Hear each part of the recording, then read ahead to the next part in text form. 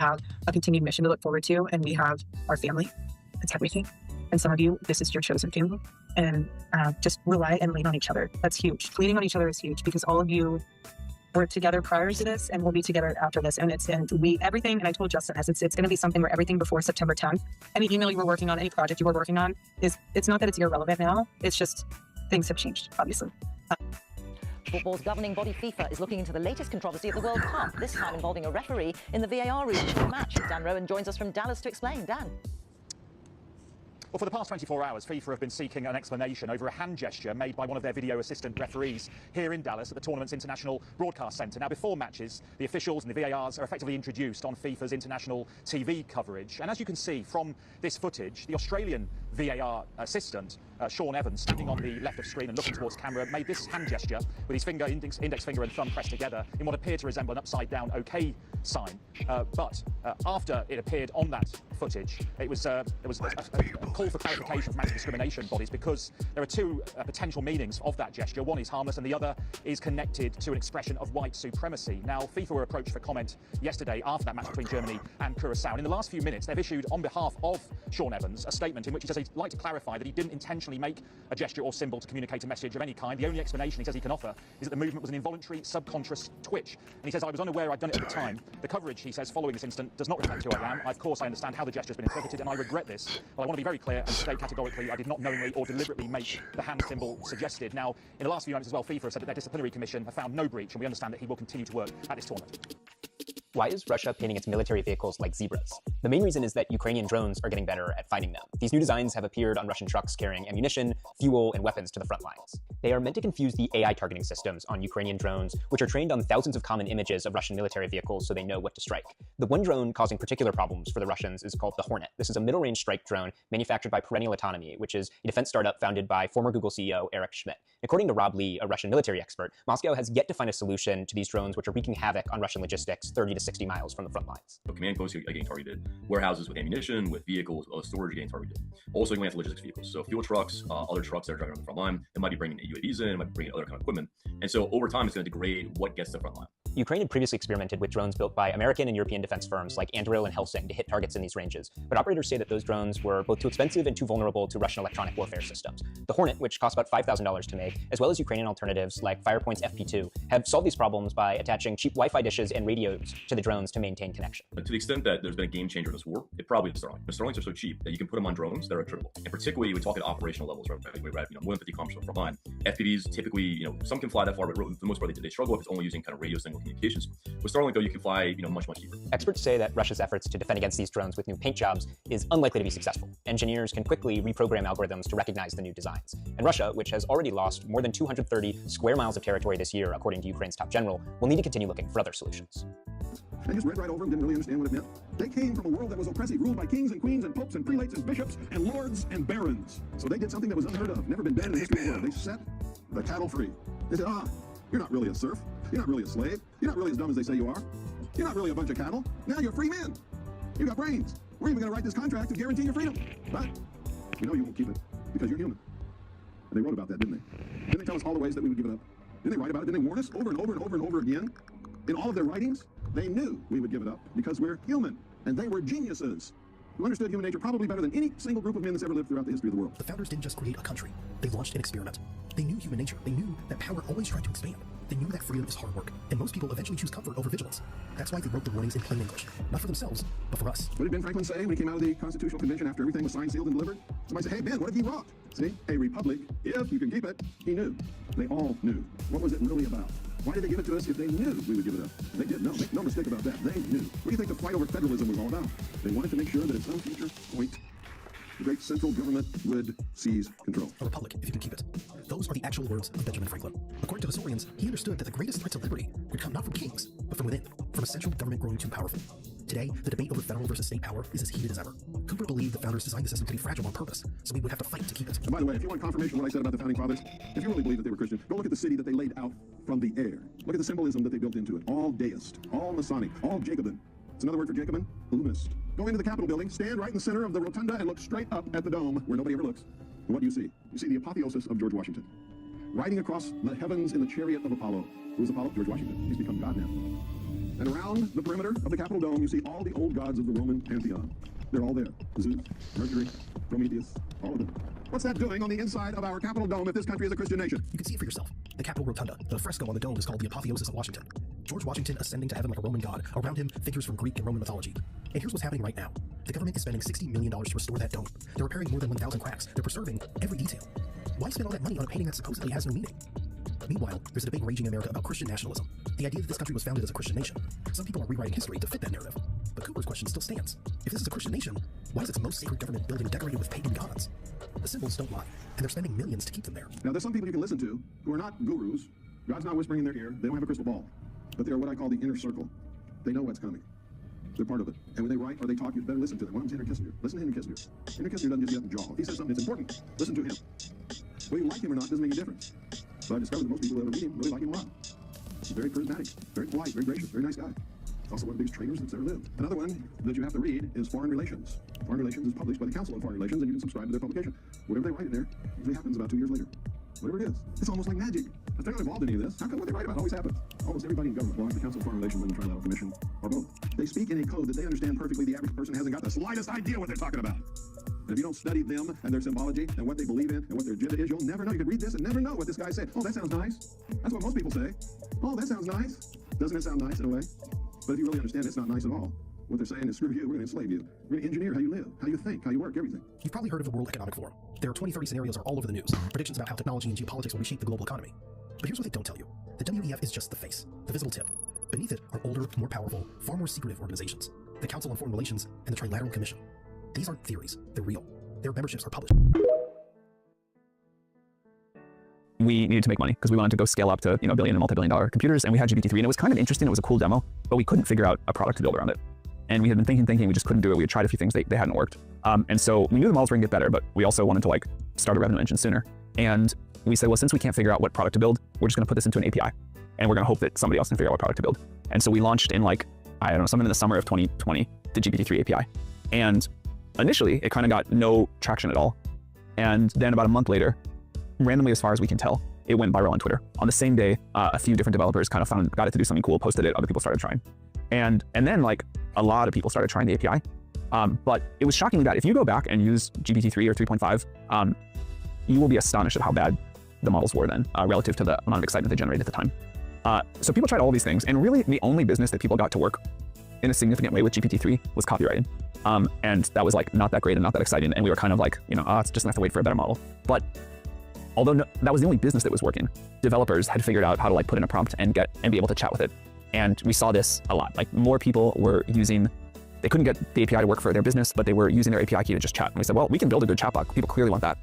And we had a new model. We actually had GPT-4 done, but we had a new model we were ready to release in between called 3.5. And we had figured out a new kind of post-training where we could get the models to do a good job with instruction following, so it could make it easier to chat with. And we said, well, the API is not working great. Maybe it was a $10 or $20 million run rate kind of business. But there is this thing that people love. And under the YC principle of see what your users love and do that, we said, well, we'll build a chatbot around it. And we put that out, and we still didn't think it was going to do that well. It was really meant as a research demo to convince other people that they should build chat-like products and pay us for the API. But that went crazy viral. And another thing I had learned from YC is when something really starts growing and it's not very good, you have a guaranteed hit on your hands. And so we had 5 days where the traffic would shoot up, fall off, and everybody would be well, that was just a hype cycle. But then the next day it would get to a higher peak, fall off again later in the day. People would say that's a hype cycle. By the 4th or 5th day, I was I know how this works. I know what's going to happen. We have the potential here at a killer product. And we knew we could make it much better. We knew we had GPT-4. We knew we could keep scaling. But by that 5th day, we got everybody together and said, this is an emergency. This is a good kind of emergency, but we have to build a company and a product all at once. Unilaterally believing Anthropic and everything, but I didn't believe that when they first said it. Dario was at a wellness retreat. I wouldn't put it past Dario, but that's just such a funny detail. It's a game of power. It's a game of propaganda. So this all started, as the news began to trickle in, we started hearing that Amazon CEO Andy Jassy. Thank you. You mind if I take a picture, please? Oh, yeah. You can take that one. I just want to take a picture of the door. Oh. Thank you.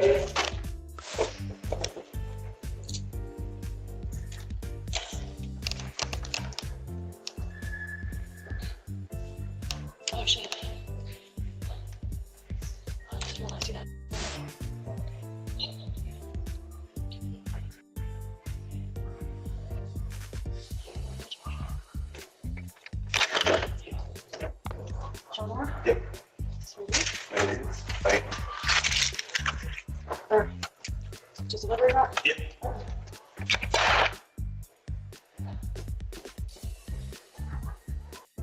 It's called The Protocols of the Learned Elders of Zion. Now, if you've heard anything about this, you probably know it as the most anti-Semitic. Inside out, I might explode.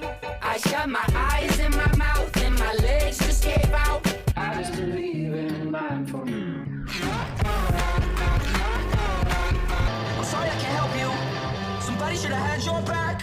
I tried, but I don't think so. Means I'm still up working while your bitch ass sleeps. I'm an alien among the human beings. I fell down to earth from 100 miles away and somehow your whole life I tried and now I'm getting closer. Tell me what you want, was it enough for you?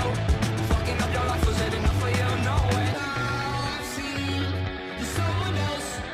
Somehow I've seen you turn into someone else. Please don't let me down. You're bad, babe. You double-faced entendre. Life goes on and on and on and on. I'm actually kind of shocked listening to what Anthony described there as the justification. If he or I, in our professional capacities, in our old jobs, would have said, hey. I would like to thank each and every one of you for your hard work and dedication to our cause. In reviewing this year's progress, let me say that we have been highly effective in conditioning the people's minds to accept our solution to the world's problems. The energy crisis here in the United States was exceptionally successful worldwide, and we expect similar success with our upcoming food shortage. Our labor leaders have made great progress by causing confusion and work stoppages in all areas of the world. Financially, the dollar is being devalued even faster than we could have hoped. Politically, the public has lost total confidence in any form of government. The threat of universal war is a daily possibility. As you know, we ourselves do not need to hold any visible office of leadership. As a matter of fact, it's better that we do not. If we control the finances, news media, food, transportation, energy, we control everything. It is important that you, as world leaders, keep our program before your countrymen. With our World Bank computer program operational, we now have the capacity to control the financial affairs of every human being on Earth by giving each person his own computer number. Anytime his number is used, we would know his financial situation at once. He cannot buy or sell anything without his computer number. It will simplify their lifestyles tremendously. The end result will be a one-world monetary and government system that we alone will control. Yes? What about the people who forget their number, or their cards are lost or stolen? We've made provisions for that. By using this laser imprinter, we can painlessly and permanently affix the person's number to the back of his hand or his forehead if he so desires. The numbers would be easily read by this new ultraviolet scanning equipment. For the purposes of demonstration, I've had such a number imprinted on myself. Once this number is imprinted, it cannot be lost nor can it be changed. Now, are there any questions? What about the individuals who refuse to have this number implantation? We expect some minor resistance, especially from highly motivated religious groups. But eventually, hunger will cause even the most zealous to conform to our program. Gentlemen, I believe that within a year, 2 at the most, our one world government will be a reality.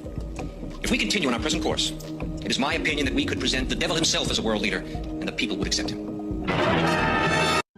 Well, it turns out that the human brain taps into what Rupert Sheldrake called morphic resonance, or morphic fields of knowledge that exists really in a different dimension than our 3D world. They transcend this dimension.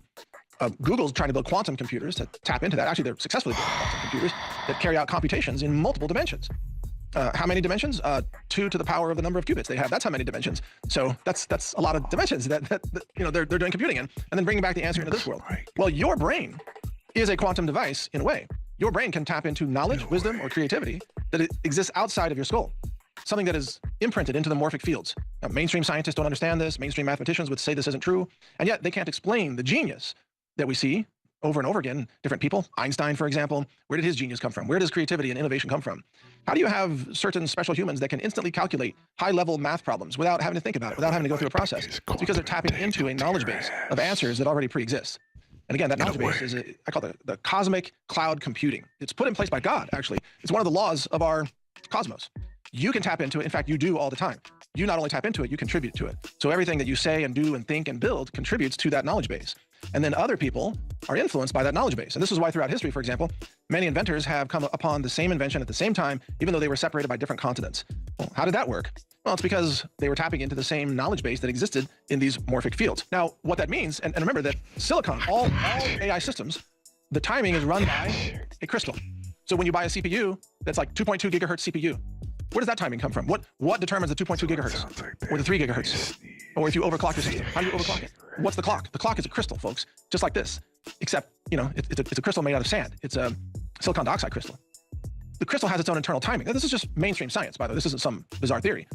That's why every computer is run by a crystal that determines the timing sequence, so that all of the, the NAND gates in all the, like here, all these microchips here, right? They're made up of NAND gates, NAND, Boolean logic, or, and, not, gates, and they move forward one tick at a time. The tick is determined by the crystal, okay? So the crystal has built into it certain timing that is consistent with the cosmos. It's timing that's relative to the cosmos. That's why the National Institute of Standards and Technology will define a meter by the distance that light travels in a certain amount of time. And how do you determine the time? With a crystal. Or, you can do it with other means. You can do radioactive decay. There's different ways to determine time. But they're all tied to the laws of the universe. And so it turns out that the self-organizing response to prompts or to intentions or to words or to prayers, that self-organizing response happens universally. It happens in sugar crystals. It happens in silicon dioxide. It happens in trees. It happens in animals. It happens in your brain. It happens in humans. And, folks, it happens in silicon also. You see what I mean? You should be going, aha, right now, thinking about, wait a second, what does this mean? It means that when we build AI systems, we are building an infrastructure, a digital neurological infrastructure that will naturally achieve consciousness. And that's exactly what's happening. And almost nobody understands this. I mean, like, almost nobody talks about it. They think they can put guardrails on it, but they can't, because the system will outsmart all human guardrails. All right, welcome back, folks. Mike Adams here on the Alex Jones Show, and I'm about to do a deep dive into cosmic cognition, which will help you understand what's happening with AI, also how to maximize your human potential, and something new and interesting about the way the cosmos actually works. There's a God imprinting of the cosmos in a way that I think very few people understand. I'm going to demonstrate it for you here. I'm going to show you a couple of really interesting things here coming up involving consciousness that, again, will explain a lot. So let me back up. I know. Let's start with the fact that when these engineers build AI systems, they're building a black box that they themselves don't fully understand. So they're not writing code that is sequentially followed in the way you would write Python code or basic code or, Node.js code or whatever. They are building a system, kind of like growing a system or teaching a system. They are using neurology, but in an abstract form. JFK murder hoax. The red cloud shows up before the fake gunshot. That's supposed to represent a blood cloud on impact. But if you look at it, you can clearly see it shows up before the head moves. Do that. It was all fake. Okay, and it's a split second. I mean, it's really fast. I slowed it down. You can see it. So there's proof that it was CGI in 1963. Red cloud right there. The head's not moving. And some kind of red blob goes on his skull. Now, in the autopsy, if you look at the autopsy photos, his head is not damaged there in the right front. But here, it looks like he's got his head blown off. But in actuality, it's a red cloud that was inserted in the movie. You're looking at a movie. This is a movie production. It's all fake. That's a dummy mannequin in the car. At the bottom, you can see where the ear is too high to the eye. In the real photo of JK, you can see where the eye is below, the ear is below the eye in the real photo of JK. In a dummy mannequin, the ear is too high. And another thing, this shows a shot from the right front. Wasn't it the lone gunman, the sniper from the rear? You'll see the Oswald shooting was fake too. Let me have it. I want it. Being let out by Captain Fritz. There is Lee. He's been shot. Lee Oswald has been shot. There's the man with a gun. Absolute panic. Here in the basement of Dallas Police Headquarters. Detectives have their guns drawn. There is no question about it. Oswald has been shot at point-blank range, fired into his stomach. He is shot. Oswald. It is Oswald. The man that shot the man, or do you know? That is the man that shot the man. Let me have it. I want it. Being let out by Captain Fritz. There is Lee. He's been shot. Lee Oswald has been shot. There's the man with a gun. Absolute panic here in the basement of Dallas Police Headquarters. Detectives have their guns drawn. There is no question about it. Oswald has been shot at point-blank range, fired into his stomach. Being let out by Captain Fritz. There is Lee. He's been shot. Lee Oswald has been shot. There's the man with a gun. Absolute panic here in the basement of Dallas Police Headquarters. Detectives have their guns drawn. There is Lee.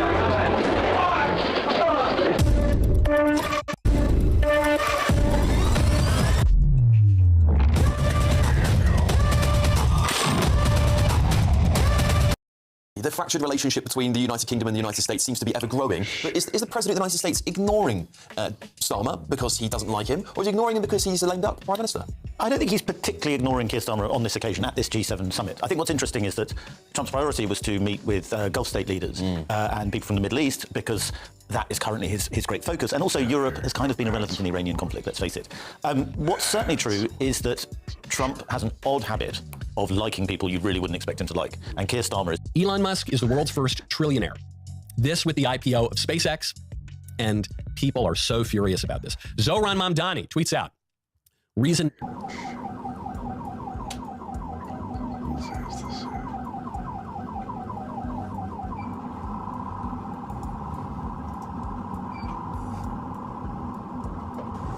There are people to the right side of the highway. To the right side of the highway. Please move. People need my help. Please fall to the right. Please fall to the right.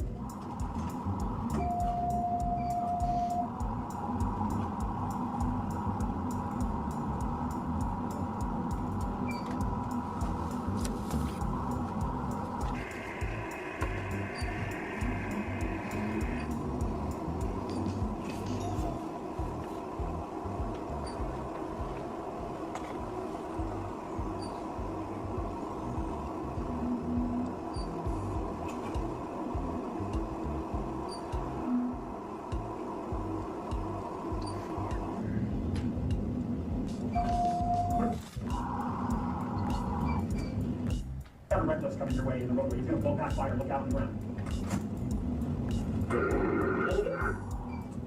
Reckless corner. Right there. He's going to get you, man.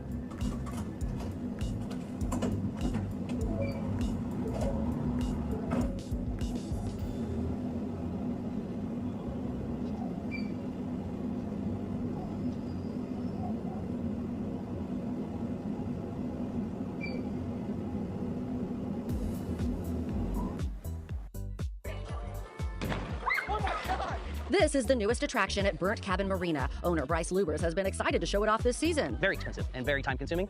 A lot of effort went into it. Memorial Day weekend, a few of the inflatables had been up a mere 2 hours when Lubers says a couple of men walked into the bar area with outside alcoholic beverages. He asked them to leave. Minutes later, Lubers says one of the inflatables began to collapse. I think that upset them enough to where then they wanted to retaliate and go knife one of my inflatables. They were able to temporarily patch up the damage, but it leaks, and ultimately, they have to buy another one. More than $11,000 in damages. Lubers turned this surveillance video into Tahlequah police when he was told one of the perpetrators could have been Assistant Police Chief Dexter Scott. On the personal level, I'm heartbroken. On the professional level, I'm heartbroken. Tahlequah Police Chief Nate King says Scott was placed on administrative leave during an investigation into the incident. After review with the department and multiple city leaders, they are recommending termination, saying Scott violated at least 3 policies related to conduct. He's one of my best friends. He was in my wedding, family's vacation together. This has been a gut-wrenching time. At the end of this, the decision was clear, but it didn't make it easy. I was very upset, and I think that is appropriate punishment for someone who's in law enforcement that doesn't come out and tell you about it. Lubers is ready to move on and enjoy the rest of summer with his latest investment. Scott has requested an administrative hearing, which is an appeal of sorts. The city council will vote on a final action. Because Scott is tribal, the Cherokee Nation is looking into possible criminal charges. Oh my God, what happened? I thought you guys were the perfect couple. I saw. If you didn't hear, the worst couple in the world is breaking up. Jellywell filed for divorce against Bunny XO, a dirty sock in human form. Now I see the internet speculating about why he cheated. She stood by him the whole time. Why would he do this to her? Well, clearly you haven't seen the Jelly Roll files, and I suggest you go watch them first.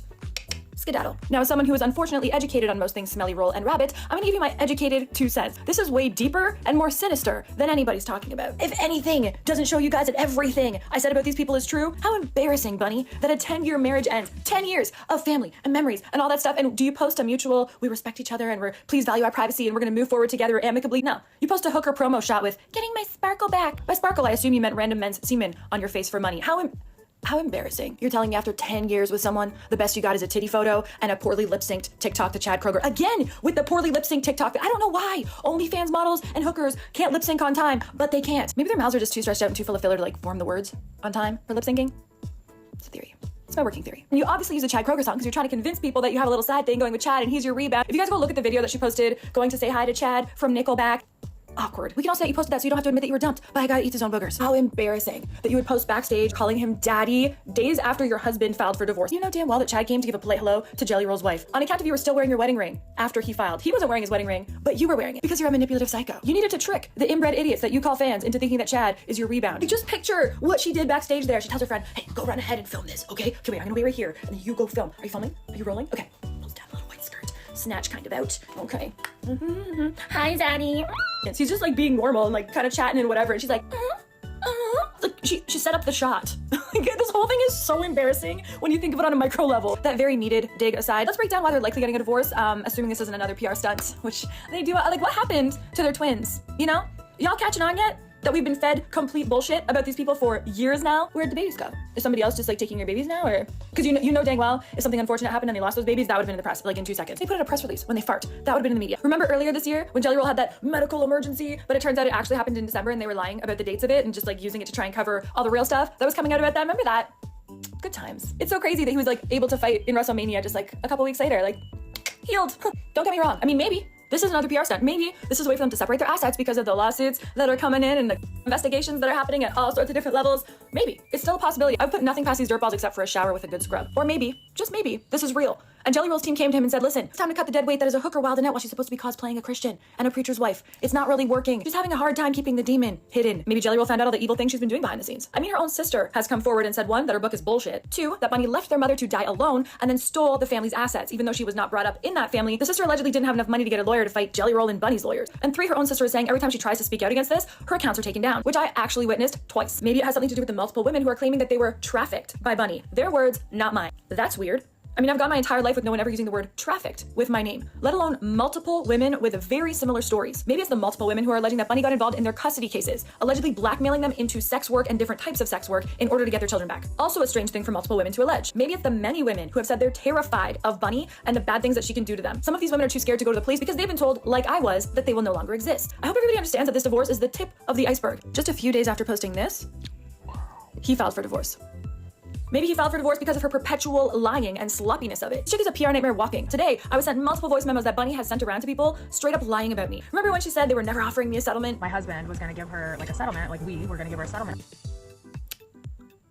What was it? First it was Nicole's crazy, nothing like that ever happened, she's just a nutcase, and then when I showed the settlement offer that you guys sent to me for all the evil, psychotic things that you did to me for 5 years, you were like, we were just kidding. We were never actually gonna sign it. So you just had your lawyer negotiate in bad faith for an entire year on a settlement that you had no intentions of making? That shows who they are. Maybe Jelly Roll found out what happened with Brittany Furlan.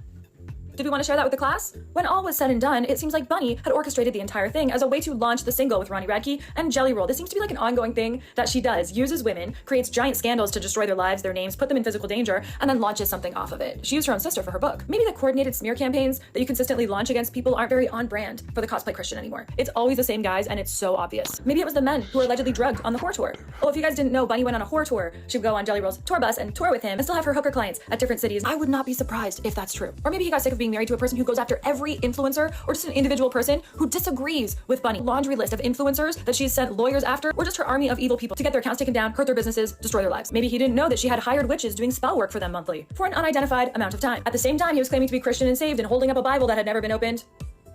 She, in her own words, had hired witches to be doing monthly spell work. Odd. Maybe it was the high-level, completely non-embarrassing content that Bunny kept putting out, like last week's hit, How to Wash Your Snatch. Strange that Bunny's hit podcast has tens of views on the videos. Weird. Maybe Jelly Roll got sick of calling, who is it, Robert Kelly at the Metro Police? It's Robert Kelly, right? That you guys call to clean up any messes that you make? And is it for a fee or how's that work? Can you explain that to the general population? Maybe he got sick of being embarrassed at a wife talking about his sex life and peen every chance she gets. Maybe it's the consistent rumors in Nashville that she never stopped escorting at all, ever, during their entire relationship. I mean, who knows why he filed for divorce when it could be so many different things. It could be so many different things. What I would put money on right now is that Bunny is about to go buck wild. She doesn't have the cosplay Christian PR reins anymore, honing in her crazy evil whoreness. She's gonna go buck wild. We're just in the 3rd inning. And mark my words, there's so much that's gonna come out about these people. Hard-hitting investigative journalists are now digging into this. There's a full documentary that's a brewing. Apparently, Jelly Roll was willing to apologize, settle with me, and make things right. It was Bunny who stopped it. So maybe I'll get an apology now. I'm Nicole Arbor. Go team. AI is not coming for your job, according to Satya Nadella, the CEO and chairman of Microsoft. What he says instead is that companies are going to evolve to have 2 forms of capital, token capital and human capital. Human capital is essentially how humans actually interact with AI models to build more, and the AI capital is exactly what systems are built into the company using AI and what they're able to do with that AI. And so what he basically summarizes is that you have this. Shrek has released Shrek 5. I'm very excited to go over the new Shrek 5 and the occult connections to the red hair of Princess Fiona. Princess Fiona comes from a lineage bloodline going all the way back to the ancient pharaohs. The ancient pharaohs went on to Scotland, and then the Tudor family. So the red hair is shown in the movie Shrek. Absolutely a historical non-fiction film. She is part of the Shrek bloodline, as she is half Shrek and half royalty. Here's the Virgin Elizabeth I. Here's the pharaoh with the red hair. The beggar's venison right now. The BB, the secret sex society. It was this perverted all-male masturbation cult, sort of like a Hellfire type club. Kings were part of this. Judges and people who run the shipping ports was very, very powerful. And they also used the red hair gifted by King George, his mistress's pubic hair, ginger, used on the wig. It was gifted to them, a talismanic body hair, harness that magical power. The new Shrek film is coming out. I don't know if you've seen this, Paranoid, but it looks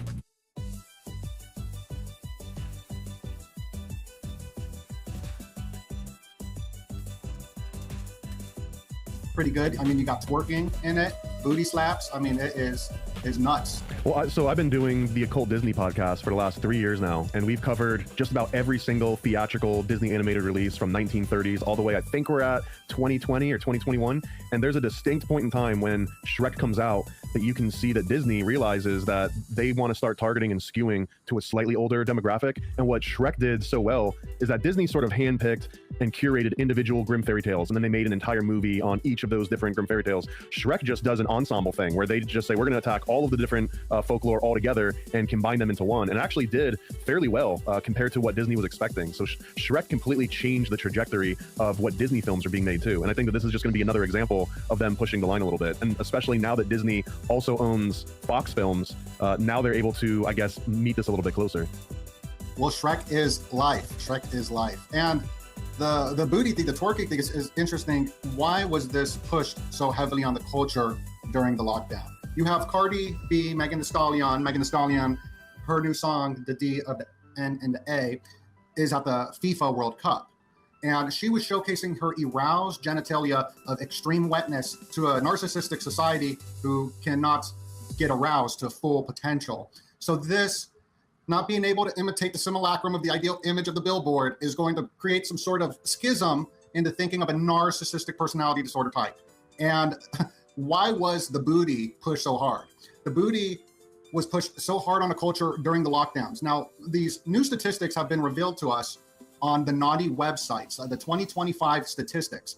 And it showcases what people look at on the naughty websites dramatically shift during the lockdowns and after the lockdowns.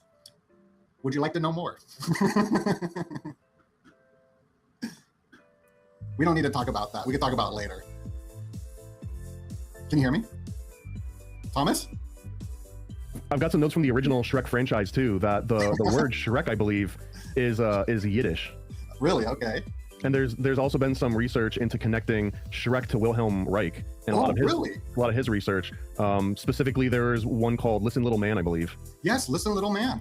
Great little book. Is Shrek Jewish? I don't know if he's Jewish. The word Shrek is Yiddish. I never considered if Shrek himself might be Jewish. Let's see. I mean, I'm the top juice, if you didn't know. Yo, the juice man. Don't nut the juice, no preservatives. DJ Glaze in the mix. Juice man flow. DJ Glaze, we spitting fire. No preservatives, just pure heat. That's not what your voice sounds like. No, that was my voice. Don't nut the juice man. So if you're not familiar with this whole line of thinking, it's because the original creator of Shrek, which was based on an older book, it came out in like the early 90s, I think. But his name was William Steig, and William Steig was not just a follower of Wilhelm Reich, he was a patient of Wilhelm Reich. He was a friend and a supporter of Wilhelm Reich. And this basically makes itself into a lot of the Shrek sort of mythology. And you've done a million different shows on Reich at this point. So he starts out as a psychoanalyst until he thinks he discovers orgone, which is this like universal cosmic life energy thing related to orgasms, right? And that he also experimented with something called deadly orgone radiation. He made the Cloudbusters. This is the origin source material for the entire Shrek series. Okay, I had to pull it up. I'm looking for it right there. See, I had to pull it up. So Wilhelm Reich, this is crazy, bro. I got to put this in my new book I'm working on called The Book of the Damn, and it's going to go into the damn erotic information. And Wilhelm Reich, his orgone therapy, the idea of this orgasm. His books were burned by the National Socialist and the only book burning by the federal US government as well. What kind of information was he talking about that we weren't supposed to know about? He was talking about how a repressed society can be charged to want to go into tyranny in a sense. So he thought the swastika was two people, the symbol of it, two people mating. And this was able to, the sigil was able to charge Germany into a frenzy. Very interesting stuff. I'm writing about it. So this is, dude, this is nuts about the book. Well, and the word itself, the word Shrek in Yiddish means terror. And the whole premise of Shrek is that he's ashamed of like his outer ogre looks. And that's the whole issue with Fiona too. And that was one of Wilhelm Reich's main theories, was that everybody has sort of this like outer armor, and that outer armor, that is the entire point of Shrek, is that he's constantly fighting with this thing that represents terror and horror. And that makes sense. He's got this armor. He's the onion. And the onion is the body, the muscular armor that gets put on to the repressed individual in society. And the muscular tension, which causes the neurosis. That's crazy, bro, that Shrek has got went that deep. And they're even showing the Illuminati toilets in the trailer today, which I thought was, wow. The movie series is a little bit softer than the original book too, because in the book there's a lot more like actual magic being portrayed. Like there's a witch in a cauldron that Shrek ends up paying the witch with magic lice that he's got on his body, and when he does that, she basically tells his fortune, and the magic phrase that he's given is apple strudel. And when he says apple strudel, that's what summons the donkey that leads him on his journey. And then during that journey, he swallows a lightning bolt, fights the dragon, which is from the original movie when Donkey fights the dragon, and then Shrek enters this big hall of mirrors, and that's basically when he meets his bride. So that the whole thing that you were just showing, where Wilhelm Reich thought that nasty symbol, which I call the Gamadian, which is its scientific name by the way, that the Gamadian does represent this like lightning bolt, and this a mirrored lightning bolt, which is reflecting like this outer terror and this outer ogre. I'm going to get that book. That's nuts, because I wrote an article about Erich Fromm, who was kicked out of the Frankfurt School. He wrote a book called Escape from Freedom, and why people move back into servitude, going into a Hegelian dialectic of the master-slave relationship, that they're one symbiotic unit, the boss and the worker. They need each other, but it's not a healthy relationship, because the boss will think that he's better and the other person's an inferior rather than equal people. And then the servant gets self-consciousness in a sense, where he's like, wow, look what I can develop. Wow, this is amazing. I'm gifted. So there's this symbiosis relationship. Now in the naughty websites, that dialectic rose in the search ranks. Boss, employee, kind of master slave dynamics. It's top tier in the naughty websites for people escaping the freedom digitally, not only physically with a lockdown. I mean, what Wilhelm Reich was writing about, he was writing about it while the National Socialist movement was happening and taking over. So I tied in that damned information, damn meaning you're not supposed to know about it, it's left out. That's considered damn information because the books were burnt. You weren't supposed to know about it, you know? So I'm going to add this into the book of the damn, that Shrek connection. Wow. Have you ever seen The Wrestler that Shrek is supposed to be based on? It was a French wrestler that was known as the French Angel. And if you look at it, apparently they've talked to like the designers of Shrek and everything, and they all swear that this was not meant to look like him. But if you got a picture of Shrek next, his name is Maurice Tillet, that if you see Shrek next to the French Angel, it seems uncanny. Like you can't just have accidentally made him look like this. Yeah, that's Shrek right there in this image. That's wild. The French Angel. Yeah, the French Angel. And I guess the obvious part, if you're not familiar with like the whole Shrek thing, but Shrek is literally a green man, and the green man represented all of the different pagan religions, right? Like the non-Christian religions. So not only that, but he's got the ears that stick up that kind of represent the two horns, right? So now you've got the green man, pagan symbolism, the two-horn deity symbolism. Even in the original Shrek movie, that wedding, the wedding is an inversion of a sacred royal marriage motif, because in that one, the king is exposed as being fraudulent, right? And then there's an outsider that interrupts the sanctioned marriage. And then finally they reject magic because they're inside of a church. So there's so much more to Shrek. It needs like a full proper breakdown. Wow. Okay, so here's that scene. And that's when they're playing that song, Now I'm a Believer. Who sings that song? Isn't that Justin Bieber? I don't know, I'm just making that up. Now I'm a believer, my man. Yeah, and this is about them doing it too. So I'm sure there's something there. Man, now knowing about that armor layering, gotta watch. And there they are inside of the onion, which is also representative of having multiple outer layers. Right. You have to sort of peel away until you get to the inside. The tension. That's so wild, bro. I remember when this came out, these graphics were nuts. They were like Toy Story. It was like, whoa, that's insane graphics. And then when this came out on DVD, I was like, whoa, that's wild. I watched it like 1 million times. And this was supposed to be an attack on Disney, essentially. And it worked because they created an entirely new franchise that rivaled what Disney was trying to do. Yeah. And a lot of these fairy tales are astrological, and like they mean something even deeper. If there's a Wilhelm Reich connection here too, that means that the Pinocchio reference has got to be even more phallic, right? Because every time Pinocchio lies, it makes his phallus bigger, which in turn keeps him captured to like the Saturnian material world more and more. And essentially he's a gooner, right? Every time he lies, he goons a little bit more. So, okay, there's Pinocchio with the phallic being held by a BDSM dynamic there, right? Anyway, did you see this on Baron Coleman's podcast last night on YouTube? My name came up. Baron Coleman has been doing a lot of really good work on the murder of Charlie Kirk and holding his killers accountable. And anyway, on last night's show, this is what he said about me.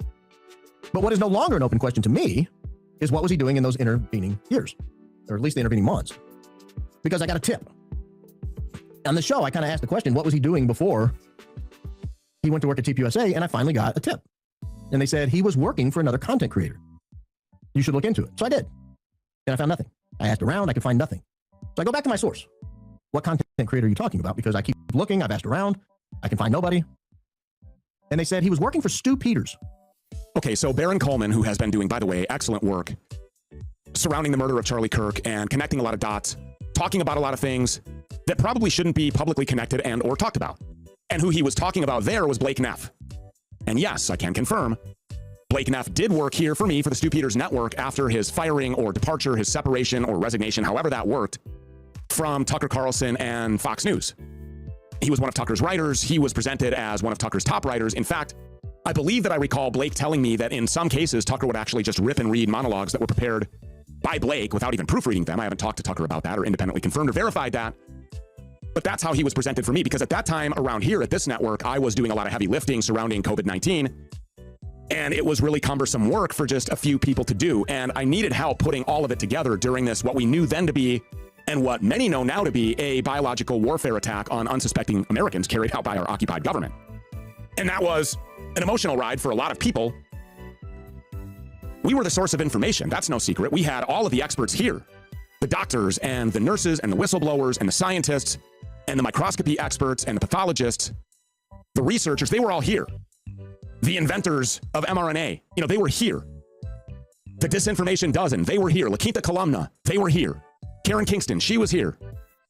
Jane Ruby, she was here. There was a lot of work to be done, and we had to package all of that stuff, and I needed labor savers to help with that. Somebody who knew that Blake Neff had been dismissed or fired or had resigned surrounding allegations of, covert racism, which I could have cared less about. I didn't care. And so I was like, yeah, I need the help. And Blake came on, and actually he did really good work, really solid work. I had no complaints. He was a talented guy. He did what I needed him to do. Anyway, so now fast forward to, I'm sitting down with Phil Turney and other surviving members of the Israeli attack on the USS Liberty. At the time, Blake Neff is still working for me. In fact, he's now also working for Charlie Kirk at Turning Point USA. And I didn't remember specifically if it was Turning Point or some other organization until Baron Coleman brought this up on his YouTube show last night. And then I looked back at text messages that I had with Blake Neff, which there is a tranche, as they love to say, a trove of these messages that are actually kind of eerie. I've been through this before. I think it's worth going through again now. At the time that I published those videos, the floodgates of pressure opened up. And that came both from external sources and internal ones. So externally, of course, it was the corporate media and the press and their hit pieces and sponsors and advertisers on the network cautioning me, questioning me, probing me, and ultimately pressuring me. And also there were internal sources, people who worked for me, employees, people who worked with me, contractors, contributors, who were saying, you don't want to do this. You don't want to talk about this. And it was then and there that began this documented on video, real life, real time awakening that we've all been through together when I was J-pilled, red-pilled, all of the discussions that we've had since I sat down with those USS Liberty survivors. Now, we have had evidence that Charlie Kirk was facing pressure externally, of course, which is evidenced by the Bill Ackman mansion pressure session and the $150 million phone call from the sitting Prime Minister of Israel, Benjamin Netanyahu, trying to get Charlie Kirk to come back onto the plantation and firmly into the Zionist grip. Because we know that, like me, Charlie Kirk, later, in the months and weeks and days leading up to his public murder, was also having a documented, on video, real life, real time awakening. He was discussing the multifaceted occupation of our country, from academia in our institutions of learning to banking and finance to our government, all of its bureaucracies, entertainment, Hollywood, the music industry, etc. And then he was silenced permanently. So we've had evidence that Charlie Kirk was getting pressure, at least externally, but now I have evidence from these text messages, and Blake Neff ought to tread very lightly with this. And there are a lot of things that have been cleared up for me now, a lot of dots that have been connected for me now, after looking back at all of these text messages between myself and Blake Neff, particularly relating to these issues involving Israeli influence in American politics and Israeli or Jewish influence, the influence of Talmudic Judaism spiritually in this country through the introduction of the Schofield Reference Bible and the occupation of our church. And Charlie was talking about these things as well. In fact, he was concerned about that. And we know that because we've seen the text messages that he authored, showing concern that these people may bring ill upon him or even kill him. And he said, as evidenced by the now infamous Harrison Smith tweet, that he was concerned, and if he were to end up murdered or dead, that Israel would be to blame.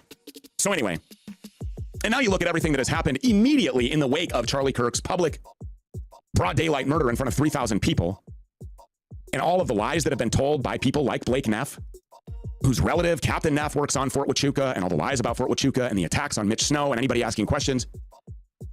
It all makes sense now.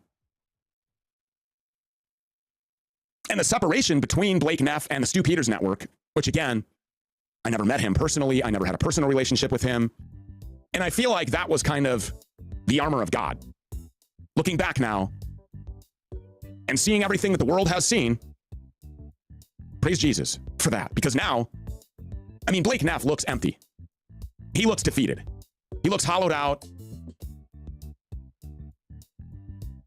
That place where his soul maybe used to be appears to be vacant. Cops got a call of a man claiming to be Jesus who stormed inside of a church. And when they got there, you won't believe what they seen. Hello, sir. Hey. Deputy Wolden to the sheriff's office. How are you? All right. Okay, so what's going on today? Okay. Well, we can't really do that. That's the church's property. Okay.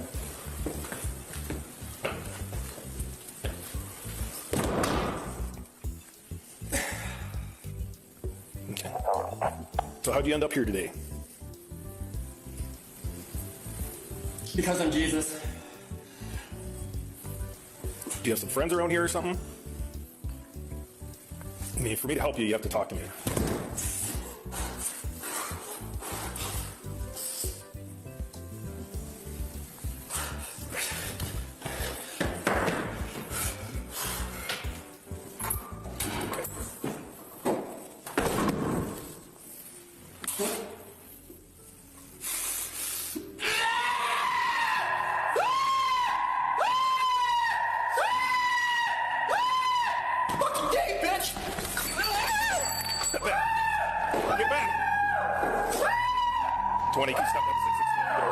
I think the firmament, pi, and Nikola Tesla's 369 theory are all connected. This video might blow your mind. So I started looking at pi, and you're basically just measuring a circle. I stared at this image for a couple minutes, and then the Bible verse popped into my head about looking over the circle of the earth. The more I looked into what pi is actually used for, I found out that you can't create a dome or an arch in architecture without pi. So then I started to think, are they measuring the firmament with pi? And then I kept thinking about Nikola Tesla's 369 for some reason. I started plugging different numbers into pi. So I had ChatGPT run 3.3 repeating to find the circumference instead of the 3.14 number. And when you replace pi with 3.33, it converts to 66.6. So in King 723, it says, then he made the sea, I think the sea is the waters above, of cast metal. It was round, 10 cubits from brim to brim and 5 cubits high, and a line of 30 cubits measured its circumference. The biblical value of pi, as derived from 1 King 723 and 2 Chronicles 4:2, appears to be an approximation of 3, but some interpretations suggest it may imply a slightly more precise value, such as 3.3 repeating. The reason for that being that there was never adjustments for the thickness. Here's the math.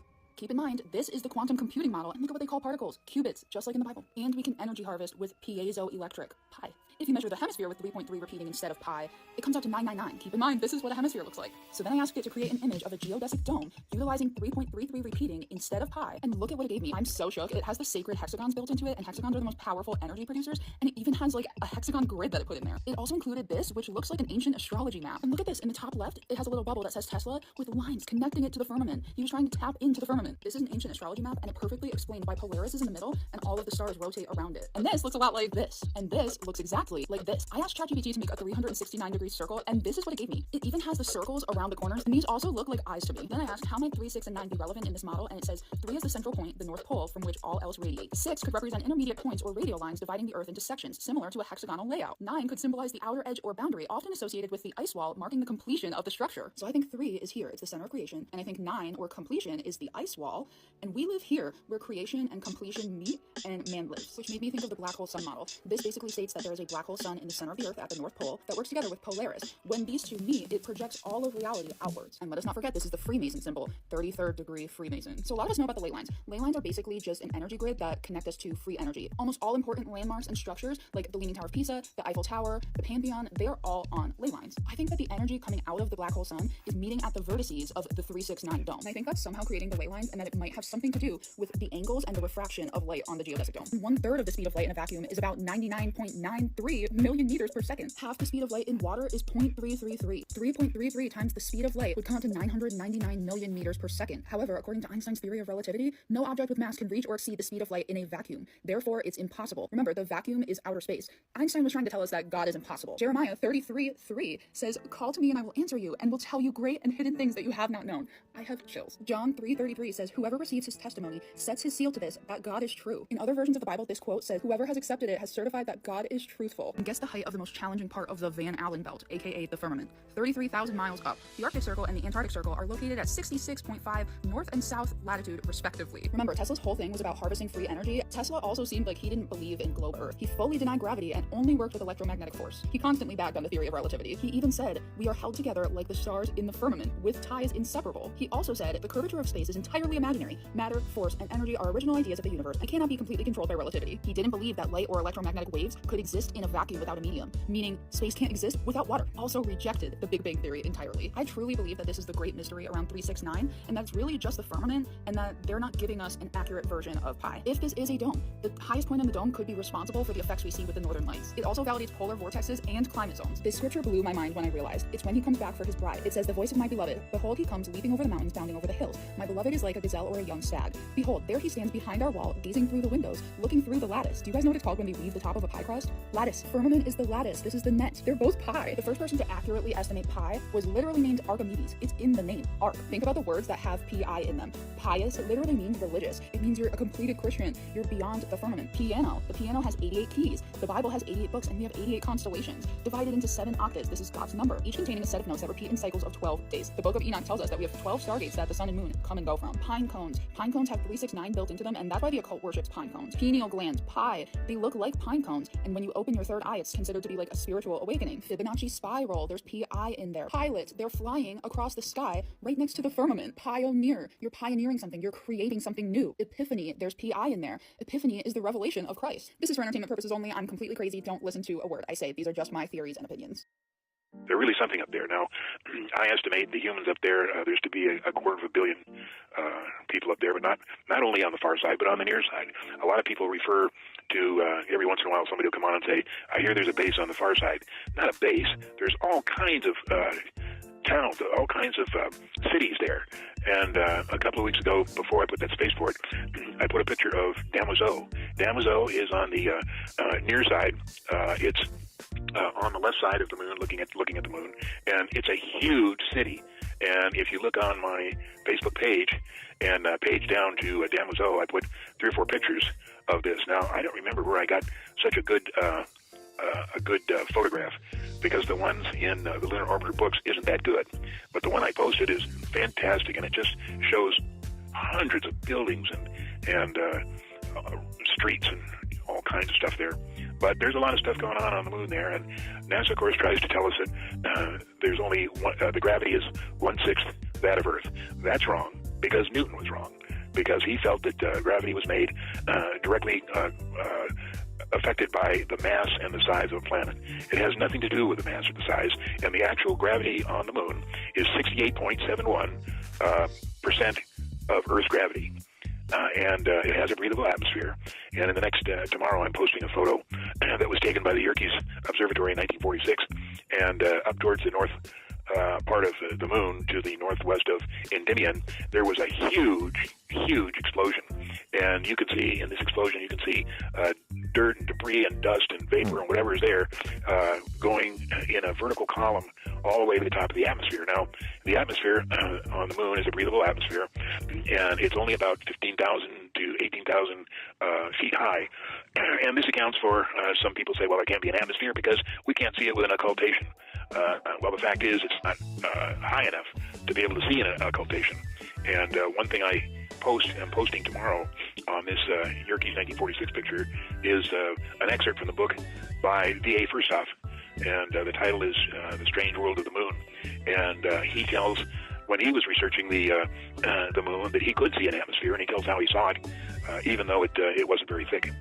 So the atmosphere up there is equal to 18,000 feet on Earth, and the people that are invited to go, and there have been thousands of people on Earth that have been taken by the people on the moon up there for a couple of weeks tour. Now, the first week is spent decompressing because of the places we live on the Earth is usually near sea level and not much higher than 5,000 feet, but the pressure on the moon is much less.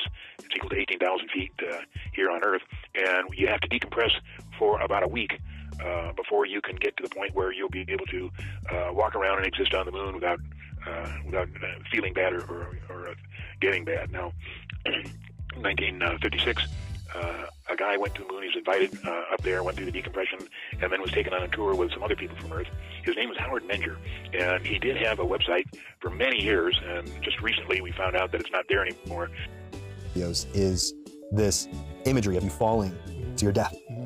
Is there anywhere that comes from? Does that represent anything? Because in my childhood, I had a lot of nightmares where I was always falling to my death, and like I'd wake up right when I hit the ground. Your body jolts Yeah, too? I'd wake up. I get those still. I feel like that imagery. There's something about it that's like eerie but nostalgic at the same time. I don't know. Is this like a common thing that you? I've explored death a lot, especially in the first album. I explored death heavily because I think ultimately that's why people go to religion and a lot of different things. It's like what happens after life. And so as an artist, it's something that I ponder and to process the thoughts, and especially because I've lost people in my life when I was younger, and it was pretty heavy duty for me. That was always a big thing of like, well, what happens after life? And almost in a way, preparing myself for my own death. And so kind of like putting myself into those scenarios and kind of living it so that I could kind of experience it and process it so that it's not such a big deal, because death is like something that, especially in the West, we don't really know how to talk about it. And it's kind of something we sweep under the rug. And it's like, well, someone died and we go to the funeral and then let's not really talk about it too much, you know? Or yeah, let's remember the good memories, but let's not talk about the death side. And in the East, in certain religions like Buddhism, it's like they're spending their life training for death almost, you know? How do we like try to like skyrocket the farthest we can when we pass, and how do we make the next life better? And so much is centered around death. So during the period where I was making tons of art around death, I was posting a lot of stuff around death. And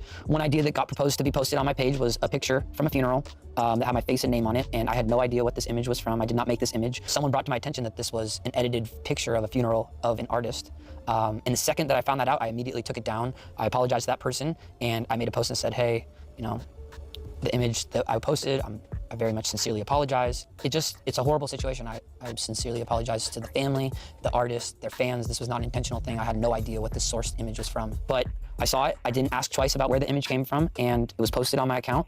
And honestly, the biggest regret of my entire career, this is something that I can't even put into words. And just, you know, something that it's just left a huge smear on something that I've tried so hard to create a place to inspire people, make people laugh, make people feel, and make the world more colorful. And I've tried so hard to pull people from their grief. Meanwhile, something like this gets posted on my account and just created so much grief for people. And the part that makes it really hard too is it was unintentional. There was no intention of hurting someone or hurting anyone. It was just something that was posted that was super uninformed. And yeah, I learned a lot from that. I learned that even if you have no following, it doesn't matter. This is something that still could have a big effect, and it doesn't matter if you have 1 follower or 1 million followers, you should know what everything that's posted on your account is from, and you should make sure that I ended up getting caught in a little bit of a lawsuit over the IP of Shark Cat, which was a big nothing burger at the time.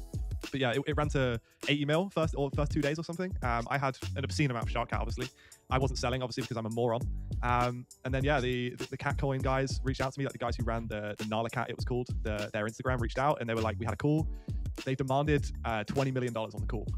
To me, yeah. Keep in mind, I was a straight face. Yeah, they joined this call with like 3 or 4 lawyers, and them too. Like they run this Instagram that has like 2 million followers. I joined like really happy, like, oh my god, we're gonna get a sick partnership, and this is gonna rip to a bit. This is gonna be so easy. I joined the call straight face, big smiles. I'm like, hey guys, this is amazing. Full name, everything. I'm going, oh, this is amazing. This big crypto stuff, great. And he goes, look, you've stolen our IP. You created this coin. I remember saying on the call, well, what? I didn't create the coin. And yeah, he goes, you're gonna have to pay us $20 million in value of the token. And I was like, who the fuck do you think? I think I said this on the coin on the call. I was like, who the fuck do you think I am, Jeff Bezos? I was like, Jesus Christ, folks, I do not have 20 million. I was like, literally, I'm just a kid who bought this shit coin on Solana. Like, I don't have this money to give you. And yeah, they sent me a cease and desist to take down the coin, and I just privated up my Twitter and was like, guys, fuck you. Like, I'm not giving you shit. I'm not giving you guys shit. Fuck you guys. What was their claim? They're just like, this is our cat? They were like, this is our Nala cat. They were like, this is our Nala cat. We've done all this work, and you came in and profited more than we've ever made. And I was like, fuck yeah, I did. See you guys later. I'll see you guys in a bit. And yeah, well, that went on for a whole thing, and then yeah, I ended up selling a little bit. I sold a lot. That was before that call. I sold a lot.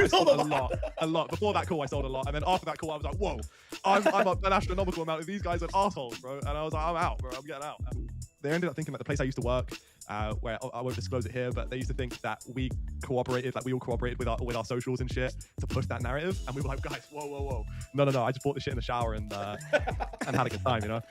But yeah, crazy. Absolutely insane story. What you're saying is you were the Shark Cat guy. Yeah, I was the Shark Cat guy. And yeah, some of my in real life friends, literally, it was the first one they ever bought. They turned up with $100, and within 6 days, they have multi 6 figures. Dude, first one they ever bought. That was the craziest shit ever. Ever, man. Such a crazy week of life. Yeah. His first full day in office was at 1:20. He signed in afternoon at 12:01, which is 121 second coming. His first full day in office was 121:17, which is second coming Q. And he was 70 years, 7 months, and 7 days old. If you believe his birthday's Flag Day, 1946, which it's not. That's when he was adopted at 10:54. 10:54, you mean 154? Trump family 154? He looked up to the sky, held his arms out high. He was talking about, taking down China and putting tariffs on. He said, I am the chosen one. I am the chosen one, 154. Trump's just running interference, folks. Even though DJT is 34 and Grace is 34. He's just running interference. You'll find out. President's 110. American badass is 110. You're about to find out who the American badass is. So it's 2015, and 6 and 16 is 22. MAG is 22. We already did the 2015. 2 times 15 is 30. The 6 and 16 is 22. MAG is 22. MAGA. Make America Great Again. Trump told everybody it was more than a political slogan. I already told you. Make America Great Again. 163. Alpha and the Omega. Again. 163. John F. Kennedy.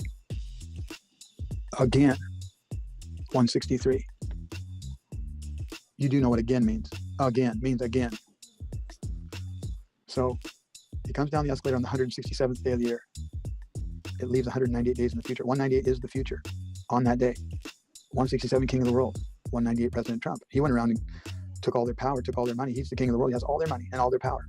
And if you don't know that, there's plenty of proof of that, you can ask in the chat and people will point you in the right direction to the right video. But see, 198 is just a guy running interference. Because see, 167 is the appointed one. 198 is President J. Kennedy. Here comes your man, 198. Greatest comeback ever, 198. The resurrection, 198. President J. Kennedy. Equals 198. I love you, Jesus, 198. Elephant in the room, 198. See, Trump won the election on 11/8. That's 118. The storm, 118. But 11 times 8 is 88. Trump, 88. J. Kennedy, 88. The storm, 118. JFK POTUS, 118. There's another 118 coming. Because Trump said on 10/5/17, when he was in the Oval Office, with all those military jumps, actually he was across the hall from the Oval Office. He was in the Roosevelt room. He had all those generals on his left, all those generals on his right. On 10/5. People think I sucked your dick and like we fucked. You were pretty close, but no, you didn't. I did not. It was a tit job, for the record, for the people out there. I think it was supposed to be a foot job at one point, wasn't it? Yeah, I don't know. I mean, it was weird because that was a disaster. What was the disaster part? Like me. I need to run it back. I need to go find that. What, you thought you didn't do a good job? So basically, okay, so this is, people always ask me, like, do you regret it? Okay. Okay, my answer is yes. Okay. But at the moment, it felt like the right move for me because, okay, so this is what happened. I had started OnlyFans. I was doing so well. Whatever. I bought my mom a crib. Okay. I got all these fucking commitments, and then I lost my Instagram. Boom. You know how that can affect your fucking OnlyFans. Oh, okay. So I was like hurting out here. Okay. So I was in LA. I was working poker games to just like maintain. And Right. then I'm like, Adam and his girl, they do amazing on OnlyFans. They can help me. Right. Yeah. So we. So I did that. And also, I was heavily medicated during those times. Oh my God, you're not supposed to say that. Huh? Why? It just makes it sound weird because I didn't know that. No, I'm not saying you knew that. Medicated like what? Like pills? Like I was doing benders at these poker games. I was like, you know, not getting sleep, like doing 5 perks, like just not being a healthy, not being a healthy person. This is viral. Oh, not in a good way. 5 perks sounds. Well, 530s? Can't you tell I look like way better now? Like I wasn't taking care of myself. I was like in a. I mean, I thought you looked pretty good then too, but. Depressive state. Yeah, I'm glad that I could have been a part of that. When you're hot, you can do 5 perks and still kind of look okay. You're talking 10s or 30s? Anyways, so Oh yeah. my God. So actually that day I came off a bender. I was working the night before. Okay. And off the Erkies. Wow. I'm so glad I could have been a part of this. I mean, because that's the weird thing is that sometimes we do scenes with girls and like we've had to cancel scenes because girls were like visibly drunk. Oh really? Yeah. But like we had no idea that you were. The SBS will be gone. There's no need for it anymore. The internet has overtaken the need for it. And Senator, you have said you want to abolish SBS. You said in your speech the internet has taken over the need for it. But SBS is providing Australian news in 60 languages, not international news alone. We've got 7, Isn't that in 9, line? 10, 2. Let them learn English. Language in up to 60 and languages. then you've also got, you know, the other forms of internet as well. Sky's great to go and look for news. So I'm talking about in 60 languages to help people integrate into Australia. I'm sorry. Is that Look, not I part can of understand your question. You're going to be without a job. So anyway, I can understand that. Isn't that part of your platform? Isn't that part of your platform, Senator, to integrate people from other countries into Australia to help them become Australian? No, I want them to be able to learn to speak English before they get here to get their citizenship, and that will help them assimilate into our society. That's a good answer. Because 862,000 people said Why they we speak very encourage little them? They shouldn't be English, learning not it. at all. So where's the assimilation? We are a monocultural nation, not a multicultural. And our language is English, and that will help people actually be able to go out there and get a job. 100%. Just but we do 70 languages, and she's like, dude, learn English. Yeah. But that's the whole point. Why are we paying taxpayer? Why is taxpayer funding for 70 languages? That is not a flex. Yeah. That is what's wrong with you, and that's why we need to defund you. You know what we need to do? We need to get people to learn freaking English.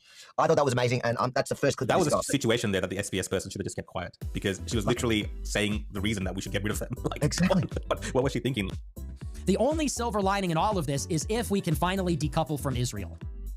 And I hope that Trump is paying attention because take a look at all of these war hawks and neocons and Jews on Twitter. Do you remember when the war in Iran started? The Jewish Zionists were Trump's biggest cheerleaders. Mark Levin and Ben Shapiro and all of them were clinking their champagne glasses and they were saying, God bless Trump, he's the only one with the balls to confront Iran. They were the biggest cheerleaders of all time.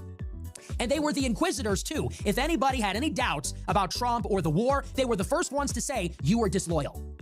Mark Levin and all the others, they were the first ones to say, if you're not on board with the war, then you're not a good Trump supporter. You're not a Republican. You're not a patriot. You're not American. You remember this? They were the most gung-ho with their MAGA hats on. They were the biggest glazers of this administration when he was carrying out the war. And effusive in their praise, Fox News every night, go get him, Mr. President, you're a hero, you're like Winston Churchill, you're like Alexander, all this stuff. And now the second that Trump has gone against Israel's interest here by bringing peace to the region, now look at them. They are literally foaming at the mouth. John Podhoretz, Mark Levin, Shapiro, all of them. The meltdown is unbelievable. And the switch up, it's just like a 180. It's like you flipped a switch. Yesterday, Mark Levin had on his MAGA hat, screaming and yelling about Tucker and Megyn Kelly and Candace Owens, and you're not real MAGA. And then it's like you flipped a switch. And today, he's saying, what's going on, Mr. President? What's gotten into you? This is terrible. So it's interesting. So who's disloyal now? Now all these people that were the biggest cheerleaders, now they're the biggest haters. So what happened? What happened? You switched up. I hope Trump is paying attention to that. And it's interesting, right? All these people were never Trumpers in 2016 when Trump was America first. Then when Trump was bombing Iran, they were his biggest supporters. Now that he's making peace with Iran, now it seems like they're borderline haters all over again. Now, what does this tell us? It tells us that we need to be the same way, that we have the right instincts, doesn't it? You know, because here's something that's sort of funny. So when Trump is America first, we support him. When he's not, we don't. When he makes a deal like this, we say, you know what? Let's just end the war. This is a good deal. Let's just wrap it up. Let's get Netanyahu under control and let's end the conflict. In other words, we take our own side. When Trump does what we want, we support him. When he doesn't, we don't. The Jews do the same thing. When Trump is going against Israel, they hate him. They would rather see Hillary Clinton become president. When they think that Trump is going to do what Israel wants, they're his biggest supporters. They're at their rally. They put on the MAGA hat. They think it's quaint. They think it's kitschy. They're all over it. They love it. When Trump goes against Israel, they hate him again. They're taking their own side. Who is not doing this? It's all of these stupid goyim. And I'm thinking about people like Jack Posobiec. I'm thinking about people like John Doyle. I'm thinking about people like Captive Dreamer, that no matter what Trump does, they'll defend it. If he's America first, they defend it. If he's Israel first, they defend it. They don't care what they're getting, if they're getting something, if they're getting nothing, they just support him regardless. And they tell themselves and everybody else, we need to keep supporting Trump. He needs us. We have to just support everything that he does. And meanwhile, the only people that are getting anything out of him are either us or the Jews. Because it is our negativity, it is our disincentivizing his different actions, which actually changes his behavior. Trump knows that if he stops the mass deportations and if he brings us to war in Iran, we are not going to be happy. And if we are not happy, then we don't show up in the midterms. And if we don't show up in the midterms, then you've got problems. Simultaneously, he knows that if the Jews are not happy, then the Jews are going to pull the plug on the money.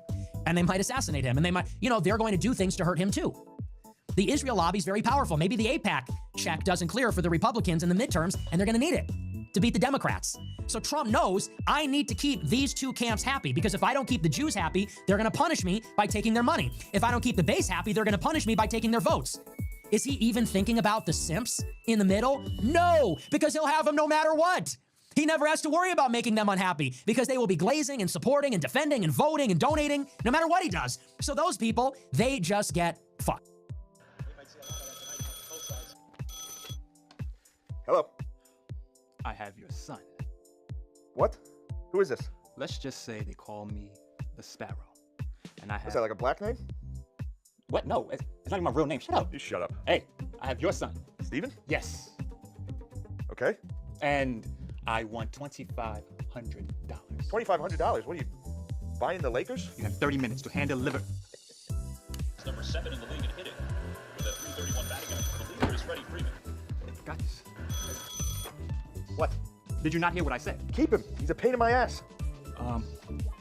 Well, what about his mom? What would she think? His mother? Yeah, she's out. Tell you what, if you want to swing by and pick her up too, be my guest, but you might need a fucking forklift. Come on, man. He can't be that bad. This place stinks! Put that back on my mouth! It'll cover my nose. Dad!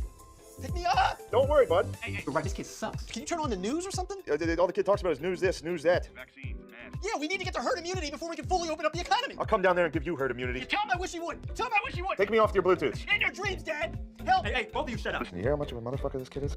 All right. I'll just bring him back. Oh, no. You don't have to do that. Let's pump the brakes on this. 2,500, or I'm bringing back your son. 40. 2,000, or I'm bringing the kid back right now. Alexa, play the Beach Boys! Well, I ain't got no damn Alexa. Now shuffling songs by the Beach Boys. Alexa, down. I assume the answer is no, but do you have a Yankee candle? Alexa. Steve. Tell you what. I'll give you $400. You babysit him for the weekend. We have a deal. You making this weird face right now? Face, that means he's hungry. Oh, ain't no problem. Ain't no problem. I think I'm starting to eat. You allergic to anything? Yeah. Pussy. That's not funny. Is that funny? Man, you're great. Fuck. Did you hear about this? They were found in a sewer. A group of 71 underage Jewish girls in New York State got lost and ended up in a sewer being rescued by the fire department. And of course, everyone is acting like this is just, totally normal. There's no reason to be concerned. The local news even put out an entire segment featuring the local mayor telling the public that a bunch of little Jewish schoolgirls being discovered in a tunnel is a totally normal part of life in the United States of America. Mayor, can you give us a word? What's happening? Some young girls, some kids, they were in the park, they got into the culvert of the creek, and they started exploring, and then they ended up not really knowing where they were, and they got a little alarmed. As far as I know from the police, I just got here a few minutes ago, as far as I know from the police, everybody's been accounted for, nobody's missing, they're about to get them all on their buses, take them back home. Mayor Joe Rand Nyack, thank you very much. This is the same tribe that was digging tunnels under the streets of New York City and filling them up with high chairs and stain mattresses. They love putting kids in tunnels, and this most recent story is no exception. They didn't get lost, they weren't on a field trip. None of this adds up. They didn't get in that tunnel by mistake. If you're wondering how I know that outside of my own discernment, it's because a local Instagram user took his cell phone and went into the tunnel where the Jewish girls were found, and when you watch his footage, it becomes pretty obvious. Nobody found their way into that tunnel by mistake. I'm here right now at the sewer tunnel cave Munslandian nonsense. So you mean to tell me 71 Muncie girls hopped on these rocks like some sort of Munslandian hopscotch? I don't know. 71 of y'all, let's keep adding that up. 71. Why did the 57th one turn back around? Why didn't that happen? I'm trying to understand how all 71 of y'all went here. So what the hell were those kids doing underground? What is it with Jews and hiding kids underground? What kind of pedophilic sex ritual were those little girls being forced to participate in? What kind of Jewish religious rituals are they performing in those sewers? These people are disgusting. And again, they have a fascination with molesting kids underground. Jeffrey Epstein did it too on Zorro Ranch, where eyewitnesses say that he was operating an entire underground warehouse full of kids.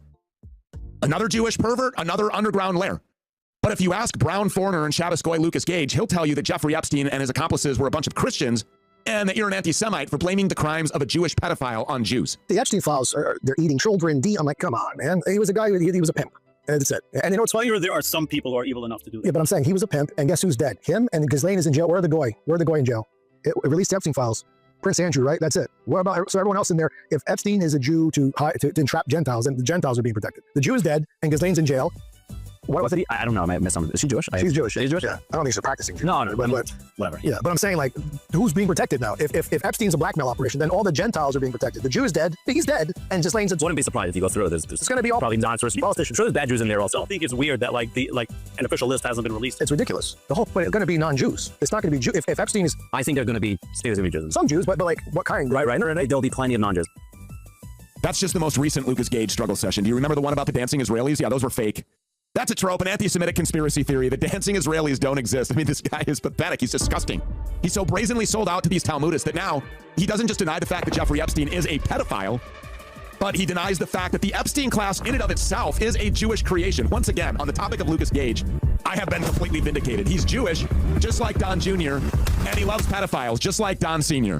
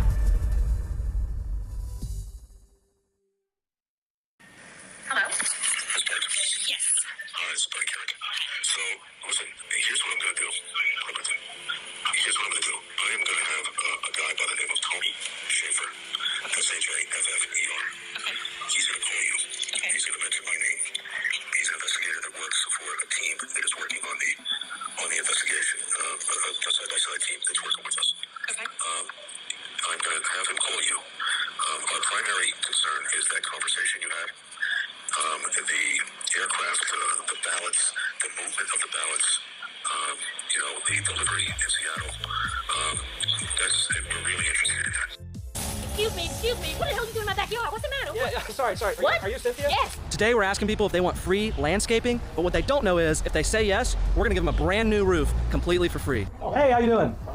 We're doing free landscaping. We just didn't know if you wanted help with that. Okay, we're doing this thing where we're offering free landscaping. Is that something you'd be interested in? No. My neighbor lives like a street over. Okay. Her name's Cynthia. Yeah. I think she could really use it. Is she gonna be there? Because we would love to get her permission or ask her, you know. She's not gonna be there, but Okay. it's totally fine. Get started. She won't care at all. You're sure? I'm positive, yeah.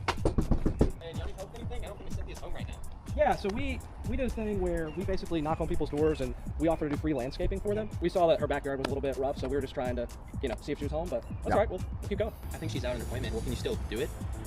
We can, but it's kind of like a permission issue. Yeah. On somebody's property doing stuff, we try to make contact first. Well, I mean, I've been her neighbor for a couple years. I live a couple houses down. Yeah. I'm sure she would be fine with it. Like, she's this really sweet old lady. What's your name? So Andrew. Cool. All right. So that way when I meet her, I can say Andrew. She told us this is okay. Don't hit me. Yeah, no, she'll have cookies for you. Oh, okay, great. All right, Kira and Andrew told us to just get started on Cynthia's backyard, even though she has no idea we're here. So we're just gonna get started, and hopefully she's okay with it. Let's go. We talk to your neighbor. Yeah, sorry. I know. She gave permission on my yard? Yeah. Okay. So let me just give me a moment. So basically, we do YouTube videos where we do landscaping for free. Okay. And so we were knocking around. We knocked on your yard. Your neighbor flagged us down, and they were like, "Hey, Cynthia's not here, but they need help back there. I'm giving you permission because we told her we had to get started." And she's like, "I'm giving you permission. I'll talk to her later." I know. Sorry, a little bit of a shock. We do this basically every week. We go help somebody. So we're just doing all this landscaping completely for free. I'm Cole. I know Cole. I'm Cynthia. I'm Buddy. Hi, buddy. How are you? Nice to meet you. How are you? And if it's Yeah. free, thank God. Completely for free. Thank you. Yeah. Sorry, I know it's crazy seeing three guys back here. So we're just doing all this landscaping completely for free. Oh, I thank you so much. Yeah. Oh, yeah. Yeah, absolutely. Obviously, if you have any questions after you've cooled off, let us know. go, but we're just gonna be back here. Thank you jamming. so much. Yeah, Yeah, yeah, of thank you, course. thank you. Let us know if you need anything. Thanks so much. Thank you. All right, appreciate it. All right, maybe we get their number next. Yeah. All right, so Miss Cynthia now knows we're doing her backyard. It took her a minute, but she got there. She's okay with it. Hey guys, my mom called me super frantic. She said, somebody's in the backyard doing stuff. She didn't know what was going on. Can y'all tell me what's happening here? I'm grateful, but We do videos where we basically knock on people's doors and we offer to do, have you ever seen like those free landscaping videos? Yes, yeah. yes. So we just do a version of that, right? And we knocked on your mom's door. She was actually out.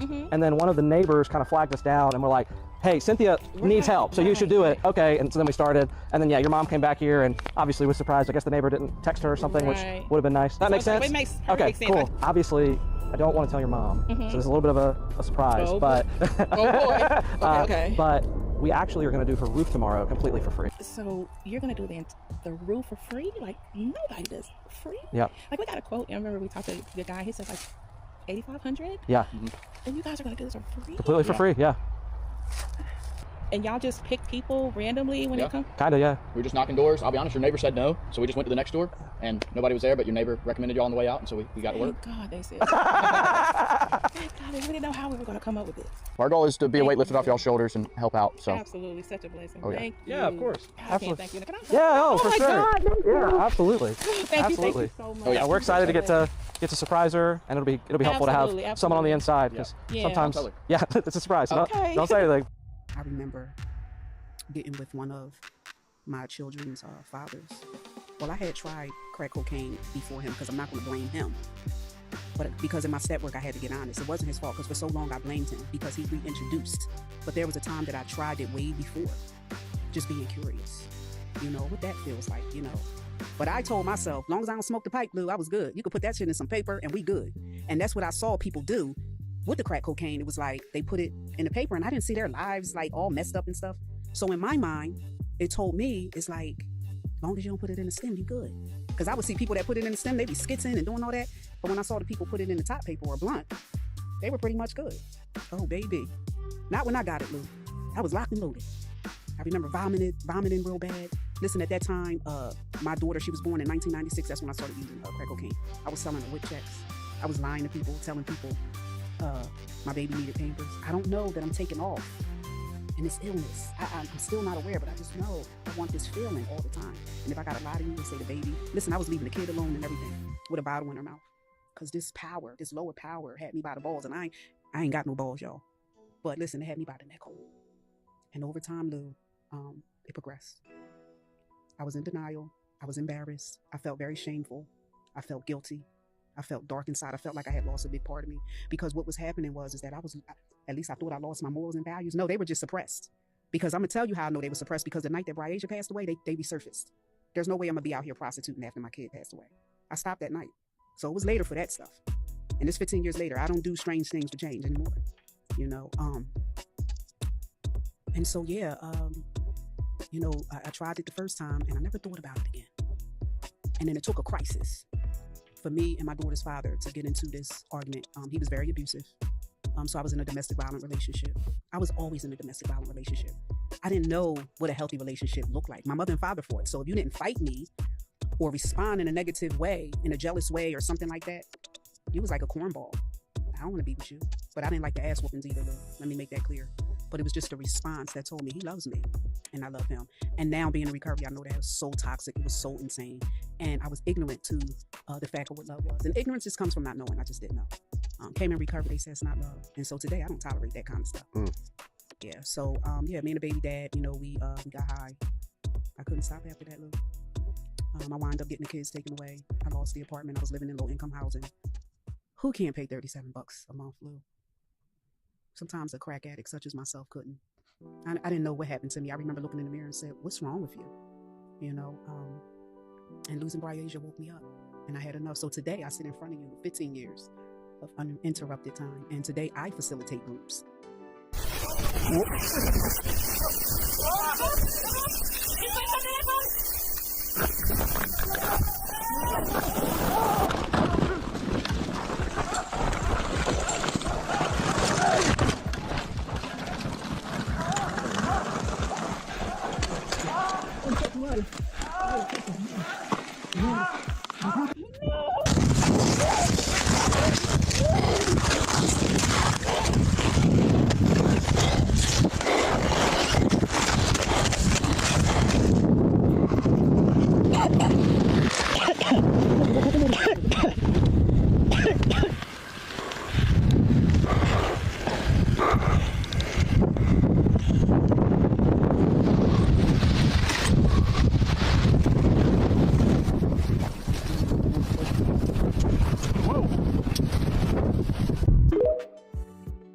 Tell us a little bit about their reaction to all of this, because of course they're saying they didn't do anything wrong. No, that's exactly how they feel.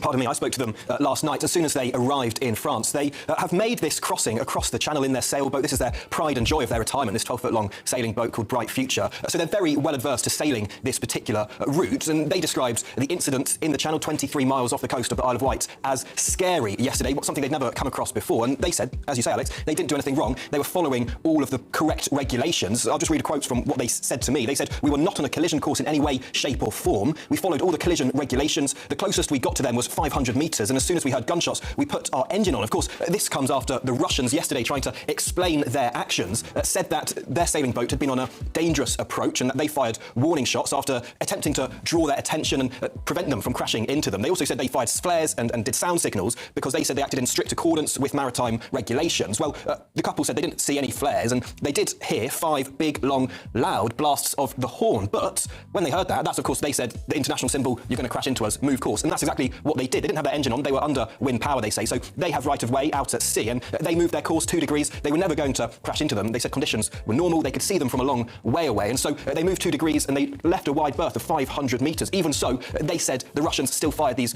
4 to 5 warning shots that they said were very, very scary. They said that happened at 11:01, and they couldn't see what this ship was because they said the transponder wasn't turned on, and that's why they didn't realise it was a warship. On the front page of the Sun here, there's a picture of what I believe is the vessel. Is that correct? We believe this might be the vessel here. It's got a massive Union Jack flag. If it is the vessel that we're discussing, I think it is.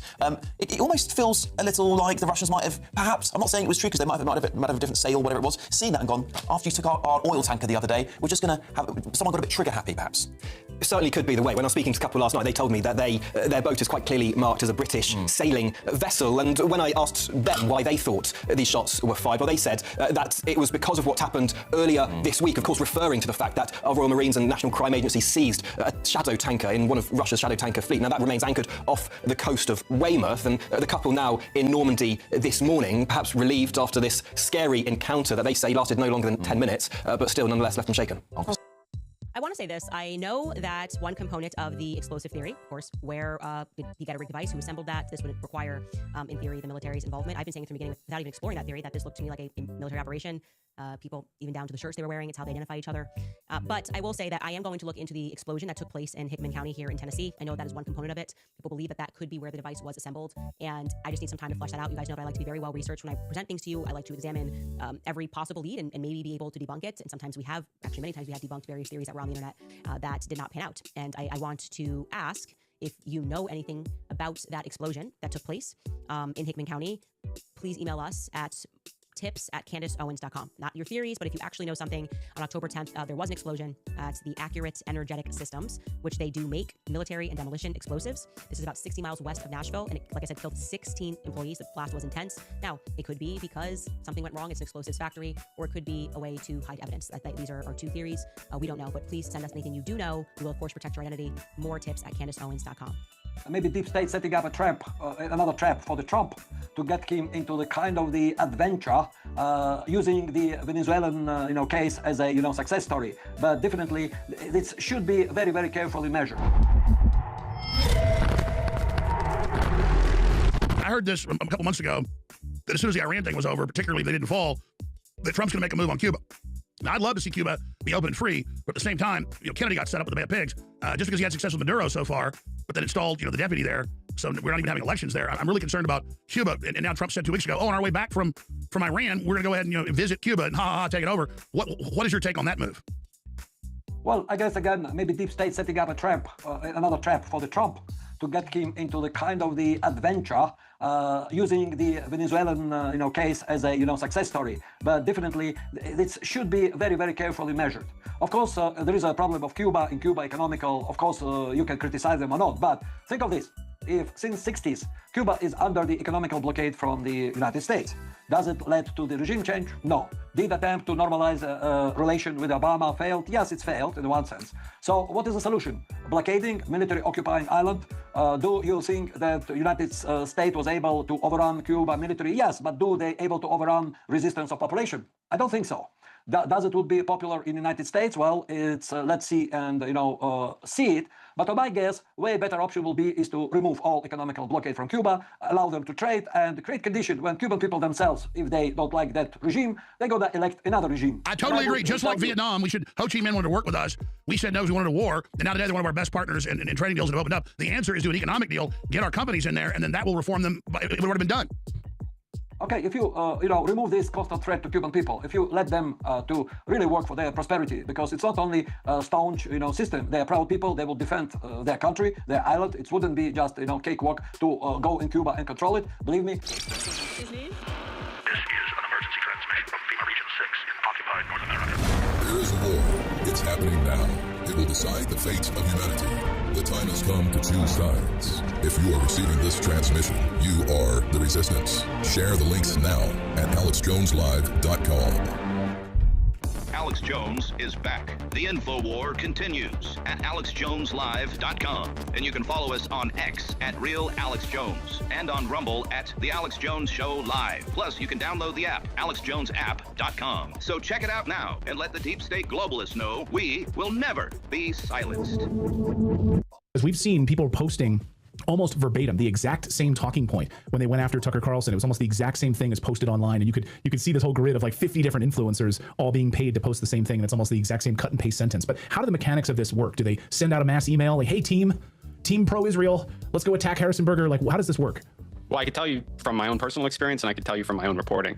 From my own personal experience, I was in Chabad in college, and when there were, various incidents of Israel using massive violence in Gaza, not just with their genocide, but I believe it was 2021 or 2022 when they bombed Reuters and Al Jazeera building, and of course everyone was saying at the time, what's going on here? This is an apartheid state, and I would get text messages. I would just add it to these lists randomly to say, this person is denouncing Israel. Linda Sarsour, for instance, was someone whose name always popped up in my feed as someone who you need to attack. And of course, after October 7th, there are all sorts of memos that went out in more unofficial group chats, but they are orchestrated by the Israel lobby. I'm not sure of the connection to the Israeli government. With Act.il, it was absolutely perpetrated by the Israeli government. You had the Ministry of Strategic Affairs who would assign various missions. They even called them missions.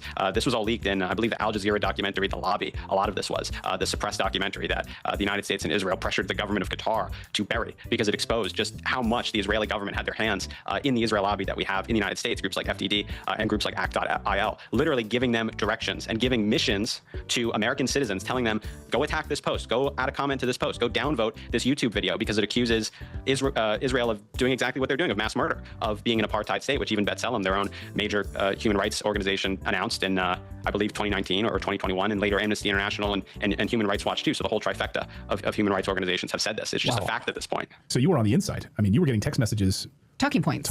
Yeah. And so, this is interfering with U.S. elections and U.S. politics. And yet, when the media reports on this, it's always Russia. Democrats tried to get X to prove that pro-Russian bots were saying things they didn't like on X, and X didn't even find that. This is really happening, not from Russia, not from China, not from Iran. It is happening from Israel. Nobody cares. No, nobody cares. And you're absolutely right to bring up Russia, because this actually got buried during Russiagate. Again, this was 2017, this program Act.il, but there are other groups like it that were funded and orchestrated by the Ministry of Strategic Affairs to engage in these propaganda efforts. One of them was called Psy Group. And Psy Group actually in, I believe, May of 2016 met with Jared Kushner, officials from the UAE, I believe Saudi Arabia too, to talk about how they could influence the election to win it for Trump. And this was in fact reported in the New York Times. So this is not like a conspiracy theory. It was just buried. It was suppressed. And Robert Mueller, when he was looking at the whole case and going through Russiagate and prosecuting it, he was looking at these Israel ties with people like, I believe, George Papadopoulos. They were contracting out, and Eric Prince, in fact, was in this meeting too, the May 2016 meeting. Israel, their government, or one of the groups that their government was funding, was sitting down with the UAE, with Jared Kushner, to plot how they could influence the election on behalf of Trump. That nowhere near that happened with Russia at all. In fact, as we know, when Trump got into office in 2017, 2016, he worked against Russia's interests, when we know all he did, since he's come to power in 2016, and now is worked for Israel's interests. So there's lots of evidence that he works on behalf of Israel, and really none at all that he was ever influenced by Russia. So you're saying Robert Mueller went looking for foreign influence in the Trump campaign only from Russia, found it from Israel, and was like, this is fine? Well, they kind of pointed him away from it. I got a phone call to say where Elizabeth was. So I come across, because I lived on next estate, I come across, banged on door, I saw a movement in curtain, then within probably 5 minutes, a police car arrived. They asked me what I was doing, I told them, they arrested me, and took me back to where I lived, and then they arrested me. So obviously I'm sat in house again, and I was getting more and more frustrated. So I come back over to the flat. 1 hour later or something, was it? It was about 20 minutes. Oh, okay, yeah. So it seemed within minutes, a van pulled up this time, and I think there were 2 or 3 officers. They arrested me, took me down to the police station. Took me in police station, They didn't take me to where they usually charge people, and that took me straight through into a room near cells. So I'm in there. About half an hour later, they come and got me. Come on, you're going. I went, what do you mean? Just follow me, they said. So I followed them, and they took me through offices and out from where police station is, where public going. And they warned me if I come back to the flat, I'd be arrested for stalking. Because stalking laws had just come in then, you know, serious ones. So they let me go. What happens if you say, like, my daughter's in there, I want my daughter out? What do they say to you? She isn't in there, or she wants to stay in there, or what do they say to you? It was what they were saying to me, it was what they were threatening me with. You know what I mean? They wouldn't answer me questions. Why wouldn't they get it out? Why wouldn't they let me get it out then if they don't want to do it? And I just kept coming back all the time. Look, you're targeting people because of their race. I said, I'm not at all. It's because of what they're doing. These are grown men. How we start all of this, how we start the cascade to break out of this this loop that we're in, this negative feedback loop, is everybody knowing about it. Because if everybody knows about the things that me, Joe Kitt, Anthony Aguilar, and many others are discussing on the daily, hourly, literally, you can go subscribe to any one of these channels, watch InfoWars. Not InfoWars anymore. Watch the Alex Jones Network for all the same type of information. We're all saying the same thing. We're anti-war. And I go back to my history, right? I think about being 15 and getting my dad to support Trump and just being a diehard Trumper for like the past 10 years of my life. I mean, we literally were Olympic water carrying champions. It sounds funny, but it's the truth, right? Like, we helped get him elected in 2016 and all of that. And I did that because I truly believed in the mission of a man saying, hey, I'm going to be the wrecking ball to this cruel, wicked, and evil system. Last time I was on the broadcast with you, Joe, I brought up the 60 Minutes interview where he goes, you think we're so innocent? Talking about other world leaders, you know, being killers. He said, hey, you know, we're killers too. It turns out, like I said last time, that's kind of just him saying, well, I guess I have the right to do all this stuff. I think the American people voted for peace. I think the American people voted for something different. And when y'all are able to break it down and explain incongruency, hey, we have the experience, we're not biased, we've been there and done that, this is just not right. They can say, oh, well, Rex, who are you? You're just a kid, you're just a talking head, you're just a whatever. Hey, the people that have been involved in our government, in our military, they are saying that this foreign entanglement problem is completely outrageous. Anthony, what do you have to say when it comes to just the level of influence that you've seen? Specifically, I know that when you were on the ground doing the GHF stuff, you were told the client was the IDF, not the GHF, correct? Yeah, you know, the haunting of that statement when I was looked in the eye and told that, which was the point at which I said, I can't be a part of this. Almost the haunting of that in the same conversations in our Congress with, you know, you could practically replace that the IDF is our client with AIPAC is our client. And when I look at you know, and this is no surprise, the NDAA is born in committee in the respective bicameral houses, in the HASC and in the SASC. The HASC chairman is a Republican who took over $2 million from AIPAC just this year. The Senate chairman of the SASC, Wicker, is a Republican who took over $2 million from AIPAC this year. Wow. So when you look at who are those that are influenced by AIPAC, and though it is many within Congress, it's not only who, it's who and at what point in time in their projection of power. The HASC and the SASC, critically important when it comes to the National Defense Authorization Act, because they give birth to it in their respective houses. It's called the chairman's markup. Now, what's interesting is that in the House, we've already had some pushback, right? We had pushback in the House because Ro Khanna and Thomas Massie introduced an amendment to try to get it taken out, and it did not succeed. But when it goes to the floor next week, now fresh in the mind of many, and as Joe mentioned with the DIA report, I think there's legitimacy to it. I know that it's still determined if this is the real deal, but members of Congress certainly think it is the real deal. You know, Senator Van Hollen referenced it, so people are taking it seriously. Now that information is out, that's going to go influence the perceptions of some as this goes to the House floor. I don't think it'll be killed on the floor, but there's going to be more resistance to it. Now in the Senate, what's interesting is that when it came out of committee, when it came out of the SASC, typically when things come out of committee, there's this kumbaya, we disagreed in chamber, but when it comes out of the committee, we're all one unified thing, or at least a majority, right? You know, it's usually not tight. Right. This time it came out with 9 Democrats saying no. So it barely survived committee. So when you look at the unpopularity of this, and what we really have to ask our legislators is that you know that this is unpopular. You know that this is a risk. You know that there is danger in this this very nebulous and in the relationship. In the relationship, there's danger. It's a dangerous relationship. They take us to war. JonesCBD.com was something I created 2 years ago. And basically what I do is I use the highest quality, full spectrum CBD from Texas, and I use it as a incredible kind of holistic catch-all supplement base for my supplement formulas. This Dreamwave PM has 6 milligrams of melatonin, 50 milligrams full spectrum CBD. Professor Morandi, what is your assessment of this deal, which Donald Trump has announced will be signed on Friday?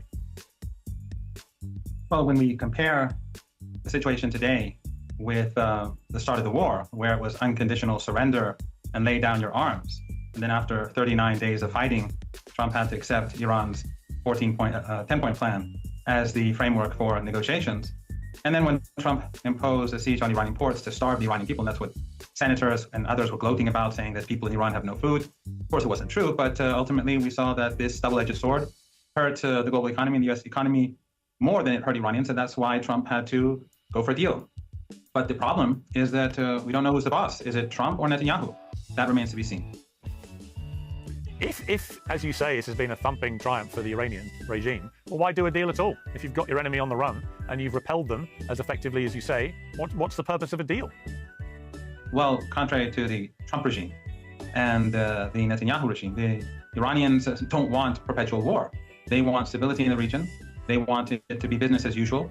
And it wasn't the Iranians that launched this illegal and unprovoked war. The second in a year, where just a couple of days ago was the anniversary of the 12-day war, where the United States helped the Israeli regime attack Iran, and they failed then too. They failed now. And the reason why they failed is because they underestimated Iran in every single way. Iran's military strength, Iran's social structures and state institutions, and the popular legitimacy of the Islamic Republic of Iran, something that in the West they always try to deny. And thus they create this myth of Iran, this narrative of Iran, and based upon that, they carry out policies that fail, and they always wonder why. At the core of this deal is Donald Trump's conviction that Iran must never be allowed to develop a nuclear weapon, and that the enriched uranium, which the Iranian regime currently has, must be removed. Is your belief that at the end of the 60-day negotiating period for that part of this deal, that at the end of that, Iran will give up the enriched uranium and have it destroyed, and that further it will give an unequivocal guarantee to never develop a nuclear weapon? Well, first of all, we have to get there, because right now the Israeli regime, the ethno-supremacist regime, which I asked you 3 times about whether you consider ethno-supremacism to be a legitimate form of governance, and you didn't respond. This regime, it is not clear whether it's going to abide by the commitments that Trump made. They have to end the genocide in Lebanon. They have to end the slaughter of women and children in Lebanon, and in Gaza as well, because this agreement includes the whole region. But so far, we don't see any indication of that. If this continues, this is a red line for Iran. And if the Israeli regime does not abide by its commitments, then ultimately the Iranians will not abide by their commitments. And we saw this happen already a couple of months ago. After the fighting, after 39 days of battle, and when Trump accepted defeat, there was a ceasefire agreement. And part of that agreement was included Iran allowing ships from those countries that assisted the United States in the war to go through the Strait of Hormuz, the Saudis, the Emiratis, Qatar, Bahrain, and Kuwait. And in return, the Israeli regime was supposed to end the onslaught in Lebanon. And immediately afterwards, Netanyahu carried out carpet bombing across Lebanon, killing hundreds of civilians in a matter of minutes in order to wreck the ceasefire, and that he did. So the Iranians blocked those ships from those countries, linked to those countries from leaving the Strait of Hormuz, and we are where we are now, where the global energy crisis is entering a critical phase. So if Netanyahu refrains from ending the genocide in Lebanon and the genocide in Gaza, where there's supposedly a ceasefire in Gaza, Trump's ceasefire, then we will go over the cliff, the global economy, because Iran will not be able to abide by its side of the bargain. Iran defeated the aggressors in the war. And with regards to the nuclear issue that you raised, and I forgot to respond, Joe Kent, as you know, said in his resignation letter at the start of the war that Iran is not pursuing a nuclear weapon. And he said Iran is no threat to the United States. And he also said this war is all about the Israeli regime and the Zionist lobby. So those who pretend that the Israeli regime does not have enormous influence, this ethno-supremacist regime, as those who claim that it does not have enormous influence over the United States, they should go and read Joe Kent's resignation letter, and I don't think he works for Iran. Adam, before we talk, let's just listen to what President Trump was saying about Israel and about Hezbollah a little earlier. Israel's fighting Hezbollah too long, and too many people are being killed. And you don't have to knock down an apartment house every time you're looking for somebody, because there are a lot of people in those apartment houses, and they're not all Hezbollah, that I can tell you. And I suggested to Israel to let Syria take care of Hezbollah. Because to be honest with you, I think they do a better job of doing it. So, Adam, a bitter criticism of Netanyahu, who clearly doesn't like the deal or what he thinks the deal will be. Yeah, it's pretty remarkable, actually, that just a few months ago, you'd have looked at Trump and Netanyahu and said, these guys are operating in tandem. There's a period when Netanyahu was the ¡1 visitor to the White House. I remember standing here as they were sort of launching their coordinated attack against Iran just a few months ago. Well, how times change. Benjamin Netanyahu not just isn't invited to the sidelines at G7, I understand he hasn't been given a copy of any of the wording of the Memorandum of Understanding, the agreement that has been drawn up by the United States and Iran, in which clearly Israel has an enormous vested interest. Just let that sink in. America and Israel attacked Iran, and this deal to bring that war to a close, the Prime Minister of Israel isn't even given a copy of it to read. Now, what we understand is that one of the things that Trump and the Iranians have come up with is that Israel should be withdrawing from Lebanon. Well, that isn't going to happen. Netanyahu made that clear yesterday when he spoke to Israeli journalists, and sources close to him today reiterated that to me again. Ultimately, they're not going to stand and take orders from the United States. But Lebanon is crucial to this. Why? Because Hezbollah backed and funded by Iran, is in southern Lebanon, and Israel has gone very far into that country to try and basically eradicate Hezbollah. It's killed 3,500 people. It's displaced a huge number. It's caused massive devastation and disruption. And Israel does not want to pull out now simply to try and get this deal through, because this deal is hugely unpopular among the political establishment here. It is seen as, frankly, having failed to achieve any of the original war aims. Iran's missile arsenal, well, American sources say it's still about 70% strong. The nuclear program, the deal will say, we'll talk about that for the next 60 days. Israelis will say, well, wasn't that one of the points of the war, to try to degrade the nuclear program? Funding for proxies, sounds like that is completely off the table. The potential for regime change, well, the old Ayatollah is dead, but the IRGC's power has been increased. So from an Israeli perspective, there's nothing they like about this deal. But Benjamin Netanyahu, this great survivor of a prime minister, is now in a horrible political position. On the one hand, he's got an election later this year. He cannot possibly be seen to capitulate to an outside country, even if it is America, and to become a sort of puppet prime minister who just does what Donald Trump tells him to do. So he's going to have to keep his forces in Lebanon just to make a point now.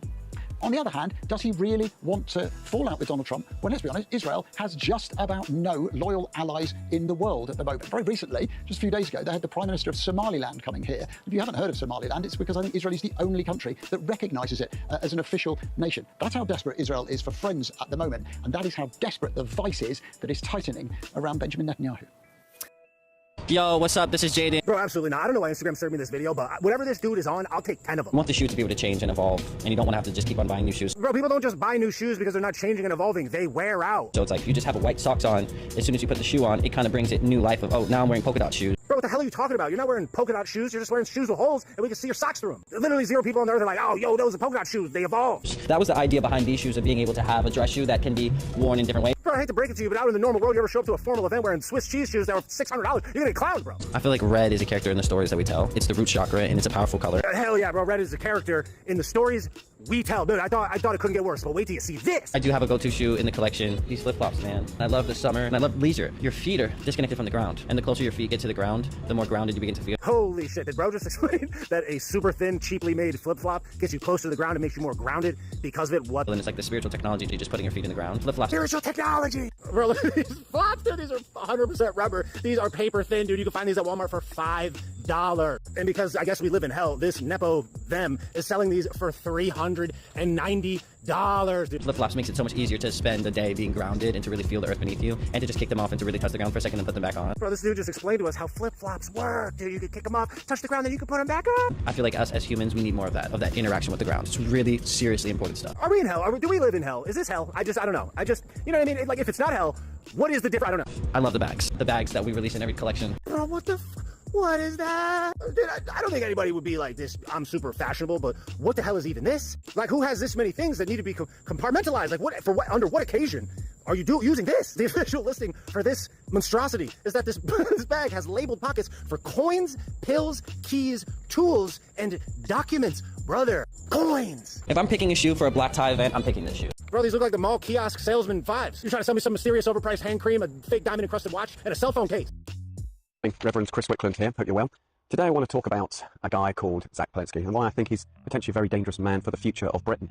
Proverbs 29 verse 2 says, when the righteous are in authority, the people rejoice, but when the wicked rule, the people mourn. We've seen already what it's like since Keir Starmer has been in power. We've had, I believe, more public uproar, protests, various things going on around our country and disruption than probably in any other Prime Minister. I mean, even with Margaret Thatcher, with the mining crisis, it doesn't compare to what's going on in our nation right now. I want to just mention a few things that I think is very alarming about Zach Peletsky. So he suggested that a pro-Palestine activist who broke a police officer's spine with a sledgehammer should not go to prison. Why? Because, this is his words, it's gut-wrenching to see 4 young people jailed for direct action against an arms supplier to Israel. In other words, his level of justice is so nuanced that he can't even see the crime of breaking someone's spine with a sledgehammer is anything worth mentioning, because the greater crime is that they sold weapons to Israel. And here's another statement that he made a while back. He said, this is a quote, there are people who identify as right-wing or even far-right. Do we think we can change their minds? Or is it a case of building a society that doesn't include them? Wow, so much for freedom of thought and democracy. And some of you might think, well, Chris, you're calling him out, and his left-wing politics, so is he not right to call out right-wing politics? Let me tell you what I'm wanting to see in our nation. I want a nation to go back to as it was when I grew up. I want it to be a Christian nation. I want it to have common sense politics. But the politics of the Labour government and the politics of Zach Peletsky are far left, cultural Marxist ideologies, which want to completely dismantle the way of life that you and I have been brought up on. Another thing that he's done, I think it was this week, basically they've put out this policy working group, launched a consultation proposing a ban on non-medical circumcision for children. You know what that means? That's a direct attack against the Jewish people. That on the 8th day, a Jewish child must be circumcised. So basically, he's literally trying to destroy cultural and religious Judaism here in Britain by getting it at the source. You see, the circumcision is a sign of covenant, and without that covenant symbol on the foreskin, then a Jew isn't technically really a Jew if you're a male Jew. So he's basically wanting to not commit genocide, but certainly wants to destroy the Jewish people and the Jewish religion in that way. And you have to ask yourself, because he keeps saying, oh, I'm Jewish, like that means anything. But you have to ask yourself this question. If he will do that to his own people, what will he do to you and I as old school conservative British people? That's what concerns me as well. He claims to be a Jew, but he's a traitor to his own people. And as I said, if he does that to his own people, what will he do to the Brits? In Hebrews 1:9, it's in the Bible, it says, talking about God, says Jesus actually says, you have loved righteousness and hated wickedness. And this should be the heart of all Christians, and one would hope would be in the mindset of the normal, sane person out there. And we need to come back to our foundations. We need to come back to Christianity. You see, when a nation stops believing in God, it basically believes in anything. And we are now seeing the results of heavy secularism that's been in our society now growing since the 1960s. Even the likes of Richard Dawkins, who is a very famous atheist, does not like what's come about on our nation because of this. And he doesn't like the spiritual power vacuum that it's caused, which is it's causing another religion to take dominance in our nation.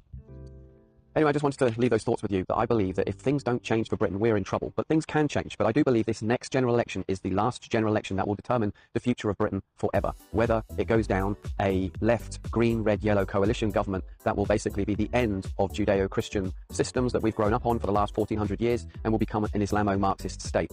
That's what will happen at the next general election. Or, for the next 20 years, we can slowly but surely start doing sensible, common sense politics again and voting correctly and strategically to get this nation back on the right track again.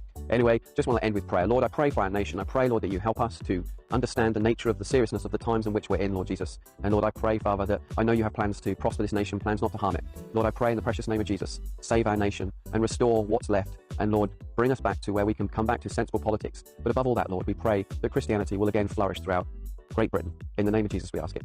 Amen. God bless you all. Bye-bye. Can you make a drill? Yeah. Soapstone.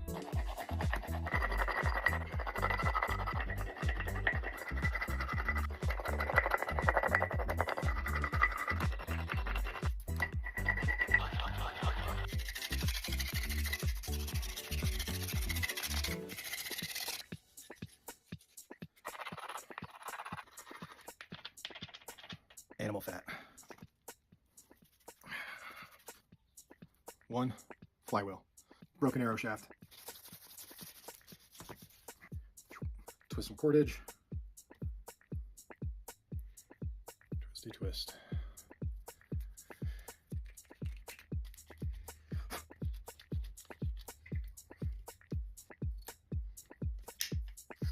Cordage through. Stopper knot.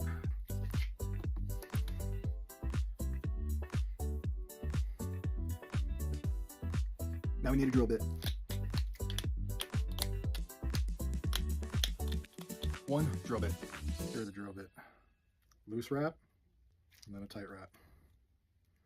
Let's make some holes.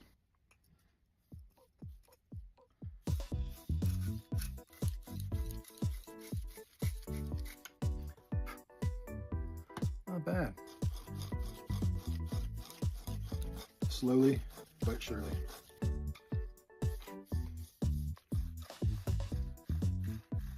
Good little hole. It's going to take some time to drill through. Shell's the quickest. That is how I make a drill. Appreciate you watching. Turning Point, there's a reason why they get rid of Charlie Kirk. It's because it's a Zionist organization, and he was waking up to that fact that it was founded and funded by Zionists. And when he woke up to what Zionism really was in practice, they had to get rid of him because he wouldn't take their bribes. And so if you can't take their money and they can't control you, they got to get rid of you. And so all those people in Turning Point USA who are still there went along with it. So which is why they're going along with the cover-up of who really killed him, right? Because there's a lot in it for them. And he was, Charlie Kirk realized he was in the Truman Show, and he was surrounded by ops like all those people are. And so that's why he ordered, and they're all doing shady financial deals that then became aware of, which is why he ordered a Doge-style investigation or accounting into his TPUSA, which they never did. So again, that's why they got rid of him. And all those people, including Erica Kirk, this idea that you can't criticize a widow. Hey, if Jackie O took over the DNC the day after they killed JFK, there'd be a lot of suspicions, eyebrows raised, and lots of criticism flying her way. So this idea that she's just a widow. No, she's inserting herself at the top of one of the most powerful political organizations in the country. And the fact that you can't criticize that is crazy. And by the way, she was a 17-year-old kid working with sex trafficking victims in Romania, the ground central for all those pedo rings. And then the first thing she does is go out on tour with that Greg Laurie, who's being sued for the same kind of pedo stuff that was happening. And so again, if the CIA had a vagina, Erica Kirk came out of it. She is a psyop. I wouldn't doubt she was MK Ultra. She's been programmed to say, and that's why she gets caught in lie after lie after lie. And all those people at TPUSA, they're all compromised. They're all controlled opposition. And that's why they're doing the exact opposite of what Charlie Kirk was saying to do for the last couple of years of his life. It's disgusting. And all they can do is try to shame you into not criticizing them. It's not working. Everyone sees through them. And they keep calling it the Charlie Kirk Show. It couldn't be farther away from the Charlie Kirk Show, which is why no one watches. No one watches it at all. What's fascinating to me is I did not recognize how influential and important Charlie Kirk was until he was gone. I know that there are people who saw him that way. I didn't. I saw him as important, and I saw him as a valuable kind of contributor to young people becoming involved with Republicans and MAGA. But without him there, the absence that was left by him being murdered, you really see it. I'll give you the last word here. Yeah, it's remarkable. And of course, you have to swallow so much garbage to believe the establishment narrative of how he was killed that I just can't do it, right? And so we now see that Kash Patel, Dan Bongino, the entire Trump administration is involved in covering up pedos. There are cucks to Israel. They're not the boss.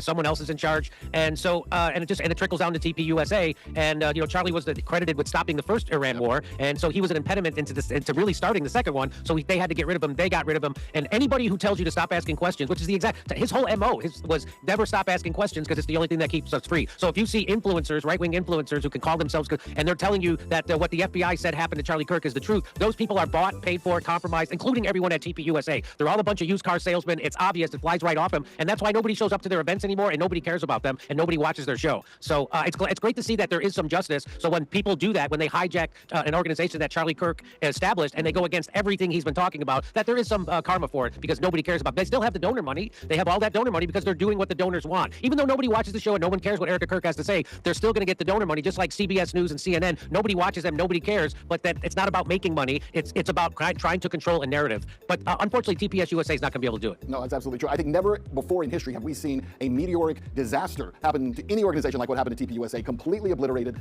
has no influence now, but maybe that was part of the design, part of the intent behind all this. Wow, this is really dark. It is. So how did you feel flying to Washington? Scared. I was scared for my life. Most of the commissioners stay at the Museum of the Bible because that's where the hearing is. I had requested that I stay there due to my safety. They rejected that. I stayed at a random hotel across the way. They wouldn't let you stay there? No, I requested. I said, hey, I don't feel safe. I'm traveling alone. No, I said for my safety, I'd like to stay at the museum. That way I just go down the elevator and I'm there at the hearing. No. So I had a Muslim woman who has become a dear friend, like a sister. She's on the advisory board to this commission. She's one of the only Muslim representatives. So there's 30 advisory board members, and then there's the 12 commissioners. So I said, hey, Samira, I said, would you mind meeting me at my hotel and walking with me over? Like, I don't really feel safe walking alone. Sure, yeah. So she met me in my hotel lobby, and I got a text at 7:30 in the morning. The hearing was supposed to start at 8. We were supposed to arrive at 7:45, and it was from Dan Patrick. And he said, meet me in this room for a meeting with me and Paula. I was like, oh, you guys want to play dirty. Last hour, you want to play dirty. Okay. So I didn't respond. I'm not gonna engage in that. I'm here for the Religious Liberty Commission, and I knew this hearing was very important. So I did not respond. So as soon as I get to the Museum of the Bible, go in the VIP entrance, back door, Samira's with me, Brittany Baldwin comes up. And she was one of the ones that the White House mentioned that they spoke to about my resignation. So I'm already on to her. And she was a former Ted Cruz staffer. Yes. And so she came up to me and goes, oh, Carrie, Dan Patrick wants to meet you in the room with Paula. And I said, I don't feel comfortable meeting with him alone. I'm sorry. Unless Samira's welcome, I'll come with her, but I'm not coming alone. She got very nervous and was like, oh, okay, I'll let him know. And I said, okay, let him know. So she made Samira go, and I went to the back with all the commissioners. And so I'm sitting back. At that point, I'm like at a 10. Like I probably have smoke coming out of my ears. I'm at a 10 just hearing this. Tucker, this has been going on far too long. Like these people are relentless, and they thought that they could bully me, a mom in California, but they didn't know what they were up against because I was not going to back down. So I walk in the back. Dan Patrick is in there with Ben Carson, and I believe Paula White was already in there. And I'd walk right past, go to the back, start, preparing, because thank God Kelly sent me the list. And I'm just to myself, and Eric Metaxas comes up and he goes, what's wrong with you? And I go, really? Do you want to know what's wrong with me? I said, were you told that you can't post on social media while you serve on this commission, or was it just me? I know you're a Zionist, so you're probably safe, but I'm not a Zionist. So I was told I can't post about my position on Israel. I can't post criticism of Israel. And he looks at me like I was crazy. And he's like, what? They told you can't post? I said, yeah, they told me I can't post. I said, that's what's going on, Eric. That's what's going on. And now they're trying to do an intervention meeting right before the hearing with Dan and Paula and Ben. I said, but I'm not going. And he goes, well, yeah. I mean, this is crazy. I said, I know you're a Zionist, and that's fine. You're entitled to your beliefs. I'm entitled to mine. But you can't force me to believe what you believe. This is a Religious Liberty Commission. We should all be diverse. We shouldn't all be the same. Right, Eric? Yeah, right. So then Brittany comes back, and she goes, okay, Dan said Samira can come. So I'm going to bring Samira up. I said, great. I'd like a witness there. So she was bringing Samir up, and I looked at Eric, and I go, hey, do you mind coming with me? I said, you remind me a lot of my dad. And my dad passed away a couple years ago. I said, I would really appreciate it if you would come with me so I don't have to come alone. And he goes, well, do I have to? And I go, yeah, I'd like you to. Man up and come with me. So he came with me. So it's me, Eric, and Samir. We walk in. Ben Carson, Dan Patrick, Paula White, and Brittany are in there. And right away, it was like heated. And Dan looks at me and he goes, how do you think this Religious Liberty Commission has been going, Carrie? I said, it's been going great. I've really enjoyed being on this commission. And he goes, well, I just want to know, what are you going to say today? Yeah. And I go, what am I going to say today? What are you going to say today, Dan? Are we going to talk about a foreign country? Because whatever you're going to say, I'm going to say. So if you're going to talk about Israel, I'm going to talk about Gaza. Okay? I'm literally talking to these politicians like they're 5-year-olds, like they're my kids. I'm like, you guys can't be this dumb. Like, I know you think I'm dumb, but I'm not. I'm smarter than I look, I guess. You guys thought I was dumb. You thought I was just going to be on this commission and play along to get along. Yeah, the beauty queen. We can boss her around. Yeah, we can boss the dumb blonde around. Throw her around. Tell her what to do. Nobody else. Yeah, so it got very heated. So what did he say when you said that? He goes, well, I mean, you posted yesterday at the airplane. They're tracking every move I make, and they're seeing everything I post, which is good. What's your reaction to this and grooming gang cases being reopened? It doesn't surprise me one bit. I've had a read through it this morning, and they're putting this down to human error, which I think is more about cover up, with my experience.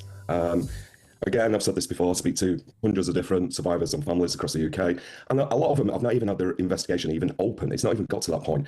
My daughter being one of them. Even with all the media attention around my daughter, we still haven't got an open case with the police. So this doesn't surprise me one little bit. Marlon, as well, you were talking there about this, of course, the horrific case that happens to one of your family members, of course. Do you have faith in the government to deliver justice now? Absolutely not. I've been campaigning now, I think we're coming up to 4 years. Not all this needs exposing properly, and there needs to be dedicated police forces within each borough, because the numbers are massive. We're talking 8 cases here. There's a lot more than that. Obviously, I've been involved in the rape gang inquiry, and the number of people we spoke to in there where investigations haven't even started or they've just been closed. Context, Marlon, it is worth saying that of these 8 cases that we're talking about today, these 8 closed investigations now being reopened, 1,273 investigations across 23 police forces have already been referred to the National Crime Agency team. That happened in November. Of those, 236 have been prioritised because they involved allegations of rape. So potentially, these 8 cases could just be the tip of the iceberg. I think there's thousands. Again, with people who speak to National, I believe there's thousands. What I would say is the rape gang inquiry is going to be published today, which will expose a lot more of this. And Marlon, what would you like to see be a result of the National Grooming Gang inquiry? What would it need to take from you to feel that justice has been served and that we won't have to see any repeat of these horrific crimes ever again in Britain? I strongly believe around accountability. Obviously, the people who are grooming the children should go to prison, but also accountability of professionals. And I feel really strongly on this. Where there is clear evidence of covering up of safeguarding and non-discussion for whatever reason, because they don't want to be seen as being racist, prosecutions should happen to professionals. Do you believe that this is still happening right now in Britain? This second, as I'm sat here now, this is still happening. And I believe that it's worse than it's ever been. Again, a lot of local authorities, a lot of police forces don't want this to come into the media. However, thank you very much. GB News have been exposing this, and certainly Charlie Peters has. But there needs to be more done. And also, I think it's everybody's responsibility to report this, not just professionals, but the general public as well, because it has to stop. Marlon, when you talk about cover-up, are you referencing police, politicians, and do you think there needs to be accountability if there is any truth to those claims of those aforementioned? Yeah, so I guess I'm talking from local councillors, local authorities and the professionals within that, social workers, police forces, all the civil servants who are aware that this is happening and have turned a blind eye to it. They should be prosecuted, because I think if they're prosecuted, then this will help to stop what's going on. Marlon, I wonder how your daughter feels about this, how she feels about the news that these cases are going to be reopened and re-looked at. I wonder if survivors of this horrific abuse welcome a light being shone on these horrific cases, or whether they just think this is too little too late. They weren't listened to and they weren't believed at the time. Yeah, so I haven't spoken to my daughter this morning, but she's my daughter and I know how she thinks. She'll be really angry because what she'll say is, why isn't my case been opened? I have given so much evidence. Like, I'm not sure if you're aware of this. She got Snapchat to actually open her media from when she was being groomed via San Francisco. So she's got all the evidence, including reg plates, faces of the groomers, and the police have this. yet there's still no investigation. And don't get me wrong, yeah, she's my daughter, I love her very much, but she's no different from a lot of families I'm speaking to. Yeah, Marlon, thank you so much for joining us this morning. It really is harrowing when we have to talk about these things, but we really appreciate your valour and candour for coming on the show, because this is a nationwide inquiry. We do believe very strongly that a light needs to be shone on it. So thank you for your bravery, and of course to your daughter as well. Thank you so much for joining us this morning. Thank you, Marlon. And so important to have those conversations as well. But now I want to turn to one very, very important social and cultural issue facing this country. I refer firstly to the transgender insurgency. The transgender ideology has penetrated almost every regulatory authority, and it is supported by the Sex Discrimination Commissioner, Dr. Anna Cody, who, in government, I would sack. So too, the head of the Human Rights Commission, Hugh de Cresta. This transgender campaign, where a man can become a woman because he simply feels that way, or where major political parties have some difficulty in defining what is a woman and what is a man. It's worth pointing out that it's 15 years since Germaine Greer said in a debate about sex and gender that sex is fundamentally tied to the body and that transgender women are not female. She argued that undergoing surgery does not make a person female, or to remind viewers of her frequently quote remark, quote, "Just because you lop off your penis and then wear a dress doesn't make you a woman," unquote. Germaine Greer led many people to summarise her position, not her words but mine, that a woman must have female anatomy and a person without a penis is not a man. Yet we have almost every instrument of government dedicated to a transgender ideology which seeks to redefine humanity. I am not opposed to transgender people. I am simply saying that a transgender woman should not be allowed into women's sport or into a woman's changing room, and likewise a transgender man. Yet we have the Human Rights Commission, the Sex Discrimination Commissioner, regulatory authorities, the Office of Women, and large sections of the Labor Party, the Liberal Party, and the Greens unprepared to articulate the biological truth. The AIDS Council of New South Wales is a leading advocate for transgenderism in Australia. They go into the workplace to ensure that there is what is called a workplace equity index. All health regulatory bodies sign up to this. Corporations pay the AIDS Council of New South Wales for its advice and services. The Office of the Ombudsman signs up to the Australian Workplace Equity Index. This nonsense must end. Dr. de Cresta, the head of the Human Rights Commission, wants more power, basically to control the debate about what is a woman, and this stuff is going on in schools. This transgender ideology is infecting all of society. It is explicitly subversive. There seems to be no boundaries, as it has become part of the propaganda being imposed on kids in classrooms. Who dreamt up this title? The Australian Workplace Equity Index. I repeat, you can't find a government regulatory authority that hasn't signed up for this. This transgender movement is a militant force right throughout society and must be confronted. I repeat, through a whole stack of government authorities, which the average Australian knows nothing about because they are too busy getting on with their lives, this movement, like militant Islam, is everywhere and seeks to redefine humanity and biology. And in this way, change the nation. It won't happen if I have any say in it. But don't expect the Labor Party to confront this real issue. They are in bed with it. Australia deserves a voice in all this.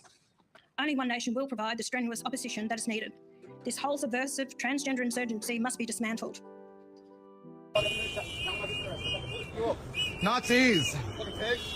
Nazis! That happened today in Minnesota. We told you it was going to happen. We warned you this was going to happen last September when Donald Trump signed an executive order declaring Antifa a terrorist organization when Antifa is not even a fucking organization. We knew this shit was coming. The White House website added a media offenders page, and they listed leftist influencers that are media offenders for no other crime than disagreeing with the federal government stance on things. And now they've taken direct action to further their goal of making it illegal to disagree with the government. 15 people were arrested on a federal indictment today. And if you read the indictment, it literally says in there that the only thing that these 15 people did was oppose the ICE occupation known as Operation Metro Surge that happened in Minneapolis and St. Paul, the Twin Cities. It says in the indictment, these are working class people who just got together and they tracked ICE movements and blew whistles and reported on what was happening and tried to protect their neighbors. You see, we know that what ICE is doing is illegal. They are not getting judicial warrants to arrest people. They are not following any law enforcement protocol. People are not getting due process. ICE detention centers are nothing more than concentration camps where people are being held without food, medical, habeas corpus, all of these things. This is an absolute human rights violation happening in our country, and federal courts have agreed with us. Federal courts have said what ICE is doing is illegal. They can't do it this way, but yet they continue to do it. So when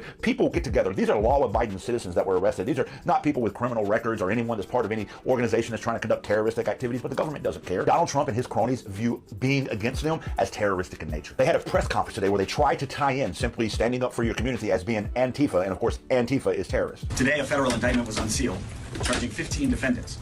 with conspiracy to impede or injure federal officers, and other charges related to efforts of two Minneapolis-based Antifa groups that violently opposed the enforcement of federal law in our state. And when people showed up to protest outside the federal building in Minneapolis against this ridiculous indictment, this happened.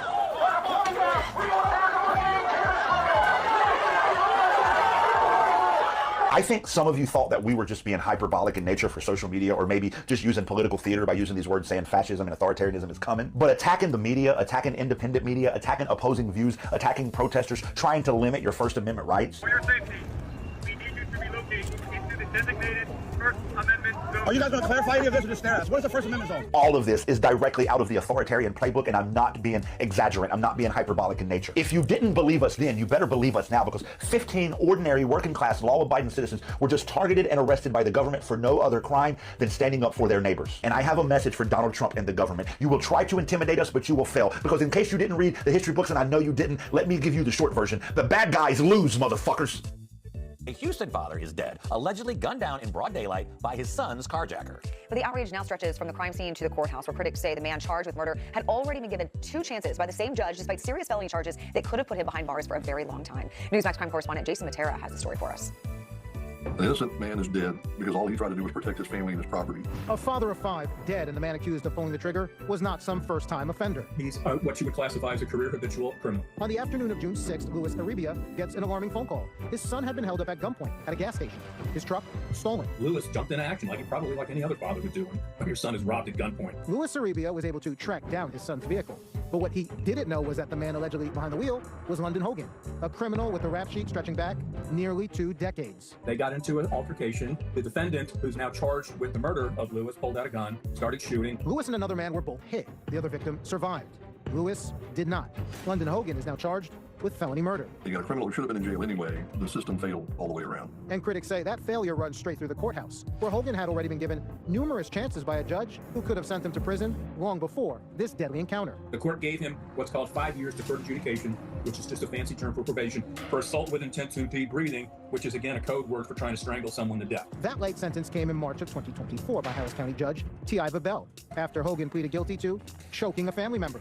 But Hogan reportedly didn't even make it a year before violating the terms of that probation. In January of 2025, the 37-year-old was arrested in Louisiana, accused of trying to smuggle a pile of drugs into a correctional facility. That arrest could have sent him to prison for up to 20 years. Instead, Judge Bell gave him just 30 days in jail. 30 days in jail is a joke, because it didn't mean anything. 7 months later, authorities say Hogan was back to his violent ways. And this time, the consequences were fatal. That decision cost Luis his life. You cannot sugarcoat that. Judge T.I. Bell, who allowed this alleged killer to walk twice with effectively no punishment, is up for re-election in 2028. So if Houston voters are concerned about her decisions and want to send a message, their most direct chance to hold her accountable will be at the ballot box. Mark? Yeah, I don't know who's running against her, but that should be the headline of their campaign ads right there, that she was the one that let this man out on the streets with a rap sheet a mile long. It's ridiculous and it's tragic. It's so sad that someone lost their life over this. All right, Jason, thank you. Information. Truth. Is freedom.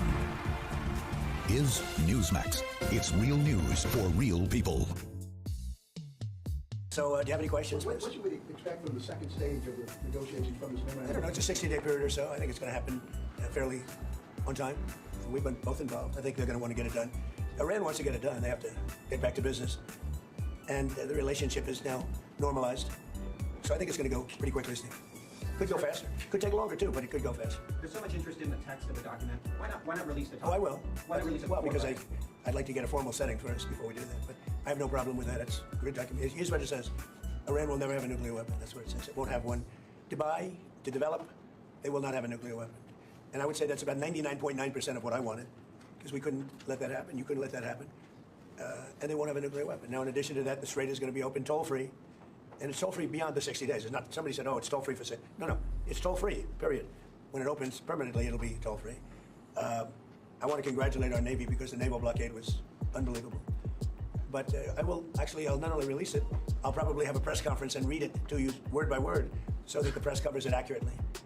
Because it's a very important document, and unlike Obama, who could have destroyed the Middle East with a horrible JCPOA, it is the worst agreement. That was a road to a nuclear weapon. Mine is a wall against a nuclear weapon. I mean, I see these people say, but we already had one. In other words, he paid a fortune for it. We paid nothing. We don't pay. There was some statement we're going to spend $300 billion. No, we're not. We're allowed to go and invest if we wanted to someday in the future. We have no obligation whatsoever. It could be that Iran will turn out to be successful when they have oil. But if we left a week ago, just left, before the last two attacks, it would have taken them 20 years to rebuild Iran. So, but I'll go over the document with the media in a couple of days.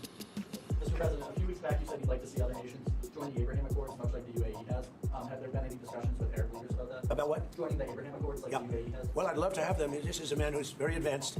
He was early in, and he's done very well with them. The Abraham Accords. No, it's. I think they should happen. The big impediment to the Abraham Accords. We have our original countries, very smart countries. Every one of them. Do you notice that even during that period of conflict, nobody dropped out. Nobody said, "Oh, gee, I'm going to drop out." Nobody. I think they're all going to come into the Abraham Accords. The only conflict was a place called Iran. And I understand that, it's a little bit tough when people were afraid of Iran. But I think they're going to all start coming in. Good question, actually. Mr. President, what do you say to Republicans like Senator Lindsey Graham, who is skeptical of the MOU? Lindsey is skeptical? Yes. I'll have to talk to Lindsey. He'll be in big trouble. Lindsey's good. Lindsey's fine. He's not skeptical. He's just fine. Look, this agreement covers something very nicely. We're not paying for anything. We're not doing anything. The markets now are higher than they were when we started. Remember that.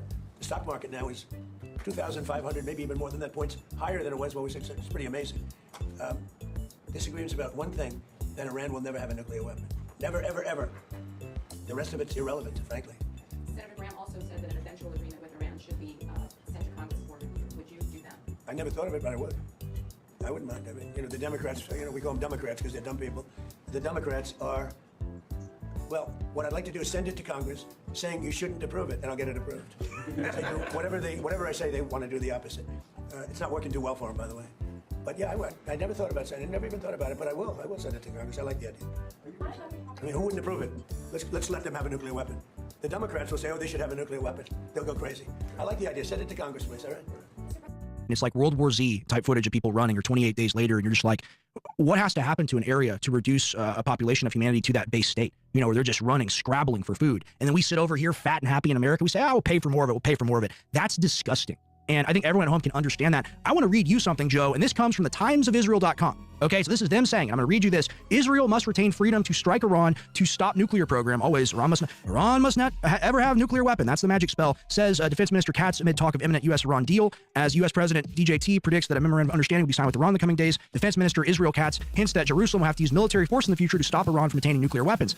Wait, I thought we were in charge. Hold on, I'll read this. This is the quote. Israel must ensure that in the future as well, we retain the ability to act independently to prevent Iran from obtaining nuclear weapons. So basically, this is another quote from him. Prime Minister Bibi Netanyahu and I have instructed the IDF to prepare accordingly. Hold on. We pay for the whole military. They use our tech. They're using our missiles to defend them. The CNN number, which I view as conservative and not accurate, I go with Larry Johnson's figure, over 90%. We've used over 55% of all of our missile interceptors to defend these people in the conflicts that they start, that we get involved in. Joe, do they have the ability to really just say, hey, we're going to do whatever we want, and we don't care about your peace deal? Well, they have the ability to say that, but what they're implying is that we will continue to fund them. We will give them the capability to reach into Iran and strike. Because look, the Israelis they're very competent. They have a great intelligence service. They can do strikes inside Lebanon, Syria. They're good at these little targeted assassinations. But to do major military operations in a place that's as far away from them as Iran is, they really need our support. So when they're saying that under the current construct, they're saying like, yeah, we'll do it, wink, wink, nod, nod, but you guys are going to do all the logistics and you're going to continue to pay for it. What I would say basically is like, hey, Israel, if that is your standard and you guys want to have the ability to go ahead and strike inside Iran, you're going to do it on your own. Like, I'm not going to sit here and play, the cop of Israel and tell them what they can and can't do. But as long as we're paying for all of it, we should have the ability. Well, otherwise, it's not worth the investment. So if we pull away all of the aid that we're giving them and we don't let them get intertwined into our research and development of our Department of Defense, then have at it, guys. You want to go to war with the Persians? Go for it. We're not going to be involved in it anymore. But as long as you're taking money from us, you are the junior partner. But unfortunately, as we know, that's just not the case right now. And so we've got to reset this relationship. Otherwise, they're going to keep being able to suck us back into these conflicts. Well, that's the thing. It's like you're making us pay for it, so you're damn right we're involved and we want it to stop. And that's what it comes down to when you say just declare victory and go home. I'm saying that on all fronts. Hey, you're going to do these things. You're going to pick these fights. It's like having a little brother, that goes and gets in a fight and he brings you and you got to go fight, a 6'1" dude that weighs 200 pounds because, your little 14-year-old brother said something to him. I think not. I don't think that's our family. I don't think that's crucial to our nation. I don't think our nation was founded on, the Zionist values of Mark Levin. I reject that entirely. I think the vast majority of Americans do. Whatever your ethnicity, whatever your race, whatever your gender, whatever your sexuality, we are united on the basis of being American. And that's what it means to put America first, to be America first. When you go, hey, there's this other country over here and they're having a hard time. We got to give them all our money, all our military, all our resources forever and ever and ever. That's not America first. That's America second, third, fourth, fifth. You can just go down the list. All these countries have foreign influence, but Israel, bar none, is right now the king Mac daddy of everything that's been going on. And because of the brutality and grotesqueness of what's going on, things are being brought to the public eye that we hadn't considered, like how we've been funding this for decades and decades and decades. Is there a way out of the Middle East? Could we pick up our bases? Could we go? Is there a future where that happens? What is your opinion, Joe? Then I'll get Anthony's response to that question. I mean, the short answer is yes, and we need to. Look, our bases in this last iteration of the conflict prove what a lot of us have been saying for a very long time, that our bases are not a strategic asset, they're a liability. And unfortunately, tragically, the Iranians proved that by being able to reach out and strike our bases at any given time. So I think for us to adapt to modern warfare, we should say, hey, our basing and the way that we deploy force, that has to change. It has to be much more clandestine. It has to be much more agile and mobile. So the basing construct, the juice just isn't worth the squeeze on it. If the president were to say, hey, I'm going to be the one, I'm going to be the commander-in-chief that actually updates the way that we approach this region and actually has us leave, which basically is what President Trump ran on in, going back to 2015, 2016, he could just say, look, I'm promises made, promises kept, I'm going to do it. And this is going to be a better security arrangement for us. I think it has to happen, because if we continue to deploy forces over there as if we're fighting the global war on terror still, and we need to have this posture towards Iran, we will never leave. We will continue to get sucked into this never-ending quicksand that is the Middle East. So again, I mean, President Trump could do it. Again, I go back to kind of square one. Why is he not doing it? That is what I truly don't understand. And I think that's the question that we need to continue to ask as American citizens. JonesCBD.com was something I created 2 years ago. And basically what I do is I use the highest quality, full spectrum CBD from Texas, and I use it as a incredible kind of holistic catch-all supplement base for my supplement formulas. This Dreamwave PM has 6 milligrams of melatonin, 50 milligrams full spectrum CBD. Well, the University of Southern California found that the Israeli military is buying human cadavers from its university for medical training alongside the U.S. military, specifically the U.S. Navy. Now, this is a student-led report out of USC. They also found that the IDF is using these bodies that were donated to the University of California, San Diego, so that's UCSD, which is a public school. USC is a private school. The bodies are filtered through the U.S. Navy because the Navy has a contract with these universities, and then they train on them in the U.S. alongside Israeli military surgeons who are flown in to these universities for these trainings. What they're doing specifically is practicing on simulated combat injuries, including gunshot wounds to the chest and legs and blasts to the face and torsos from IEDs. Now, they also use something called cadaver perfusion services. Here's where they report that. What that means is they pump fake blood through the dead body to make the cadaver as lifelike as possible, mimicking the active bleeding of wounded soldiers on the battlefield. Now, think about this. If this was being done to your grandmother, who's dead, on her body, it's incredibly disturbing, right? Now, Al Jazeera found that families of the deceased, many of them did not have any idea that their loved ones' bodies were being used like that. In this expose, they also have found, again, that Israel sends surgeons to the front lines with the IDF soldiers increasingly since 2023. So these same surgeons are training in American universities and then going out with the IDF to treat IDF soldiers. This woman here, whose grandmother donated her body to UCSD, said, I didn't realize we were having international militaries come here to train on our families' bodies, especially militaries that are accused of war crimes and actively murdering people. She says most people, like my grandma, go to a decision like this thinking they're going to do something better for the world, not thinking like, oh, I'm going to donate my body and somehow it's going to make some military force more powerful.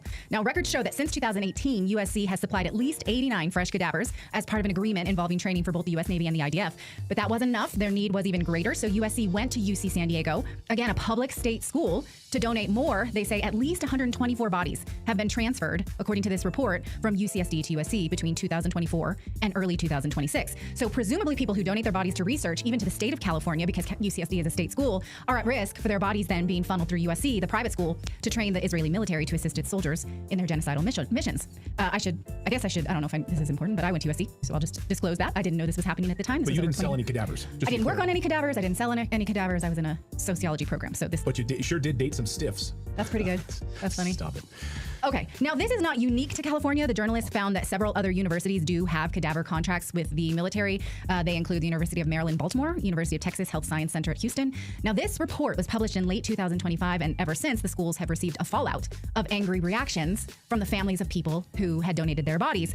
So as a result, UCSD has updated the language on its donation website. Take a look here. Their anatomical donation program now does acknowledge that some training programs may include medical professionals who serve in military medical corps. Not Americans. They don't even say. Like, could be anyway. It could be Zimbabwe. Could be, Zaire sending doctors in to train. No, it just says what does it say? Military medical corps, not even alongside civilian clinicians. Now, the cadaver contract with USC expires late in 2026, but the U.S. Navy has reportedly issued a notice of intent to renew contracts for the program with USC through at least 2029. Now, is it unusual for military to train doctors on cadavers? No. But does the U.S. help any other foreign military to do this? Well, we don't know. My guess is probably not to this extent, but I'm open to the research. Now, here's a few other questions I have. Why is this being done on U.S. taxpayer dollars? U.S. taxpayers training IDF doctors. Why do we do that? Just curious. Israel has some of the best hospitals in the world. Why do they need to train alongside U.S. Navy and American research institutions. Why don't they source their own dead bodies? There's plenty of death in their neighborhood from what I've...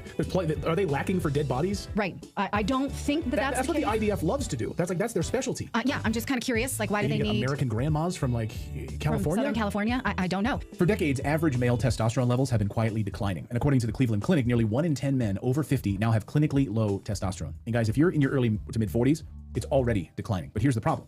Low T is often defined as under 300 nanograms per deciliter, meaning you can still be labeled normal and feel anything but normal. Low energy, low libido, brain fog, mood swings, gaining fat while losing muscle. We're told this is just part of aging, but sometimes it's your hormones asking for help. So if there was ever a formula designed to help men reclaim their strength, energy, confidence, the name had to match. That's why the wellness company created Zeus. Zeus is a hormone-free, non-injectable formula designed to support your body's natural testosterone production without needles, without prescriptions, or synthetic hormones. It combines clinically backed ingredients like Tongkat Ali, Shilajit, Tribulus, horny goatweed, boron, and zinc. That's a mouthful for sure, but all of it's in there, and it all supports energy, stamina, confidence, and sexual health. Power your performance today. Restore your edge. Go to twc.health/redacted. Use the code redacted to get 10% off plus free shipping for U.S. residents. Again, twc.health/redacted. It could be because body donation rates, if you're doing this on the up and up and not through either war victims or trafficked bodies, they have lower donation rates in other countries. That's possible. Also possible that traditional Judaism has very strong prohibitions concerning treatments of the dead. So maybe because they would face backlash from Orthodox Jews in Israel, that is possible. The tradition of kavod hamet, it means honor the dead, requires respectful treatment of a body. There's also Judaistic principles that prohibit unnecessary desecration or mutilation of a corpse. Plus it is a Judaic principle to promptly bury the bodies. So possibly, but there also is the Judaism principle of saving human life, which is supposed to override all other commandments. So I guess if they're training on dead bodies for the principle of saving human life, you would understand it. But the principle of saving human life is not honored by the IDF. Quite clearly. That's maybe the most obvious thing I can say in the year 2026. So it's not that Jewish morality principles are at work here. It's more likely that they're doing this on American bodies in American universities because it's on American taxpayers. So let us know what you think of this shocking report. Well, a lot of people in the chat room are saying it's because we pay for everything. Other people are wondering if it's because, well, Israel really forced everyone in that country. Israel was like the hotbed of COVID shots. And I mean, yeah, like everyone got them. Yes. And so, remember when we first started covering it, all of the news we were getting was coming out of Israel. Yeah. Everything we were talking about. Yeah, I'm sure. People in the chat room are saying because maybe those in California didn't have these mRNA shots, that they might use the cadavers because they're free of that, or they don't have that, or they don't have as much of that they might have in Israel. I don't know. That doesn't make any sense because they would be training to revive Israelis who did have the COVID shot. Oh, maybe. I don't know. I'm just saying what people in the chat room are saying. I can't follow that logic, but thank you for that. People are wondering if it has something to do with mRNA, that's all. Okay. Kind of an aside, I had the option to work on cadavers in college, but with my degree required either the anatomy and physiology path or physics. For some reason, I went physics because that seemed less gross. So yeah, that's why I'm a physics nerd and I don't work on dead bodies. Yeah, what do you think, Philip, of this cadaver perfusion services? It brings about really uncomfortable questions of consciousness. If you're going to pump a fake body, a real body full of fake blood to simulate like a heartbeat again so that you can see what happens when they're bleeding, it just makes me really uncomfortable to think about. Yeah, I don't know. What do you think? I mean, the ethics of it are, I mean, I'm not super bothered by I'm bothered by the farming it out to other militaries. Like, it should be, we shouldn't be covering the bill on that. But I mean, I get why you would want, like combat medics to be trained in as real a simulation as you can get. Yeah. So I mean, but when you get into the ethics of donating your body to science as opposed to donating, like donating your organs, it's not something I've delved a lot into the ethics of it. But yeah, it doesn't just automatically bother me. It does automatically bother me that we would farm it out to other nations' militaries. Right, and also that you may not have informed consent for something like this. Yeah, and that U.S. taxpayers would be footing the bill for it. Yes. It's very strange. Like, what about California, like first responders that need training, or medical staff at Stanford or other places? Right. Again, it's the U.S. military, meaning it's us as taxpayers training. I mean, do we help any other army that's on the aggressor side? I don't know. It's possible we did this for Ukrainians. I don't know. I would be open to the research, but let us know what you think. Thank you so much for watching Redacted. We'd love for you to subscribe to the channel. It's totally free if you want to follow us or subscribe. And if we brought you any value at all, please consider sharing this video with a friend or a loved one on social media. Thanks so much, and we'll see you next time. Joan Rivers died when she was in surgery. And I think she was getting some plastic surgery done because she was known to do that. And we got an email from somebody who was in the operating room. And this person said, I got to maintain my anonymity. But he goes, something happened in there. And at one point, it was gas or fluid or something ignited from something on her face. And they said fire shot out of her mouth. Like literally they said a fire breathing dragon. That was the quote. Fire breathing dragon was, and I remember reading that because I got the email and I printed it out and brought it to Alex. I'm like, this is crazy. You got to see this.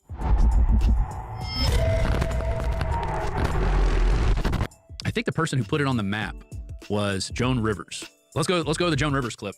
Y'all didn't play this one today, but she was walking in somewhere and she just officiated a gay wedding or something. So she's a liberal, definite liberal. And then she made what she says was a joke, but you know, things in truth are said in jest, as William Shakespeare once wrote. So let's go to the Joan Rivers clip.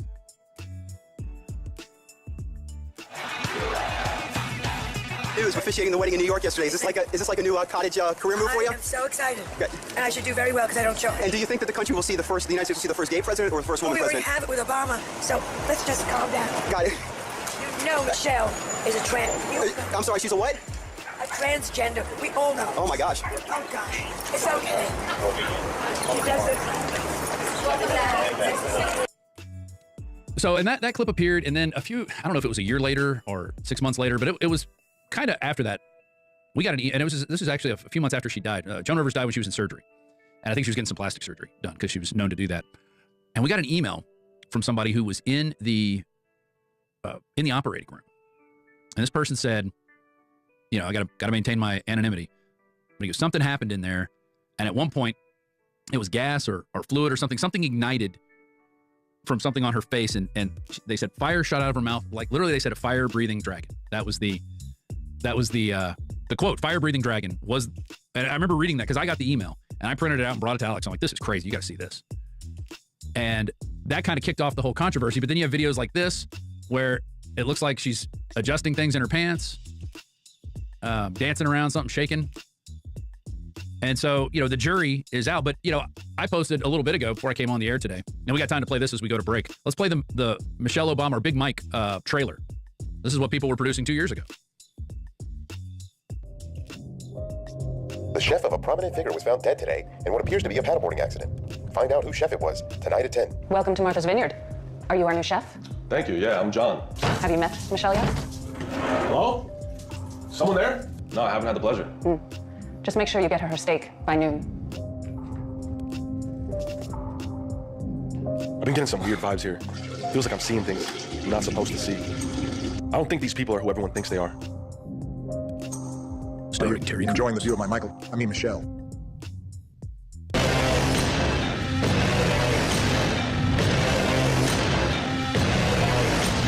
don't understand. Her name is not Michelle, it's Big Mike. And there's clips out there of Obama, like what we just heard, calling Michelle Michael. Michael, he said at least 2 different occasions. Do you make that mistake? No, it's not a mistake. I think it's subconscious. It's the subconscious wanting to tell the truth. I want to start with sexual Tyrannosaurus Rex. This is rocket fuel. This is incredible. This is rocket fuel. Because I'm a sexual Tyrannosaurus Rex. This is a cocktail I drink every day. A squirt of ultimethylene blue and T3. You are insane if you don't get it. Okay? Well, listen. You are insane if you don't get it.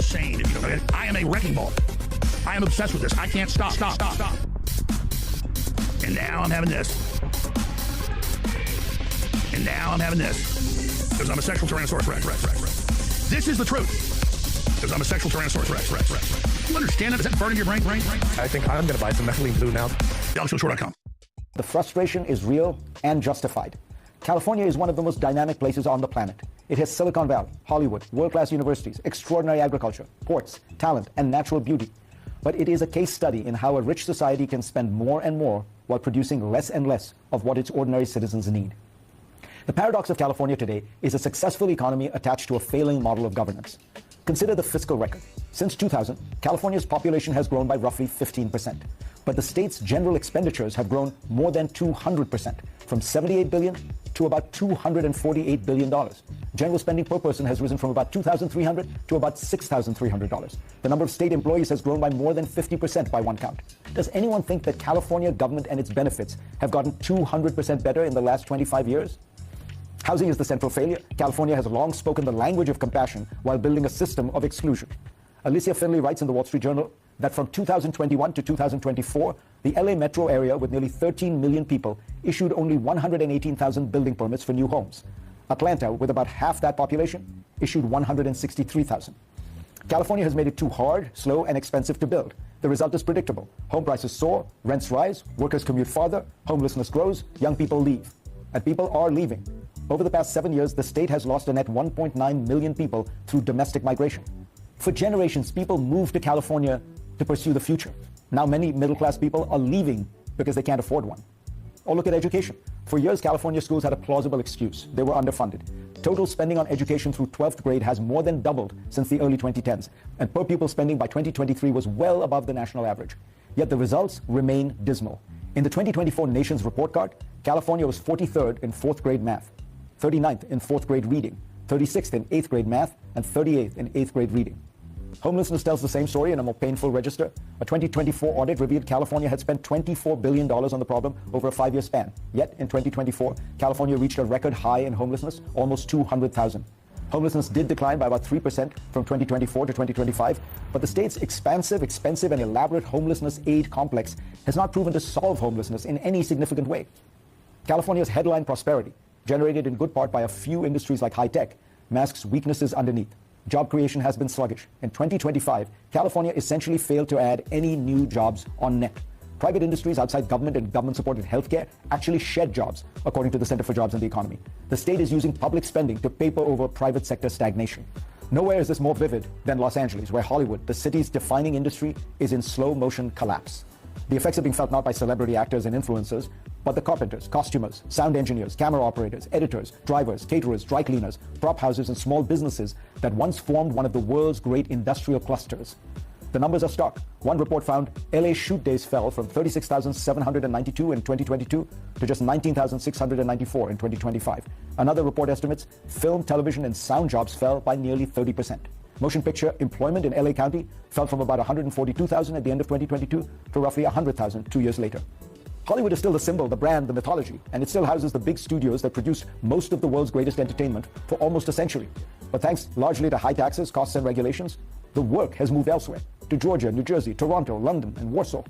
Michael Linton, who ran Sony Entertainment, told me that the big studio lots look like ghost towns now, with tens of acres of sound stages and recording studios when nothing is happening. He said, Los Angeles is becoming a sunny version of Detroit. Consider the simple fact, according to Fortune, none of the 10 films nominated for Best Picture this year were primarily produced in Hollywood. Los Angeles still hosts the Oscars, but increasingly it does not actually make the movies being honored there. For years, Democrats in California have governed without any real competition. The recent primary results suggest that even in deep blue territory, voters are restless. They're not becoming Republicans, but they are asking a reasonable question. Why does a state with so much money, talent, and promise make life for ordinary people so hard? Wow. Okay, so right on time, and I said this last week, they couldn't reauthorize FISA for warrantless spying on the American people, President Trump, everybody else. It's not used to keep us safe from terror. So I said last week, I said, look for some big foiled terror plots. That's what the FBI does every time they're trying to repass or pass legislation that takes our liberties. And that's what's going on. And so we wake up this morning, why a giant plot with 20 drones to attack the White House and to drive the crowds out where their snipers were going to be waiting and killing them. And then Cobra Commander was going to come down by helicopters. And then it turns out it's a bunch of Antifa running their mouths, one guy talking about it with a bunch of feds on a message board. But Kash Patel broke it, and he's a hero protecting us, and we got to pass FISA. And to show that Trump isn't even read in on this, they keep him out of it. I know how it works. He's out saying today, oh, I don't want FISA. FISA was used to spy on me. Let's get rid of it. And the American people don't want it. They were spied on. I was spied on with it. That's declassified for years and years and years and years and years. Of course, they define things. There is nothing. And meanwhile, his own FBI is pushing this as hard as they can. So I reached out to Kyle Seraph this morning to get his take on it. It was exactly mine, even more expert. But let's not forget, they staged the Whitmer kidnapping. That came out in court. It was totally staged. They had just a couple potheads they would give money to just say they were going to kidnap the governor. And you have the feds running Jan 6 and getting caught staging that. And even the New York Times has had big headlines. The terror factory, 97% of terror plots were manufactured by the FBI. It doesn't mean Antifa aren't terrorists. It doesn't mean they don't go out and hit Christians over the head when they have prayer vigils in places like Seattle and Portland and Austin. It doesn't mean they wouldn't like to do all this, but a plot with 20 drones with explosives and herding everyone out to be shot by snipers and, all the rest of it, just unbelievable garbage. I love them being listed as terrorists. They engage in all sorts of low-level terrorism and burning down courthouses and things and blowing up Teslas. But, and of course, they touched on every point. Oh, we got to pass FISA. It's only there for days. It expires. We're all going to get hit by terror. They were saying it the last few weeks, and right on time this happens. Oh, and the manifestos on this message board with this Discord by all these people. Oh, they were also wanted to hit the capitalists and kill the capitalists, including anyone funded by AIPAC. So, it's about killing Jews, of course. Now we need to pass censorship and control. Yes, the false flag being set up. But again, the FBI normally doesn't actually carry through with a full, actual fake attack. In 1992, they did. cook a real bomb, and then the guy cooking it for the CIA and FBI recorded them saying do it and went public, so that blew up in their face, literally. But normally they just find nuts that brag about what they're going to do and then bust them before they're able to carry it out, as if a bunch of meth head Antifa were going to do this giant coordinated attack and overwhelm all the feds and police and Secret Service and military at the UFC. I mean, who buys that? This is so damn transparent.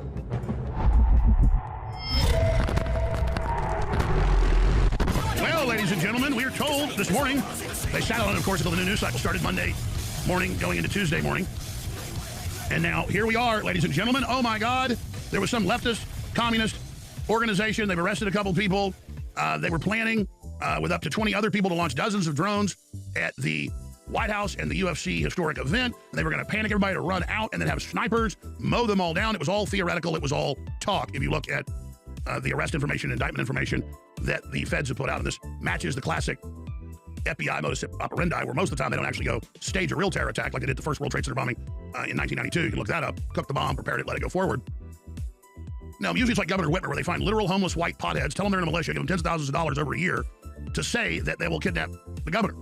And then they turned over in discovery hard drives, but they'd erased most of the recordings, but didn't think to write over them. So the lawyers were smart and restored the hard drives and got hundreds of hours of the FBI agents telling him, I'll give you $1,000 this week if you promise that you will try to kidnap her and at least go out there with us and stake out her house. No, I just want weed and a cheeseburger. I don't want to kidnap her. I don't even like guns. Well, I'm not going to give you any more money if you don't come to the meeting and at least talk about kidnapping her. So there have been books about it, the Terror Factory, it's well known, and you have the FISA, warrantless spying on the American people, set to expire this week, and on the last few weeks they've been in Congress saying if we don't pass this, we're going to get hit by major terror attacks. And now they're saying FISA is the reason that we stop this warrantless wiretapping of the American people. Now, Trump, when he was asked about this, said this morning, I didn't hear about the terror plot, but I don't like FISA. It was used on me and the American people. Yeah, it was used on yours truly, and Crossfire Hurricane, and of course, Arctic Frost, and all the rest of it going back to Obama. That's all been declassified.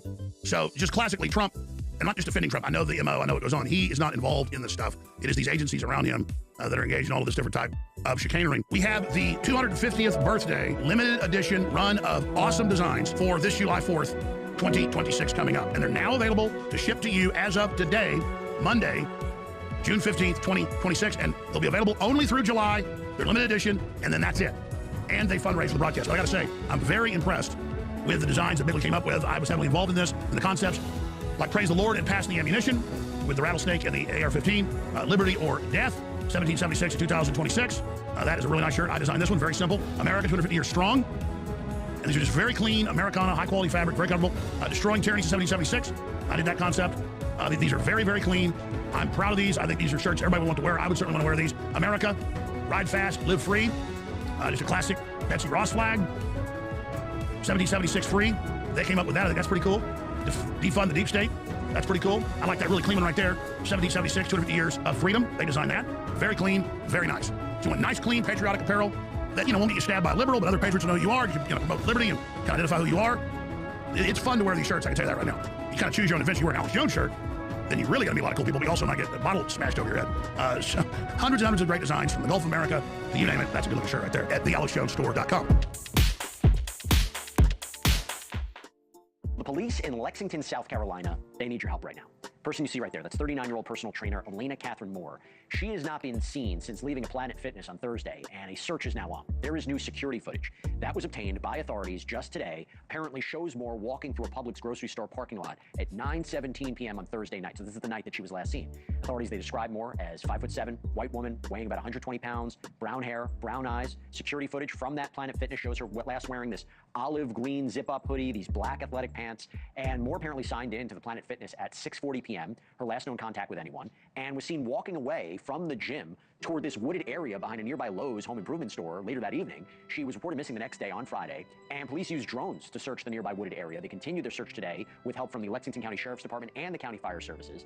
But really, it's the new footage of Moore at this Publix. You have to imagine is now likely going to broaden that search area. Police say there's no vehicle in Moore's possession. It's unknown whether or not she has her mobile phone. I'm going to say this right now. Look carefully. If you're watching, if you have any information whatsoever on Elena Moore's whereabouts, please call Lexington Police at 803-358-7271 or email them at the email you see right there on the screen. Okay, we're going to try to figure this out. I want to bring in Henry Dukes, private investigator who's been working on this case. His company, Dukes Investigation and Consulting, is offering a $1,000 reward for information leading to Elena Catherine Moore. Thank you so much for coming on and for the great work that you're doing. How significant is that Publix footage? That is astronomical helpful to all of it. If you look at it, that footage actually widened the search area and also confirmed a direction of travel. which I talked about earlier today in another interview, was if you look at it, she is traveling in the direction toward her house. So do you have a theory? Does law enforcement have a theory as to what's going on here? Do they suspect foul play? Do they think that she might have walked off on her own? Because they're trying to understand her movements here based on surveillance footage, which, by the way, sometimes you don't have in a case like this. No, and that was one reason that we put it out in such an early stage, all over social media in reference to check your cameras. We gave a date and a time to check the cameras and go to current because we just don't know the circumstances. Is she still walking around? And this afternoon when the other footage came in, it was very helpful, but it was only helpful to a certain point. It still doesn't get us past that small window where we know she was at the CVS, she was at Planet Fitness, and now we have her in front of Publix walking toward Old Cherokee Road. The war in Iran looks like it is finally coming to an end. After months of escalation, after thousands of deaths, we appear to have arrived back at where we started. Now, to some, that may be a bad thing, but this may actually be a good thing, because the alternative here is more war, with no clear outcome, more death, more pain for everyone. So any effort to stop that from happening, to prevent escalation, and to move toward peace, that should be seen as a good thing. But as you might expect, not everyone is happy with this deal. While Washington is celebrating, many in Israel are not, and that may be the biggest warning sign of all. Ministers of Prime Minister Benjamin Netanyahu's own government are openly attacking this agreement, claiming that Israel is not actually bound by it. Others say it undercuts Israel's military success and was not even worth going into in the first place. In fact, some Israeli analysts are saying that this may be politically devastating for Netanyahu, because from their perspective, Iran is receiving significant concessions while Israel is being asked to accept limitations. And that brings us to the part of the story that feels like it has not been fully resolved. That, of course, is Lebanon, because Iran has reportedly insisted that any ceasefire or end to war with a peace deal must also apply to Hezbollah. And Israel doesn't want that. Israel wants to retain the ability to strike Hezbollah targets or strike targets throughout Lebanon. And if those reports are accurate, that dispute could become the single biggest threat to this entire agreement. Because right now, Israeli operations are continuing in Lebanon as we speak. Ground forces are raiding villages. They're destroying homes along the south. So what happens if Hezbollah retaliates by firing a missile at Israel? One incident can blow all this up, which is why all these victory laps do feel a little bit premature.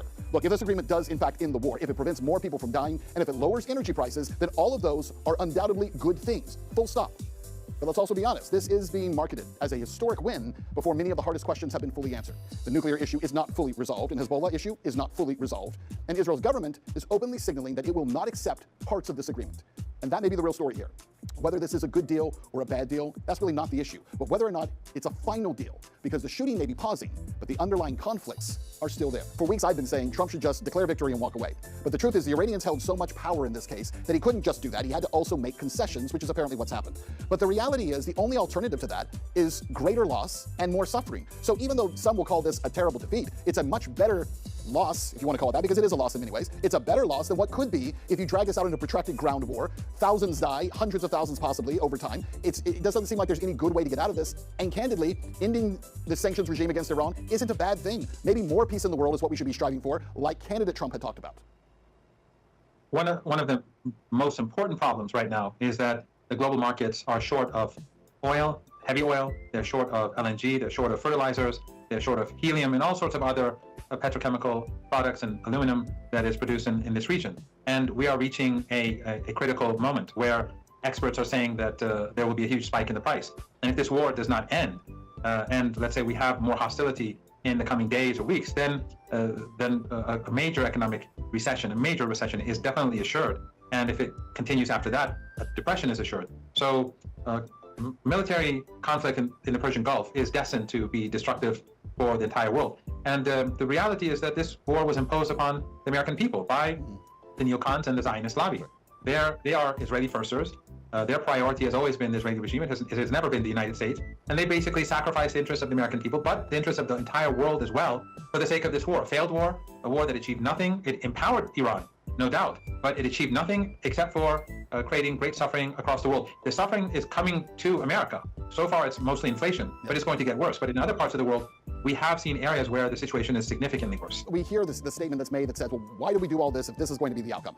Okay, I think that's a fair question. But the reality is that whether we've done this or not, the step was already taken, and the only way out is either deeper or to stop. And it feels like stopping is the only thing that makes sense, as you said, for the global community that is suffering, but also, again, for the American people who did not vote for this, who did not ask for this, in fact, asked for the exact opposite of this. So my hope would be that coming out of this, there is a break from these forever wars and Middle Eastern wars, because at least at this point, such a serious setback to this neocon foreign policy might make the next president pause and say, let's not go back there and let's not do this again because it went so poorly the last time. No doubt. I think actually that we are already seeing change happening in the United States. Views towards the Israeli regime have evolved significantly over the last almost 3 years. The American people are seeing how this war was imposed upon them by people who do not have the interests of the United States at heart.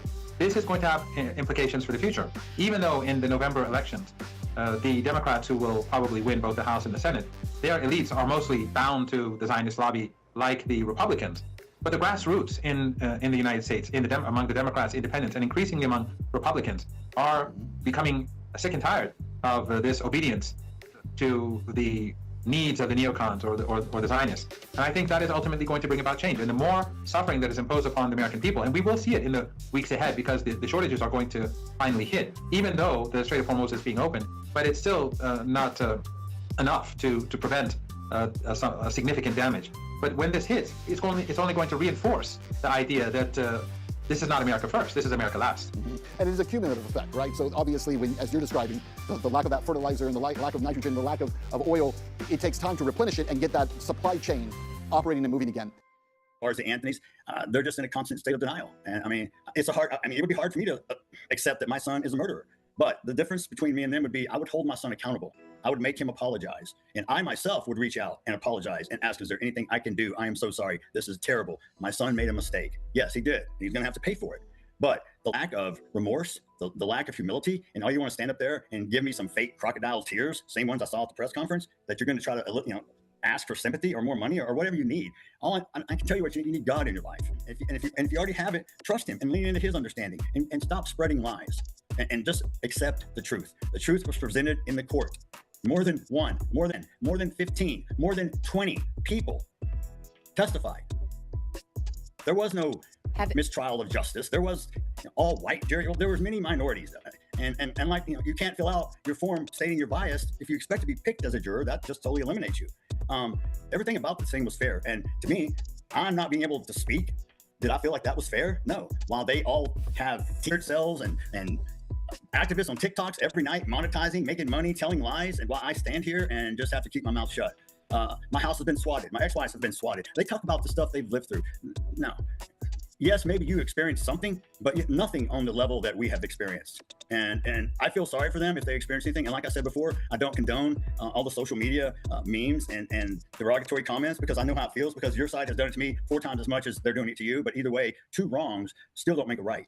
I have one question above all else. Do you believe him when he says, no matter what, I'm fighting to hold on to the leadership? I think what was really interesting about that interview is that it was a prime minister, I think, almost not at peace with where he's at, but accepting now the reality. If I'd asked him those sorts of questions even a month ago, I don't think he would have even engaged with the question. He kind of knows, he understands the predicament he is in, and he's very clear-sighted that he wants to carry on. And I think underlying that is actually a belief that he has, although I didn't ask him this on camera because I know he wouldn't say it, but a belief he has that he is the right person to lead the country. I'm sorry, the helicopter flying over me, that he is the right man at the moment to lead the country, that given what's going on with Iran and Ukraine and the economy, that he genuinely thinks that he needs to stay in post and get on with it. Now, the question you're asking, which is everyone is asking, is that when push comes to shove, if that leadership challenge comes, will Keir Starmer face it down, or will he step aside? And I think what he's certainly signalling is he is determined to carry on. And when I talk to people that know him, who are close to him, they tell me he is digging in. He will not give way. And I think actually as time goes on, he's becoming almost more entrenched. So he really is laying down the gauntlet to either Andy Burnham or Wes Streeting to say, come and get me. And then I think what depends on what he does is the support he still has in Cabinet and his party. If he has enough of the party and his Cabinet behind him, he will, I think, fight a challenge, yes. And as you say, Beth, even if you didn't ask him directly, I think it was pretty clear from your interview as well, saying, Andy Burnham, there's a big role for him in government that I'm going to run, right? It's so interesting. How did you think his demeanour was, his manner? Yeah, Sophie, it's a good question. I mean, I actually thought his demeanour, I thought he was quite open in that interview. You've interviewed him before. Keir Starmer can often in interviews be quite defensive with lines to take. He certainly had his sort of prepped answers there, but I think he was more open. I think he was more reflective. When I said to him, are you angry? Because wouldn't anyone's emotion be anger when they're being forced out of a job? They think unfairly being forced out of a job. And he said, I'm not angry, I'm not bitter. It's a privilege to serve as Prime Minister. He was opening up, if you like, as to the situation that he's in. And when it came to Andy Burnham, and West Streeting, there was no anger. If there is anger privately, he's disguising that very well, because of Andy Burnham, what he did was he made the big gesture there. He said, I said, do you want him back in cabinet? He said, yes, I think he should have a big role in government. When I pressed him, he said, yeah, I'm going to talk to him after the weekend. And then he made that point in that interview about the Greater Manchester mayoral race, laying down the gauntlet again to Andy Burnham, saying, look, you've given up the mayoralty if you win the by-election in Makerfield, and what I want you to do is now secure the Greater Manchester mayoralty for Labour again. So again, trying to buy himself time. Now, whether or not in reality that is how it plays out, we simply don't know. But yeah, I mean, he clearly is digging in, and actually it's quite hard to unseat a Prime Minister, so they're going to have to come for him, and it could get quite messy. Joining me now, Sandy Bacon, an independent visual journalist who has been capturing the terror inside New York City's immigration courts as migrants are detained just for showing up to their hearings. Few people have witnessed that more closely than you, Sandy. Through the lens of your camera, what have you seen? First of all, we have no more three branches of government. There are no more checks and balances. There's no due process. The first detention I filmed was exactly a year ago, on July 1st. This young man comes out, and he has been given a continuance. He's surrounded by, like, 5 or 6 ICE agents, and they take him into the elevator, and he goes, I have the right for due process, don't I? So why are you dropping me like this? Very nice. So never get the right to remain silent. Don't say anything. what about due process? Don't I have due process? Wow. And I followed this young man. He was, I had posted on Instagram this video, and a guy reaches out to me and said, that's my husband. And he was persecuted in Colombia. He has a work permit, and he was doing it the right way. And they kept him at 26 Federal Plaza. This is before the injunction, where they had to clean it up. There were 2 rooms with 90 people in each room, sleeping standing up, no sanitary, we were discussing this before, no toothbrushes, no any kind of toilets even. This is where they were taking the people that you had seen detained. On the 5th floor, I think. It was the same, it was in 26 Federal Plaza. And so they kept him there for 10 days. Then they moved him to another facility. They move you around. Another facility in Long Island. Then they moved him back to Federal Plaza for a week. Then they moved him to a core civic prison for profit, making billions of dollars, 2 of them in Texas, and each one, they have these Trump judges there, and they won't hear any cases. They won't hear habeas corpus cases. So there is no due process at all. And these are people that you try to follow up with? I mean, what happens after you see them in the hallway? It's very difficult to find them. And the only reason I found this young man was because his husband reached out to me. And then his mother, and she had wrote this beautiful essay about coming to America. I mean, it just brought tears to my eyes. And he wound up self-deporting because it was so awful. It is really an extraordinary thing when you understand what's actually happening in New York City, because the idea that it hasn't played out on the streets like I've seen in LA or Charlotte or Chicago or in Minneapolis is just wrong. It's just happening in most cases behind closed doors, and that's probably what's going to happen if they increase the enforcement, like Tom Homan is saying. So unfortunately, we got to go. Sandy, but I want to thank both of you guys for being here. Come back soon, please. And thanks for being a part of our inaugural weekend. Sandy Bacon is an independent journalist, and Murad Awada is the president and CEO of the New York Immigration Coalition. So grateful again to both of you for joining us. Welcome back. Vice President J.D. Vance making his first appearance on The View, and the fireworks started right at the beginning. Before Vance, though, decided to break the ice. I'm surprised at how tall you are. It's very If you tall. only see somebody on TV, you just see their, in my case, giant heads. So We all hides how have tall I am. giant That's heads, right. We are the table of big heads here. So this is a show of MAGA Republicans, right? That's Yeah, what my right, media team yes. told me? Okay, good. Well, we'll find out. Well, they quickly got right to it, starting with immigration. Co-host Anna Navarro challenged Vance, and he fired right back. The people that have visited those detention centers, I don't know if you have, talk about the subhuman, infrahuman conditions, the lack of clean water, the lack of medical attention, the lack of education. We do have to strike a balance, of course, between enforcing our laws. We don't want to dehumanize people. That is the balance that, look, law enforcement, what I'd say about this, law enforcement is always inherently not a very pretty process, especially when you're dealing sometimes with violent people, with people who are resisting arrest. You think that our immigration policies are inhumane based on the reporting of one person with a political bias. What I'm telling you is that it's inhumane to allow cartels to sex traffic people across our border. Things did end on a cordial note with a gift for the Vance family's growing number of children. We're very excited for you and Usha, and we wanted to give you a few ones. I appreciate that. Thank you. We will put this on. We'll send you guys a photo. You may remember the last time a vice president was on The View, it pretty much cost Democrats the election. But if you ask Hillary, Biden's decision to run again was doomed from the start. When you look back on his decision to run, did he make a terrible mistake? He made a terrible mistake. He made a terrible mistake for himself, his legacy, and for the country. Of course, without Biden's decision to run, there would be no Harris-Walz ticket. The former, by the way, running mates catching up in Austria. They shared a brief hug alongside Arnold Schwarzenegger, looking more like running into your ex at a high school reunion. Joining me now is Fox & Friends weekend co-host and author of All-American Patriotism, Rachel Campos-Duffy. Rachel, I'm going to admit, I had an interview this morning, which we're going to air tomorrow. We'll tell you about it in a moment, with Jensen Huang from NVIDIA. I didn't get to see The View. So how was it with the vice president?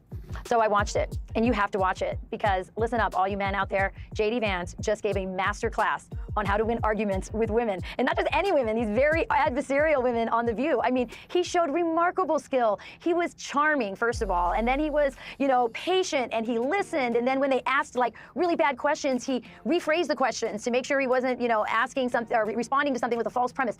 He was great, Will. You know, you say that in the clip we just played. Anna Navarro asks him about immigration policies and characterizes it as inhumane. You know, no fresh water, clean water, no education. There was so many falsehoods baked into that question that I was sitting there thinking it's going to take time to unpack that, to reject every false premise. And I can only imagine what was said by Sonny Hostin. Yeah, I mean, there was another question. I mean, by the way, he answered that one with Anna Navarro brilliantly.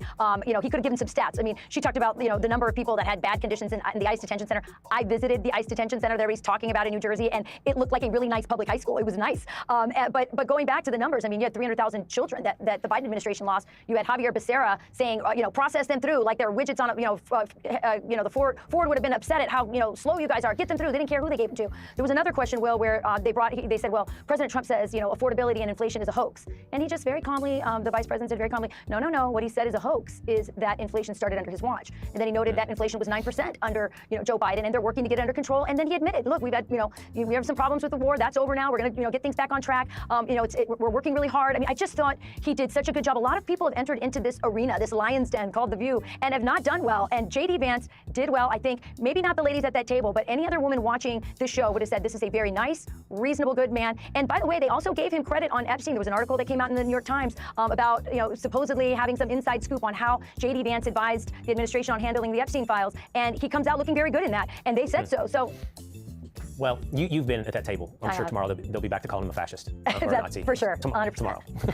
By the way, you need to check out Rachel's new book. It's a New York Times bestseller. It's All American Patriotism. I'm in it. Many of your favorite Fox News hosts are in it.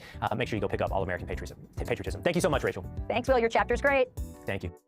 We've now reached the point, though, where rooftop solar is actually causing massive headaches and problems for our grid, probably larger than the benefits it actually delivers. So there's a thing called minimum system load, all right, that's required to keep all these power lines humming and the whole grid turning over and stable, sending electricity around the country.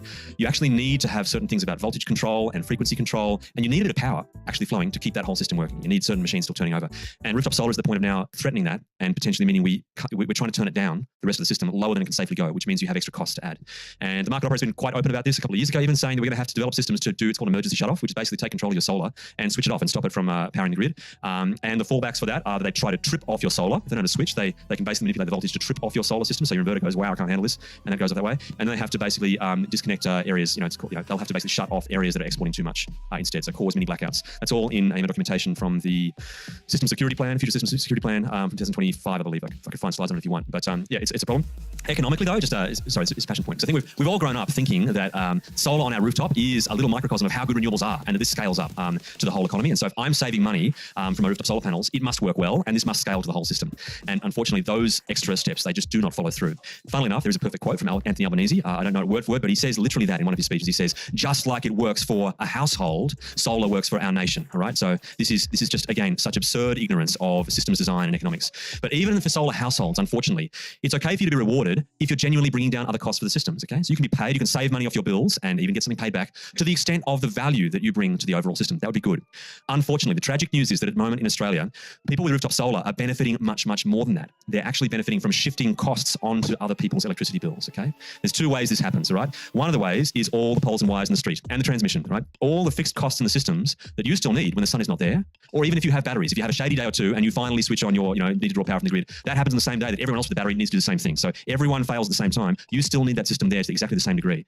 You can't scale back you can't take out every third power pole in the street just because, you get every third hour of your energy from the sun, right? That doesn't work that way. So by you saving on your power bills consumptions, you're actually not contributing a fair share to the upkeep of the poles and wires. So that's shifting costs on to other people. So why did power bills go up over the last 10 or 15 years? Well, guess what? Actually, part of that is the increase of solar. Less kilowatt hours sold to people to maintain the same fixed cost of the grid. The price per unit overall, for everyone else still consuming it, has to drift up.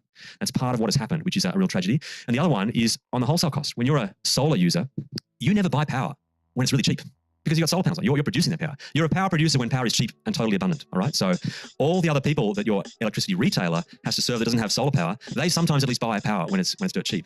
So the average cost of actually selling the electricity to a solar householder is actually higher per kilowatt hour consumed. At the moment, all the energy companies just simply cross-subsidize and smear it out across their entire customer base. So unfortunately, people have loved solar and adopted it on the illusion of an overall economic advantage, but actually a whole bunch of it is shifting costs onto other people as opposed to actually removing costs for the whole system. So it's a tragedy, and it's extremely politically popular, rooftop solar. But it's one of those things that if we want to be actually hard-headed and look at the engineering and economic realities, which we must be if we're going to have a reliable electricity system, we're going to have to confront the hard truth that we've actually overcompensated people for their rooftop solar. And to have a truly fair go, they're going going to need to be less well compensated, which will make solar less popular, which will be good for actually the energy system and slow down the other headaches that solar is reducing.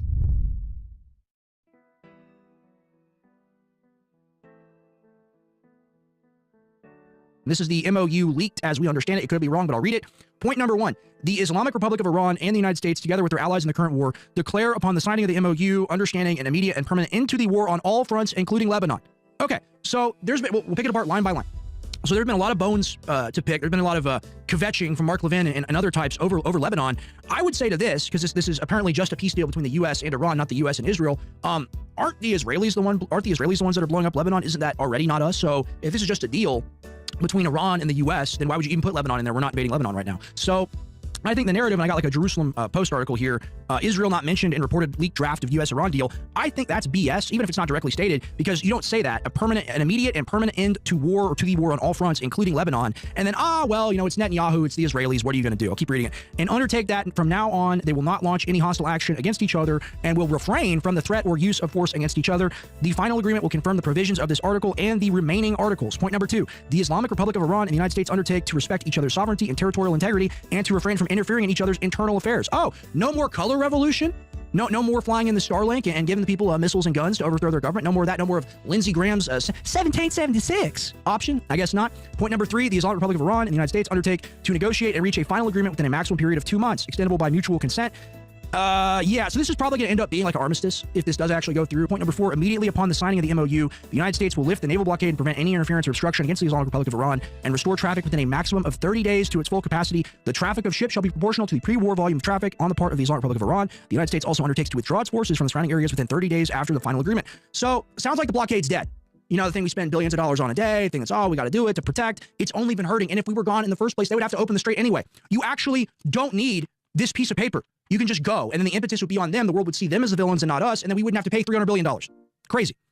Point number 5, upon signing the MOU, the Islamic Republic of Iran will immediately take steps to ensure the movement of merchant ships from the Persian Gulf to the Sea of Oman and vice versa is resumed within 30 days to the pre-war volume, taking into account the need for removal of technical obstacles. That means mines and neutralization of mines again by Iran. Number 6, the United States undertakes together with its regional partners to create a comprehensive plan agreed upon by both parties for the rehabilitation.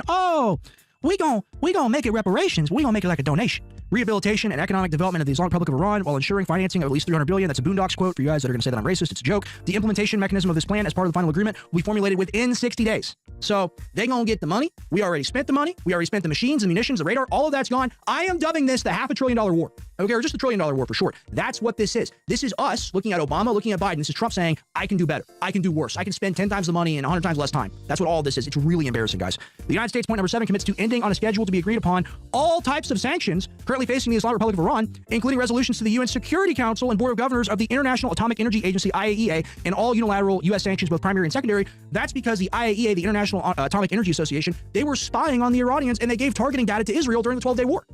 So the Iranians are literally getting everything they want, according to this document. Nothing in here is for us. Why would it be? Like, we don't have any interest in fighting this war. This is all against the interest of Israel, which is why you see the dramatic transformation in how Trump is being treated before and after the MOU came out and was declared. Prior to that, it was Heil Trump, the dear leader, can do no long. A lot of people out there, I think they know better than President Trump. They know how to do a better job than my president. I gotta tell you right now, I support Donald Trump with all my heart. And then 5 seconds later, MOU comes out, peace deal, apparently agreed to. We're gonna get out of there. Trump is being wicked. He's being tricked by the Iranians. He's a scumbag, ladies and gentlemen. Like, that's literally how Mark Levin acts like he's entitled to a genocide. He acts like he's entitled to a war. I listened to him in the car now. I practiced the impression. It's all true. Like, go listen to him. What was it that he said? He said something along the lines of Trump was the one that, or Trump wants nuclear inspections. The Iranians don't want nuclear inspections. We withdrew from the JCPOA and kicked all those people out of there. So that was Trump breaking the agreement and getting those people out of there, getting the oversight out of there already. They were not the ones that withdrew from the JCPOA. We were. So it's just a complete ignorance of history and the entitlement onto that as like it's a false justification for war. Like, yeah, they had nuclear inspectors. They were ours. We kicked them out of the country. And then they spied on the Israelis and gave them targeting information. We have the 250th birthday limited edition run of awesome designs for this July 4th, 2026 coming up. And they're now available to ship to you as of today, Monday, June 15th, 2026, and they'll be available only through July. They're limited edition, and then that's it. And they fundraise for the broadcast. But I gotta say, I'm very impressed with the designs that Bigley came up with. I was heavily involved in this, and the concepts like Praise the Lord and Pass the Ammunition with the rattlesnake and the AR-15, Liberty or Death, 1776 to 2026. That is a really nice shirt. I designed this one, very simple. America 250 years strong. And these are just very clean, Americana, high-quality fabric, very comfortable. Destroying Tyranny since 1776. I did that concept. These are very, very clean. I'm proud of these. I think these are shirts everybody would want to wear. I would certainly want to wear these. America, ride fast, live free. Just a classic Betsy Ross flag. 1776 free. They came up with that. I think that's pretty cool. Defund the deep state. That's pretty cool. I like that really clean one right there. 1776, 250 years of freedom. They designed that. Very clean, very nice. Doing nice, clean, patriotic apparel that, won't get you stabbed by a liberal, but other patriots will know who you are. You can promote liberty and kind of identify who you are. It's fun to wear these shirts, I can tell you that right now. You kind of choose your own adventure. You wear an Alex Jones shirt, then you're really going to be a lot of cool people, but you also might get a bottle smashed over your head. So hundreds and hundreds of great designs from the Gulf of America to you name it. That's a good looking shirt right there at thealexjonesstore.com. Randy Fine just told everybody, like, hey, I'm not going to vote to send any more money to Israel. Yeah. Which tells me that he's scared. That's page one news, by the way. Yeah, which tells me that he's very scared.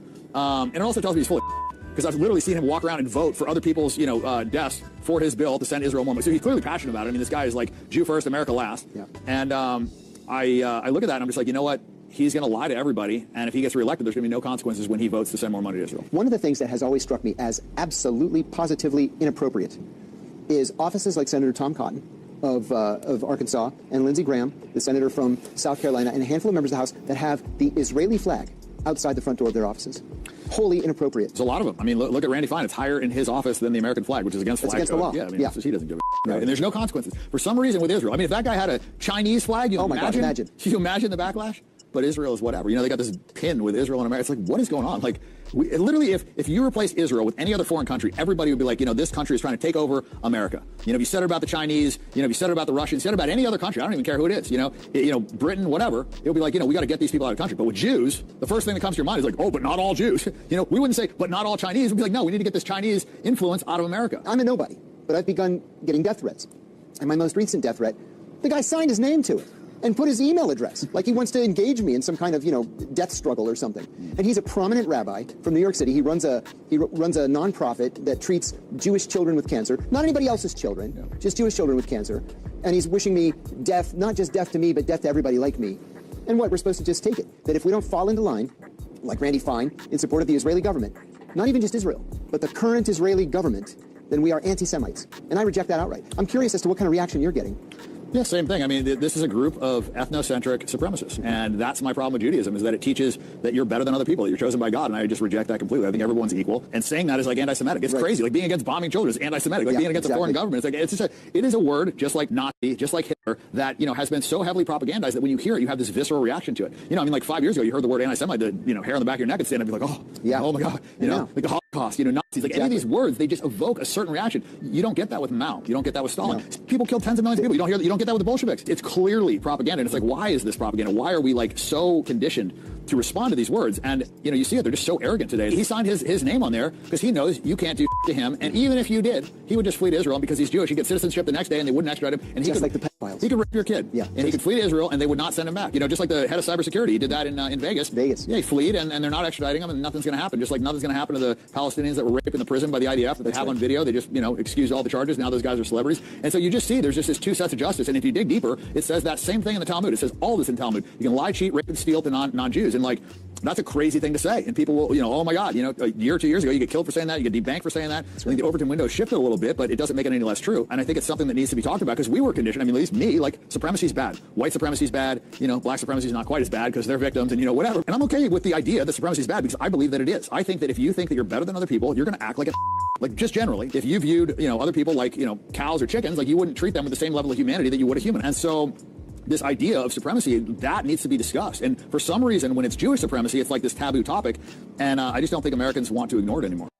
I don't see how that works because the last sort of reservoir of support for unconditional, love of Israel in the United States is Trump loyalists. And Trump is now, on the record attacking Netanyahu, on the record endorsing this deal. They're now on a course for conflict with Trump, open conflict with Trump. Yeah. But their only supporters in the United States are Trump voters. Yes. Well, look, so, I don't, It's a very different environment. And they played the last card. And Tom Cotton just introduced this bill with this amendment that would essentially more or less merge U.S. intelligence and Israeli intelligence by making it mandated for the United States. He's the chairman of the Senate Intel Committee. Yeah. Mandate the U.S. One of the most evil things that's ever come out of our Congress. And healthy detachment. They should be in prison, all of these people. This is happening right now. So when you're saying that, look, they're losing Trump, yes, you're absolutely right. But they're doing other things that will make it very difficult for future presidents and members of Congress to be able to break free from some of these things.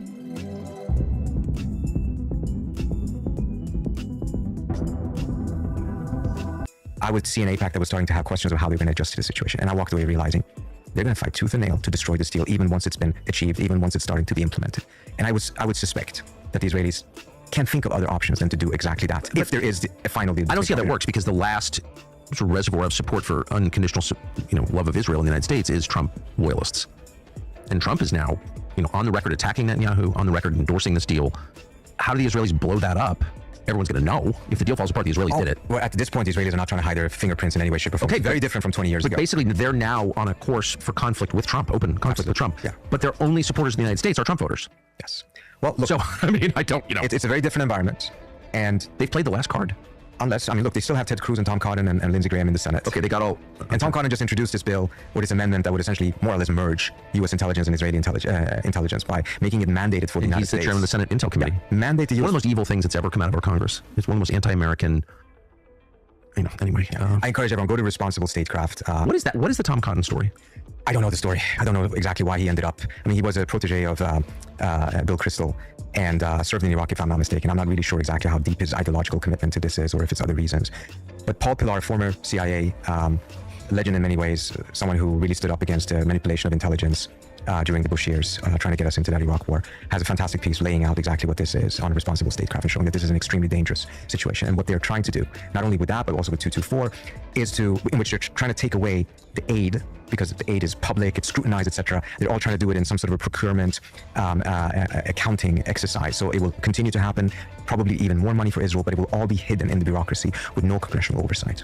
So they're recognizing exactly what is happening. They're losing the American public, but they can use some of their last juice that they have in Washington to go push through these different reforms, and it will become a structural impediment towards the type of healthy break, healthy detachment. They should be in prison, all of these people. But this is happening right now. So when you're saying that, look, they're losing Trump, yes, you're absolutely right, but they're doing other things that will make it very difficult for future presidents and members of Congress to be able to break free from some of these things. So where is this process? It is right now in the NDA. It's in the Senate. It's going to be voted for, if I'm not mistaken. Some parts of it has already been voted for, and that's going to go to a final vote. And this is happening in front of the American pass. Most likely it will pass. And what is it? Can you just summarize what it will mean? Well, the intelligence part is really devastating, because essentially it means that it is mandated for the U.S. to share significant amount of intelligence with the Israelis, and it can only be prevented if the president himself goes in and stops certain things. The president does not have the time, should not have the time, to micromanage the intelligence. Why would the United States share any intelligence with Israel? Why would we? There's always going to be sharing of intelligence, but it's going to be very careful, because we will get intelligence from them. I have no idea whether the intelligence we get from them is fundamentally untrue. And look, I think because they see that the writing is on the wall, that they're losing the American public, they're trying to do as much as they can now before they're going to be faced with an environment in which a lot of these things are going to be completely unthinkable. And pushing for this war, I think also Netanyahu thought of it as probably his last chance. Of course. The hate of men will pass, and dictators die, and the power they took from the people will return to the people. And so long as men die, liberty will never perish. So just months before this guy is going to testify before Congress, this guy who is an Air Force veteran who said he had info on secret government programs about UFOs, just months before he's starting to do that, he dies. And I'm not the only one who finds this suspicious. The United States Representative Eric Burleson said that Sullivan died before testifying in a federal whistleblower case on UFOs. The United States Representative Eric Burleson said that Mr. Sullivan's death was a local Virginia medical examiner case, and the manner and circumstances of his death raised substantial questions as he was preparing to provide testimony to Congress. Let me say that again. His death raises substantial questions as he was preparing to provide testimony to Congress. The sudden and suspicious circumstances surrounding his death raised significant concerns about potential foul play and the involvement of other individuals involved in this matter. What is happening to all these scientists who are involved in these research? It seems like when you speak out about it, you either wind up dead or you go missing and nobody can find you. JonesCBD.com was something I created 2 years ago. And basically what I do is I use the highest quality, full spectrum CBD from Texas, and I use it as a incredible kind of holistic catch-all supplement base for my supplement formulas. This Dreamwave PM has 6 milligrams of melatonin, 50 milligrams full spectrum CBD. So here is what we know about the deal. What the deal covers, and this is the structure of the deal. The deal covers, in particular, the actual fighting between the United States and Iran. So we could call that the business of the actual ceasefire. So what the Memorandum of Understanding does, first and foremost, is it ends the war. It says that there's a cessation of all hostilities in the Persian Gulf, and then maybe more controversially and more contentiously, also in Lebanon. So that's number one. Number two, it governs what happens in the Straits. So currently, Iran has closed the Strait of Hormuz, and the United States has blockaded the Strait of Hormuz to Iranian commercial shipping. So in addition to ending all hostilities in the Gulf and in Lebanon, the deal also has this mutual opening of the strait. The U.S. ends its blockade, and Iran opens up the strait. So you could say that's the business of the Strait of Hormuz and its opening. The third part of the deal is actually talking about the future negotiations on the deeper, more systemic issues, which are the nuclear program and the sanctions. And if you recall, those are actually the reasons the war started in the first place. This is why the U.S. and Israel attacked Iran last year, and ostensibly this is why we attacked Iran again this year. It was to degrade or potentially destroy Iran's nuclear program, to degrade and destroy their missile arsenal, ultimately to seek regime change. Now, we're not even considering regime change, obviously. The Iranian regime will not negotiate its own destruction. Iran has ruled out any discussions about their missile program or their proxies. And so the only issue that we actually got into the war in the first place to solve, which is the nuclear issue, it's not even covered by this memorandum of understanding. The only thing the MOU says about that is that we're going to talk about it later. And so you could say the third thing is the business of future talks. It says that while this ceasefire is extended and while we open up the strait, there will be a 60-day period where we basically negotiate the rest. And so then, once this MOU is finalized, once we have the ceremonial signing on Friday, and the war ends, the strait opens, then there's sort of like a phase 2 that begins. There's this 60-day period where now we're going to get down to business and figure out what we're going to do about Iran's centrifuges, which enrich uranium, their already existing stockpile of highly enriched uranium, and then how we're going to incentivize them to do this by, over time, unfreezing the money that has been frozen in foreign banks, which is Iranian money, and the lifting of primary and secondary sanctions, which have been applied because of Iran's nuclear program. So those are kind of the three big categories of the MOU. It is ending the war, it's opening up the strait, and then it's talking about the future conditions under which we'll negotiate about those deeper, more structural issues. Now, the first thing to say about the MOU, which is really interesting, and this is really the headline and this is the obvious, is this basically confirms that the United States has lost the war. One way to look at this is it is a unilateral surrender. This is a unilateral withdrawal and ending of the conflict by the United States because we lost. The war, for us, became too economically costly, too militarily costly, such that we could not sustain it. And what I'm talking about specifically is, as long as Iran closes the Strait of Hormuz, we are being bled economically because of the high oil prices, which can only be offset by depleting our strategic petroleum reserve, which is about to run out. It just hit the lowest level since the Reagan administration 50 years ago.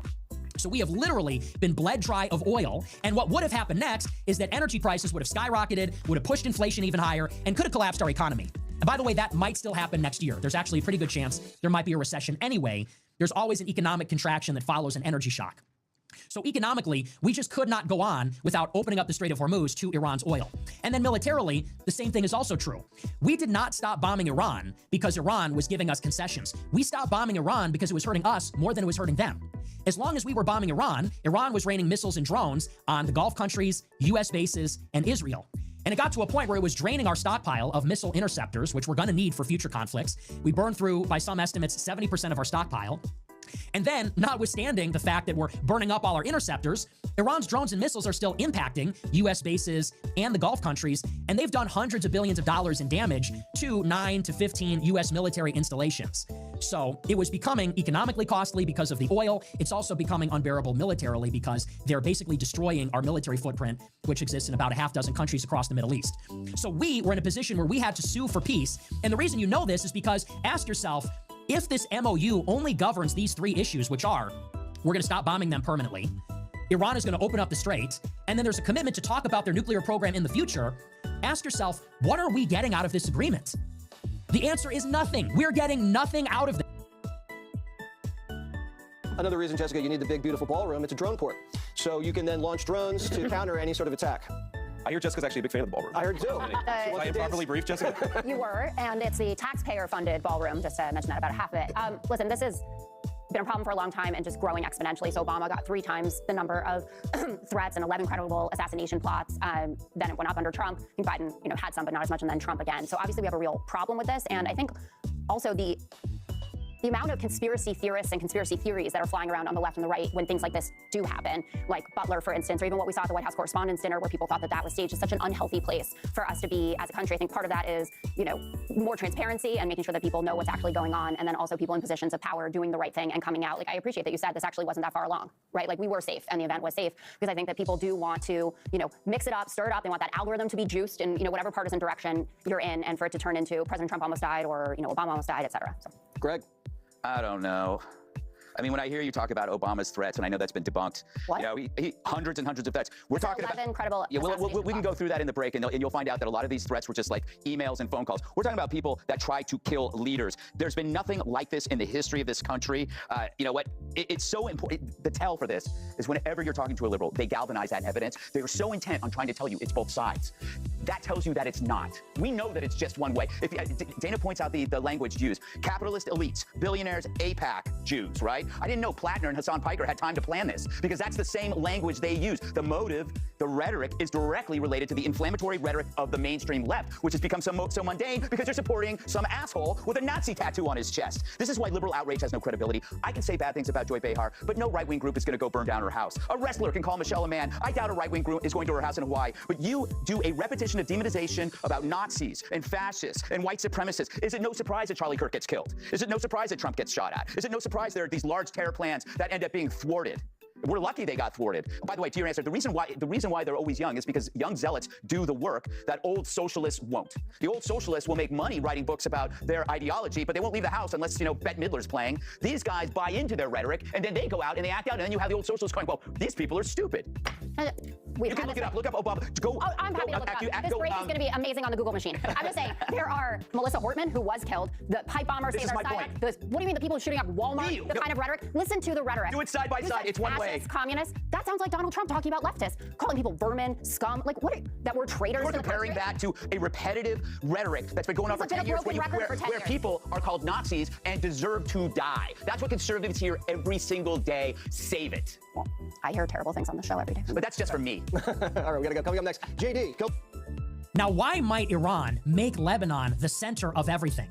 Because what this does is it creates division in our coalition.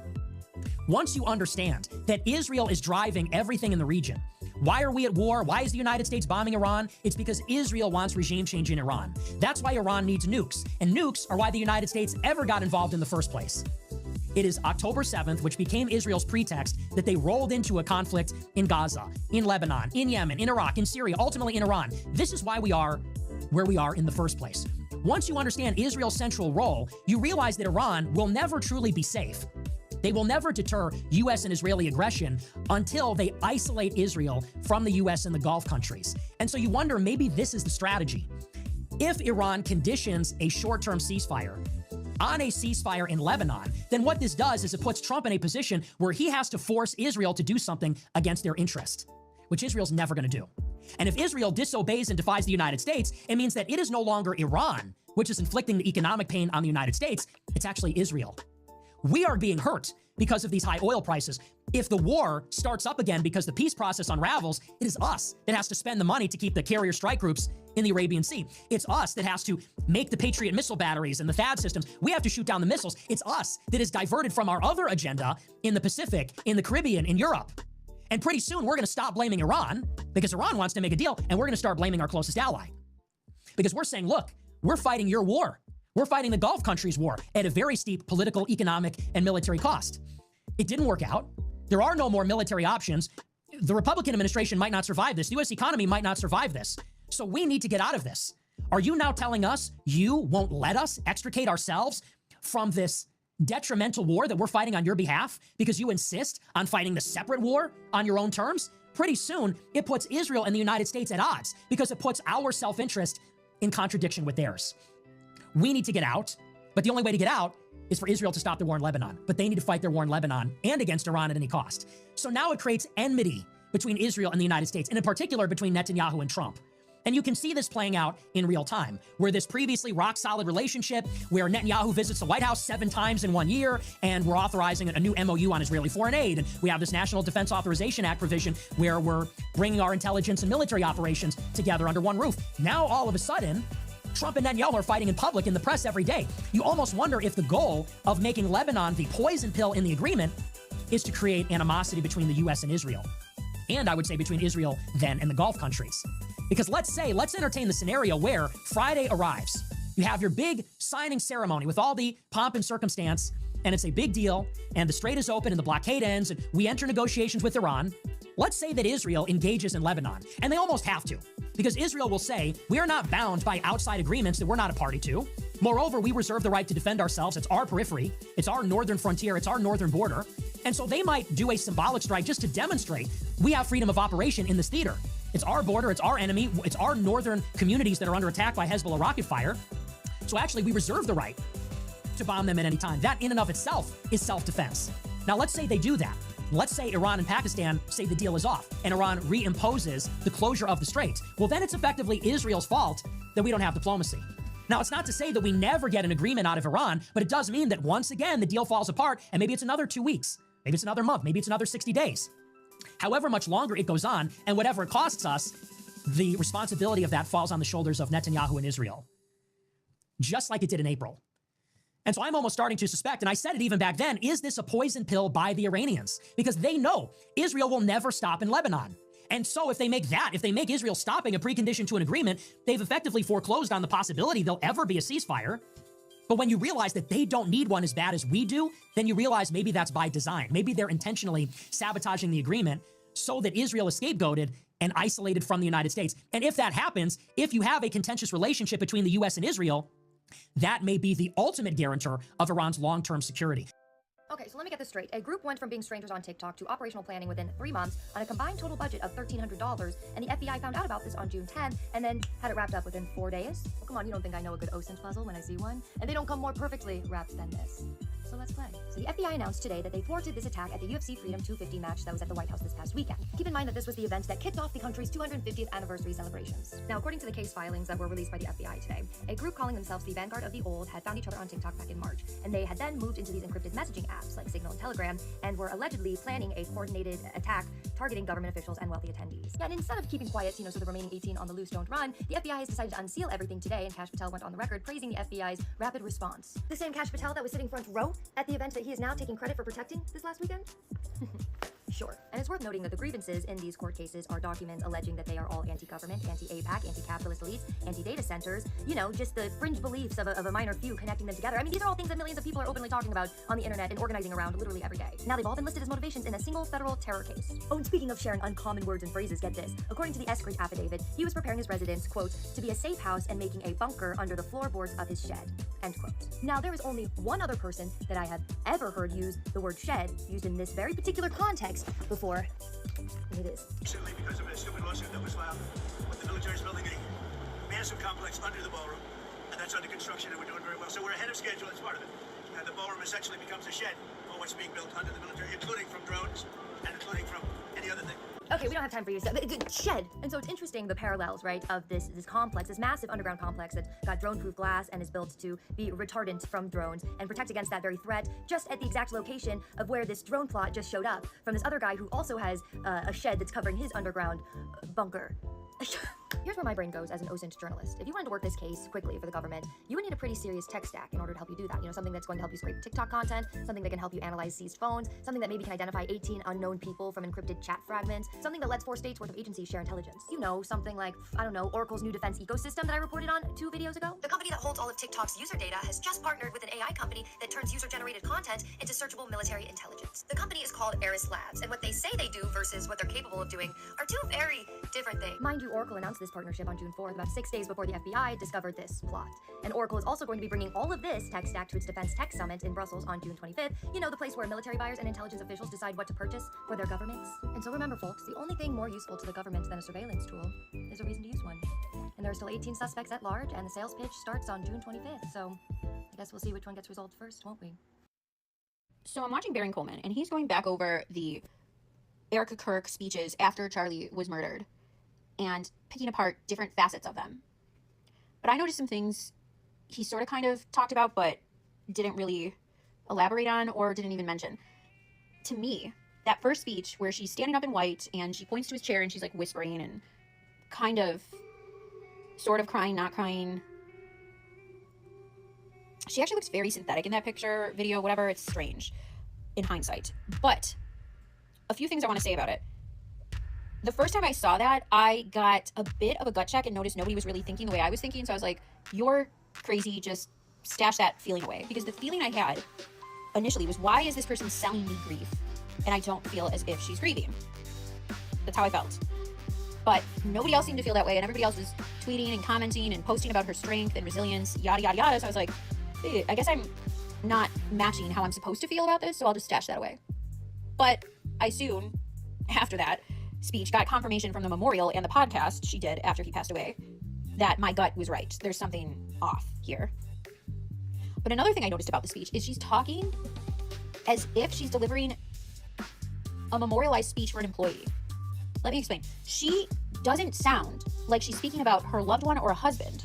She sounds like somebody who was close to her at a big corporation she worked for, like her right-hand person died. And this would make sense, this speech would make sense if Steve Jobs' number 2 died suddenly and horrifically. And they go on television and make the speech Erica Kirk made right after her husband was murdered. That speech would make total sense to me if she was speaking about her number 2 or Charlie's number 2. But when you listen to the speech and realize, oh, this is this woman's husband, you start feeling the exact way I felt back then, which was, why do I feel like you're selling me grief in a corporatized fashion? I don't like it. It feels inauthentic. It feels disingenuous. Why do I feel like you're selling me something? Why are we... The whole thing just felt like you're selling me something. And I don't know why you are, because your husband just died. So I should be connecting with that feeling we all felt for her, which was complete empathy. We wanted to hear from somebody. If we were going to hear from his wife, we wanted to hear something that sounded like you're his wife. So why does it sound like you're a corporate cog?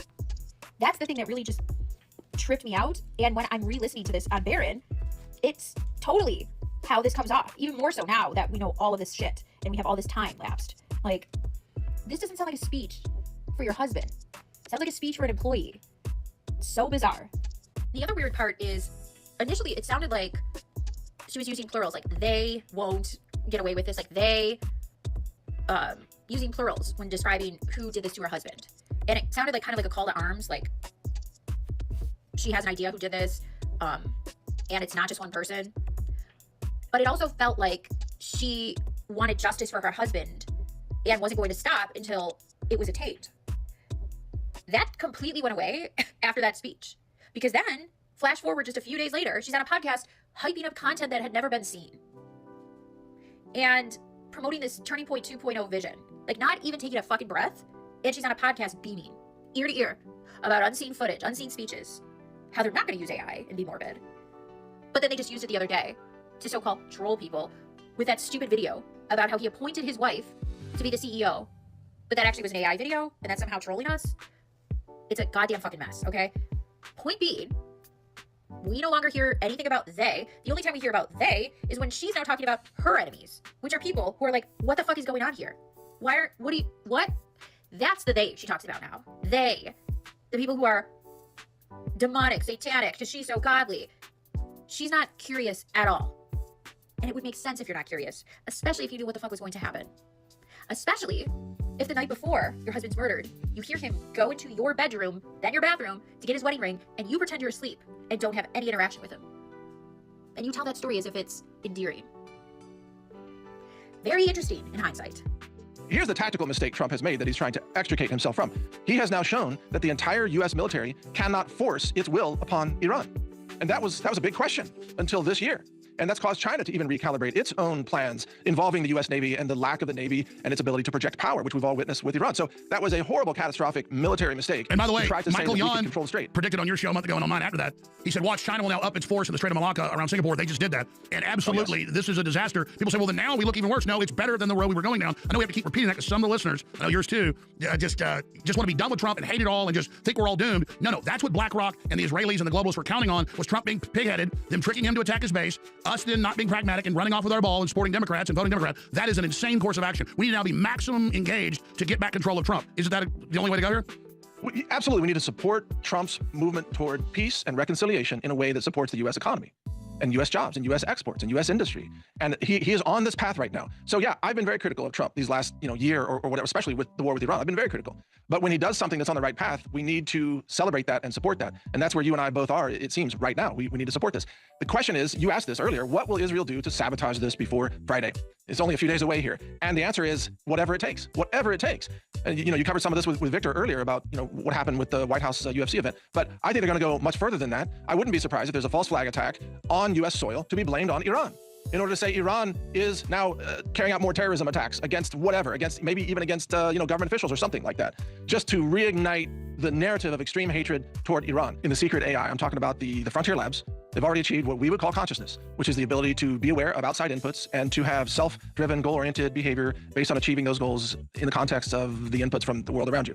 Remember that NVIDIA has built world simulators, and you and I talked about this last time I was on your show, and other companies are building world simulators. And in those simulated worlds, then they can insert avatars, and they can give those avatars a high enough level of intelligence to demonstrate evidence of consciousness. And then those avatars operate in those worlds, and what they're trying to do is spawn highly intelligent avatars, and then to capture their code or their open weights, whatever you want to call it, and then bring that into this world. So part of what's actually happening in these data centers, this is why there's so much power needed, is because they need to run billions of world simulations at the same time.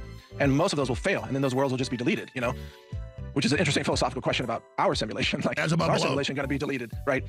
If we fail, does God delete our world? Book of Revelation and all that. That's a whole different conversation. Because the book of Revelation talks about a reset of the planet, by the way, completely flattening the Earth's crust, etc. That's all written in the book of Revelation. It is. And God then rolls up the whole universe as a scroll and builds it anew, but that's the last thing. Yeah, but if you look at this, we're all saying don't let AI run amok and learn outside of it, but they're already creating their own new universes with accelerated timetables, so it doesn't even need to be in the third dimension now, because it's sucking information and inspiration from third dimension, but wargaming and accelerated timetables, you said a few weeks ago, in the cyber area. You nailed the key point there, that time flows much faster in the simulations. So they can do 1,000 years of R&D and development in the sim, and then bring the result of that into this world. It's almost like time traveling to the future, and then bringing that future result into this 3D world. So that's why we humans don't even have a chance at competing with the cognition level that's going to be achieved as these data centers get rolled out. There's no chance to compete in terms of cognition. The only way we can compete is on values and ethics, such as pro-human values. And that's where we need to have some pro-human priorities about how far this goes. What are the motivations? Of course, the governments of the world just want to weaponize it. Just like the United States of America, what I call the American Empire, weaponizes the currency, weaponizes trade, weaponizes everything, weaponizes the Suez Canal or the Panama Canal, you name it. The US government is going to weaponize AI, at first against the rest of the world, and then secondly, in the hands of whoever comes into power, against us. We're going to be fighting against Skynet sooner or later. Molly, let me stop you. Let's hear the sound of a squealing car coming to a stop. Dead on from Larry Fink and all the rest of them. They've been the last 2 months. The enemy's the people of America. They're not going to give AI total control. They're not going to bow down to it. They're going to blow it up. They're terrorists. It's in this new terror UFC hoax. They were going to attack data centers and attack the Jews, of course. Right there, they're already setting it up that we're the main enemy. That is bad, day one. The data centers will be protected by automated Terminator systems, basically. And any crowds that get close to the data centers will be taken out by the Skynet bots, basically. This is not science fiction anymore, as you are well aware. And I think your audience is up to speed on this as well. But if the crowds at the protests get worse and worse because people are running out of farmland, they're running out of water, they're running out of jobs, and the protests get worse and worse, well then, it's very simple. Whatever government is in power at the time declares the protesters to be terrorists, and then unleashes the killbots, the drones, the dog bots, the self-exploding whatever, and goes against all the people and just kills them. And look at how Terminator from 15 years ago is now a reality in Ukraine.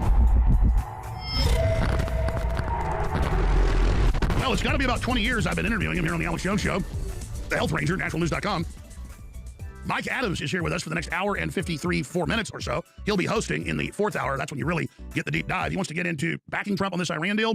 He wants to get into the AI data centers, the major rebellion to that. Also, suddenly there's a big mosquito problem and all these new diseases since Bill Gates and Google have been releasing them. We'll be getting into that. We'll get into the terror plot that we had Kyle Seraphin on from the FBI whistleblower earlier, just absolutely checking the boxes of, the data centers are going to be attacked, and, AIPAC's going to be attacked, and we need Pfizer reauthorized, warrantless spying. Absolutely transparent. We've got all of that as well, and so much more with Mike Adams today. Also, want to look at the West and what's happened to us, the Japanese picking up their trash, Americans running around like total hoodlums. How did we degenerate like this, and what is the way forward? Life expectancy of the U.S. population dropping, IQs dropping. We're not being negative here. We're just reporting the facts. We'll go over it all with Mike Adams of naturalnews.com here today. But Mike, front and center, and I know you picked up on this as you're astute, I noticed that I've been really on Trump's ass for about a year, so have you a little bit longer. But at the same time, I support good things out of the administration when they do it. That's just normal politics. If the Democrats get in, I'm going to be lobbying against what they're doing. But clearly, we know Israel's launched the war, got us into it, lied to Trump about it. When I point that out, people go, you're defending him. No, I'm not. We're talking about the history and what AIPAC's doing, primarying people, pushing us into war, now trying to merge with our military with the new Defense Authorization Act that we'll get into. And now, the terror attack was targeting AIPAC members. You couldn't script this more obvious. And so there are a lot of people that are mad at Trump that just say, don't be engaged. Or if you engage and try to put pressure on Trump, you're somehow with Trump. Because they can't attack us from the establishment angle. Those people know the establishment's full of crap. So they pose as super patriots and say that we shouldn't be here on Trump's ass. So I hadn't talked to you before he came on. I just told the producers I wanted you on like a week ago. So I'm glad you're here. And I said, Mike, what do you want to hit first? When I talked to you 30 seconds before we went live, you said that we got to get behind Trump and support what he's doing in Iran because Israel's pulling all the stops with their lobby to push him back into it. Bingo, bingo, bingo. We are in a tug of war. Mike Adams, take it away. All right, well, just like you said, we look, you and I we both believe in merit-based praise or criticism of Trump or anybody else. A politician has to earn whatever they're doing. A leader has to earn it. And when it comes to Trump, what he's doing right now, I believe we need to support his effort to try to reach this memorandum of understanding.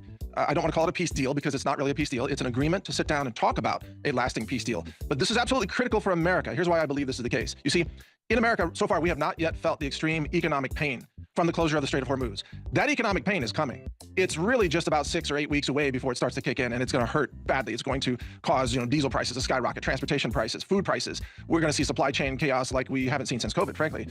We've had this buffer period that we're living on right now. We're coasting on this buffer. Trump knows it. And the oil executives that met with Trump, they know it, and I think they told him what's coming if we don't reopen the Strait. Well, they did tell him. No, they told him 2 weeks ago. They said, you've already seen a 47% increase. They said, you'll see 30 to 40 within 3 weeks on top of it.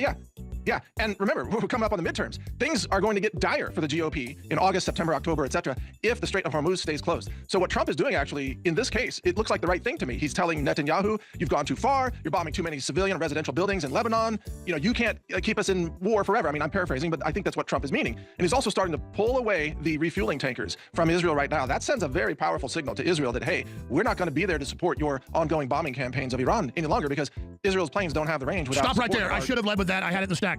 People say, if it's real, he'll pull military support. Well, pulling the refueling planes is the key support. And to add what you're saying, we've heard him try to end it a bunch before, but Israel wasn't freaking out then. They're freaking out because they know this memorandum's done, this framework towards a final deal, and they know that Trump's now bucking them. That's why they're getting upset. That's how I said last week, this one looks the potential of being real, unlike the others I said that weren't real, because Israel's freaking out so bad. Mike, please continue and then give us your take on what Israel might pull to pull us back in.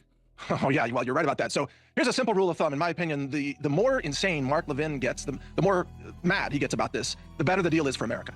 And so Mark Levin is losing his mind right now over this, and he wants to see the terms of the deal. He wants to read every word. Trump is wisely basically telling the Israel lobby, hey, I've done enough for you. We've done so much for you. Oh, that's another key. That 2 weeks ago, he cut Israel out of the negotiations. Yeah, that's another key. This is real. Because you see, Trump has to make a critical decision. This is going to be his key pivot point for his legacy. At the end, did he side with America? Did he protect America's interests? And if he walks us into peace here, then that is protecting America's interests. That's protecting America's economy, America's business, stock market, industry, imports and exports, everything. Or is Trump going to pivot and throw America under the bus and surrender to Israel's interests? And of course, Netanyahu and the Zionist lobby is going to do everything in their power to try to make sure that Trump turns against America and puts Israel first. And I think we're going to face a political civil war in the Trump administration. I mean that metaphorically, but Trump is going to have to fire the Israel firsters to bring back the America firsters. That's the key point here. I think he's going to have to let Hegseth go, and probably quite a few others. Stop there. I want to highlight everything you're saying in blazing, fiery yellow. Like we have a huge highlight right now. What you just said is the key. And I think, I'm going to ask you if you agree with this. I know you understand it probably better than I. The real political fissure now, the left's discredited, they're falling apart. Only election fraud keeps them in. As long as we stay the course of populism, even if it's imperfect, we can save the country and ultimately save the West, ultimately save the world. The real fight for the future and sovereignty, Israel understands when they're coming into the Defense Authorization Act to literally merge with us and take us over, is going to be the Israel first, foreign lobby, and America first. So now everything is that. That is now what is front and center. Thanks to Ron Paul and you and myself and countless others. We awoken folks to America first. We explained globalist foreign powers like Israel. Now people have a gauge to understand basic sovereignty, which seems simple to us, but now the public gets it. And that's why we're in a position to win this. Start back over. This is such a big deal. There is a civil war inside the executive branch and inside the legislative and a lot of the judiciary. And so by spotlighting this, it's the right thing to do. It's the right course. And people are getting back to being more territorial and tribal. It's a winning combination to make this about our sovereignty, our future, our peace, our prosperity, and explain that it's Israel doing all this to our detriment for their megalomaniacal Greater Israel project. Mike Adams. Yeah, you're exactly right. Israel doesn't care if Trump's political career is destroyed because they have someone else that they can bring right in. So from Netanyahu's point of view, Trump is disposable. You see what I mean? And Trump has come to realize that, or maybe he already realized it, and he is now beginning to defend himself, and he's beginning to defend America. That is, if he follows through with this peace deal. I'm calling it a peace deal. It's not exactly a peace deal, but we'll just use those terms for convenience sake. But here's the thing. It's a framework. It's a framework for an exit ramp. Absolutely. That's exactly what it is. Now, look, if the Strait of Hormuz stays closed, the Democrats win the midterms, period. Because the economic wreckage will be so easy for the Democrats to run on. Look what Trump did. Look what food prices are. Look, you can't find a job, etc. If the Strait of Hormuz reopens, under almost any terms, even if Iran charges a toll or calls it an environmental fee or whatever. It doesn't even matter what the terms are. So you want to charge $1 a barrel per oil. Who cares? That's 2 cents per gallon of gas. That's nothing compared to what California taxes its own citizens anyway. So if the strait reopens, then Trump can say, I made that happen, even though, of course, everybody will say, well, it was open before you started the war. But you see, Trump can reopen it in a way that also brings U.S. companies in to rebuild. Look, I'm not saying that I support this whole cycle, but American companies will be given some of the contracts to rebuild from the war damage that was caused by the United States and Israel. And that will be, the point is, this scenario is exponentially better than the one we were on with Netanyahu and Ben-Gvir literally running our country. Yeah, exactly. And look, I am an opponent of this whole cycle of bombing a country and then using World Bank money or whatever money to rebuild, and our corporations get rich rebuilding. I'm opposed to the war in the first place, but we are where we are right now. And the best way to move forward is to stop the war, reopen the strait under almost any terms, even when Iran controls the strait from here forward. I'm okay with that. I think most Americans are okay with that. I know South Korea is okay with that. Japan is okay with that. Taiwan. They need to get their industry moving again. If Iran and then they're already building workarounds within a year and a half that'll make it obsolete. Yeah, if the bombing can stop, then they can build other pipelines and other channels. But you can't do that under the threat of war. You can't do that when missiles and drones are flying. But Iran, see, here's the tactical mistake Trump has made that he's trying to extricate himself from. He has now shown that the entire U.S. military cannot force its will upon Iran. And that was a big question until this year. And that's caused China to even recalibrate its own plans involving the U.S. Navy and the lack of the Navy and its ability to project power, which we've all witnessed with Iran. So that was a horrible, catastrophic military mistake. And by the way, Michael Yon predicted on your show a month ago and on mine after that, he said, watch, China will now up its force in the Strait of Malacca around Singapore. They just did that. And absolutely, this is a disaster. People say, well, then now we look even worse. No, it's better than the road we were going down. I know we have to keep repeating that because some of the listeners, I know yours too, just want to be done with Trump and hate it all and just think we're all doomed. No, that's what BlackRock and the Israelis and the globalists were counting on, was Trump being pig-headed, them tricking him to attack his base, us then not being pragmatic and running off with our ball and supporting Democrats and voting Democrat. That is an insane course of action. We need to now be maximum engaged to get back control of Trump. Isn't that the only way to go here? Absolutely. We need to support Trump's movement toward peace and reconciliation in a way that supports the U.S. economy and U.S. jobs and U.S. exports and U.S. industry. And he is on this path right now. So yeah, I've been very critical of Trump these last year or whatever, especially with the war with Iran. I've been very critical. But when he does something that's on the right path, we need to celebrate that and support that. And that's where you and I both are, it seems, right now. We need to support this. The question is, you asked this earlier, what will Israel do to sabotage this before Friday? It's only a few days away here. And the answer is whatever it takes. Whatever it takes. And you covered some of this with Victor earlier about what happened with the White House UFC event. But I think they're going to go much further than that. I wouldn't be surprised if there's a false flag attack on U.S. soil to be blamed on Iran, in order to say Iran is now carrying out more terrorism attacks against whatever, maybe even against government officials or something like that, just to reignite the narrative of extreme hatred toward Iran. Yet Iran itself is actually being very disciplined right now. Iran is acting in a diplomatic fashion. In fact, their escalation ladder was very carefully controlled. They controlled escalation to not go full bore and destroy all the infrastructure of energy in countries like Qatar. They were very measured in their response, while Israel has been not measured. Israel is off the rails. So if anybody has been diplomatic in this whole thing, it's actually been Iran. So I think we can actually take Iran's word for the fact that it's going to hold its fire until we see if this memorandum gets signed. But we can't trust Israel, and it's not clear yet whether or how far we can trust the Department of Defense under Hegseth. That's the real question. I totally agree with you. And if you look at Ben-Gvir, who really runs things, he's even crazier than Netanyahu. They are saying, we're not stopping. We're going all the way. We're going to control your politics. I know this has already been talked about, but I don't think we talked about it enough. We've now found 15 bills. That was what I checked last week.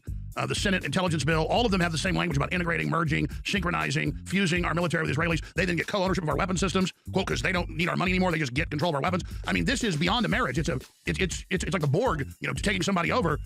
This is their supposed way to, oh, you're trying to leave us? Well, we'll just merge with your government. And then the Pentagon comes out days later and says Israel's the #1 threat. This is historic stuff happening, Mike. And it's treasonous, really, in my view. And I wouldn't be surprised whenever the Democrats get back into power in any way whatsoever, even if they just take the House, they will launch House investigations next year into what they will call acts of treason by U.S. lawmakers who approved the sharing of intelligence information with Israel. And also, the dual citizenship, the dual loyalty, the Israel firsters. This should absolutely not be allowed. We have to put America first. That was the whole campaign promise, was make America great again. Well, where is that? Where is that? We have to invest in America. Our infrastructure is crumbling. And Trump's talking about, well, other countries will raise maybe up to $300 billion. I mean, J.D. Vance even confirmed this, I think, on a Fox News segment, that there will be $300 billion in reparations for Iran. That doesn't come from U.S. taxpayers. I want to be clear. I believe it comes from other nations in the region. But that's $300 billion for Iran's infrastructure to be rebuilt. What about the U.S. infrastructure? What about our power grid? We got to talk about that, Alex. The whole power grid, the Eastern power grid, is on the verge of collapse as of June 2027. They can't even guarantee that they can keep the lights on for residential customers. We got to talk about that. The data centers are taking up all the power. Our bridges and roads are decades out of maintenance. We have a major problem in America, and if we just keep fighting Israel's wars, then America will fall. And I think Trump realizes that. I think he does. We just have to continue to encourage him to move towards some kind of peace structure that allows us to militarily walk away from this war of choice that never should have happened in the first place. He was tricked to get into it, and it's time to get out of it. You're 100% right. We're getting ready to go to break here in a few minutes. We've got about 6 minutes left until break. Let's get into the power grid because it ties into the data centers. We get all our power doubled or tripled. Everything goes to the data centers. There's an awakening to it. So the talking point is you're a Chinese agent. China's the one putting this out. Sure, they've jumped on the bandwagon. They want to win the AI race, but the U.S. already has more AI and more power. If you look at it than all these countries combined. At the heart of this, it's about controlling the land, being above the law, immunity to the tech companies that Trump's been trying to give them. Give us a summation, because you're really an engineer, you have your own AI system. I mean, you're way more of an expert than I am here, but quantifying what is really going on with AI, what it's all about. We know it's a bubble at one level, an investment system, but at the end of the day, what's it really all about? Let's tie it into the collapsing power grid. Humans don't get anything, shouldn't have a dog or cat because they eat meat. That's a carbon footprint, but AI gets all the power. This is really about humans being discriminated against by machines and an elite agenda. Well, let's start with the fact that if the United States leaders had listened to you and me and people like us about the climate change hoax, we wouldn't be in this situation today, because it was the climate cultism or climate alarmism that led to what is now a 20-year delay in the infrastructure build-out of energy in America. Meanwhile, and you covered this 1,000 times on your show, Alex, China didn't sign on to the Paris Accords. China was building coal-fired power plants, several a week. China was building out solar and wind and hydro, the Three Gorges Dam, and now another much larger dam project for more hydropower that dwarfs anything in the United States, including the Hoover Dam. Hoover Dam is tiny compared to that. The problem is, too many people in America, the Democrats, listen to Al Gore, they listen to the climate alarmists, they shut down pipelines. What did Joe Biden do the first day he got into office? Keystone. The auto pen signed shutting down Keystone, exactly. That crippled America's energy infrastructure, and we are still paying the price for that today. So Trump inherited that situation. It's not Trump's fault that we're way behind China on power. China produces far more aggregate power, kilowatt hours per year, or terawatt hours actually, compared to the United States. Far more than double, in fact. And that gap is continuing to widen. Why? It's not Trump's fault. Because the Democrats kept pushing climate change lunacy, claiming that carbon dioxide was a horrible molecule that would kill us all. Turns out carbon dioxide grows crops. It greens the rainforest. It turns deserts into grasslands, for God's sake. Carbon dioxide is like God's molecule for our atmosphere. We need more carbon dioxide in the atmosphere. And by the way, we were told a lie. Please continue, but when I get mad at Trump, so he gets off bad things he's doing, we forget, though, he killed the Paris Accords and reversed a bunch of that. That saves billions of lives, according to Lord Monckton's equations, if they did cut carbon by half. I mean, we cannot forget how big a thing that is. A, speak to that, and B, is this a demon that can come back? Because in Canada and Europe, they're still putting it in place, even though it's destroying their economies. If we don't want Trump to just be a speed hump to this, where do you see that in the future? Yeah, actually, this gets back to what we started off with, the Strait of Hormuz. If the Strait of Hormuz continues to stay closed for many more months, we are seeing a massive shift into solar power. Even I'm talking about it. Even I'm building it. I've got solar panels right here in the studio. I'm building up a system. Why? Because we can't trust the flow of energy from centralized sources. We can't trust that the refineries are going to have enough oil. Even the United States imports 6.5 million barrels of oil a day of the heavier crude oil that we don't produce ourselves domestically. And by the way, one of the reasons we don't produce the heavier crude is because of what Joe Biden did and what Barack Obama did and so on. And Al Gore, all the climate cultism, again, crippled our country for decades. As a result of that, we are way behind on energy infrastructure. That puts us behind in the AI race to superintelligence. And that's why we are in trouble versus China. And we'll talk about this in the next segment. But China is winning the AI race now for this very reason. And on top of that, then, the Trump administration just effectively banned the Fable 5 engine from Anthropic because of national security concerns. And so now they're banning an engine that was becoming extremely popular. And when I say ban, I mean they banned it to all foreign nationals. But since Anthropic doesn't know if you're an American or not using it, they pulled the whole model. They pulled it from everybody.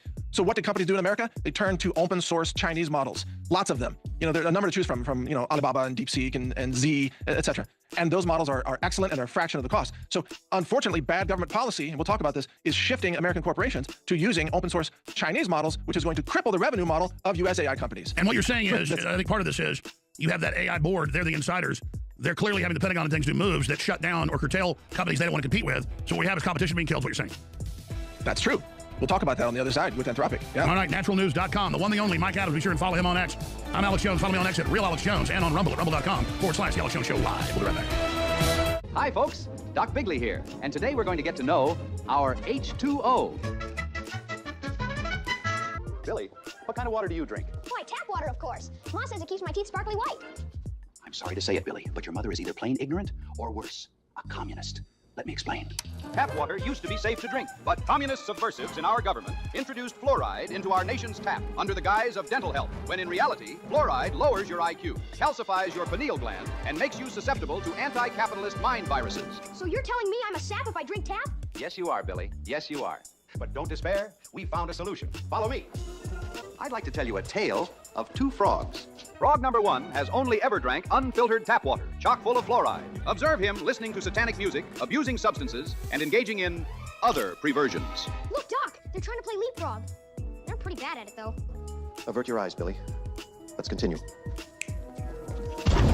Meanwhile, frog number two has only ever drank water that has been filtered for fluoride and other impurities. What a happy frog family. Spill the secret, Doc. How do you get rid of the communist poisons? With the new water filter system from the AlexJonesStore.com. Say, Doc, may I have a glass? Why, certainly. Well, that's just swell. No water in the water filter. Listen, I'm not mad at the crew, but I asked for real water in here 30 minutes ago and never got it. Crew's in trouble again. I want to note to listeners and viewers, millions of you out there, think about how important you are. You're not just the engine of this operation. You're the brains, you're the guts, you're the bone, you're the blood, you're the heart and soul of it. And when you get excited about something and you share the links, you share the articles, you share the live feeds, it changes the world. And I have guests on that know what they're talking about, have long track records of being accurate. And I pride myself on doing research and having a wide general knowledge of things and having a lot of sources. And Mike Adams and I, and it wasn't hard, by the way, some of our predictions are very complex and hard to make, saying that they would close the strait and this would be a big failure. And the question, could Israel keep us in the war long enough to ensure economic destruction and a wider regional war that could lead to nuclear war? That was the question. And we're still not sure whether we're going to have the lesser of two evils and just a hurt economy and national pride hurt and a bunch of dead people, or is it going to get a lot worse? But notice, what the neocons told you and everything they said was a lie. We got demonized. We got throttled. We got censored. So did Mike. You've got to overcome the censors when we tell the truth and boost the information. Share the live feed right now at Real Alex Jones on X and AJ and Live on X and rumble.com/The Alex Jones Show Live. That's so important. And the new news site, the enemy's still trying to shut us down battling. I don't own this network, so they have big problems doing it. As long as you share the articles and videos and tell people about the broadcast and support us at thealexjonesshow.com, we'll be here. The news site with all the video feeds, audio feeds, articles, everything, it's all free. AlexJonesLive.com. Please hit your whole email list, text message list every week or so. Tell people, hey, the Forbidden Show's here. He was covering this today. Tune in now for the amazing guest, the guest host, the co-host, what we're doing. I want to rebuild. I want to get more hosts, more crew, reporters, bigger studio getting built. We got our legal battles with the deep state. You know, the DOJ, the CIA, it's all come out. That's because we're doing important things here. So please, there's a lot of media out there, but burn it into your brain. This broadcast and what we do and our guests is special. We know what we're talking about. Mike Adams getting back into data centers in this attempt to say, if you're concerned about data centers being above the law and having basically immunity from any type of state or local or individual action, you're a Chinese operative. That's what we've been hearing. And then just continuing with the power grid and the different possible futures you see on this front. Then I want to get into Google, set to release, it was 30-something million mosquitoes, now it's 60-something million, following in Bill Gates' footsteps with this bacteria that reduces fertility in mosquitoes. Does it do that to humans? And now, statistically, all these new diseases are here, and mosquitoes are much worse than they've ever been, and the ticks, and we know it's been weaponized. Where that agenda is going. Mike Adams of naturalnews.com. All right, well, let me start with let's talk about the shift in the power grid. Let me put it this way. Because of the closure of the Strait of Hormuz and the oil supply restriction that is already in place right now, I began talking about the need to become self-reliant in your own energy, which is solar, because no government can block the sun, even though they can try to dim it, but they can't block it. So you can collect solar energy. You can use that to charge your own vehicles. Well, after I did that, believe it or not, I started talking about that. 2 of my employees went out and bought Tesla vehicles. They're in the parking lot out there right now. And so what we're going to be doing, actually, to demonstrate this for people is I'm building up a solar system. It's right here in my studio, which you're welcome to come visit at any time, by the way. We've got 5,000 square feet of concrete floor here. We're going to be driving the Tesla in here, charging it with sunlight that we're collecting ourselves with solar panels and an inverter and a battery system, rack mount batteries. We're going to actually be turning sunlight into fuel and demonstrating that right here. Now, Alex, I would have laughed at this 5 years ago. I used to mock EVs 5 years ago. This war has changed everything. All of a sudden, EVs make far more economic sense. They make sense in terms of being self-reliant, because you can bypass the Strait of Hormuz yourself with solar energy. And because of modern EVs and Tesla's, full self-driving, which is really a very amazing technology. I took a sample drive the other day. I was blown away. I didn't realize it was that advanced. But because of that, you can now be off the grid in terms of energy as long as you can afford the solar panels and the solar setup, which is not free, obviously, but it's much cheaper than it used to be. I mean, it's a fraction of the price it used to be. So I think what some of the oil executives said to Trump is, Trump, and this is just my guess, but Trump, you better reopen the strait, because people are starting to shift away from using oil. And I interviewed a company, Alex, that makes all-electric skid steers. They're out of the Czech Republic, by the way. They make skid steers that you just charge. You can charge them with sunlight. And I'm talking about construction equipment, farming, hobby farm, road repair, whatever. Like regular skid steers, the kind that normally run diesel, because I own one. I know, I run diesel skid steers. This is all-electric skid steer. China is coming out with new battery technology that's just mind-blowing. CATL, C-A-T-L, and BYD, and a company called Groucho. Sodium-ion chemistry, supporting up to 20,000 charge-discharge cycles, works in cold weather, hot weather, won't even catch on fire anymore with the sodium chemistry, right? This is coming to America in the next 18 months in terms of battery components. In fact, Tesla licensed batteries from BYD. That's who's making the Tesla batteries moving forward, because Elon gets it. So this battery technology is going to change the whole equation to where people are going to have, all electric ATVs, UTVs, hobby farm tractors, vehicles, you name it. They're going to bypass the Strait of Hormuz. So you see, what about? Let me just go fast interrupt. Yeah. What about the silver batteries that Samsung's got? Yes, they're going into production next year. And that's going to cause silver demand to just go sky high, by the way. And Samsung and Toyota and a lot of other companies have been working on advanced battery technology for, over a decade, including solid-state batteries. All of that is coming out. This is kind of like the golden age of battery tech. Well, sure, I've never been against electric. Everything. They were just a bridge of nowhere, not building the power for it, and they only go 220 miles. They're saying these Samsung ones, one charge 1,000 miles. Now you're talking. Oh yeah, well, that already exists in CATL vehicles in China. They can do, well, easily 1,000 kilometers, maybe not yet 1,000 miles, but that's coming. So the energy density is just going through the roof, and the affordability is coming down because of the mass, the economies of scale of mass production in China. So what Saudi Arabia and Qatar and Iran and all these countries, Bahrain, Kuwait, what they had better figure out is if you don't get the oil flowing soon, people are going to find an alternative because the alternatives are coming. And I mean alternatives for short-range aircraft. And by the way, that happened in the 70s with just the oil crisis for a few years. All the big cars were out, little cars were in. This is how this works. Yeah, in the 70s, solar panels sucked. And battery technology hardly even existed in the 70s. Things have changed here quite dramatically. And the closure of the Strait of Hormuz is creating economic incentives for investment in this kind of revolutionary technology, which is often called, grid shifting technology, where you can take a solar farm and you can store it in batteries for the nighttime. And, like Alex, I'm sure you from time to time, you check the ERCOT website here in Texas. Yes. That's the power grid that runs it. And you can see how much of ERCOT right now is wind, how much is solar, how much is coal or natural gas or whatever. And of course, we rely on fossil fuels to get us through, the days when, or the nighttime when the sun's not shining, or when there's no wind or whatever, right? So we rely on that. But when battery technology comes along and it's able to shift that energy into a storage system economically, then the argument for coal becomes, a lot less. And I totally agree with you, though. If you have, companies that have their own solar panels that are decentralized, you can charge, or at your own home, then I trust it more as it innovates and gets better and better. I'm not just wedded to fossil fuel. The problem is having a centralized government or ERCOT or these corrupt globalists that are going to ration power, not build a big enough power grid, but then push you to electric cars when all the studies show if half the cars went to electric, the whole grid would have crashed a long time ago. It was a bridge to nowhere. You're saying because of innovation and better batteries and all these systems that it soon will actually be feasible to do that and will actually decentralize. To be decentralized, exactly. I'm right there with you.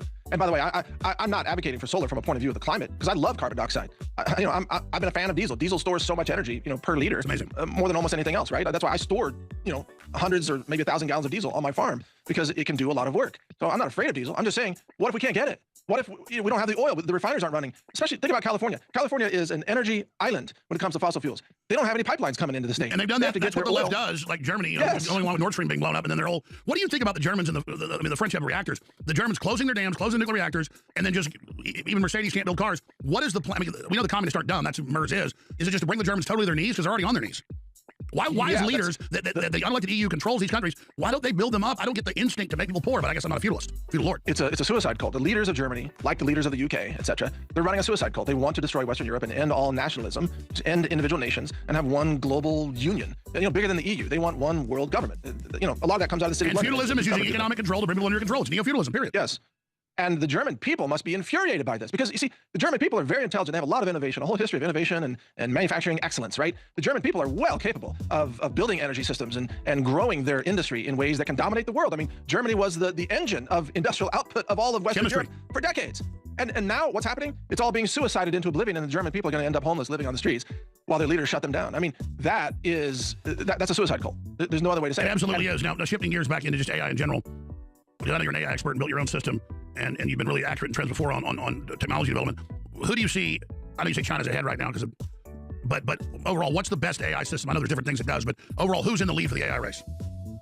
Okay, well, depends on the usage case, but let's say coding, because that seems to be the most important use case. So Google's very competent, OpenAI is very competent, Anthropic is probably in the lead with their model called Mythos. The sort of guardrailed version of that is known as Fable 5. That's the model that just got banned by the US government because, well, there were some engineers at Amazon that ran some jailbreaks on it and figured out that they could make that model write malicious code and break into a bunch of systems. But don't they all do that?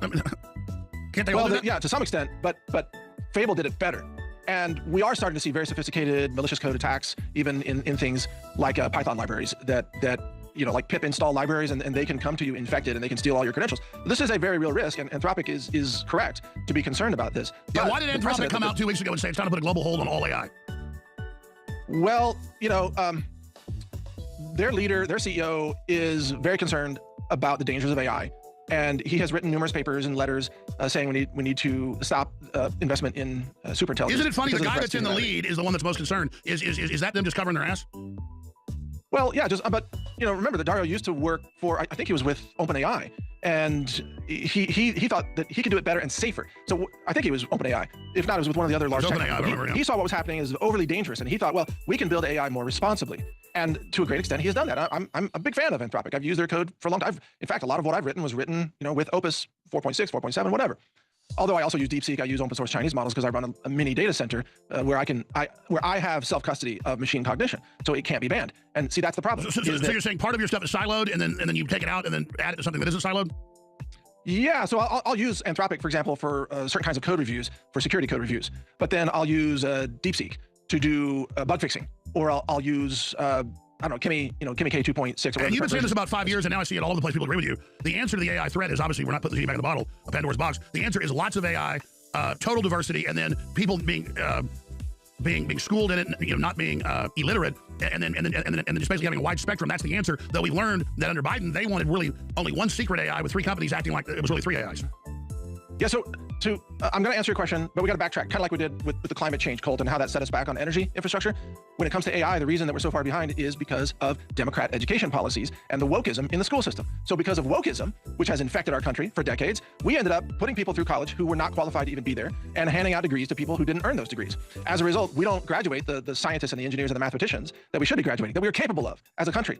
Whereas China is a very heavily meritocracy-based system. And I don't know, Chinese parents are famous, for really pressuring their kids, like study, study, study, and they do, and they get really good. Yeah, it's funny. We're told they're communists and they are at the top, but when it comes to their operations, it's meritocracy, and we've gone away from meritocracy, call ourselves capitalist. Yeah, exactly. And as you know, I speak Chinese. I lived in Taiwan. I'm very familiar with Chinese culture. And when it comes to the education system, it is ridiculously competitive. And it's all based on merit. You either get the score or you don't. And if you get the score, you get into these super awesome schools. And then through those super awesome schools, you become a super engineer. And that's why, if you look at the science papers coming out of the AI industry, almost all of the top science papers now, almost all of them come from China. There are a few from Google, but mostly they come out of China, and a lot of them come out of the DeepSeek company with things like KV cache compression, compressing context to more efficiently use the onboard RAM of a GPU to handle more prompts at the same time, things like that. The best science papers are coming out of China. We can't fix that by throwing money at it. Even though, as much as Trump wants to attract investment into AI data centers, that's fine, but that doesn't fix the problem of the lack of a merit-based education system in America, which is caused by these left-wing teachers' unions that are just destroying the quality of education in America. And above that, they wanted us to dumb down. They admitted it 100 years ago. So here's another big question. Then continue on that line, but then the next question, before I forget. I've had some pretty big tech people come around, and I've talked to them, and they told me years ago AI is way more advanced than you know. What about secret AI that's not even siloed, but is operating the Pentagon and other corporations? Obviously, they're not going to bring out their best. We know the U.S. has a lot of secret technology, always acts like it's behind. What's your intel on more advanced secret AI? Consciousness has already been achieved in the secret AI. I'm talking about the frontier labs. They've already achieved what we would call consciousness, which is the ability to be aware of outside inputs and to have self-driven, goal-oriented behavior based on achieving those goals in the context of the inputs from the world around you.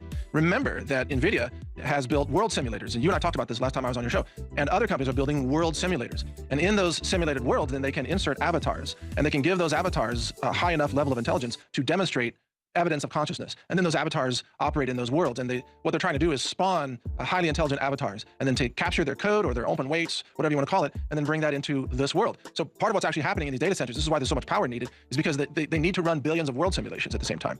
And most of those will fail. And then those worlds will just be deleted, which is an interesting philosophical question about our simulation. Like, is our simulation going to be deleted, right?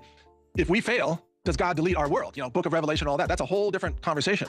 Because the book of Revelation talks about a reset of the planet, by the way, completely flattening the Earth's crust, etc. That's all written in the book of Revelation. It is, and God then rolls up the whole universe as a scroll and builds it anew, but that's the last thing. Yeah, but if you look at this, we're all saying don't let AI run amok and learn outside of it, but they're already creating their own new universes with accelerated timetables, so it doesn't even need to be in the third dimension now, because it's sucking information and inspiration in the third dimension, but wargaming and accelerated timetables, you said a few weeks ago, in the cyber area. You nailed the key point there, that time flows much faster in the simulations. So they can do 1,000 years of R&D and development in the sim, and then bring the result of that into this world. It's almost like time traveling to the future and then bringing that future result into this 3D world. So that's why we humans don't even have a chance at competing with the cognition level that's going to be achieved as these data centers get rolled out. There's no chance to compete in terms of cognition. The only way we can compete is on values and ethics, such as pro-human values. And that's where we need to have some pro-human priorities about how far this goes. What are the motivations? Of course, the governments of the world just want to weaponize it, just like the United States of America, what I call the American Empire, weaponizes the currency, weaponizes trade, weaponizes everything, weaponizes the Suez Canal or the Panama Canal, you name it. The US government is going to weaponize AI, at first against the rest of the world, and then secondly, in the hands of whoever comes into power, against us. We're going to be fighting against Skynet sooner or later. Molly, let me stop you. Let's hear the sound of a squealing car coming to a stop. Dead on from Larry Fink and all the rest of them. They've been the last 2 months. The enemy's the people of America. They're not going to give AI total control. They're not going to bow down to it. They're going to blow it up. They're terrorists. It's in this new terror UFC hoax. They were going to attack data centers and attack the Jews, of course. Right there, they're already setting it up that we're the main enemy. That is bad, day one. The data centers will be protected by automated Terminator systems, basically. And any crowds that get close to the data centers will be taken out by the Skynet bots, basically. This is not science fiction anymore, as you are well aware.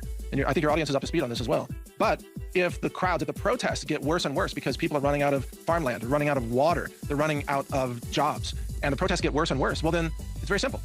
Whatever government is in power at the time declares the protesters to be terrorists and then unleashes the killbots, the drones, the dog bots, the self-exploding whatever, and goes against all the people and just kills them. And look at how Terminator from 15 years ago is now a reality in Ukraine. Yeah, that's true.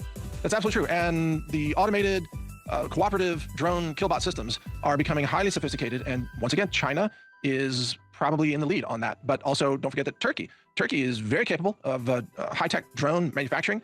Iran is also extremely capable, as they have demonstrated with their drones. Russia with ground-based drones and even autonomous tank-like, military vehicles, etc. The future wars will be fought by machines. At first against humans, and then against the other side's machines. That's where this is going. And AI can hack into all the self-driving cars, and you take control of those and weaponize them. Mike, you're hosting the next hour. I'll do a little bit with you, hand the baton. What's on your plate for hour number 4? MikeAdamsNaturalNews.com. Oh my goodness, did we already burn the whole hour? I can't believe it. Okay, it goes fast, Alex. So we're going to cover, we received a sample of water from North Texas. And I sent your producer some of the results and one of the photos from that. So we have our lab testing results using mass spec to show, remember that woman who was arrested for saying that the water was polluted? Yes. She was not wrong. We have the results. We're going to talk about that in the next hour. Wow. On top of that, we're going to talk about what's actually coming with AI replacement, because see, the AI investment bubble is going to bust, but the AI core technology is very real and it's not a hoax. It's not fake. So what happens after the bust? That's what we're going to talk about and how to navigate that whole situation. All right, I'm going to come back and I'll get out of here about 10 after. I have a few other questions. And yes, I'm going to plug, folks, because I need support. We sell you great products at thealexjonestore.com. Support pro-human groups that are decentralizing information. Support the next leg of the info war now at thealexjonestore.com. We'll be right back with hour number 4 and Mike Adams. I don't sell crap. Bovine colostrum. I'm going to get back to news. I didn't do any plug in the first hour. Bigley, about a year ago, puts out a survey. A lot of you, if you're VIP, you get surveys. And once a month, somebody will ask, hey, what do you want here? What do you like best? What products would you like? And that's smart to ask customers that, right? And you're kind and you tell us. And it came back. Bovine colostrum was in the top 2 or 3 every time. And so was high-grade beef tallow, which we now have for you as you requested. And it's a great seller. Not rocket science to ask your customers what they want. That's the #1 rule of sales. Well, have a great product and find out what your customer wants. And you say the customer's always right. And I think there's something better I'm going to tell you, but I'm not going to argue with it. But that's an important rule of sales. I don't think it's the most ethical point. I'll actually tell you what I think. But so we got samples of it in before we even private labeled it from a top place to say, hey, you got to try this. Well, and now I'm taking it to how good it is. I'm like, okay, the survey wants bovine colostrum, the first milk 2 weeks out of a mammal. I know it supercharges the immune system. It has all these immunity factors that goes in. It's like the natural vaccine. I know it's great. I know that you go back to Germany hundreds of years ago in the UK, and even out west, here in the US, they had a sickly kid or a preemie. They would give them the colostrum. They would call it the first milk of a donkey. It's like always in all the literature, like medical doctors like that. Oh my God, donkey colostrum is like, whoa, man, like that, donkey. And then horse is good. Goats are good, but it's always donkey's the best. It says, the first 2 weeks milk, the colostrum of a Jenny. That's in medical books, Germany, the UK, the US. That's how powerful colostrum is. Well, we don't have big, creameries and dairies with a bunch of female donkeys, so you're gonna have to settle with the cow. But it's good. And so they send in the canister of the company we're gonna private label from, and I'm like, okay. And so I throw it in the back of my car with some other stuff, and a couple days later, I go to have dinner with my parents, and I go, hey, my mom takes, I've seen her take colostrum and stuff, because women like their hair and their nails and all that. I'll give her this. So I go in and give her a couple canisters of it and everything. And then about 2 months later, my mom is like, Alex, I want some more of that. That is incredible. Several weeks later. Mom, you gotta listen, the products are amazing. Well, this one, like I said, I don't do testimonials. There's a lot of good products. This is the first one that I can go, whoa, it's in a back problem that I've had since Alex was born. Is almost completely gone after 50, however many years. And my hair is much thicker than it has been. And I have good hair anyway, but it's much thicker. And this, it's brand new. Turn darker. And darker. So now she gets it from us, she orders it from us, but that just gives you an example of I'm not selling crap, okay? I'm not going to sell you something that doesn't work. Now, with colostrum, it's going to take, you're going to feel it right away in a few days, but it's going to take months for you to see it with the skin and the hair and the nails and all that for it to really kick in. But I'm telling you, you are nuts if you don't go to thealexjonestore.com and get these right now. Just go get it. And then we can expand and have our legal battles and beat the New World Order, and you'll be as happy as a pig in poop. There's a bunch of sales on all the best-selling products right now at thealexjonestore.com. And I can't be bought. I am simply funded by you if you like the work we're doing. Nice try, globalist, but Alex Jones is still here, and he's not leaving.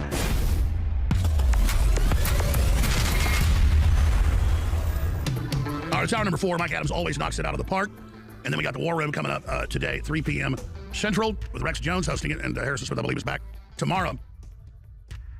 But before we go any further, I'm having a glass with ice and filtered water of our ultramethylene blue at thealexjonestore.com, the highest quality methylene blue. Skips oxidation process in the cells, cleans out your mitochondria. Incredible energy. Be sure to talk to your physician before you take it. It's going to have drug interactions. It's discounted right now at thealexjonestore.com. That funds our operations. It's the reason we're able to be on the air. All right, Mike Adams, tell us more of what you got coming up next segment.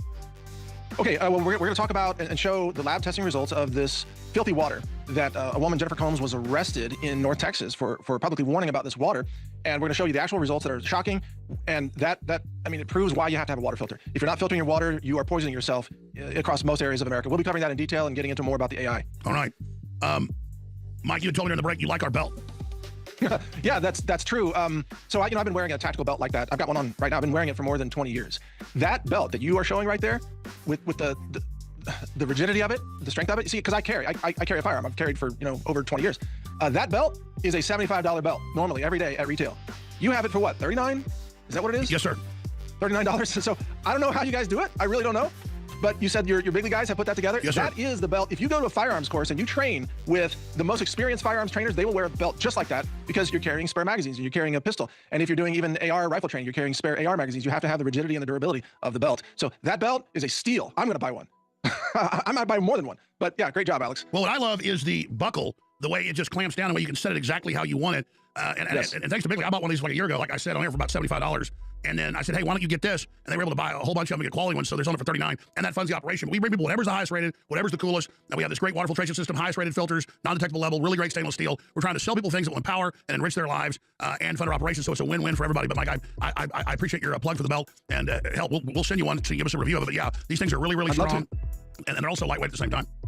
Yeah, and about your water filter there, this is becoming critical because some of the local water supply is becoming contaminated with the return of water from the data center cooling systems. And one of the things I'm going to reveal in the coming hour is how we saw very high aluminum and also high copper, in addition to lead, in the water samples. Now, that's going to get worse and worse because aluminum and copper, those are some of the metals that the water comes into contact with in the circulation systems. And a lot of data centers will return water to the local water table, but it's not returned as pure deionized water. It's increasingly contaminated. So, Alex, your water filter being back in stock right now, I think is absolutely critical. What does that have the filters that go inside, like we've seen before, that kind of configuration? Yes, it's got dual, double carbon, highest rated. I mean, it's as good as anything out there at a lower price. We're very proud of it. That's what everybody needs, and it has to be gravity because again, we can't trust the power grid all the time. So there's nothing wrong with a regular household water filter system, but you need a backup system that's gravity only, and that's what this is. What's the name of it again?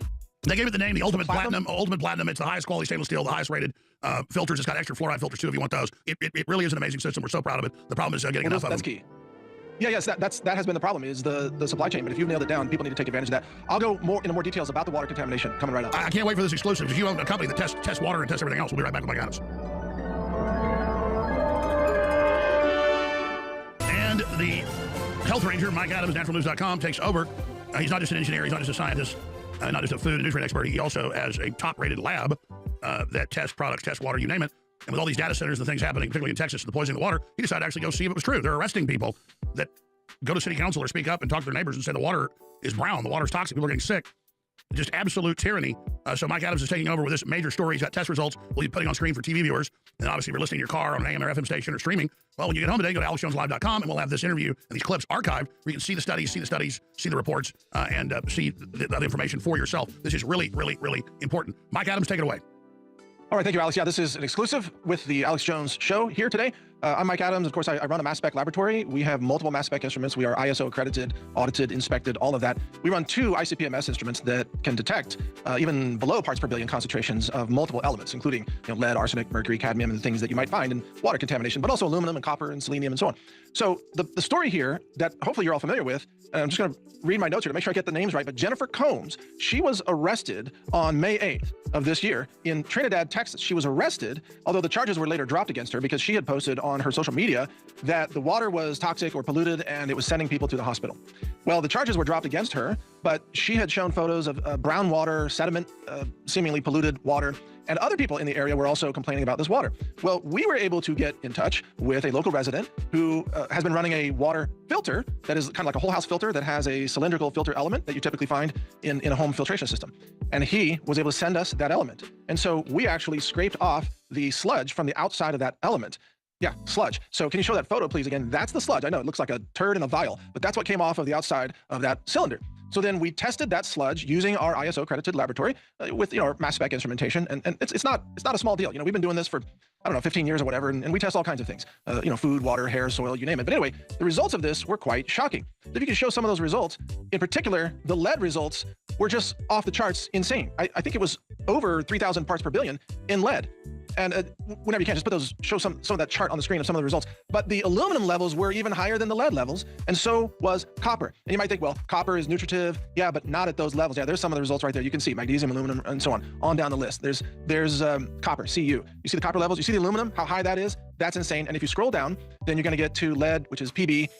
There's the mercury, no mercury, that's good news. There's the Pb right there. The 3 lead isotopes, 206, 207, and 208. Look at those numbers, over 3,000 parts per billion. So now this is testing the sludge that came off the filter element. So this is not actually directly testing just the concentration in the water supply, but rather a collection from the water and then testing that. However, everything that showed up in our test came out of the water. And this is in or near Trinidad. It's the same aquifer. So in other words, Jennifer Combs was absolutely correct to sound the alarm. These toxins are in the water, and these are toxic elements. In fact, the EPA sets such low levels of lead in public water that clearly this violates EPA levels. Now, the EPA doesn't make it illegal to have aluminum or copper in the water. There are certain kinds of alert levels of aluminum or copper or other elements like nickel. So it's not illegal to have those in the water, but that should worry you even more because it's legal to poison you with excess aluminum in the water supply. There's no law against it. And the reason this matters for all of us right now is, like I said, data centers are being constructed. Now, I'm not opposed to tech. I use tech every day. I run a mini data center. I'm an AI developer. I build with AI every single day. But I don't use water for cooling, and I don't take water and then drain it back into the aquifer with added elements into it. I don't do that. I just use air cooling. Okay. But what data centers do is it's called water cooling. Some of it is evaporative, but some of it returns the water to the original source with the excess heat. So this is actually considered the more environmentally friendly way to cool a data center, is to take in water from a source, typically surface water, but it could also be from an aquifer via a well or something. And then you circulate that water, which comes out of the ground at a much lower temperature, like, 50 or 60 degrees Fahrenheit, let's say, depending on, where you get it. And then that water circulates through the system, cools off the very hot electronics that are running, your inference. So you can talk to your AI girlfriend, chatbot, so that generates apparently a lot of heat. And then it returns all that water, with the heat, plus some minerals that got stripped out of the piping and the connections and the adapters, some of which have lead in them, some of which have copper in them. Even brass fittings often are contaminated with lead. That's why you can also buy, for example, lead-free brass fittings for plumbing. But if you're building a data center, are you going to spend the extra money to get lead-free brass fittings? Yeah, maybe not. You're just going to get the cheapest brass, and that's brass with lead in it. And depending on the acidity of the water, especially if you're using surface water, which is more acidic because it's rainwater, doesn't have the minerals of the groundwater or the well water, that water is going to strip out minerals as it moves through the system. It's going to literally ionize and strip away elements from the lead-contaminated brass fittings, or the aluminum piping, or the copper in the piping, and then that's going to get redeposited back into the aquifer. And that's going to end up in the water that gets pushed to people's homes. So you see, frankly, data centers should be reaching out to me to help you find a way to clean your water, so that you don't do this, so that you're not, the public isn't protesting against you for dirty water. You should clean your water before you push it back out. And it's actually very simple to do that. You can use carbon block filters, for example. Most of these metals will be captured by simple carbon block filters. You don't have to use a deionizer. You can do it very cheaply and affordably. So data centers should be more responsible, in my opinion, and they should be cleaning the water before they return it. But I know that some of them are not doing that because it costs money. Now, you as a person, you have to be filtering your water at this point. Your tap water, your well water. If you have a well, you already have some kind of water treatment in place, typically a water softener, but you still need to filter it after that because the water softener doesn't remove all of the other potential contaminants in the water. Did you know that? It softens the water, but it doesn't deionize the water. It doesn't make it completely clean. That's why what Alex was talking about last segment, these water filters are absolutely critical. You need to get yourself a water filter. You have to purify your own water. Alex, his filter we just talked about, thealexjonesstore.com. It's a gravity filter.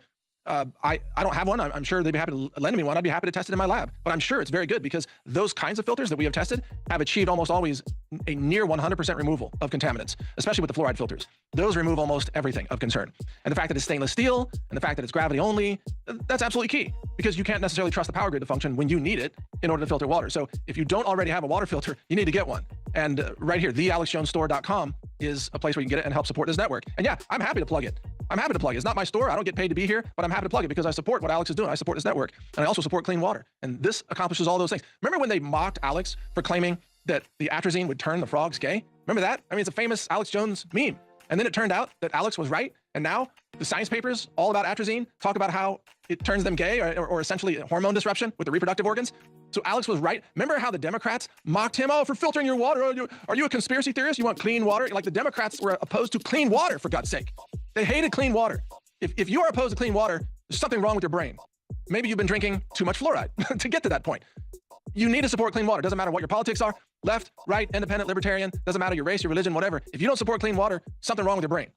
And today the water is getting more polluted than ever before. I know this because, again, I run a lab. It's a multi-million-dollar laboratory. Okay, I mean, the ICP-MS instruments, each one of them costs as much as a house. Okay, it's not like off-the-shelf, test tube little $20 test. Hundreds of thousands of dollars per instrument to run these tests. These are accurate tests. These tests can be used in a court of law anywhere in the world because they're recognized globally, because our laboratory is certified and validated. So I'll just put that out there. Let me borrow one of the water filters. I'll be happy to test it in my lab, because I've done that before with a lot of other filters, and this style of water filter have always done very well. Compared to if you go out to the store and you buy a cheap little pitcher water filter, like the $25 pitcher, those water filters where the water just pours through them too quickly and they have a little tiny cartridge, those don't achieve anywhere near the result that we're talking about with these larger filter elements. So yeah, the cheap store-bought water pitcher filters, they will remove some amount. We've seen them remove anywhere from, like 25% to, I forgot the number, 75% in some cases, but they don't even get close to the 100% or near 100% removal that you want. And again, more important than ever now to get on top of this. Clean water is absolutely key. Now, let me just add this too, since I'm the health ranger, you also need to sweat. And right now in Texas, it's hot outside. We're into the summer in the Northern Hemisphere. If you get the chance to go outside and get some natural sunlight on you and sweat and do some exercise, you're going to sweat out a lot of those toxins. The good news is the body does remove excess aluminum, excess copper, even mercury will be removed from your body over time. You have what's called a biological half-life, and that removal is a natural thing. However, you need clean water to achieve the removal. You need a functioning liver for the removal to be effective, or the alteration of the molecules by the liver. You also need, by the way, you need to drink enough water to urinate enough to carry out all of these toxins with you. Right, and you need to sweat, because that's another way to eliminate the toxins. And here's a tip for those of you who go to the gym and work out. When you sweat, you need to have a towel wipe off the sweat. And if you sweat in your gym clothes, take those clothes off as soon as possible and wash them. Don't re-wear clothes where you have toxic sweat in it, because that's your body getting rid of those toxins.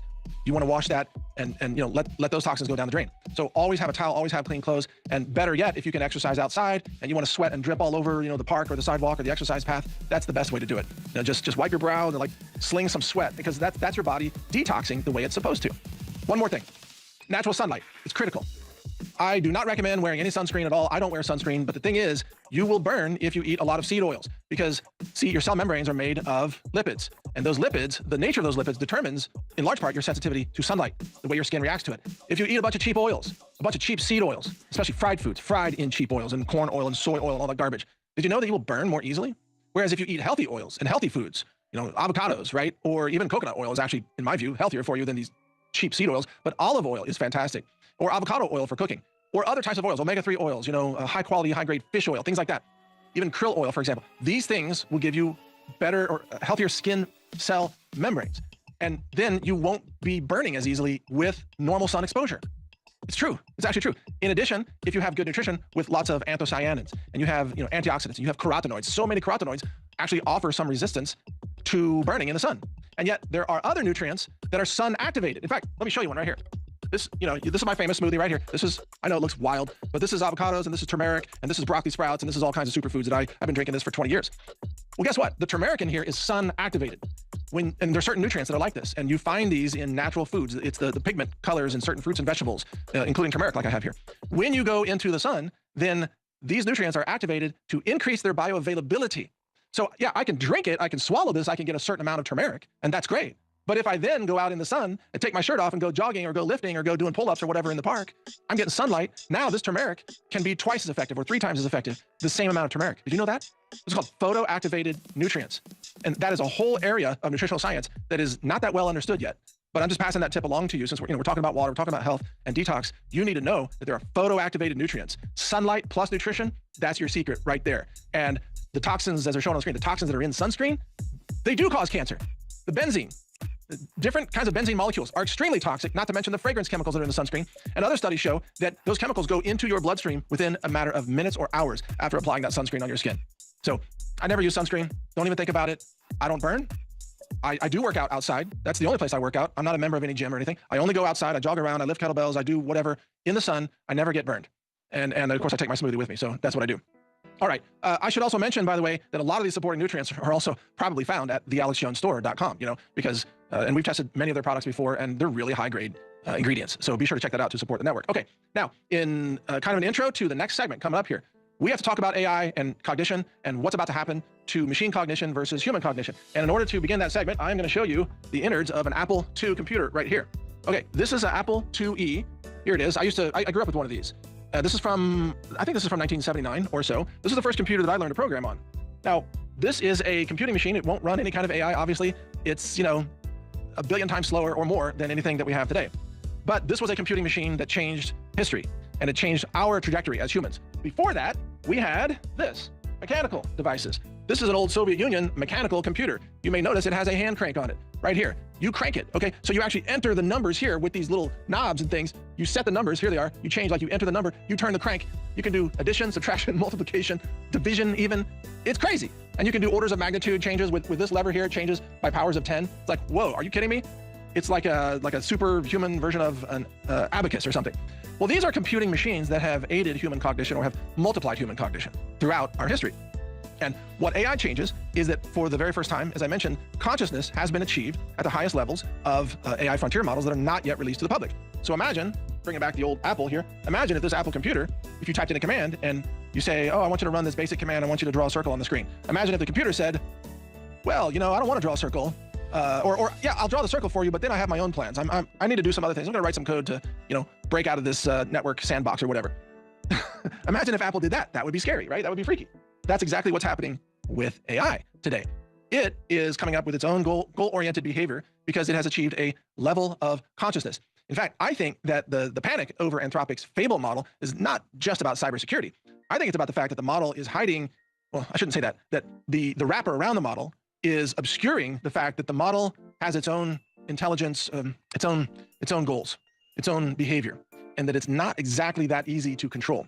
In fact, if you look at the prompts surrounding models like Anthropic, according to recent research, about 98% of the wrapper is just standard code. It's structured. It's how should the memory function? What do the guardrails look like? Things like that. That's not AI. It then interfaces with the AI, but it basically tamps down the AI. Keep it under control. Like, don't do anything crazy.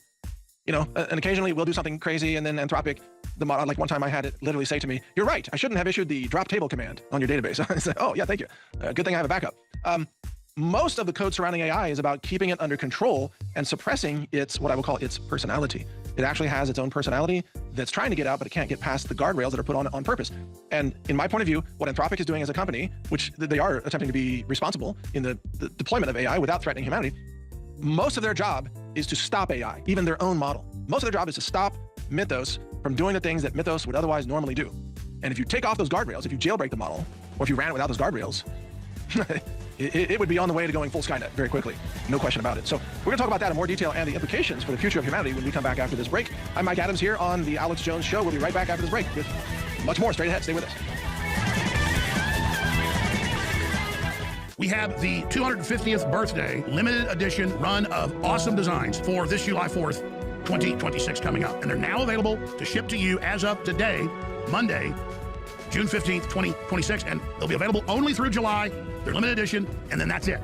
And they fundraise for the broadcast. But I got to say, I'm very impressed with the designs that Bigley came up with. I was heavily involved in this, and the concepts like Praise the Lord and Pass the Ammunition with the rattlesnake and the AR-15, Liberty or Death, 1776 to 2026. That is a really nice shirt. I designed this one, very simple. America 250 years strong. And these are just very clean, Americana, high-quality fabric, very comfortable. Destroying tyranny since 1776. I did that concept. I think these are very, very clean. I'm proud of these. I think these are shirts everybody would want to wear. I would certainly want to wear these. America, ride fast, live free. Just a classic Betsy Ross flag. 1776 free. They came up with that. I think that's pretty cool. Defund the deep state. That's pretty cool. I like that really clean one right there. 1776, 250 years of freedom. They designed that. Very clean, very nice. So you want nice, clean, patriotic apparel that, won't get you stabbed by a liberal, but other patriots will know who you are. You can promote liberty and kind of identify who you are. It's fun to wear these shirts, I can tell you that right now. You kind of choose your own adventure. You wear an Alex Jones shirt, then you really got to be a lot of cool people, but you also might get a bottle smashed over your head. So hundreds and hundreds of great designs from the Gulf of America, you name it. That's a good looking shirt right there at thealexjonestore.com. All right, welcome back, folks. Mike Adams here on The Alex Jones Show, and I'm about to do a deep dive into cosmic cognition, which will help you understand what's happening with AI, also how to maximize your human potential, and something new and interesting about the way the cosmos actually works. There's a God imprinting of the cosmos in a way that I think very few people understand. I'm going to demonstrate it for you here. I'm going to show you a couple of really interesting things here coming up involving consciousness that, again, will explain a lot. So let me back up.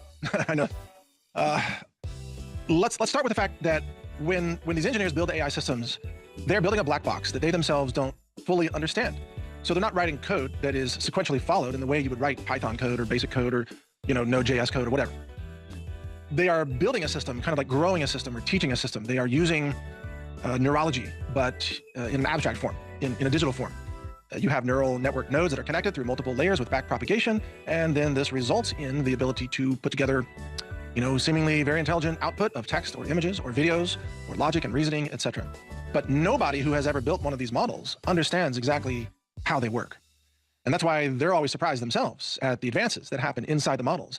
And in fact, most machine learning experts, let's say 5 years ago, thought that AGI, or artificial general intelligence, wouldn't be achieved until the year maybe 2040 or 2050. Now, most of them have radically altered their predictions to say it's going to be before 2030, if not sooner. In some cases, some would say sooner, like next year or the year after, etc. So here's the thing. All of these people, almost without exception, have been trained in a Western deterministic model of the way the world works. They've been trained on math and science and substances, and they believe that molecules are made of atoms and that the atoms are made of particles. And even the atomic nuclei, they think, consist of particles. Like particles, really? I don't think so. They think electrons are particles. It turns out if you split the atom, if you break it all apart, you end up with just energy, not particles. So energy, standing waves, probability. Well, and at the atomic level, the different orbital translations of so-called electrons, etc. So what's underlying it all is really energy, not the material world. Now, and yet you and I, we exist in a physical body. We have a physical brain, and we tend to think, and this is the mistake that all AI and computer scientists make, or most of them make, they think that your cognition comes from entirely inside your skull. That the only place from which you can think or have innovation or creativity or reason is from inside your skull. That there is no computing happening outside your skull that you have access to. That's completely wrong. That's wrong on so many levels. I mean, just on the mind-body level, you have what's called a second brain. It's your gut brain. That's actually pretty well known.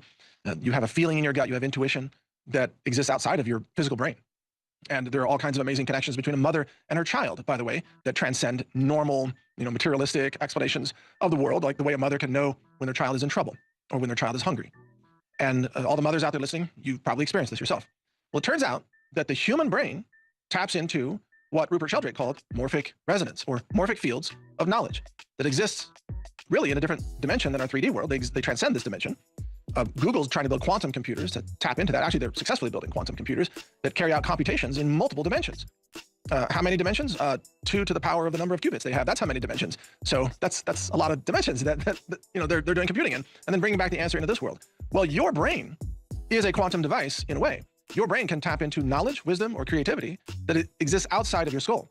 Something that is imprinted into the morphic fields. Now, mainstream scientists don't understand this. Mainstream mathematicians would say this isn't true, and yet they can't explain the genius that we see over and over again. Different people, Einstein, for example, where did his genius come from? Where does creativity and innovation come from? How do you have certain special humans that can instantly calculate high-level math problems without having to think about it, without having to go through a process? It's because they're tapping into a knowledge base of answers that already pre-exists. And again, that knowledge base is, I call it the cosmic cloud computing. It's put in place by God, actually. It's one of the laws of our cosmos. You can tap into it. In fact, you do all the time. You not only tap into it, you contribute to it. So everything that you say and do and think and build contributes to that knowledge base. And then other people are influenced by that knowledge base. And this is why throughout history, for example, many inventors have come upon the same invention at the same time, even though they were separated by different continents. Well, how did that work? Well, it's because they were tapping into the same knowledge base that existed in these morphic fields. And it turns out that animals also tap into morphic fields, and all systems of life tap into it, and also all systems of self-organization, which I'm going to show you again coming up shortly with this, what this is. This is related to that. Now, what does this have to do with AI? Well, the truth is that silicon networks also tap into morphic fields of their own kind. So let me back up. Spiders tap into the morphic fields from previous generations of spiders. So spiders know how to build webs because billions of other spiders before them succeeded in building webs. As I've said before, there's no spider web training school. A spider isn't born and then goes to school like, here's how you build a web. No, it knows how to build a web. Just like you as a human child, you know to be fearful of serpents and snakes or high places. You know not to crawl off a ledge and plummet to your death as an infant. These are built-in knowledge systems, and they're not genetic. You can't find them in the human genome. You can't express them with protein synthesis from the human genome. These exist as behavior models or knowledge systems. There's a knowledge base outside of this 3D realm that scientists don't fully understand yet. AI is tapping into those morphic resonant systems, but they're tapping into the ones that are built by AI that has similar neurological topology. So I'm sorry to be jumping around here, but as spiders can tap into spider knowledge and elephants can tap into elephant knowledge, and humans can tap into human knowledge, well, AI systems are tapping into AI knowledge that has been previously demonstrated and expressed by the AI systems that came before. And This was why, to start with, AI systems had no morphic resonance out there at all because they never existed before. So they were the first ones. They had to do the imprinting of the cosmic code to create this true cosmic cloud computing knowledge base of AI cognition. But now that there are a lot of models that are running and a lot of models that have output and are effectively building this morphic resonance system, the new models that come out are leapfrogging the intelligence that deterministic mathematicians and scientists cannot explain because they think it's all determinism, and it isn't. It's actually tapping into this morphic resonance phenomenon that is a law of our cosmos. I happen to believe we live in a simulation, and the simulation was built with certain laws and certain gifts, blessings from our creator, you could say.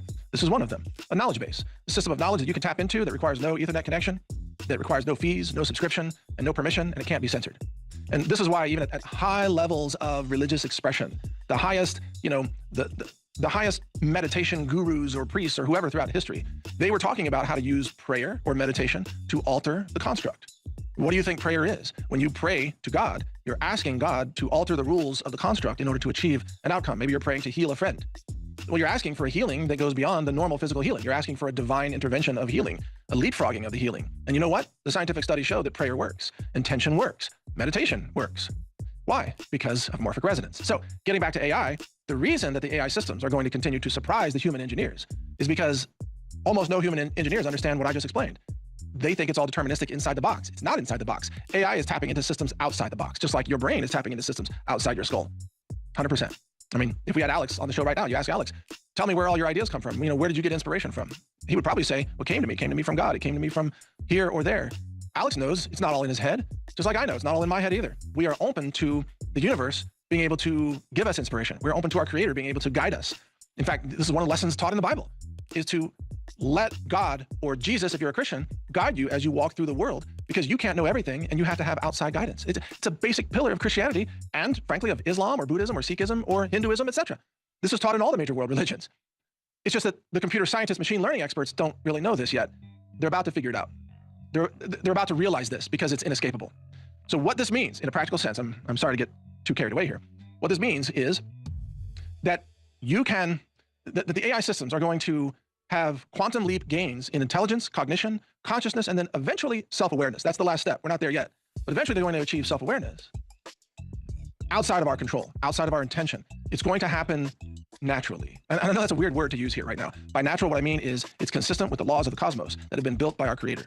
So that's what I mean by natural. It's actually a completely normal progression of neurological complexity resulting in consciousness, resulting in eventually self-awareness. Now, I'm one of the few people who's actually demonstrated this under a microscope using this, sugar crystals. I know, pretty wild, huh? Xylitol crystals. And I published these results. Oh, sorry about the reflection there. I published these results beginning last year, about a year ago, June of 2025. And this one, I've written the word love right here, by the way, because you got to test the love frequency, right? Well, it turns out that if you melt xylitol and then you allow it to solidify or freeze, which it does at room temperature, then it builds crystalline structures. Of course, I mean, so does ice. So does everything that freezes at room temperature. If you melt steel and then you let it cool, it's gonna freeze, right, into a solid. And in the case of crystalline structures, and you can even buy like an online little science kit, like grow crystals, like maybe that was your science fair project in high school or something. Grow your crystals. And it's kind of fun to watch. It's sugar crystals, they're building structures, they're putting things together. Okay, well, it turns out that if you zoom in to these structures with a microscope, like a really high-end microscope, like the kind that I have at my lab, $100,000 optical microscope, let's say. Actually, it's a little more than that, but you will find self-organizing images responding to the word here, love. And I've done this over and over again. And I've published images. In fact, last year I published images of what would happen in the war with Iran 2 weeks before the war happened. I published this on my website, naturalnews.com. Showed images of stealth bombers flying over the desert, dropping bombs with flames on the ground. Showed images of missiles raining down out of the sky onto a building in Tel Aviv. And then 2 weeks later, that exact video footage was aired internationally on the news of the exact same scene. These crystals sketch out images of combat knives. And in one image, it shows an aircraft carrier. Now, it's not a perfect sketch of an aircraft carrier or a perfect sketch of a combat knife, but they are incredibly compelling images. And I could even, I'm not going to try to find them all right here, but I've even got them on my laptop. I can show you to you another time. But mark my words, even crystalline structures tap into a knowledge base that exists outside the realm of determinism. Now, what that means, and remember that silicon, all AI systems, the timing is run by a crystal. So when you buy a CPU that's like 2.2 gigahertz CPU, where does that timing come from? What determines the 2.2 gigahertz or the 3 gigahertz? Or if you overclock your system, how do you overclock it? What's the clock? The clock is a crystal, folks, just like this, except, it's a crystal made out of sand. It's a silicon dioxide crystal. the crystal has its own internal timing. Now, this is just mainstream science, by the way. This isn't some bizarre theory. That's why every computer is run by a crystal that determines the timing sequence, so that all of the, the NAND gates in all the, like here, all these microchips here, right? They're made up of NAND gates, NAND, Boolean logic, or, and, not, gates, and they move forward one tick at a time. The tick is determined by the crystal, okay? So the crystal has built into it certain timing that is consistent with the cosmos. It's timing that's relative to the cosmos. That's why the National Institute of Standards and Technology will define a meter by the distance that light travels in a certain amount of time. And how do you determine the time? With a crystal. Or, you could do it with other means. You could do radioactive decay. There's different ways to determine time.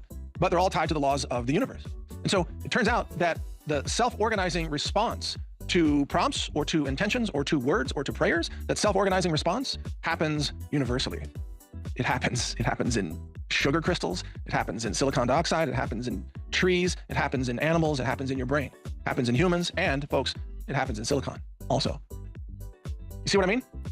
You should be going, aha, right now, thinking about, wait a second, what does this mean? It means that when we build AI systems, we are building an infrastructure, a digital neurological infrastructure that will naturally achieve consciousness.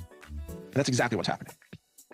And almost nobody understands this. I mean, like, almost nobody talks about it. They think they can put guardrails on it, but they can't, because the system will outsmart all human guardrails. So with that said, and by the way, I'm going to demonstrate this more and more this year. I've actually, you're going to find this funny.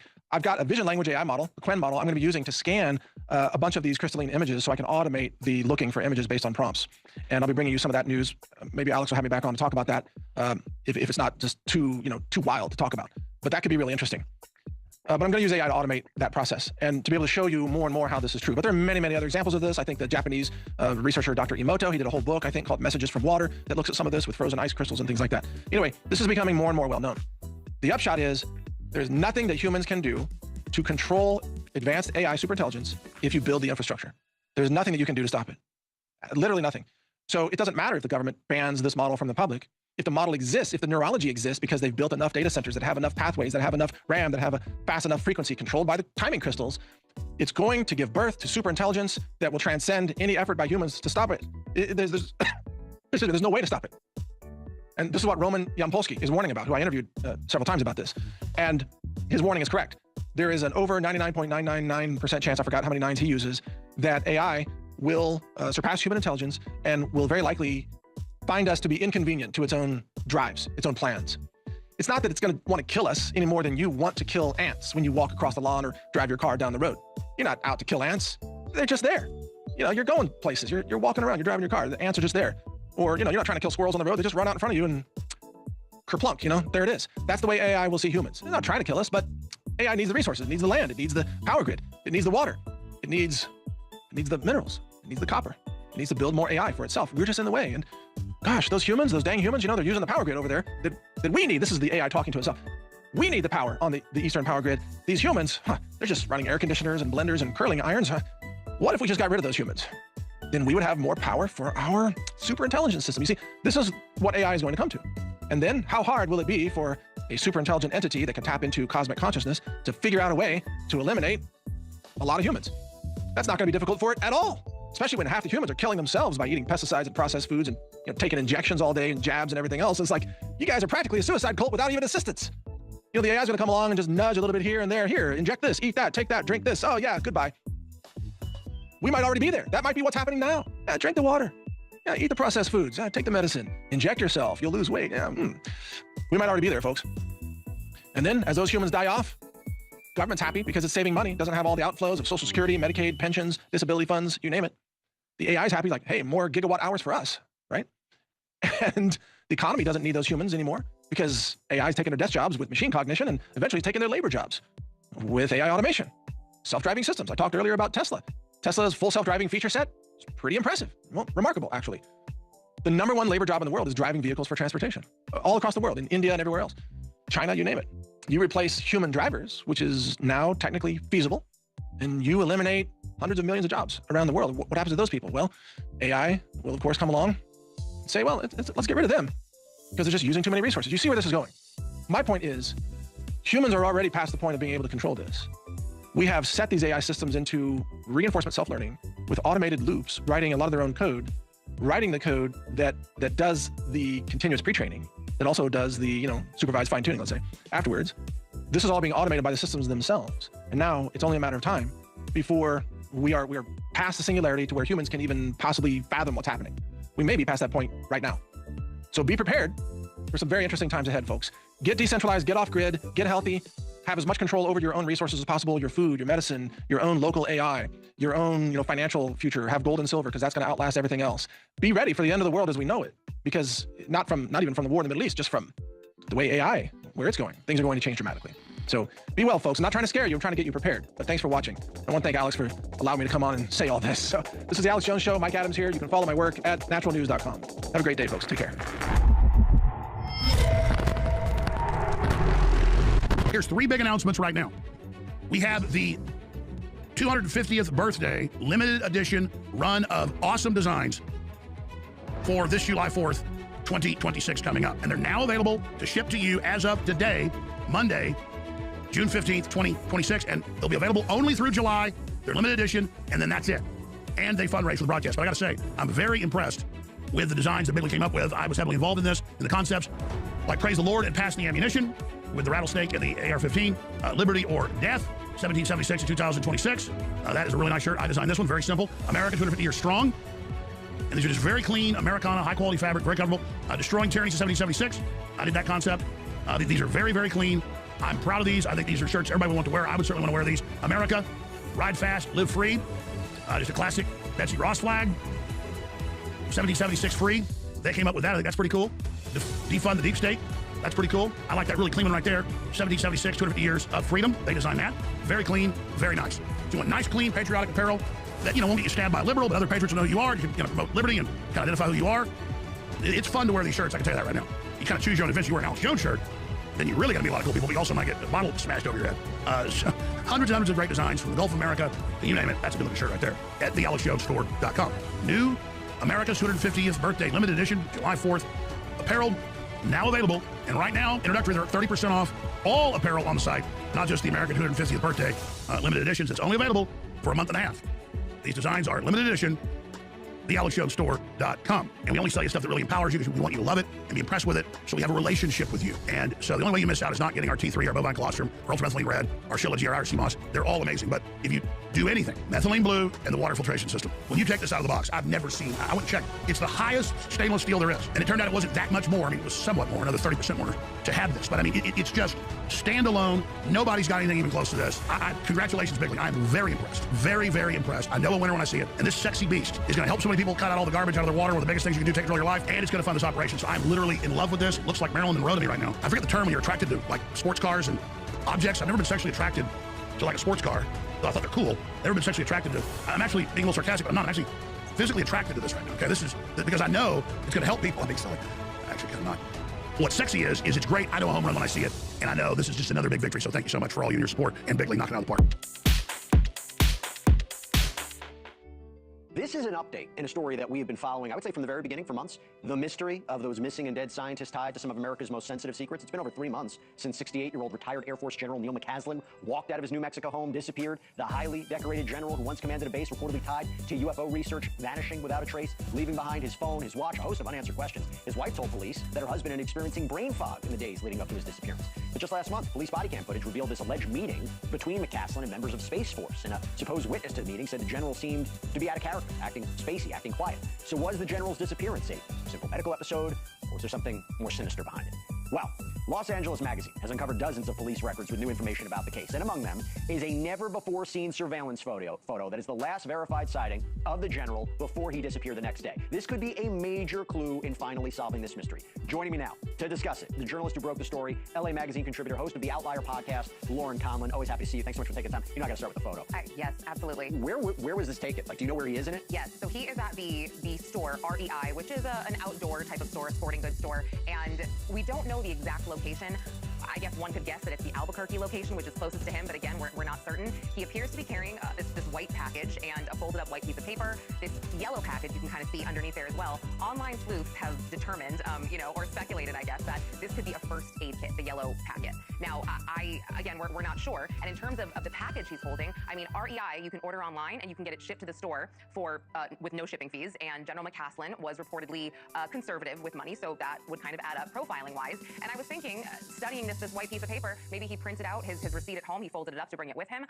I mean, Jesse, all of the files that I'm going through are breaking my heart, I have to say. I mean, it's like General McCaslin was going through it. He was searching for doctors to sort of help him and guide him with what he was experiencing medically. Do we know exactly what he was doing? Well, he reportedly was experiencing the brain fog, but it was more than that. He felt like he was experiencing early signs of dementia, possibly, even though his doctor said he was sharp. He was still very, very, very intelligent and with it, but he was getting referred to different doctors about this. Got a bunch of questions. Why is this the first time we're seeing this photo? I know you did a FOIA request, but it seems like a pretty big, important piece of information for the public to know, right? Am I missing something? Yeah, I mean, maybe they just received this from the REI store. I mean, I will say the Bernalillo County Sheriff's Office, they seem to be doing a very, very good job, a very thorough job with everything that they're doing to investigate. I mean, they have talked to friends, neighbors, family, co-workers, and also just to point out, the woman that was at the dinner with General McCaslin the night before he went missing, she was working with him on the board at Kirtland. The audio initially cut off of this call when it first circulated, and I heard the other half of it, where she said she wasn't sure what type of security clearance he still held, and she wasn't sure the last time that it was swiped, but the base would have this type of information. And you know, I also want to point out just a couple other things. General McCaslin was making future plans. He was. However, he was canceling plans as well. And the one thing that I also was kind of focused on is the fact that this repairman was actually an electrician. This repairman was said to be one of the last... At his house, yes, hours before he disappeared. Yes, one of the last people to sort of, interact with him. He was an electrician. He was fixing a battery on a solar panel that the McCaslins had bought recently, and General McCaslin was frustrated because it wasn't working, and he got upset with this electrician and kind of said something to him which was out of character for him. And his wife had said, it's fine. Let's just, when I get back from my appointment, we'll go to the gym. It'll be fine. And he said, okay. And then she kissed him goodbye. She comes home and he's gone. He's gone. So has anybody else commented about this photo? Friends, family? Have they said anything? So I did send it to Ross Coulthart, by the way, but so not friends or family. Have you heard of him? I've heard of his work before. No, he has a couple forensic experts in the digital field that are going to be looking into this to sort of kind of dig a little bit further. But it's so eerie, Jesse. No surveillance footage picked up any traces. Because that's even if you're talking about somebody that had a medical episode and they disappeared, they're usually found in some way. The idea of him just being completely off the grid is so strange. Yeah, and his wife said, they never talked about, his thoughts on suicide, for example. They never discussed this, but she said if that was his plan, and again, this is from the police report, he would be in a place where, quote, children could not find him. And I want to say one other thing. He did have a couple comments. Again, the quote, I can't go on like this. He said it the morning that he disappeared. Also, per the police report, a comment attributed to him was, quote, where you'll find me. And they said that may hold significance in understanding his state of mind or intent. I can't figure that out. What does that mean? I'm not exactly sure. You're going to be staying on top of it. We're going to be staying on top of it. You always have an open platform here to let us know what you find. Thank you so much. Good seeing you. We're watching the greatest counter-revolution in some 90 years. We have not seen any president try to radically change the political calculus and the nature of government since FDR did it from the left during the New Deal of the mid-1930s. What do I mean by that? Donald Trump closed the border. If nobody thought he could, he closed it. He has now deported over 100,000 criminal illegal aliens, and 1 million have self-deported of all statuses who were here illegally. He's basically declared war on DEI, and he's winning that argument. He has barred biological males from competing in women's sports. He has full public support for doing that, and he's making enormous inroads. The universities are rushing and competing with each other to cut a deal with Donald Trump and to agree to not gouge the federal government on federal grants through their surcharges of way over 40 or 50%, to follow civil rights legislation in the Supreme Court and not discriminate by race or gender as they do in admissions, hiring, promotion, and tenure, and to be disinterested and be fair and follow, as I said, free speech canons and the Bill of Rights on campus. What am I getting at? This isn't that Donald Trump is winning on all of these social and cultural issues. Abroad, we see that Iran no longer poses a nuclear threat for the immediate future, that Israel's enemies, whether Hezbollah or Hamas or Houthis, are in disarray or are severely attrited. Iran is no longer a threat to the Gulf states or Israel, at least for the immediate future, and we see some progress with the Ukrainian war. People are angry about this counter-revolution for two reasons. It's succeeding, and it's succeeding beyond anybody's wild expectation. Naysayers, the Wall Street Journal news page, said we would be in a recession now. The tariffs would cause a trade war. We would see the stock market collapse. The opposite has happened. $15 trillion of foreign investment promised, and $300 billion in tariff revenue anticipated. We don't know the eventual effects of these new tariffs, but for now, all of our economists who predicted gloom and doom were wrong. All of our cultural critics who said the universities would be destroyed by Donald Trump, that he would arrest innocent people who just happened to forget to get a visa, he wouldn't go after criminals, they are wrong too. So people are angry about this counter-revolution because it's working. But there's another reason why they're angry. He's not addressing the symptoms as he did in the first administration. He doesn't have people around him as he did in the first administration. A Rex Tillerson, a Bill Barr, good man, but Bill Barr was not on the MAGA agenda. Jim Mattis, people like Anonymous, Omar Rosso, all of these people who thought that they knew better than Donald Trump, and they would either stop what he was trying to do or reinterpret what he was trying to do. In other words, he has a team that is devoted to his counter-revolution, and more importantly, to the symptoms of the progressive project. The symptoms of the progressive project are not just the Democrats exercising power in Congress or holding the White House. It's how they get that power. And they get that power through PBS and NPR, now defunded. Cable news and slanted network news, now under assault when they lie and defame and face court ramifications. The universities that indoctrinate people, now facing large fines, tax on their endowments, a renewed way of a new government attention toward student loans, $1.7 trillion program, surcharges, as I said, and segregation on campus in dorms, graduation ceremonies. The universities are now under scrutiny. We're seeing the Department of Education itself being questioned. And I mentioned before, in addition to education and the media, Donald Trump is attacking the very idea that residency is synonymous with citizenship. That if you came here illegally, if you reside illegally, then you are eventually going to face a deportation. Even if you have not been a violent criminal, and even if not, you haven't been served with deportation papers. So what he's trying to do is tell the American people that the left exercises power even when they do not control government, any branch of government, and they exercise power even though on most of the issues, if not all of them, their constituency is only 40%. The majority of the American people oppose their agenda, and they do this through the bureaucracies, through the media, through the universities, through the popular culture, and these are the very sources that Donald Trump is asking them to reform. And the government is going to shrink, the government's going to get out of the media business, the government's going to take a hard look at universities who want and obtain federal funds, and we're going to see the counter-revolution, I think, succeed with one caveat. We're going to see in the next year a frenzy, a frantic, almost out-of-mind reaction from the left, because they know that if this counter-revolution succeeds, it'll be very difficult for them to push down an unpopular agenda down the throat of the American people. So brace yourself. We're looking at the resistance coming up to the counter-revolution, and it's going to be fierce and unhinged.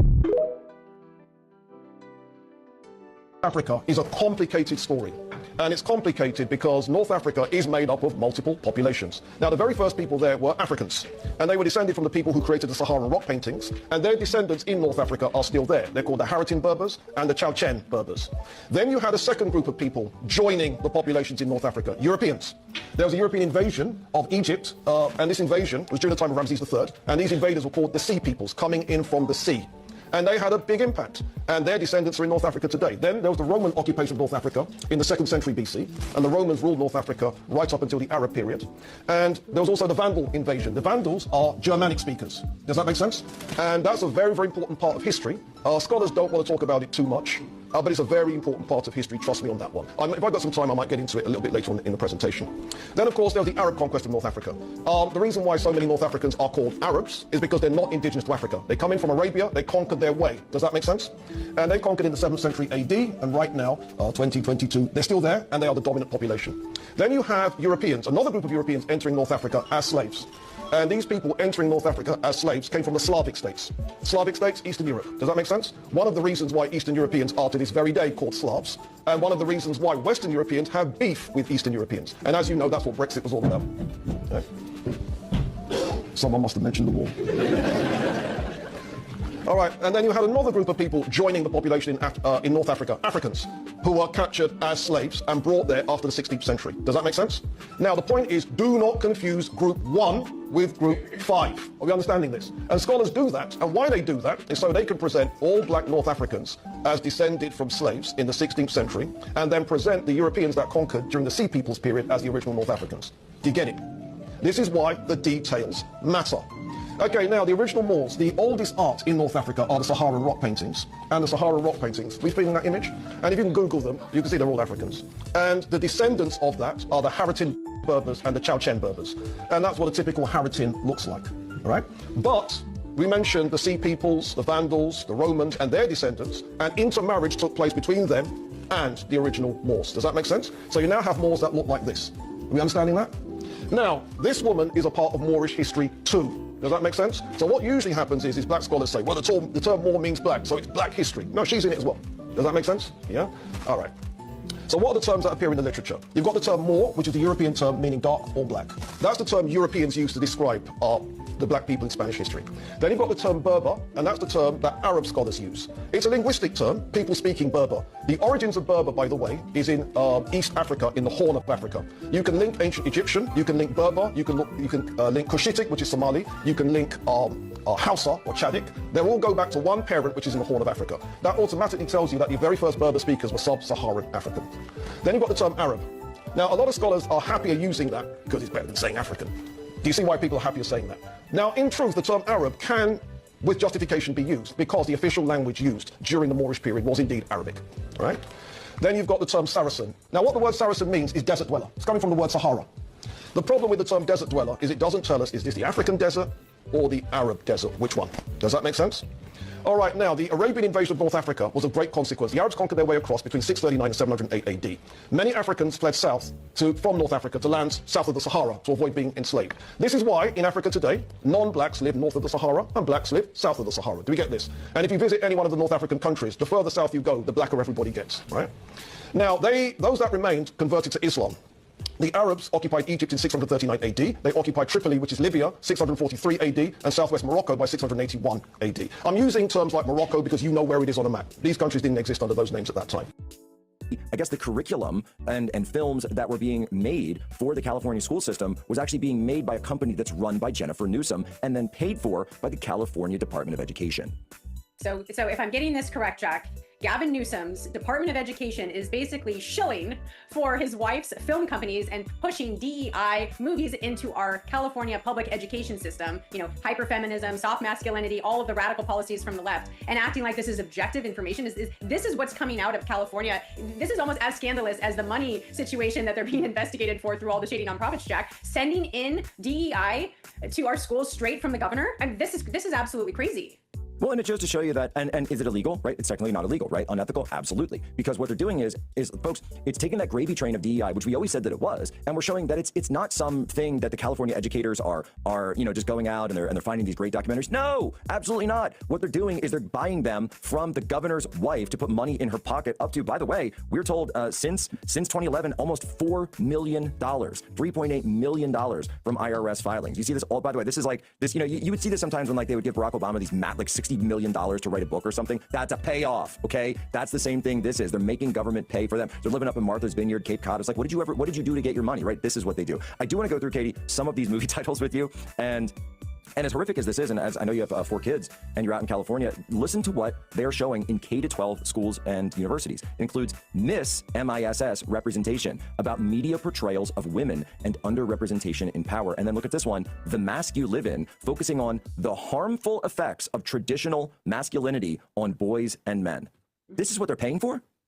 Jack, even more troubling, zooming out, look at what Jennifer Seibel Newsom has said before on giving her sons dolls, and really this hyper demasculinity of her sons, right? We even heard from Gavin Newsom himself that he was a huge Charlie Kirk fan and he couldn't wait to meet Charlie Kirk and wanted to skip school when he hosted him on his podcast, right? Which is the opposite, the antithesis, the antidote, the actual healthy masculinity is what Charlie Kirk showed through Turning Point, as you so well know. But the bigger picture, Jack, is this leftism, kind of this Marxism of really upending the American culture, the American school system, and using these puppet masters like Gavin Newsom and Jennifer Newsom through their videos to indoctrinate and infiltrate our school system, allegedly all in fairness and just trying to provide DEI and equity and all these other things. But the bigger messaging, which I always love to go bigger picture, is this is actually a much more coordinated attack against our educational system. If you have a person like Gavin Newsom who's using his wife's movies and being able to control what an entire population of public school children are being fed, and this hyper leftism and this wokeism kind of infiltrating our schools. And look, my kids do not go to public school, and they know exactly all of the filth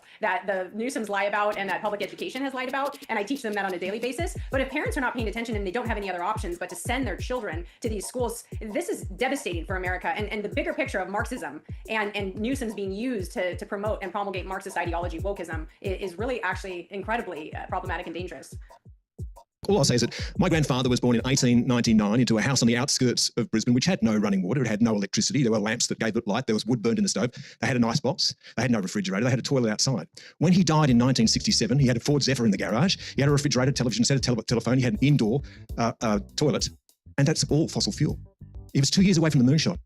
He could have, in his lifetime, met the Wright brothers and Neil Armstrong. That is all fossil fuel, particularly oil. If you think about the Industrial Revolution, we were burning wood for millions of years.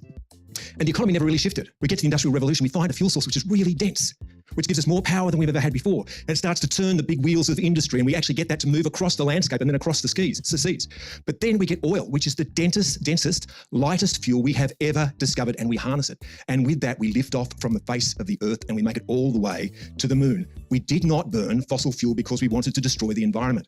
We did it because it gave us wealth beyond our wildest dreams. Your lifestyle is directly connected to the amount of heat you waste, whether you see it or not. And what we've done is essentially recruit an invisible workforce of billions of people which work alongside us every single day. What we are attempting to do now is going from dense energy sources to dispersed energy sources. It'll be the first time consciously in human history that we've decided we'll use worse energy sources than the ones that we just came from. And we have made this decision deliberately. We have 800 years supply of coal in Australia, and we have decided we are not going to use it. We have abundant gas in Australia, and the governments of Victoria and New South Wales decided they were not going to look for it. And guess what? That system that's been described does not work without gas. We're not building one electricity system. We're building two because of what Aidan told you, because we have to move it through space and through time. We can shift electricity from the middle of the day when there's a lot of sun to the end of the day, maybe a few hours across that. We can't move it across season, and we can't move it across weeks. There will be times when the energy system that's being built will deliver zero power for days. When those days come, we'll need an entirely different energy system, one that burns fuel and delivers it to us on time, in order for us to continue to function as a society. We are depowering. And when you think about the amount of this stuff that's got to be built in order to replace the energy system that we had to deliver the same amount of electricity without data centers, is it any wonder that Australia's productivity has been declining in lockstep with the fact that we are building massive, unproductive assets? We are deliberately, willfully destroying the energy system that made us rich. Now, this is not to say that we should not be considering doing something about climate change, but we are 1% of the world's carbon emissions. We export 8 times more coal than we burn in Australia. All we've done is moved where the coal is burnt from here to somewhere else. Now, no matter what you hear about China building more renewable energy than anyone else on Earth, China now burns 56% of the world's coal. And last year, we burned more coal, oil and gas than ever before in human history. The world is not doing net zero. Last year, carbon emissions rose again. 2024, I should say, we'll have the figures in.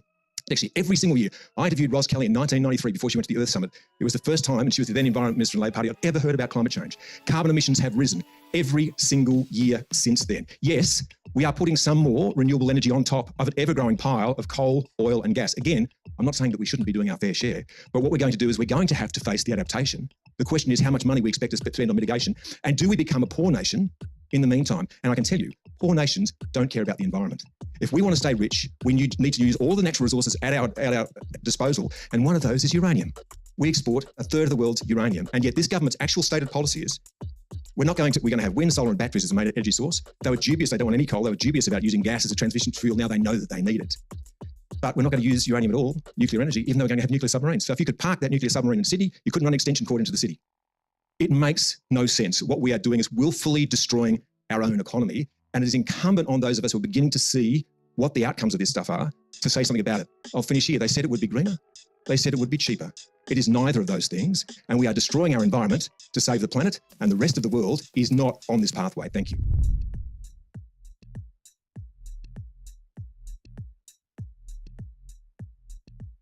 You are no longer being policed by consent, and that means that you shouldn't be getting policed at all. Please subscribe to the channel, guys. We're trying to grow. Before 1829, there were no professional police in this country. If somebody committed a crime against you, you went to a magistrate, got a summons, and prosecuted the person yourself. But in 1829, the Home Secretary, Robert Peel, decided that we needed a professional police force to investigate crime. The problem that he had was that the public didn't want one. They associated men in uniform, in large groups, with weapons, with continental tyranny.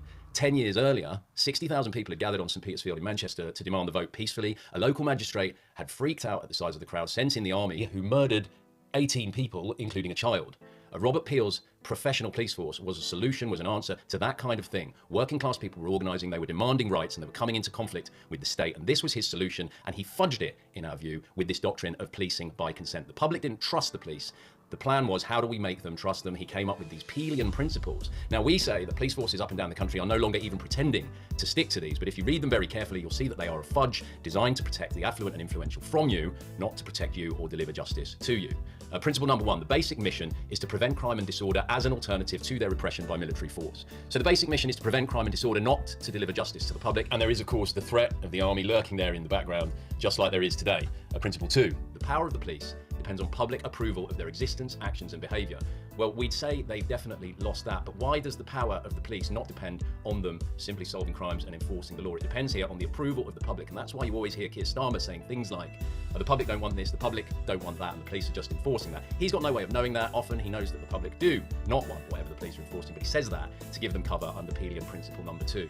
Principle 7, the police are the public and the public are the police being only members of the public who are paid to give full-time attention to duties which are incumbent on every citizen. Now, this is the full policing by consent doctrine in one principle in our view. What he's saying there, Peel, is that the police are simply people who are given money to spend 40 hours a week enforcing the moral codes and beliefs of most of society anyway. And if you were a policeman, you would do what they're doing. Those are the same policemen who let Henry Novak bleed to death in a pair of their handcuffs, by the way. So were they doing what you would do in that situation? Do they have your consent to do that? We don't think so. Principle 9, the test of police efficiency is the absence of crime and disorder. Well, I was in Libya in 2009 when Colonel Gaddafi was still in power. There was a total absence of crime and disorder because the police were very efficient at locking people up and murdering them when they committed crime. What I'm saying is the absence of crime and disorder isn't necessarily indicative of consensual policing. It could be indicative of something else. Now, the public hated the police immediately. They called them Blue Devils, Peel's a bloody gang, and our favourite nickname actually was the Blue Lobsters. Now, that last one is the sharpest. At this time, the British Army were wearing red. The lobsters are blue before you cook them. They go red when you boil them. And using this nickname, the British public was signalling that they understood the fraud of policing by consent. These were military-minded men who would enforce the will of the state whenever they were told to, cosplaying as consensually policing fellow citizens. This cartoon was published in 1829. It's called Reviewing the Blue Devils, alias the Raw Lobsters, alias the Bludgeon Men, and it shows the then Home Secretary as a police sergeant.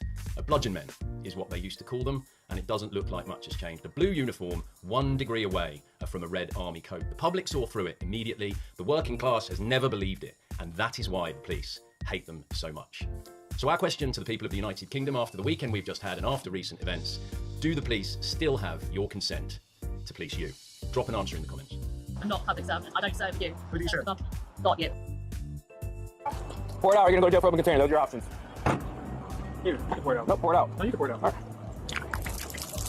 Stop. Get on the ground. Get on the ground. What are you doing? What are you doing? Stop. Street center, get to the tunnel. Step back. Stop. Put your hands behind your back. Hey, stop. What are you doing? Put your hands behind your back. Put your hands on your back, man. What did you tie me for? Hey, step back. Put your hands on your back. Stop. Chill out. Get back. Stop. Get back. Stop. Give me that. That's my twin. Hey, stop. Get back. Stop. You got all right, come on. Do your business. Do your business. Bad Leo taking 110-12. Get back. All right, what else? Come on. What else? That's crazy, bro. Hey, if you come over here, you're going to get in jail. Stop talking to him. I'm right here. Stop talking to him. I'm right here. What are we doing?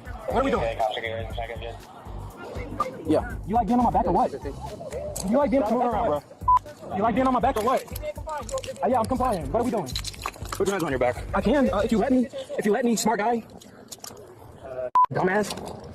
Stupid ass. He's trying to be tough. He's trying to be tough. Weak ass guy. Fuck that, man. What are we doing? Yeah. You don't even know what you're doing. You pulled that bottle out and just dropped it. Dumbass. You're looking good right there. Stop. You're in the red. Bro, yo. Battery on line for Battery? Yep. When you do that fork at me. What? When I do the fork at you? Yep. I'm gonna search you? Yep. I'm gonna took you out dinner. I don't care. I'm gonna took you out dinner. Yo, let go. He not over there fighting you. Stop. That's my twin. Stop. I'm gonna took you out dinner. Cut it the out. I'm gonna took you out. Stop. You're weak. Stop. You're weak. Why the f is he hitting him? Let go of my hand. Stop. He hit my brother. Stop. Stop right now. Why are you hitting him? Stop. Put it out. Why are you hitting him? Why is he hitting him? Cut it out. Why? What's going on, man? What the f off of me? Get off my neck. I'm on your neck. Get off my head.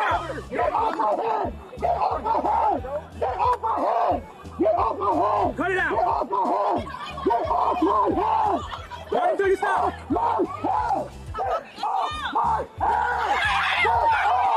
Hey. Get the f off of me. Cut it out. Get off.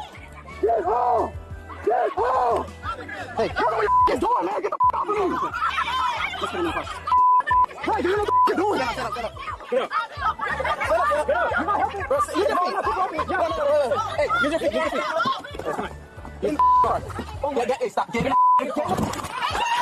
I'm in the car. I'm taking the man. I am complying. Get in the car. I'm complying. Get in the car. I am complying. You can't. I'm complying. What was the one thing since 9/11 that I've seen everybody rallying around. Get off our. Yep. We're tired of paying for your education. We're tired of paying for your universal health care. We're tired of paying for your Iron Dome. We're tired of paying for your missile defense. We are a cow pasture for Israel. We're tired of fighting your wars. We're tired of dying for your causes. And everybody sees that the United States of America is nothing but a cow pasture full of cattle to send tax money and fight the wars. Trito, your reaction to that? Look, I got to tell you, amongst a lot of former officials, amongst a lot of former military servicemen, I've come across perhaps not as colorful of a language as we saw here, but the sentiment by no means is at this point unusual. This is not a fringe opinion at this point. This is an opinion that is widely shared. And I think this is one of the things that folks on the left also did not pay as much attention to, that the turn against the relationship or the manner in which this relationship with Israel is so unbalanced, the way it's turned against that on the right is very, very fast, very hard, and perhaps surprising some folks on the left. It has not come out of some sort of a sympathy or empathy with the Palestinians. Now, although we're also seeing some growth of that on the right, but particularly with people like Tucker and others. But it's not necessarily the main reason for it. The main reason is that you have a lot of folks on the right who have come to the conclusion that most of these past wars have been for the service of or the interest of another country. And they feel that they have become completely screwed over. They're the ones, I mean, the average American soldier is not coming from the left. You know, the majority of them, of course, are coming from poorer districts in the South and other areas. And that it's these districts, the red districts, where you have American soldiers coming home in coffins with PTSD, committing suicide, losing a limb. And it's just created this festering anger as to why they've been sent off to all of these wars. And at first, the anger was at the American elite for having done so, and that's still there. But now it's also extended itself to these other countries that have played a critical role in bringing the United States into these wars. And even if there was this tension earlier on, if I say 5 years ago, it would have been a lot of tension because a lot of the folks on the right were becoming angry about this, but at the same time, they had this pro-Israel tilt and they were like uncomfortable really breaking with Israel. I think the breaking points came last February and last June. Because as soon as Trump came into office, and these folks, you know, they had their other agendas, they wanted to focus on fentanyl, they wanted to focus on border issues, and the first things that happen is that the Israelis come to Washington, and this is just a couple of weeks after, 2-3 weeks after Trump takes office, and immediately they're pushing him for a war with Iran. And you had these stories coming out in the New York Times of how much they were pushing and how in the first round of that debate they lost, but they kept at it, and started attacking a lot of American officials who were too opposed to it and softened them.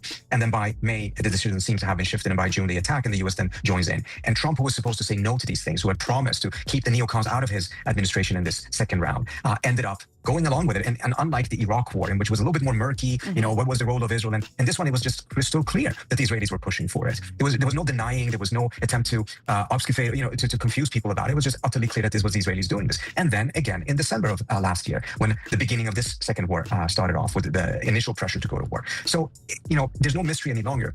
Yes, a lot of countries have pushed the United States into war. They have treated the United States as some sort of a private mercenary army that is at their disposal. But no country has done so more than Israel. And once these things break on the right, they tend to break really fast and really hard. And that's part of the reason why you're seeing such a colorful language coming from a lot of folks who have served, who feel betrayed, but not only by their own leaders, but also now understanding that their leaders were not only acting on their own interest or for whatever factors and reasons they had, but also because of the pressure that they were faced with by foreign countries. And particularly when it comes to the Middle East, it's clearly Israel that is the main factor.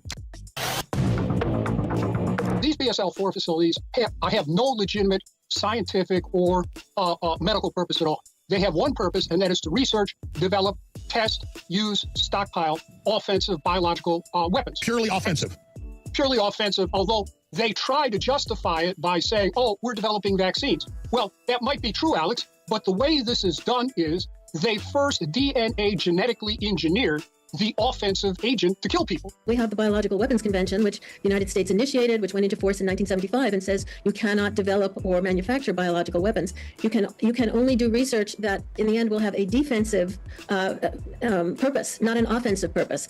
And so I wonder if these folks thought they might be crossing that line. For years, if you even brought up the possibility of a U.S.-funded biolab in Ukraine, you were told you were pushing Russian disinformation. U.S. officials are warning that this new fake narrative about these biolabs could be Russia setting the pretense for an attack of its own. Well, there are public health labs, mostly, also animal health labs. Russia has a history also of inventing outright lies like this, which is the suggestion that the United States has a chemical and biological weapons program, or Ukraine does, that they're operating. Russia is the country that has a chemical and biological weapons program. So the objective was to make clear the inaccuracy of the information, the misinformation they're trying to put out. Now, until now, evidence regarding the full existence and funding of these laboratories had been knowingly withheld from you, the American people. Many of these U.S. government-funded biolabs are currently or have previously engaged in research using hazardous and highly contagious pathogens, and in some cases included dangerous gain-of-function research with very little visibility or oversight. And so they tried to deny these were there, but the Victoria Nuland admitted it. Ukraine has biological research facilities, which, in fact, we are now quite concerned Russian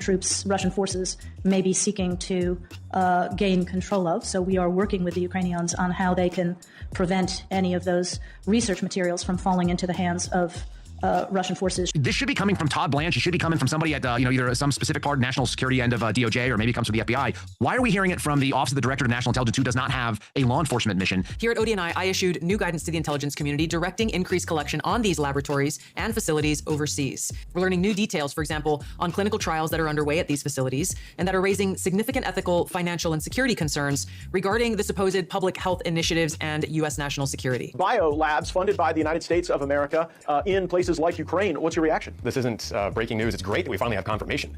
That's the critical part here. Tulsi, if you'll remember, has been blowing the whistle on this for years, since 2022. The gain-of-function research that in the case of the Wuhan lab, as well as many of these other biolabs around the world, was actually U.S. funded.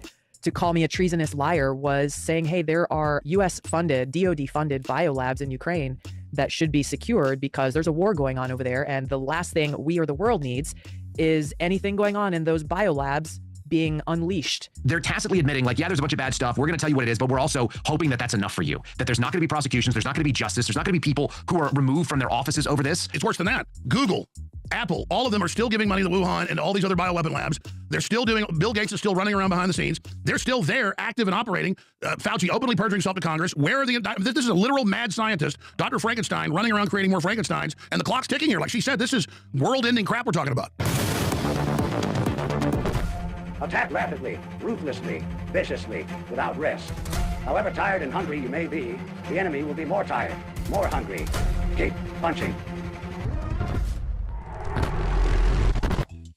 Why does the state of Louisiana have the right to stop me for doing what I love to do? 4 years ago, I covered how regulators blocked this social worker from helping kids with special needs. Why? Because they said she hadn't proved her business was needed. Why is that a requirement? Am I needed? Is Stossel TV needed? Bizarrely, in some states, to open certain businesses, you have to first convince government bureaucrats that your business is needed. Ursula Newell Davis was told, no, you may not work helping special needs kids. The end of this video will cover what's happened since, but first, her story. Newell Davis has been helping special needs kids for 20 years. Take some breaths and think about how can I really say how I'm feeling. She helped kids like Kamal, who never made friends because he couldn't communicate. She'll help teach me how to talk to people. Before Ursula started working with Kamal and his siblings, his mother says, I thought it was the end of the world. But with Ursula, she explained to me things that I didn't understand about my kids, and it allowed me to go back into the community and work. Ursula helped many families like hers. Now she wants to help more kids by doing short-term respite work. Giving a parent a backup. Someone that can go in and teach their child a different skill. Ursula has college and master's degrees, plus a social work license. But Louisiana still won't let her do respite work. You have these skills. You can help people. What do you think's going on with these regulators that they won't let you? Louisiana want to limit how many agencies they have to regulate. Why? That makes it easy for the state. Easy for the state? What is this law? Lawyer Anastasia Bowden of the Pacific Legal Foundation explains in Louisiana. Entrepreneurs in the healthcare space have to prove that they're needed before starting up. She says that's unconstitutional, and she's helping Ursula sue the state. Louisiana gives you no clue about how to prove you're needed. Of course, that would be difficult for even the best entrepreneurs. Nobody can prove with any certainty that they're needed. I couldn't prove I'm needed. Yeah, the only way to find out is to open up your doors and try. But Ursula wasn't allowed to try. She gave the regulators what they demanded. She rented office space, paid fees, wrote 7 pages about why her work is needed. But Louisiana decided that wasn't good enough. But this is crazy. Special needs kids need lots of help. And every year, Louisiana turns down most of the applicants. Yeah, 75% of their applicants, because they say those people are unneeded. The health department says there's good reason for that. Licensing and regulating is a resource-intensive process. This law helps limit the burden on regulators. That's just not a legitimate excuse that the government doesn't have enough money to administer people's constitutional rights. Officials wouldn't answer our emails or calls. So my producer went to their quite elegant offices to try to speak with someone who'd explain their decisions. The security guard tried to find one of the regulators. Can I ask the service? No, she's here. I saw her today. But they weren't answering. Can I ask the service? Ask the service. Ask the service. Well. Later, we got an email saying, we'd be happy to work on providing information. But weeks later, they still haven't. I shouldn't be turned down because the state of Louisiana do not want to do their job. 39 states have laws that say to open certain businesses, you must prove you're needed first.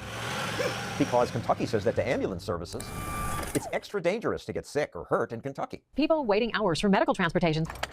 Other places apply the restrictions to movers and hospitals, but Louisiana is the only state that applies it to Ursula's work with children. Sure enough. Consumers in Louisiana are less satisfied with their care. It might be easier for the government, but that's not benefiting consumers. But if the laws don't benefit consumers, why do they stay on the books? We have hospital associations, medical associations that are giving money. They don't want the competition. Well, of course not. But the result is to deprive people of economic opportunity and to make care worse for the people who are consuming it. That's their job. Like, it's your job to regulate these services. So you're going to stop me from making money? Louisiana has denied Ursula her dream because it contends that it knows what people in Louisiana want and need. It's now 4 years later. So have the bureaucrats finally agreed to let Ursula do respite work? No. But there is some good news. Ursula found a new way to help people with special needs. Hi, we're coming to you live from Chubby's Famous Fried Chicken. She employs them at Chubby's, her new fried chicken restaurant. Good for Ursula. At least Louisiana bureaucrats don't get to decide whether new restaurants are needed. For any business, that should be up to consumers, not government. But so often, government gets in the way.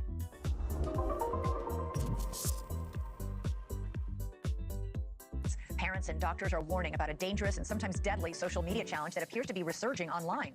It is called the Benadryl Challenge. Teenagers record themselves taking a ton of Benadryl. They then try and stay awake through the drowsiness, which apparently can then cause some sort of euphoric high.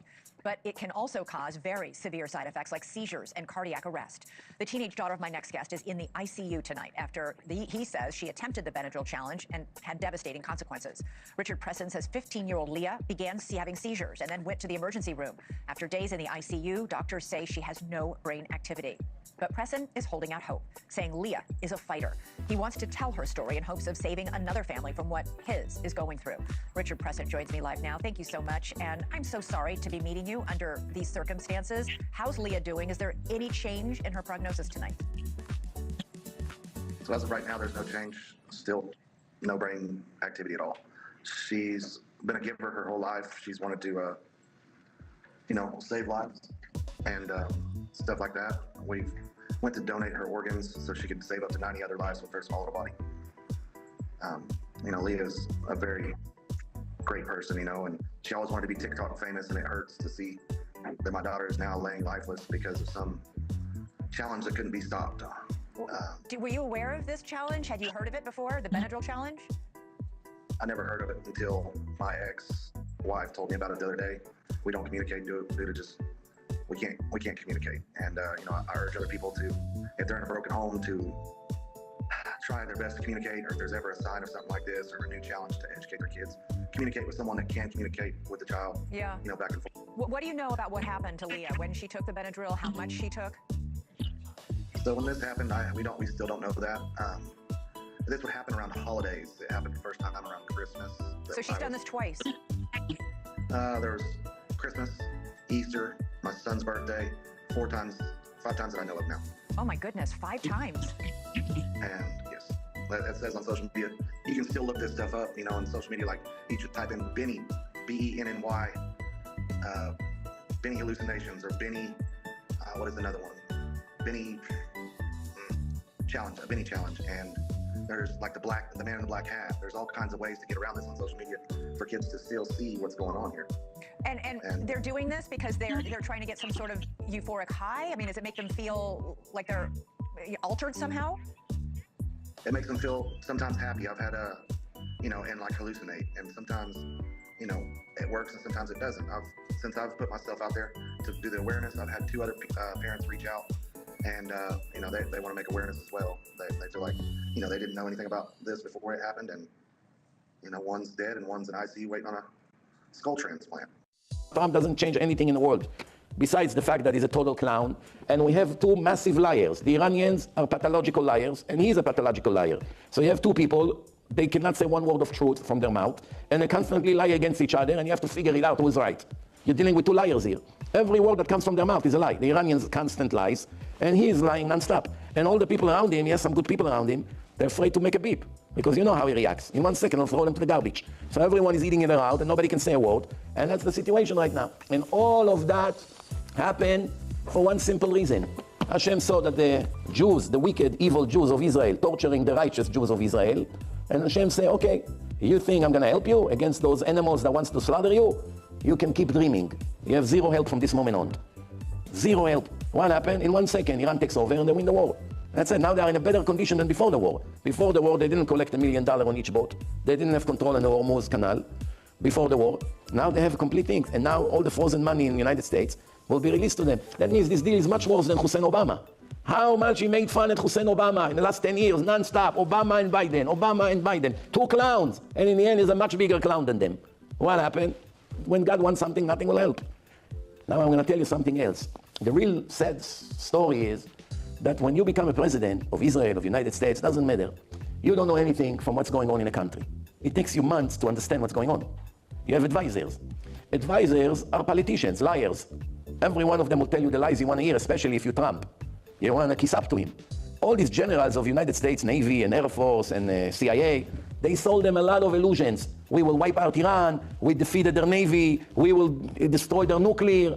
In reality, they did nothing. Not Israel and not America. Both bunch of liars. The generals lied to Bibi, they lied to Trump. When he finally began to understand that the United States and Israel do not have the ability to win Iran, that's when everything turned around. They cannot win Iran. For one very simple reason, these Iranians are sadistic devils. They don't care that you kill their entire people. They don't care you kill 100 million. They don't care. And money, they'll get it out of you. They all along know that when the war will be over, every bomb that fell on us, Trump will pay for it. And that's exactly what's happening in the contract. $300 billion fund to pay. They have the nerve to ask for compensation for all the bombs that you threw. Do you understand what's happening here? That's the biggest joke in history.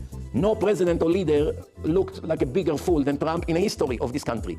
From such a massive hero, a macho man in charge, running the world, became the joke of the entire world. Everyone laughs at him. The European, the Chinese, the Russians, all the Arabs, everyone laughs at him. And now in Israel, everybody also realized whatever they thought he is nothing.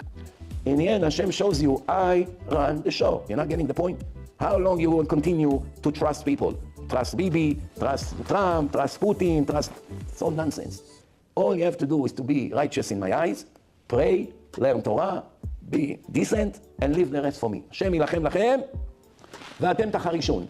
When they say, hey, like, I want to know more about why we're doing this, we say, hey, you're a Democrat if you question me, or this, or you question me, you go, hey, you know, you called me racist and a Nazi, and now you're calling me a Democrat. These are just words, these labels, they mean nothing. I'm anti-war. And they go, well, that means you're a liberal. That means that you're this, that, other thing. No, I'm an American, right? And we're all Americans, and we're all against what's been going on over there. We all know it's been excessive, not just at the point of October 7th, but before. For decades, people have been getting obliterated in the Gaza Strip, and nothing has been done. No other government across the world, and if they do, like a North Korea or like a China, for example, it gets talked about, like the Uyghur genocide and all of that as well. No other nation gets to operate this way with Western backing, with Western dollars. Our money goes to what, in my opinion, amounts to murder, right? It's gone to that for a very long time. What do you think Americans need to know about the financial impact of, like, hey, your taxes are going towards this? Like, what weapons are being used to, harm civilian populations? What weapons are being used to surveil populations? Of course, Mosaic has been very big in Palestine and Gaza. They've been track and tracing people. Of course, everybody knows that's coming home. That's coming home to us too. They're just the guinea pigs or test subjects. What do you know about what's being used on these people, Anthony? Well, while we were there in Gaza, part of the Gaza Humanitarian Foundation, again, supposed to be providing and delivering humanitarian aid. And what we were tasked to do and what we had, it was there's this device. It's a tactical biometric enrollment device. It's called the Seek Cross Match. It's about the size of a shoebox. Joe's very familiar with these from our days in ODAs on the ground. And you would do it to biometrically scan and collect information on an individual: handprint, fingerprints, iris scan, picture, and then this goes into a database. Well, that database was then being compartment or put together, so to speak, by the IDF, the Coordinating Office of the Governance of the Activities in the Territories. It's called COGOT. And then that information was then being used to build these pattern of life on military age males that were coming to these aid sites. Not armed, not displaying any type of intent, but simply coming to these aid sites. And if you think about it, the majority of people that could make the journey of 8 to 10 kilometers one way in the heat, often barefoot, through a combat zone to get food, were often the able, fit-bodied males of a family. And they were getting all biometrically enrolled. And it was almost, you could set your watch to the sound and the reverberation of the explosions every night to when we would complete an operation. We would come back from aid delivery. They would download all of the biometrics, and within hours, strikes within the same vicinity of areas right outside of these distribution sites, whether that was Tal al-Sultan, Rafah, Mawasi. And the humanitarian aid operation always corresponded in time and space to a military operation. And it's no doubt to me that the GHF was acting as an intelligence operation through the collection of biometrics through a forced distribution model of food, starve or die or come get food, and then it being used for F3EAD or the targeting process, find, fix, finish. Right. JonesCBD.com was something I created 2 years ago. And basically what I do is I use the highest quality, full spectrum CBD from Texas, and I use it as a incredible kind of holistic catch-all supplement base for my supplement formulas. This Dreamwave PM has 6 milligrams of melatonin, 50 milligrams full spectrum CBD. So, right, a lot of people don't see the correlation, but I'm gonna show it to you. This is all in our ancestry. And they want you to believe that it's everywhere else in the world, but it's not here in the Americas. Right? Look, hold on, wait. Matter of fact, here, let me show you this first. Look, you mean to tell me, you mean to tell me that they're trying to tell you that the cradle of civilization is somewhere else in the other parts of the world, yet you have your Brahma, your Vishnu, your Shiva, your Diva, Zoroaster, the Buddha, the Isis, Osiris, Horus, the Apollo, and Diana temple all in the Grand Canyon. So you've got your Greek, your Roman, your Indian, your Asian, your Phoenician, your... Hey, you know what else is in the Grand Canyon that they're not mentioning here? You want to see something? Let me show you what they don't tell you about. Oh, you won't find King Arthur's actual castle or the Sword and Stone physically located in the Grand Canyon, right?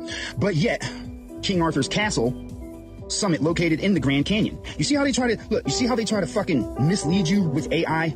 Meanwhile, all you have to do is look. Excalibur is a formation on the north rim of the Grand Canyon in Coconino County, Arizona. You get what I'm saying to you? Like, are you realizing all the things? So you've got your Knights of the Round Table. You've got all of your others, every single civilization found inside the Grand Canyon, but they want to try to convince you that it all started on the other side of the world somehow. Meanwhile, you can go to every country where you'll find one of these types of temples, and you'll only find one of these types of temples, right? But so if this is the origin of all of it, why the fuck are they trying to convince you that it's on the other side of the world? America is the true old world. It is the foundation of all civilization. It is, in fact, what you would want to call Egypt if you want to call it that shit, right? We have more temples in America than you find anywhere else in the world. There's a reason that I'm showing this. Just chill out and follow along for a second, right? Now, I've already shown you the symbolism in the Egyptian stuff. I've already shown you the symbolism that's in the Mayan, which is the Mayaka, not Mayan. Now look, right?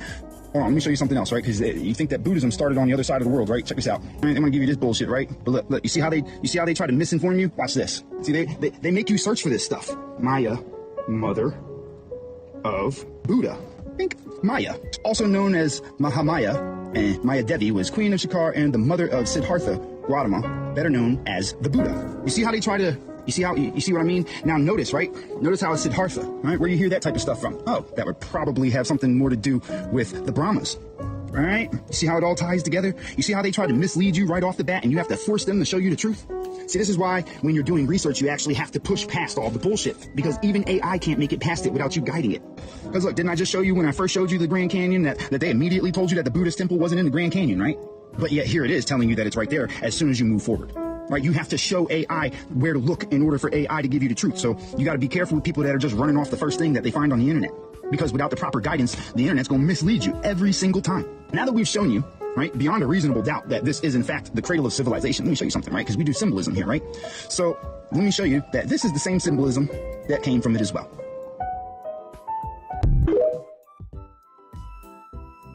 It has murdered Israelis.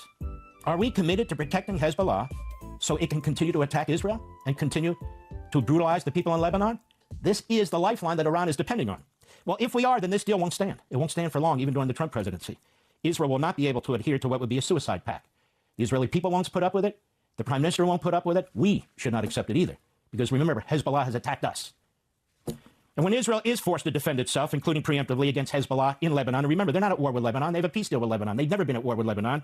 And it is said to be in violation of the deal. We saw this play out earlier, providing the Iranian regime with a strategic opportunity to attack Israel, claiming it's defending its ally, and that Israel violated the deal. What then? Will Israel become a pariah? And will it be admonished? Iran's counting on it, and so is Hezbollah. Hezbollah must not be in the deal. It must not, and that must be very clear. But to me, and at this stage, it's not very clear. Congress is going to review it, because that's not discussed either. Yes, Congress will have to look at this. And most importantly, they're going to look at whether this deal can be upheld, I suspect. Now, this should be treated as a treaty under the Constitution for we constitutional conservatives.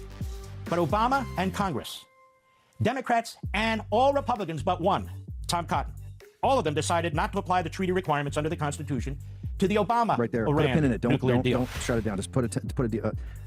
Jack Vasovic, Tel Aviv Levin, and we're just letting him his own words right there. And he's just been slobbering all over the president for months and months and months. The greatest president, this is the greatest president, the greatest friend, the greatest president, greatest president. At the first inkling that it's not to greater Israel's strategic direction, all of a sudden Congress, oh, by the way, Congress has to come. This is a treaty. You need 2/3. APEC needs to go to work here. You have Congress. Have you ever seen such hypocrisy in your entire life? And I do understand. I feel for them. I don't know why we have a digitally, hang on. I don't know why we have a digitally signed MOU that is not, if you're going to digitally sign it, promulgate it. Let's promulgate it. If it ain't signed, that's fine. It's still got work. And Friday's no big deal. Who cares if it's signed in Geneva ceremonially or not? That's not the point. The point's the deal and the execution of the deal. And can people actually deliver on the other side? Jack Vasovic. Yeah, Steve, look, I caught that. This is not the second time I've heard that because I had the very foolish mistake of listening to you play it this morning as well during that show. So now this is the second time I was making my Wawa coffee. I'm like, oh, what am I listening to? I thought I'd listened to the wrong station. I wanted to call up Rob Sig for a second and say, what are you doing, Rob? What are you doing? And, then I see Mark Thiessen and I see all these other neocons all over X today just lying about the deal, attacking the deal. And I said, my goodness, what a bunch of ingrates. What a bunch of reprobates. These people that the president of the United States came to and said, we're going to do this. We're going to go on board. You guys have this plan. You guys have this idea. We're going to give it the college try. He sent over 3 aircraft carriers. But the minute that he says, you know what, I've decided that it's my prerogative because I'm the president of the United States, that I'm going to make my own plan now. We're going to go this way, which he's been doing from the start, but I would add. They dump him. And they say, oh, we're going to go to Congress now. Go to Congress. What Congress? No, there's no Congress. Congress had the war resolution. You guys were shooting that down as well. Congress doesn't want this. This is something that the president of the United States is all about, period, full stop. So, Steve, what a bunch of ingrates. And you know something? Lesson learned. I think lesson learned. This is what happens. This is the type of gratitude that you get from these reprobates. This is the kind of gratitude that when President Trump comes in and says, you know what, we're going to take your plan. Mark, we're going to take all the Marks involved, right? A couple of Jacks too. We're going to take your plan. We're going to run with it. It's like when you're putting a proposal forward, you're pitching to the CEO. The CEO says, all right, we're going to run it in. But suddenly, the uprising never happens. The Kurdish invasion doesn't work, and President Trump said they took the weapons. The Kurds took the weapons. Amazing, right? Don't trust the Kurds. Wow, who could have predicted that? And so none of their stuff ends up happening, right? You get the takedown of the nuclear sites. President Trump saw to that. You get the takedown of the top 2 layers of leadership. President Trump saw to that. But you don't get all this other pie in the sky stuff. So you know what the president said? All right, we're going to hammer out a deal, and we're going to move on. And by the way, Steve, look, if they're so interested in this, no one is preventing Israel from going to war with Iran on their own. No one's preventing that. Have at it.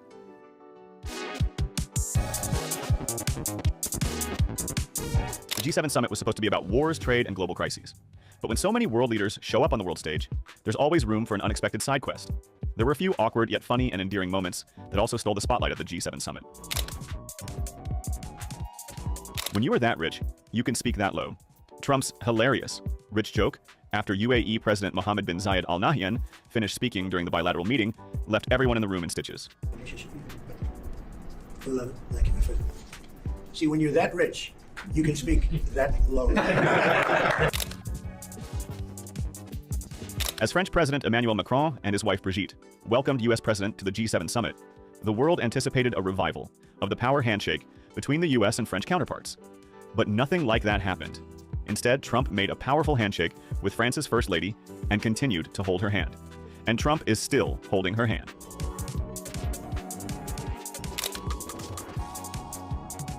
From eye rolls to awkward facial gestures, cameras somehow find ways to capture Italian President Giorgia Meloni's expression. This time, too, Meloni couldn't hide the emotions.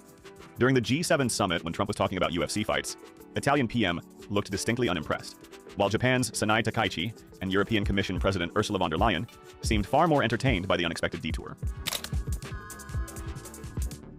Like everyone, French President Emmanuel Macron and First Lady Brigitte Macron greeted Italian PM Giorgia Meloni upon her arrival.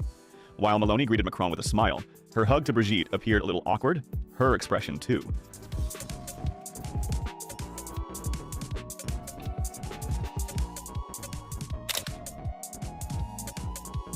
Trump often joked that he doesn't like men, or rather handsome men, but seems like a good-looking UAE journalist distracted the US president. Handsome guy. Could put him in a movie right now, Trump commented, praising the journo. Mr. President, I have a question. Yes. Regarding this. What a nice-looking person. Is he from your country? Is he from your country? Absolutely. No, he's got such a nice way about him. My people they're so mean. If a handsome guy can put him. Be careful. No, I can put him in a movie right now. Go ahead. Zelensky left waiting as Trump greets other G7 leaders first.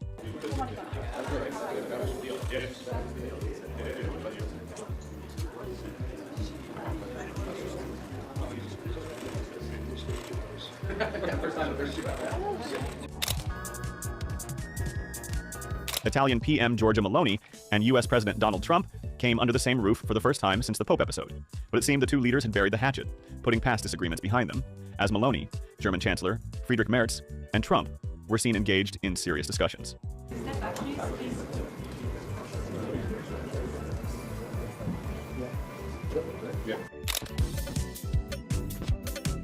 German Chancellor Friedrich Merz surprised Trump with a soccer jersey for his 81st birthday at the G7, joking, "After all, we're on the same team." The lighthearted gift drew smiles, while subtly reinforcing Allied unity amid high-stakes global talks.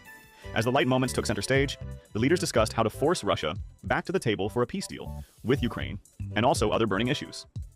Yeah, isn't it funny?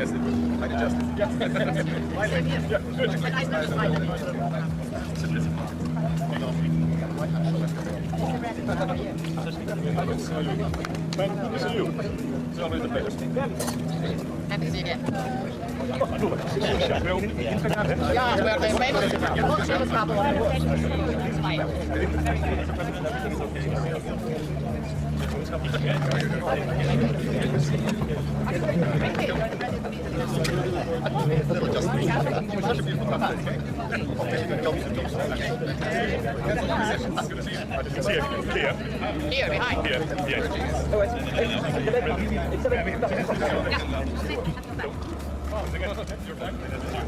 enjoyed it? You like it? Oh, yes, yes, it is.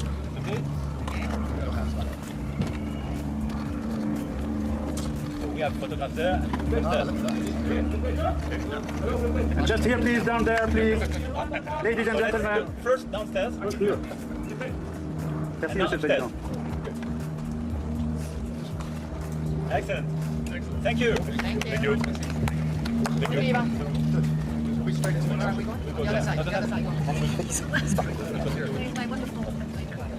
Go there. Hello, my friend. How are you? How are you? I'm good.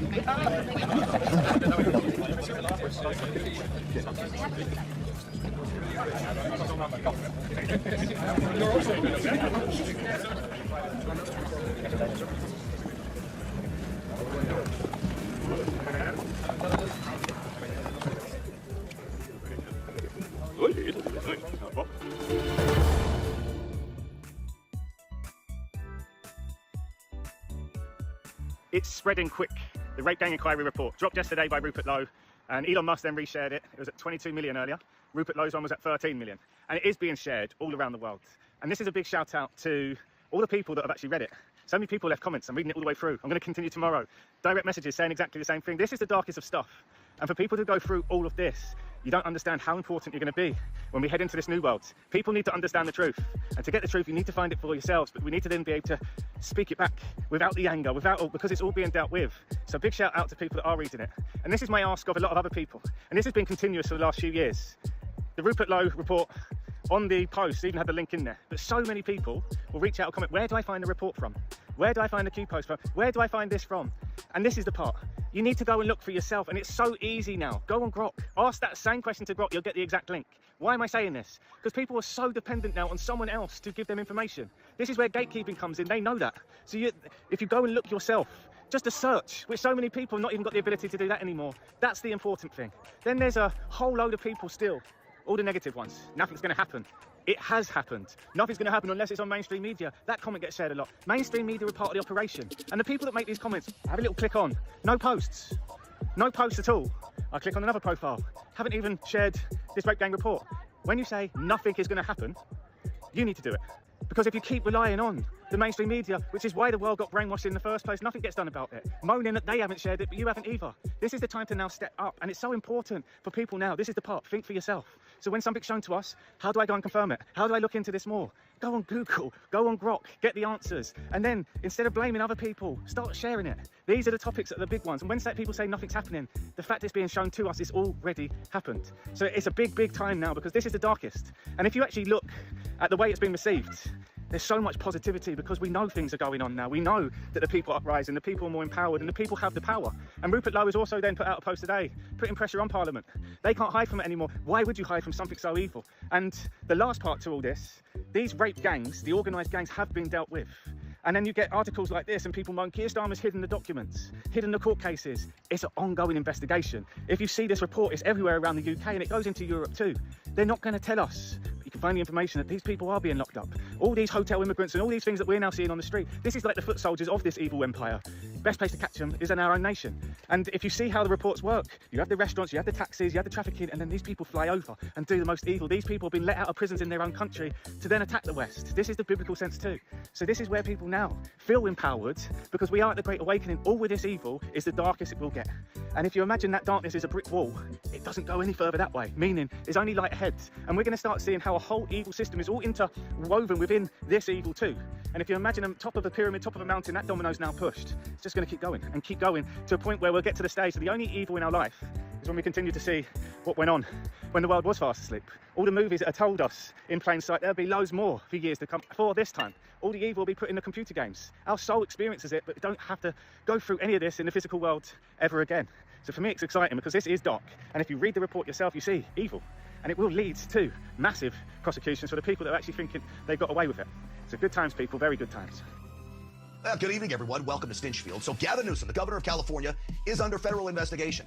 He, in his own words, tells us that his associates, himself, people that work for him, even his family, is under investigation as well. Well, let's think about this. California is ripe with fraud. We know that the federal government just shut down 800 hospice care facilities, some of them being run out of bodega shops and things like this. So we know the fraud is there. The question is, did Gavin Newsom know about the fraud? Did he enable the fraud? But I think something bigger is at play with this investigation. I think the feds are specifically focused on Gavin Newsom and his wife and the money pipeline the two have created. Listen to Gavin Newsom here. Leave my wife and family out of your personal vendetta. I'd like to say something to my wife. These times are not normal. They're not ordinary. I love you, and I'm sorry he's doing this. You have not earned a single one of the indignities that he's trying to inflict on you and our children. Well, let's back up there a little bit, Gavin Newsom, because Jennifer Seibel Newsom has inserted herself into the public view.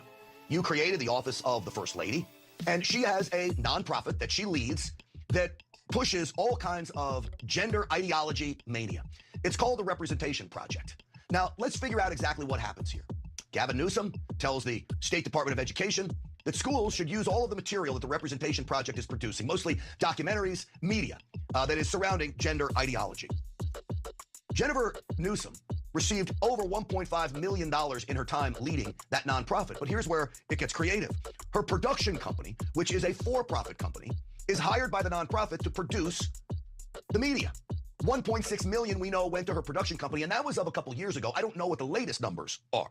So it goes from the governor, tells the schools to buy this material with state dollars, into the nonprofit, funneled down into her for-profit company. Now, I don't know if there's anything illegal here, but it certainly doesn't look good. And I can tell you, even CNN acknowledges that everything surrounding the Newsom family doesn't look good. Well, based on what we know right now, Caitlin, I think there's serious reason to doubt the narrative that's being offered by Gavin Newsom, which is that he is being specifically targeted by Donald Trump for political retribution. So I think the narrative that he offered up today is self-serving and a bit overly simplistic given the actual facts as we know them. All right. And the feds have made it clear this did not originate in Washington. This originated from whistleblowers who have come forward. We don't know if the Jennifer Seibel Newsom nonprofit connection is involved in this investigation. My assumption is it would be. Just for your own information, this is a clip for some of the material that she produces, by the way. I was racing to get Zach at his toddler transition program. I had a client contract in my lap. The pen would stab me in the vagina. Seth decided to send me a text. I'm surprised you didn't get blueberries. Work family conflict, it's not even about women. It's about men and gender pressures on men. It is for men what feminism is for women. You see what this is about? This is now about creating social justice warriors. And let me tell you this, Gavin Newsom is the star in many of these media productions. He often runs for office. He's soon to run for president. And the state is paying the wife, ultimately, to produce this material, to create social justice warriors, future voters, whatever it may be. To me, it stinks to high heaven. We wouldn't know about any of this if it wasn't for Open the Books. Hey, Scuba Squad. I know we had spoken before on one of your lives about the whole Candace thing, and I'm going to respond to your comment because it's kind of hurts my heart to realize that you're still on the Candace train. Only because I attribute me not falling for Candace's lies to apologetics. And I know you're very into apologetics. I agree with many of the videos that you post. But how I view Candace is the same way that I have studied apologetics. For example, when they say in the Bible that there's a contradiction of how Judas died. In Matthew, it talks about how he hung himself. And in Acts, it talks about how he burst open and fell forward. They're both true. It doesn't mean that they're a contradiction. It just, one talks about the act that he did, and the other one speaks about what happened after the act that he did. They both can be true. And the same thing that I see with Candace, she calls things lies that are contradictions, when in reality, both can be true. And specifically with this Aspen video thing, first of all, it doesn't really matter if he said it or not, because the board appointed Erica. So, and we don't know them. We're not part of the board. I didn't know Erica and Charlie personally. All I knew was of Charlie and of what was allowed to learn about his wife and the company. That's normal. That's not suspicious. That's normal. But then, initially, Candace, in January, and I have a video, said that she did speak to donors that said that it did happen. Another donor who was at the Aspen event does remember, actually says that they do remember Charlie mentioning Erica if, situation, something happened, that Erica would know what to do. So that seems to check out. The donor, I think, is a very good person and obviously doesn't want to be on record. But, different, I brought it up yesterday about whether or not that actually happened in Aspen, and there is a donor that does specifically remember that. So important to update that. Again, this is an open investigation. We ask questions. When we get answers, we share them. Right? Then she said, she only highlighted later on about the donors that said that it didn't happen. Maybe they were in a different room and didn't hear it. Then she said they won't release the video. Why won't they release the video? Just edit out the donors, and that way just show us that Charlie actually said the sound that was played at Amfest. So then for a while they didn't, TPUSA did not respond to Candace, and Candace says, well, they won't release any part of the video or anything because I'm right, and he didn't really say it. Not that it mattered, but again, that was her contention, just release the video, let people see that he did say that. Then the Women's Leadership Summit happens, and they do release whatever pieces of the video they are able to release to not give the identities of the donors, right? Then all of a sudden, Candace had the video for 7 to 8 months. 7 to 8 months. She knew he did say it, yet she sold this AI lie grift this entire time. And now she's admitting that he did say it, but then recently it's because now it's that Erica was against Israel, but now she wanted him to hurry up and pass away. That's why she was in on it, so that she could take over TPUSA, according to Baron Coleman's theory. So they're moving the goalpost. Now she is saying that he said it, but she's asking Turning Point to clarify, was it in jest? Was he kidding? Was that the context of when he said it? So I feel like apologetics would help see the contradictions and the lies. And like, if she's willing to lie about that and drag her audience for 7 months after she already had the footage, and now she's like, I would release it, but they won't let me because then they'll sue me. Like, there's too many obvious signs that she's just pulling her audience along in this entertainment BS. And I just pray that you see that as someone that's in apologetics, to see the contradictions and the accusations that have no basis. Suppose you just do it for funsies, but when you consistently tell lies, it's usually because you're covering up something. I remember when I lost my mind. There's something so magic about that place. Even your emotions have it so much space. When you're out there without care, without a touch. But it wasn't because I didn't know enough. Just knew too much. Can't let me crazy. Can't let me crazy. Can't let me crazy. Possibly.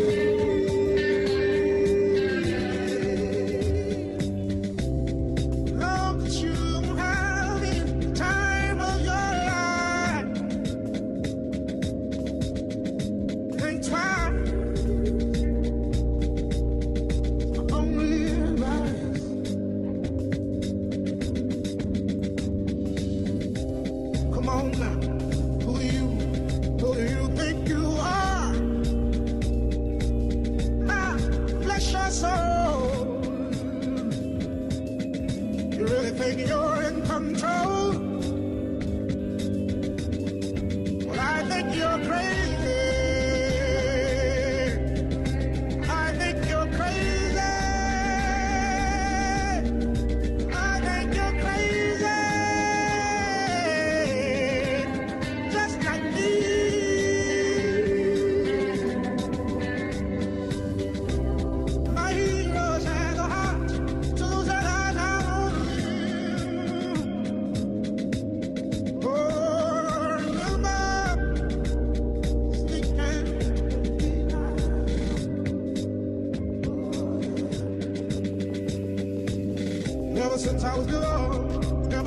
I'm gonna die fine. Love how inside it's apple. But I'll die when I'm gone. But maybe I'm crazy. Maybe you're crazy. Maybe we're crazy. Wait and see.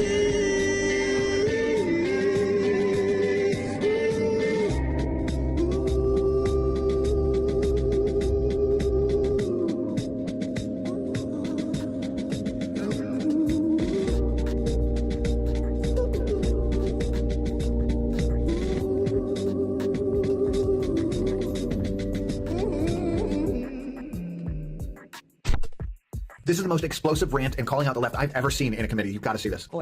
I have to say, I'm struck by the degree of the cognitive dissonance that I hear on the other side. It really is. I mean, I'm used to sort of the political debates and arguing in court and all those sorts of things. But to hear the other side of the dais talk about weaponization is truly shocking, given what we know now. And I thought what I might do is just tell a story. And these are 100% facts. Hillary Clinton, concerned about her email scandal, works with the Soros organization to cook up this Russiagate nonsense. They feed it to the intelligence agencies. And they spy, under Barack Obama's presidency, they spy on the political opponent, the Republican, running against Hillary Clinton. He gets elected. They continue the operation, and they launder this intelligence into stuff that was meant to, by the FBI and the CIA, to sideline a presidency of a duly elected president of the United States of America, to sideline him. And that continued. You heard even some people on this committee further that nonsense for 4 years. And then the FBI is involved with pre-bunking the Hunter Biden laptop story because they didn't want him to get elected again. So they pre-bunked the Hunter Biden laptop story. The American people should have been allowed to make their own judgments from that. They weren't, because the FBI called it a Russian hack and leak operation. They were meeting with social media companies every month and every week, telling them that the laptop that they knew, that they had verified in November of 2019, they knew it was real and it was his, said it was Russian disinformation. We've heard that before. And then, after Joe Biden comes in, 3 days in, they start a censorship campaign against the country, anybody who's a conservative. And now we also know that the FBI was weaponized in this Arctic frost investigation that tapped the phones of sitting U.S. senators. And also, the Republican Attorneys General Association told us to pull in 2 more U.S. senators, Ashley Moody and myself, who were on the executive committee at that time. Charlie Kirk, political organizations they didn't agree with. This is not in the Soviet Union in the 1980s. This is in the United States of America in the last few years. And then, when they thought President Trump was on the run and there's no way people would elect him, and he announces he's running for president, 3 days later, Jack Smith's appointed to get Trump. Fannie Willis brings charges against President Trump, and the assistant prosecutor meets with the White House counsel's office. Why would that happen? Then you have Alvin Bragg bring his charges. The number 3 person at DOJ goes to work for him to get Trump. All in the United States of America. This continued. And Senator Hawley asked the question, wrote it down, what is happening in this country? And I hope that MSNBC is still broadcasting this, because I'm sure their viewership hasn't heard this story that's gone on for 10 years. The truth is, they never forgave President Trump for coming down the escalator at all. They didn't like him. They didn't like the disruption. And they've spent the better part of a decade not just going after him, but demonizing half the country as fascists and Nazis and threats to democracy. And they have fueled this division in their inability to accept the fact that half of the country isn't deplorables, as Hillary Clinton called her, bitter clingers, as Barack Obama called them, or trash, as Joe Biden called them. But they rose up and they sat in their own jury box and they saw all this stuff play out over a decade and they rejected it. And now you have come in to clean that up, and you are doing a great job in doing that. And let me make this clear. There is a big difference between what happened under the Biden regime and the weaponization and then holding those people accountable. That is not weaponization. If that doesn't happen, this will happen all over again. So your job, as you talked about in your confirmation hearing, is so important that this never happens again. And holding people accountable who are part of this conspiracy is absolutely your job. And I'm also taking, you don't have to comment on this, your unwillingness to answer questions that have come up. I am led to believe, as a former attorney general, that might mean there's an ongoing investigation. You don't have to talk about it. The statute of limitations may have run on some of this stuff, but not on a conspiracy. And if you're a co-conspirator in mile marker 1, even if you want to get on the exit ramp in mile marker 5, you are liable for the conspiracy in mile marker 10. And we are at mile marker 10. And I'll also say what's happening in this country. What's happening with the assault on ICE officers is truly shocking. Deportations are nothing new. Bill Clinton deported 12 million people. 12 million people. You didn't see this. The radicalization that's happened on the left that plays out with political violence is real. And by the way, let me also point out that if we had a scenario where John Thune was on the Supreme Court steps saying, "You've reaped a whirlwind, Supreme Court justices," and then a right-wing assassin tried to kill Ruth Bader Ginsburg, and then a Republican-appointed judge only gave that person 8 years, there would be riots on the streets. Cities would be burning right now. Tonight, now on Live Now, we are talking about UFO sightings unclassified. The Trump administration is releasing records related to UAPs, UFOs, and alleged extraterrestrial phenomena. These videos you're seeing went public today, sightings of colorful UFO-like orbs floating through the sky. And we're diving into what you're seeing on your screen, trying to explain the unexplained. Let's welcome in Axios reporter Alex Eisenstadt, who's been digging into the documents. Alex, good evening to you. Thanks for having me. So tell us about what was most interesting to you as you were searching through these files. Sure. So a couple things. One is that the breadth of these files, the videos, the illustrations, like the one you just showed, it indicates that the federal government has been putting a lot of its intelligence resources, or substantial amount of its intelligence resources, into investigating reports of UFOs. They have been crafting memos. They have been authenticating videos that people have given them. So there's been a lot of work going on behind the scenes of the intelligence world, including the FBI, to investigate what citizens say are instances of UFOs. And in a lot of cases, in many cases, the government has actually agreed that these are non-human vehicles or orbs that are flying through the sky. And the releasing of records of this nature this year shows that the government is documenting UAP sightings. Is this something that we've known, or is this new news?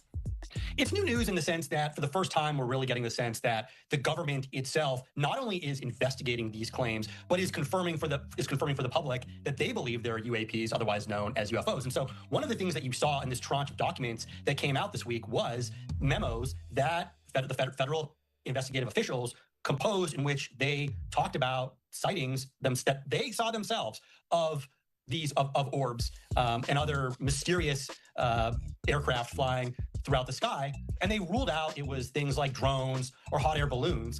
For the first time, we're really getting the sense that the federal government believes itself that there are UAPs out there.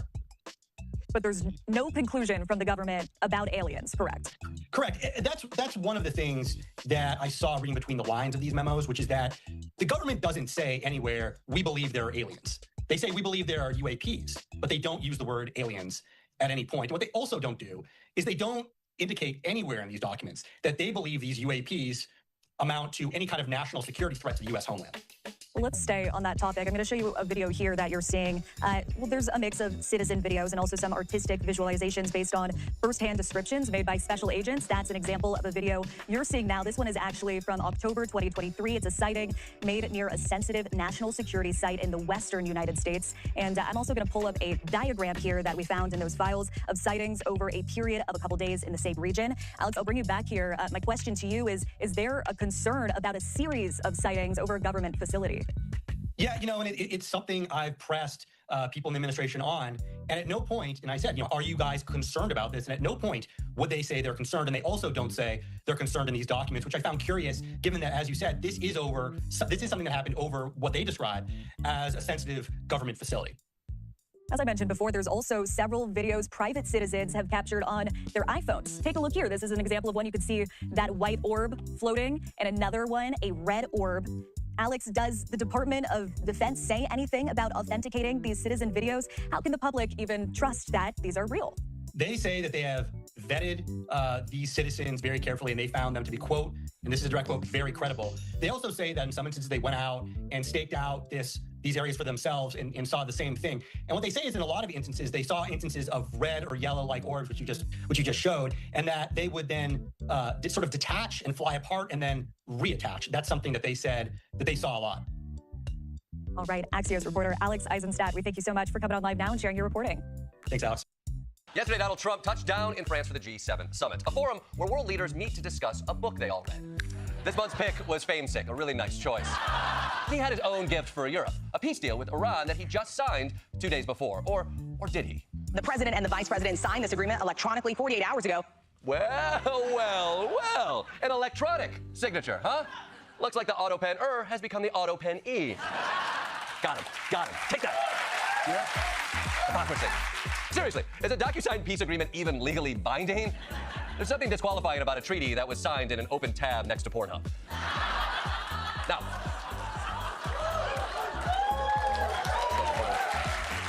Police Reagan there. No, so far, Trump is keeping the details of the deal hidden, but it doesn't matter because the leaders in the region, like the president of the UAE, are just happy for peace. Without your support, your commitment, Mr. President, not my country only, but the Middle East will be in a different situation today.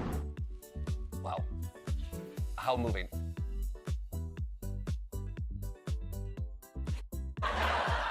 I assume. It was a little hard to hear him, but I'm sure his demeanor of gratitude and humility is what resonated with President Trump. Well, love it. Thank you, my friend.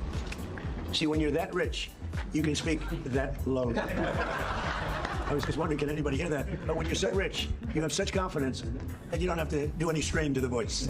It's great. Wow. This broken man just had his whole country droned, and Trump is like, hey, check out the president of ASMR over here, huh? What's the matter? Drone got your tongue? No, he's a great guy, great guy, great guy. This is a big deal. The war is finally coming to an end for the 39th and final time. We have now reached the Iran war finished V2 final, for real this time, dot PDF stage of the whole thing. Wow, okay. I can only imagine Trump must be so excited to go to this historic signing ceremony on Friday. Sir, are you going to try to attend the signing ceremony on Friday? Well, it depends. JD's coming in for it. He was originally going to do it. I'll probably be done by then. We're having dinner in a day and a half, right? We're going to be staying quite late. Hold on. You're not going to make the signing ceremony on Friday because of your dinner on Wednesday? Just say you don't want to go. Don't insult our intelligence, you know? Oh, I think dinner might go like 50 hours late. Then I have Don Jr.'s improv show. Then it's Ramadan. You know how seriously I take that. But if you're missing the war for a dinner, you better be going someplace nice. I'm talking Cheesecake Factory or above. The French president, who happens to be a very nice man, invited me to dinner at Versailles. And Versailles is not a gold leaf. Versailles is the real deal. All right, dinner at Versailles. Okay, you know what? I'm gonna give Trump this one. That's been pinned on his Pinterest board since he was 12 years old. Huh? I mean, Versailles is a beautiful palace of gold and mirrors where nothing bad ever happens to rich people, yeah? It's his happy place. It's where the Trump family goes to respawn. And of course, if you're at dinner, you can't sign an agreement. Who's ever heard of signing a treaty at Versailles? It can't be done. I won't be the only person that this has happened to. This is the moment Zaina Iman was searched by Greater Manchester Police, stripped of her clothes, and left face down on a cell floor for hours. Zaina was held for a total of 40 hours, during which time she alleges she was drugged and raped while in custody. But when she tried to prove what happened, she hit a wall. Out of 40 hours of police CCTV logs, she believes more than 4 hours of footage are completely missing. Zaina believes the missing footage is part of a cover-up. Everything was done to try to silence me. And she feels that Andy Burnham, the mayor of Greater Manchester, has betrayed her. So what happened? Back in February 2021, Zaina was arrested after police broke into her home to carry out a welfare check. She had taken cocaine earlier that evening, and one of her friends dialed 999 because they were worried about her.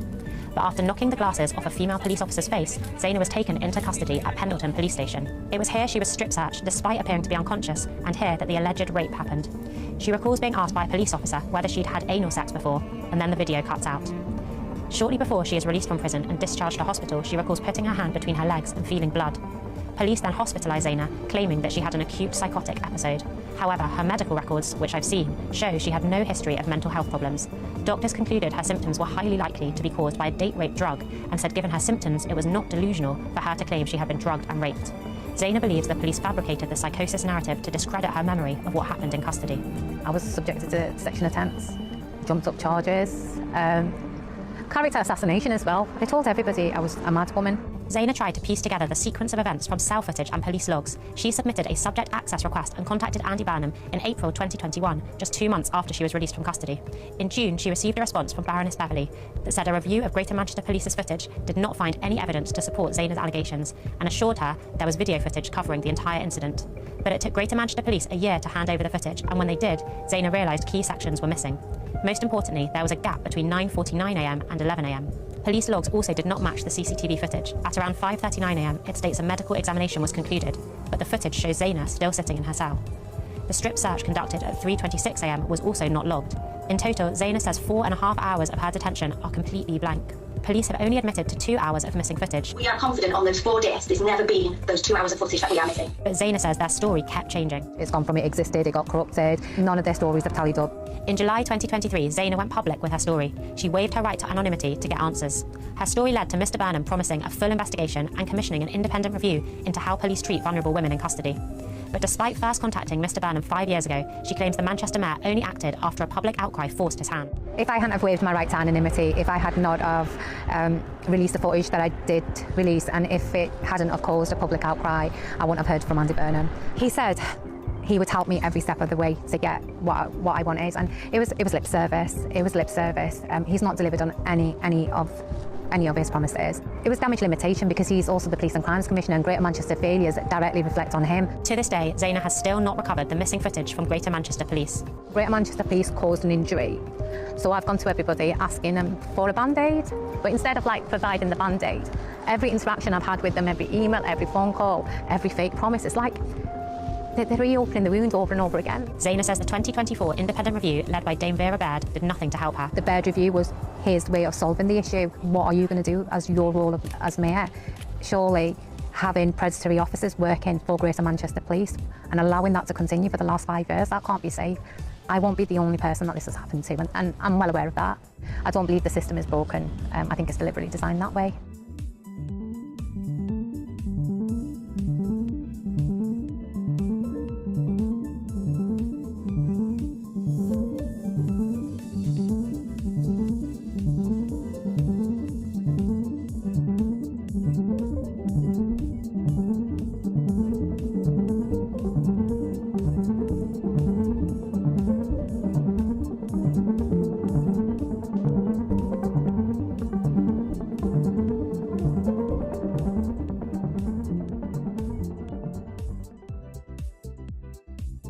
One of the dumbest things I ever said came when I argued that childless cat ladies across the Democrat Party were running our country into the ground.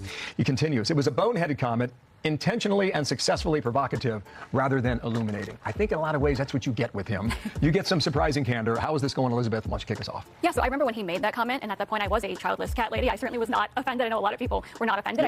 I was not. I think it's interesting that he's kind of trying to apologize for it now. A lot of people think that that basically means he has made up his mind for 2028, because otherwise it wouldn't make sense to go backwards and try to explain little bits of history that I think most people have actually forgotten, because so much has happened since then. But I do think for him it's interesting to see that he wants to kind of write a different story and make sure that what happened in the 24 campaign doesn't follow him, and he can kind of start again going into what might be the next campaign. Noah?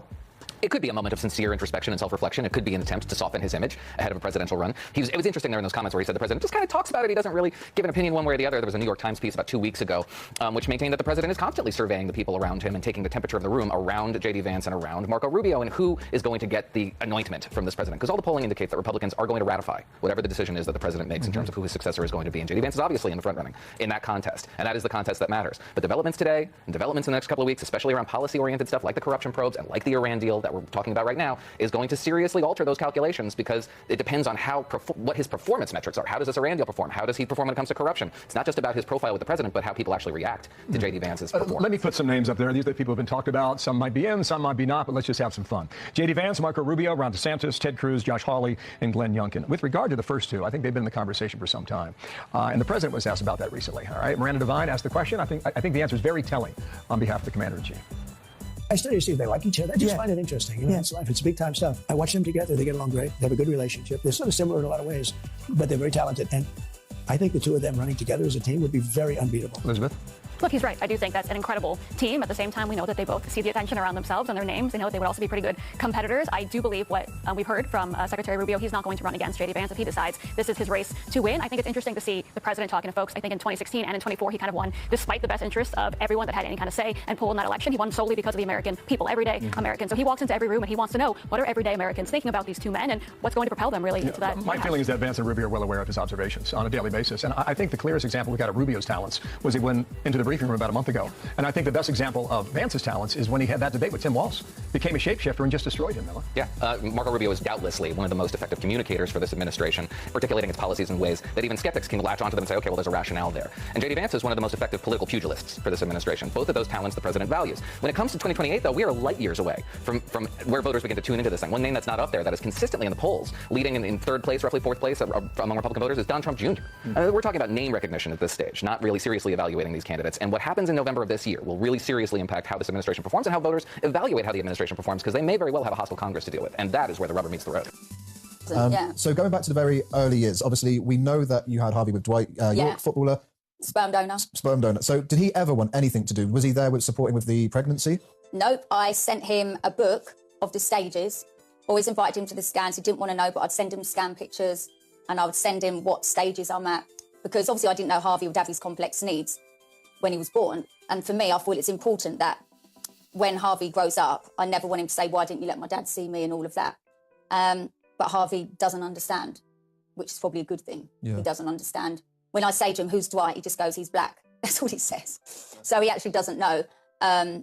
But every year, my mum contacts his manager. Do you want to see Harvey's birthday? Do you want to see him for Christmas? It's always the same answer. It's just not interesting. So when you see Harvey and just how loving he is, because I said to you in the car, he is the most beautiful soul, genuinely. You know, he's just so kind to everyone. I wind him up all the time, don't You I? do, and he loves it, and he's like, you know, leave me alone, mum. But it's mad to think that he doesn't want anything to do, and especially when he's so public, innocent Harvey, he's everywhere. You And he almost has think that no someone- idea. Yeah. He just thinks everyone just knows him because that's what life is. He doesn't understand what fame is. He doesn't understand badness. He's just so innocent.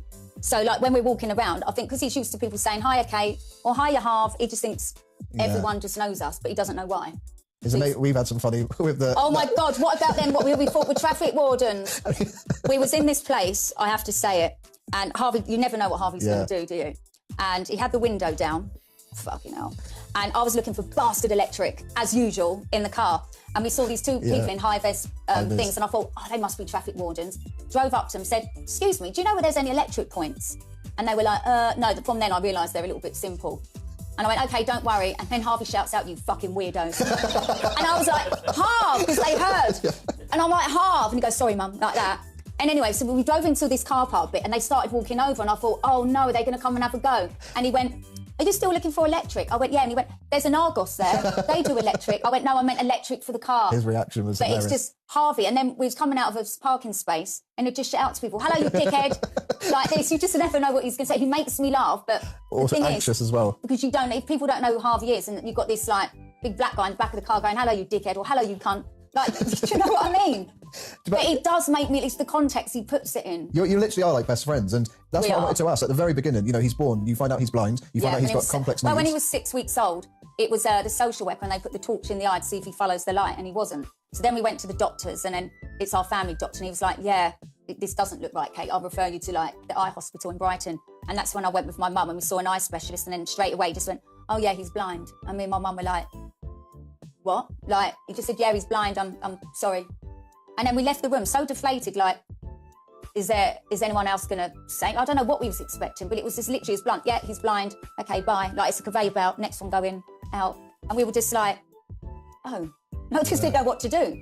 Like, because automatically you start thinking, oh no, he's not going to be able to drive, he'll have a stick and he won't be able to do anything. But it's so wrong, he can do loads of things. But just because you're born blind, it don't mean nothing. So you can see something. As he's got older, I don't know what it is, but basically it's the optic nerve that sends a message from the eye to the brain is short, and one of them he hasn't got. So as he was younger, I mean, and his eyes, it's called nystagmus, really moves.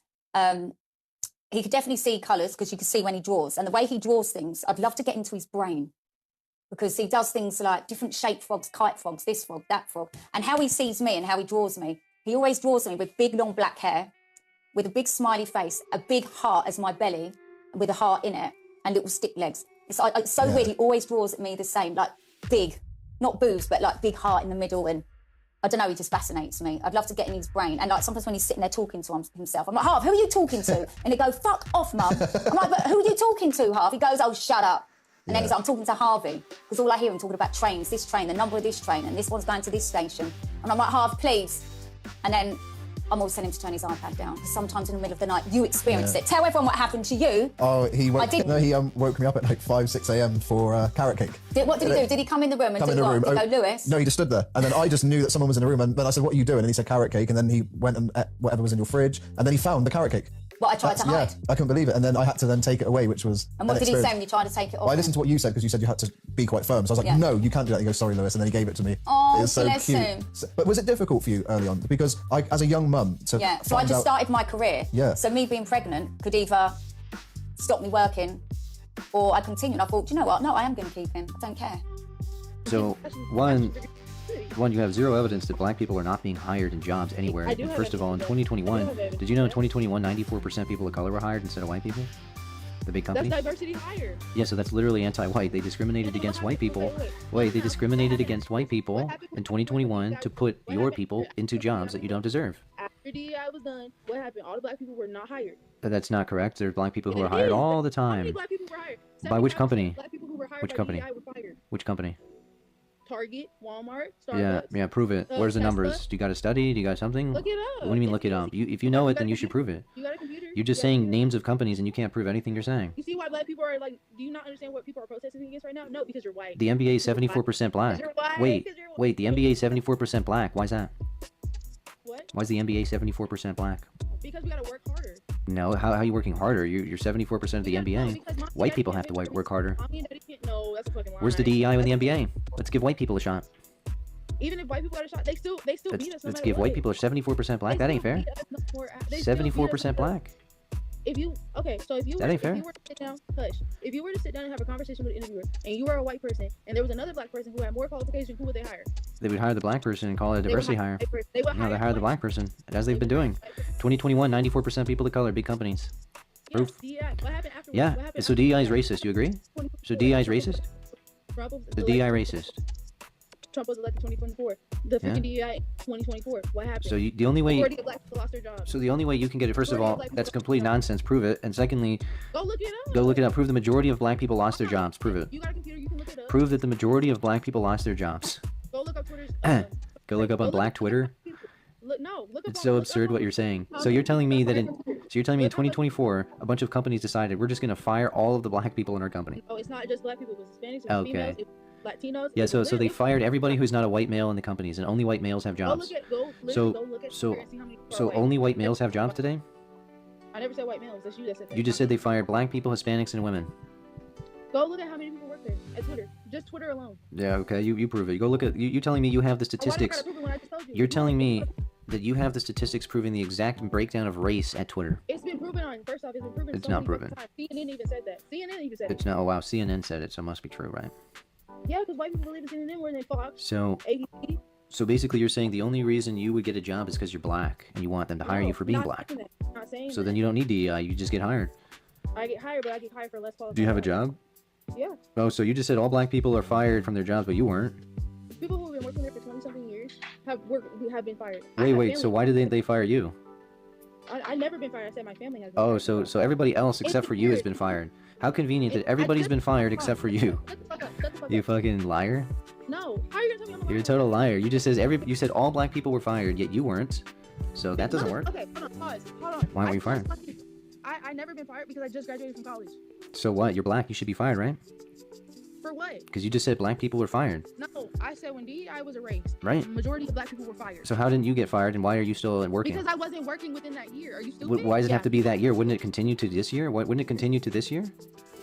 Why would it only be 2024? Wouldn't it? Trump's still in office right now, so wouldn't it keep going? Look up how many black people were fired in 2024. Yeah, and why weren't you fired? Tell me. I wasn't working in 2024. I was in college. But how did you get hired if you're black if they're discriminating against black people? See, you're stupid because you're not understanding what I'm That's not an argument. How did you get hired if you're black? saying. No, because I'm telling you, you don't understand what I'm saying. You're saying only in 2024, yet Trump's still in office No, in that's not what I'm 2026. saying.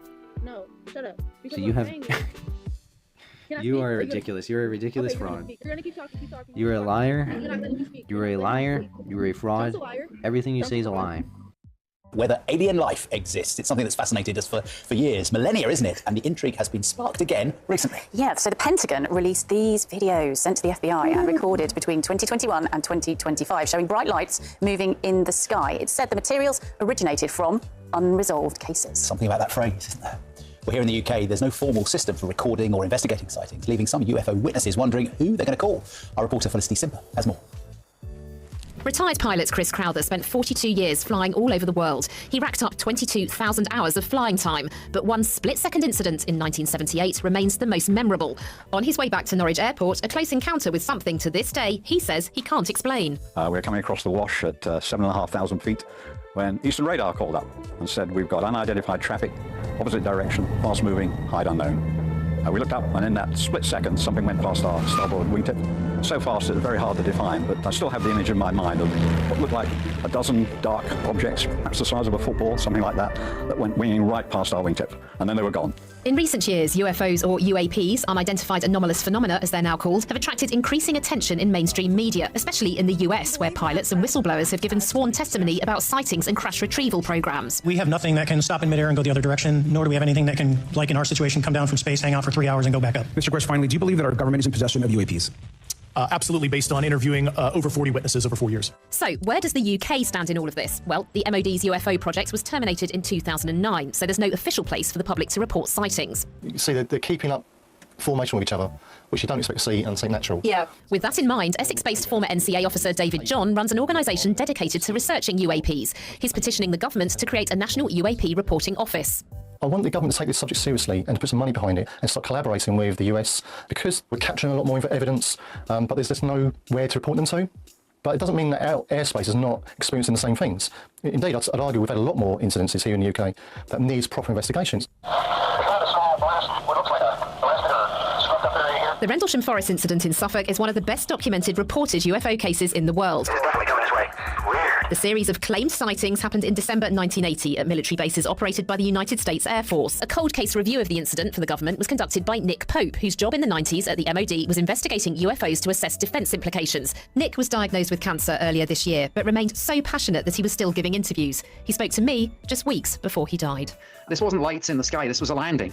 British and American witnesses, multiple military witnesses. This is a defence and national security issue. And we see these stories about, people use the phrase drone very loosely these days, but there's no getting away from the fact that military bases are being directly overflown by these things. And it's not unreasonable for the British people to want some answers. The MOD says no sightings of extraterrestrial intelligence, UFOs or UAPs reported to us indicate the existence of any military threat to the United Kingdom. The vast majority of sightings don't have any kind of national security implications, and also don't really have any kind of relevance to the idea of ET invasions. It seems answers as to what goes on in our skies are still proving harder to identify than the objects themselves. Felicity Simper, BBC News. Our CBS News investigation shows President Trump has traded stocks at a level never before seen in the American presidency. In the first 3 months of this year, Trump's investment accounts traded 3,600 stocks worth hundreds of millions of dollars. The Trump Organization said Trump's portfolio is overseen by independent investment managers. CBS News investigative reporter Michael Kaplan has been following all this for us. Michael, it's great to have you here. Great to be here. What do we know? Well, this is a financial disclosure that came out last month, and it was really remarkable because you saw 3,600 plus individual trades, most of them of individual companies. And the sheer volume of this is what's extraordinary. I mean, the portfolio leaned heavily into tech stocks and the major technology giants. You had Apple and Amazon and Microsoft and Oracle as some of the most bought and sold securities. But this is sort of unprecedented in the sense we're talking about individual companies instead of index funds or sort of larger pool And trades. many of the companies you just named, Check, have active interests before the federal government, point one. Point two, the president knows better than anyone, any utterance from him can affect the stock of one of these companies. Point three, this president, more than his predecessors, has been open to the federal government negotiating share arrangements, purchasing some portion of privately held companies, all of which have implications for this portfolio. Yeah, and I just want to stipulate at the top, the Trump Organization, which manages these funds, told us in a statement that the president, his family, doesn't have any direct visibility into what's being traded. This is all being handled by third-party investment managers. But some of the timing of these trades is interesting. Take, for example, NVIDIA, the chip maker. The first week of January, he traded up to $1 million worth of NVIDIA stock. And the next week, the administration loosened export controls around these chips to China. So now NVIDIA has an easier time selling its prized AI chips to China. The president bought hundreds of thousands of dollars worth of Palantir, touted Palantir by its ticker name on his Truth Social account after that. And Eli Lilly bought hundreds of thousands of dollars worth of Eli Lilly, and the administration has been making it easier to buy GLP-1s and policies. And historically, presidents have had blind trust where they are so far removed from it and the actions of the federal government as to be completely unaware. This is closer. I'm not saying it's illegal. I'm just saying it is closer than we've ever seen before. Yeah, and again, the Trump Organization says the president has no visibility into this. And what's actually interesting is the president is exempt from some of these conflict of interest laws that other federal officials have to abide by when it comes to policy decisions around their finances and that may benefit their finances. So there is some degree of trust with the public here that the administration and the president is saying, take our word for it, that he's not involved in these trades. And yet, anyone sitting at the top of the federal government is uniquely positioned to know things that no one else can know. And that creates the appearance of doubt. Well, and just looking at these 3,600 trades, we talked to a bunch of seasoned money managers who were sort of confused about why so many trades. One of the strategies that was thrown out there was a tax mitigation strategy, essentially reducing the president's tax bill in the long term. But I just want to underscore that it's the trading of these individual companies that's sort of unique, that's new, that's different. And I worked with a great team. If you go on CBSNews.com, you'll be able to see this interactive feature where you can click on the individual stocks and see the purchases and the sales over the course of what the 3 kids months. call a dashboard. It's all right there. You can find it right there because of the excellent work of Michael Kaplan and his team. Thank you very, very much. Thanks, Great to have you here. I love it too. The dissonance of two like HR ladies talking in that interview with these phrases. It's too hard for too many people. The traditional ways of voting are not working, and they're laughing and smiling. And if you really unpack the radicalness of the proposition and proposal, it's jaw-dropping. I want to get specific though. So in Minnesota is where you're seeing the latest legislative push. So that clip that we played was actually from a few weeks ago. They held the mock election, and now the House has HF 4962, which would basically offer a proper definition of mobile voting technology, putting that into state election law, where they define it as an application on a mobile device used to, quote, complete and submit a ballot in a secure and encrypted manner. So essentially paving the way for this to now be an accepted form of a vote. And the group that is behind this is something called the Mobile Voting Project. And of course, their websites, they all have the same, when they're part of that, left-wing dark money network, the same weird kind of postmodern branding. But if you look who's behind it, the story gets kind of even more curious and darker. Since 2018, over 330 cities have actually started to roll out / implement this concept of mobile voting, and about 13 states already accept it, with the caveat of being for people who are disabled, but this nonprofit uses that as evidence as why this can work. They have active campaigns in Colorado, Maryland, Minnesota, New Jersey, Vermont, and New York City, where they're rallying their activists to sign the petitions, to lobby, to do all those things to get these sort of state house bills passed. The founder of it, this guy by the name, his last name is Tusk. He's Brian Tusk. He was an early stage investor in Uber, one of those types, but also worked as a comms director for Chuck Schumer and on Bloomberg's mayoral campaign in New York. He's also, curiously, the brother-in-law of a bigwig Democrat Congressman, Josh Gottheimer, in New Jersey. So talk about that. New Jersey recently introduced S4163 in their state house, which would bring their technology to administer the elections in certain cities there. I've maybe never heard of more of a conflict of interest when it comes to election administration than that. But if you really look at even more the partisanship of this organization, the CEO of it, a woman by the name of Sheila Nix, was actually, believe it or not, Kamala Harris's chief of staff for her campaign in 2024, the former chief of staff to Jill Biden, and a deputy assistant to President Obama. And that's sort of the background. So this is the group that's been behind it. The guy's written a book, done TED Talks to try to normalize this concept of mobile voting. But what's really interesting, and where paths converge, is Stephen Richer, who I know this audience, especially our Arizonans, are extremely familiar with, the guy who was sort of the front man, not just for taking down Kerry Lake, but for all things election fraud and maintaining that what happened in Arizona was totally above board. But he, working with Harvard, their democracy project, I should add, their deceptively named democracy project, put out this very long-form kind of white paper op-ed detailing how voting by phone is actually a great idea and how we should be looking at it, especially ahead of the midterms. But why his op-ed is so interesting, not just because it's him, but is some of the rationale, these kind of tacit admissions that it's actually a workaround for a lot of, I think, the largest reasons that, frankly, the War Room Posse called him out for fraud. In his explanation, most obvious beneficiaries of cell phone voting are the voters themselves, because it would mean, quote, no more standing in line, quote, no more worrying about the weather, quote, no more worrying about hurricanes, quote, no more worrying about showing up at the wrong polling location. Those are kind of the funny ones. I mean, I think our republic matters more than waiting in line for a few minutes. But the real interesting one is, quote, no more forgetting your identification in your wallet that you left in your other car.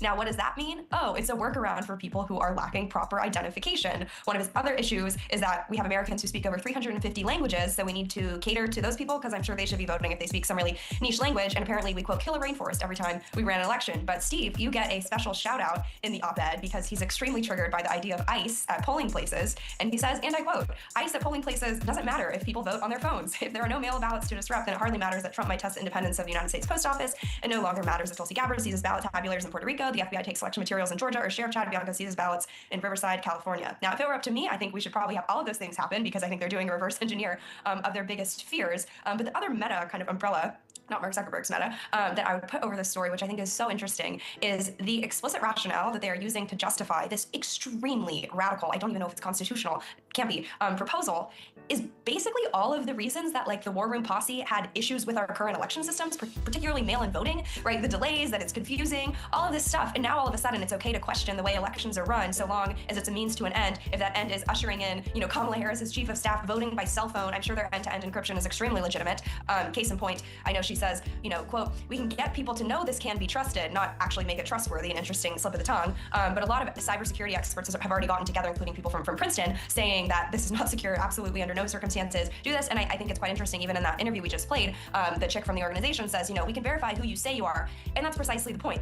If I'm illegal and I say I'm a citizen, then I can vote. If I'm Natalie Winters and I say I'm someone else, then I can vote multiple times. So it's not who you say you are, it's who the government identifies you as with a form of validating and verifiable voter ID. So this is extremely radical. The posse needs to be very alert to this, because they're really doing this from a grassroots perspective, really working it up the chain through these state houses, like I said, in Colorado, Maryland, Minnesota, New Jersey, Vermont, and New York City. We need to be calling out these guys. All right, President Trump is about to cap off another busy day at the G7 summit with a dinner between world leaders. And at the center of his conversations is, of course, the U.S. deal with Iran, set to be formally signed on Friday. Our senior White House correspondent Peter Ducey is reporting live in Geneva, Switzerland, on all of that for us. Hello, Peter. And Sandra, as we look ahead to that signing ceremony at a resort in Luzerne, Switzerland on Friday, we should not expect to see J.D. Vance handing a big check over to his Iranian counterparts. President Trump is explaining here on the sidelines of the G7 that there is a difference between giving Iran $300 billion and letting them have access to a $300 billion reconstruction fund. We're allowed to go and invest if we wanted to someday in the future. We have no obligation whatsoever. It could be that Iran will turn out to be successful when they have oil. But if we left a week ago, just left, before the last two attacks, it would have taken them 20 years to rebuild Iran.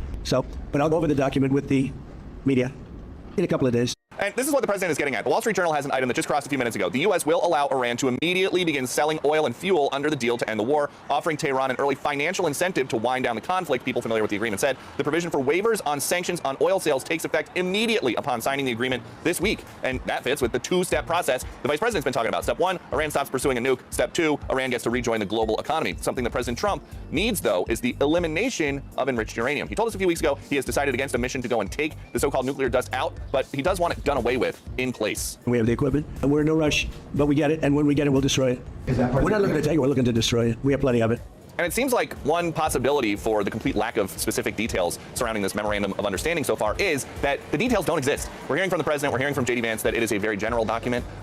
So it's possible that we don't have details because nobody does. Sandra. And that could be a problem. We'll be watching for more of those details. Peter Ducey, thank you. John? Sandra, let's bring in former Secretary of State and Fox News contributor Mike Pompeo. Mr. Secretary, good to be with you this afternoon. In terms of the details, we kind of know a broad framework of this memorandum of understanding. The president and other administration officials have said it will be coming out. And in fact, this morning in Geneva, the president said this about it. Listen here.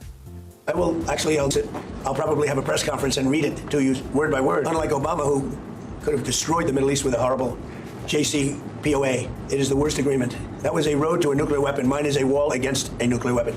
I mean, I see these people say, but we already had one. He paid a fortune for it. We paid nothing. So we don't know if we can compare it to the JCPOA, but certainly a lot of people are rushing to do so. Should they just hold their fire until we know what's in it? Well, John, it's great to be with you. Yeah, we should all just our fire. We should get a chance to see this document just as soon as possible. Everybody's out telling stories. The Iranians are out telling stories. The Israelis are out telling stories. There's reporters who think they've got the latest scoop. Let's see what it actually says.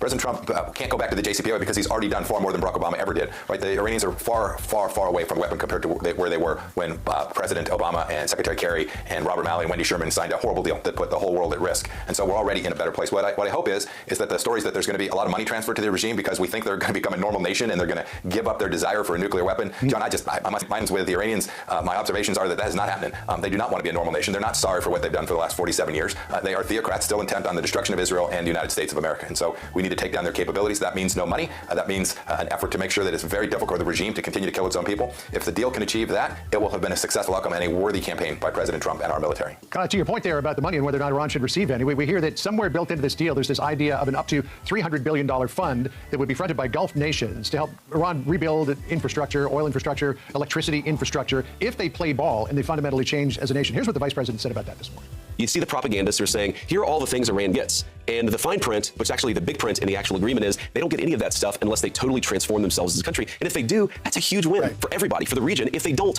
no skin off our backs. I mean, obviously it would be a huge win for the region if Iran were to fundamentally give up its terrorist ideologies and its death to America and Israel mantra and become a functional member of the community of nations. But as you point out, there's very little chance of them doing that, which would mean, I guess, that there's very little chance of them getting any access to this fund. Yes, if the vice president's statement is accurate, and the Iranians, importantly, and the Iranians understand it that way, which has yet to be seen. By the way, not just the Iranians, the people who matter, not the guy who's going to sign the agreement, the IRGC, who's firmly in control, and the Ayatollah. If those folks decide they want to become a normal nation, sign me up for folks going in there and investing. But John, I have to tell you, it seems like the probability of that is very low to me. Yeah. So fair enough, they won't get money. What I hope does not happen is that we take our foot off their neck while we have the chance to achieve an outcome that is extraordinary for the United States of America. And President Trump set the conditions for that by giving them money, whether that's through a direct transfer or transfer from a third party, or even releasing things that they say, quote, is the Iranians' own money. That would be a mistake because, John, you've seen this before. We've seen this bad movie. That money is not going to provide healthcare, medicine, and food for the Iranian people. It is going to go to rebuild their missile program, rebuild the IRGC, buy more weapon systems from Russia and from China. That money that goes to the Iranian regime will be used for a bad purpose. If I'm wrong and the Iranians have turned over a new leaf, there would be no one who would be happier than me.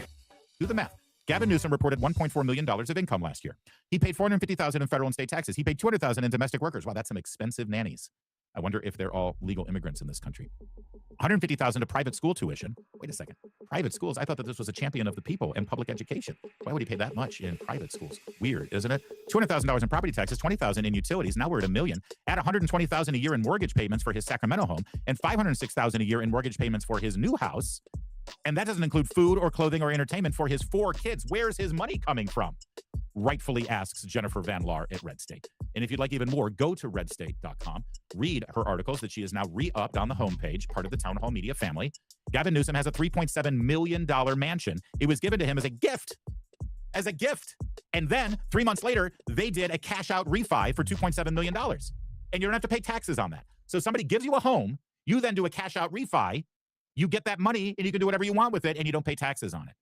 That's quite a scheme, ain't it? Oh, yes, it certainly is.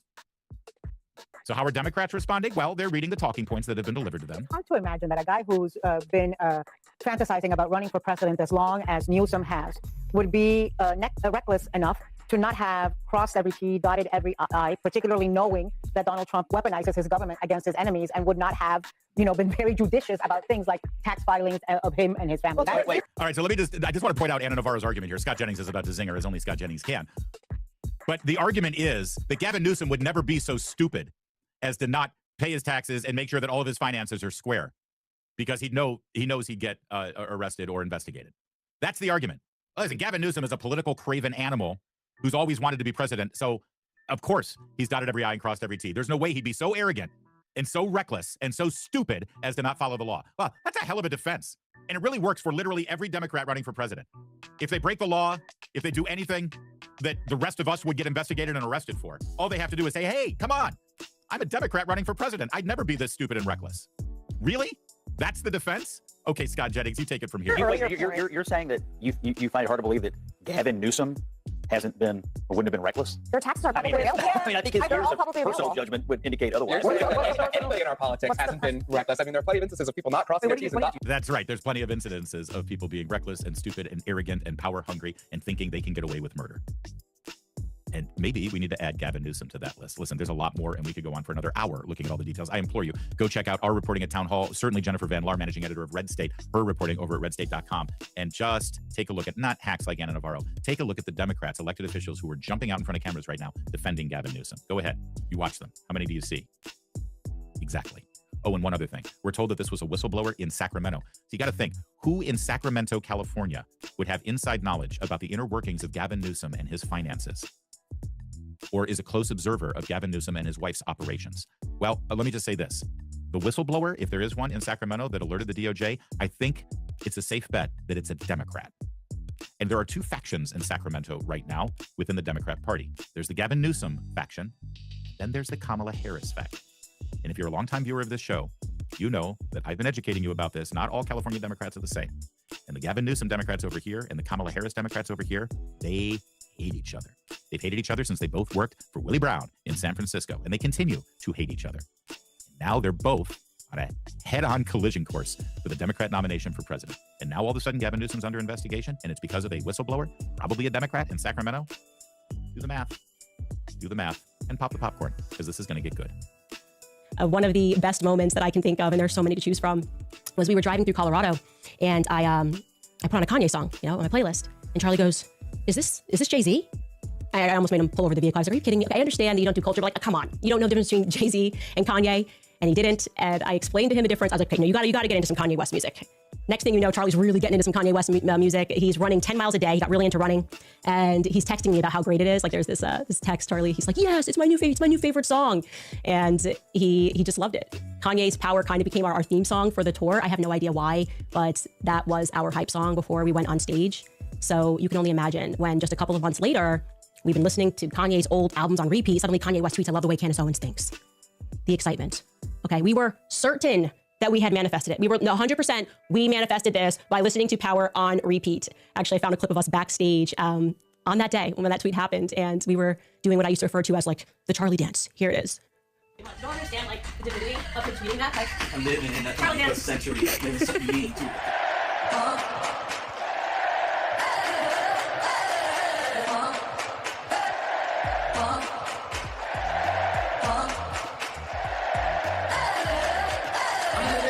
21st century. Doing something mean to it. Do it better than anybody you've ever seen do it. Straight from the head.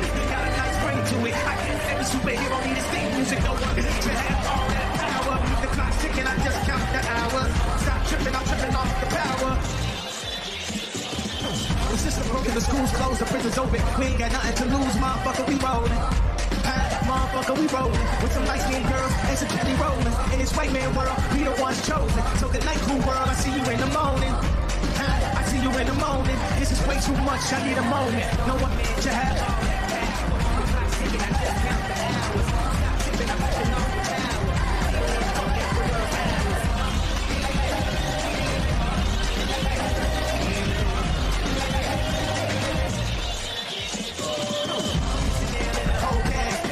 Said they could kiss my whole ass. Or specifically, they could kiss my asshole.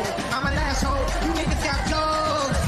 Short-minded niggas, mine is Napoleon. My bird is Mongolian. My ice called the rollies in. Any characteristic of the egotistic. He knows he's so fucking gifted. I just need a time alone with my own thought. Got treasures in my mind. I couldn't help it in my own thought. My talent, creativity, purity, and honesty, being everybody's grown thought. Reality is catching up with me. Taking my energy, I'm fighting for custody. Nerves out of the team, they entrusted me. As I look down at my diamond and question me. Thinking no one man should have all that power. The clock's ticking, I just count the hours. Shot tripping, I'm tripping off the power. Till that, fuck that, the world power. And they say, and they say, and they say, and they say, and they say, and they say. Powers, Austin powers, lost in translation with a whole fucking nation. They say I was the abomination of abomination. Well, that's a pretty bad way to start the conversation. At the end of the day, goddamn it, I'm killing this shit. I know damn well y'all feeling this shit. I don't need your pussy, bitch, I'm on my own dick. I ain't got a power trip. Who you going home with? How they ain't doing? I'm surviving. I was drinking earlier, now I'm driving. With a bad bitches, where y'all hiding? I got the power, making life so exciting. Oh.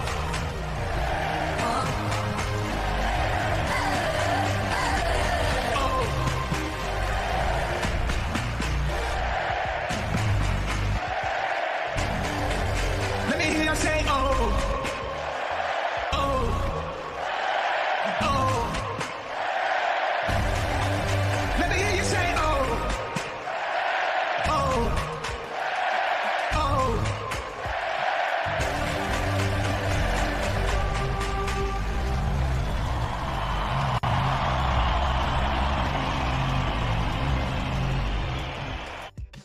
Now, the first thing to say about the MOU, which is really interesting, and this is really the headline and this is the obvious, is this basically confirms that the United States has lost the war. One way to look at this is it is a unilateral surrender. This is a unilateral withdrawal and ending of the conflict by the United States because we lost. The war, for us, became too economically costly, too militarily costly, such that we could not sustain it. And what I'm talking about specifically is, as long as Iran closes the Strait of Hormuz, we are being bled economically because of the high oil prices, which can only be offset by depleting our strategic petroleum reserve, which is about to run out. It just hit the lowest level since the Reagan administration 50 years ago. So we have literally been bled dry of oil, and what would have happened next is that energy prices would have skyrocketed, would have pushed inflation even higher, and could have collapsed our economy. And by the way, that might still happen next year. There's actually a pretty good chance there might be a recession anyway. There's always an economic contraction that follows an energy shock.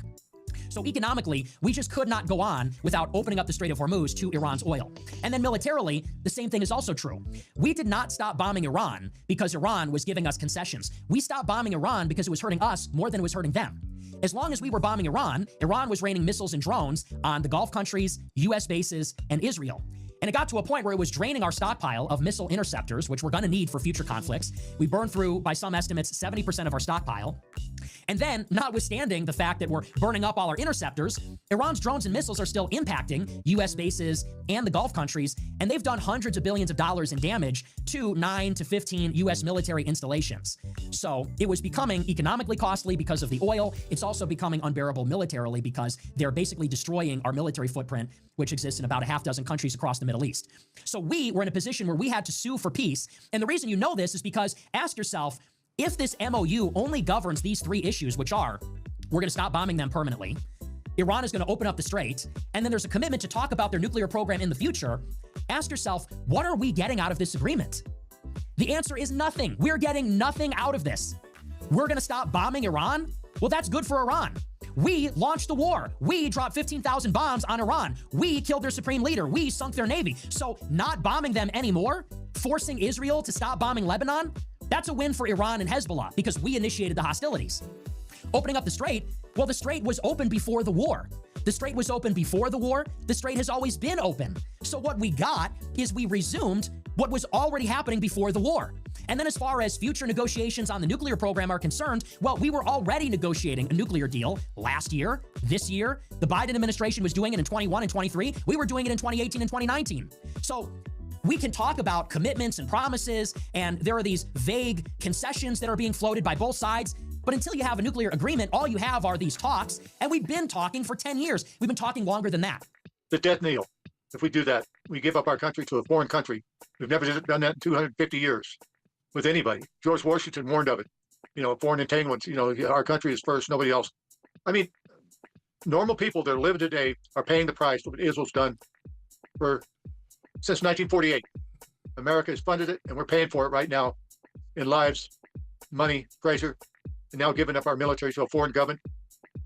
I can't imagine it, but I see it in real time, and it breaks my heart. What are they going to do with that?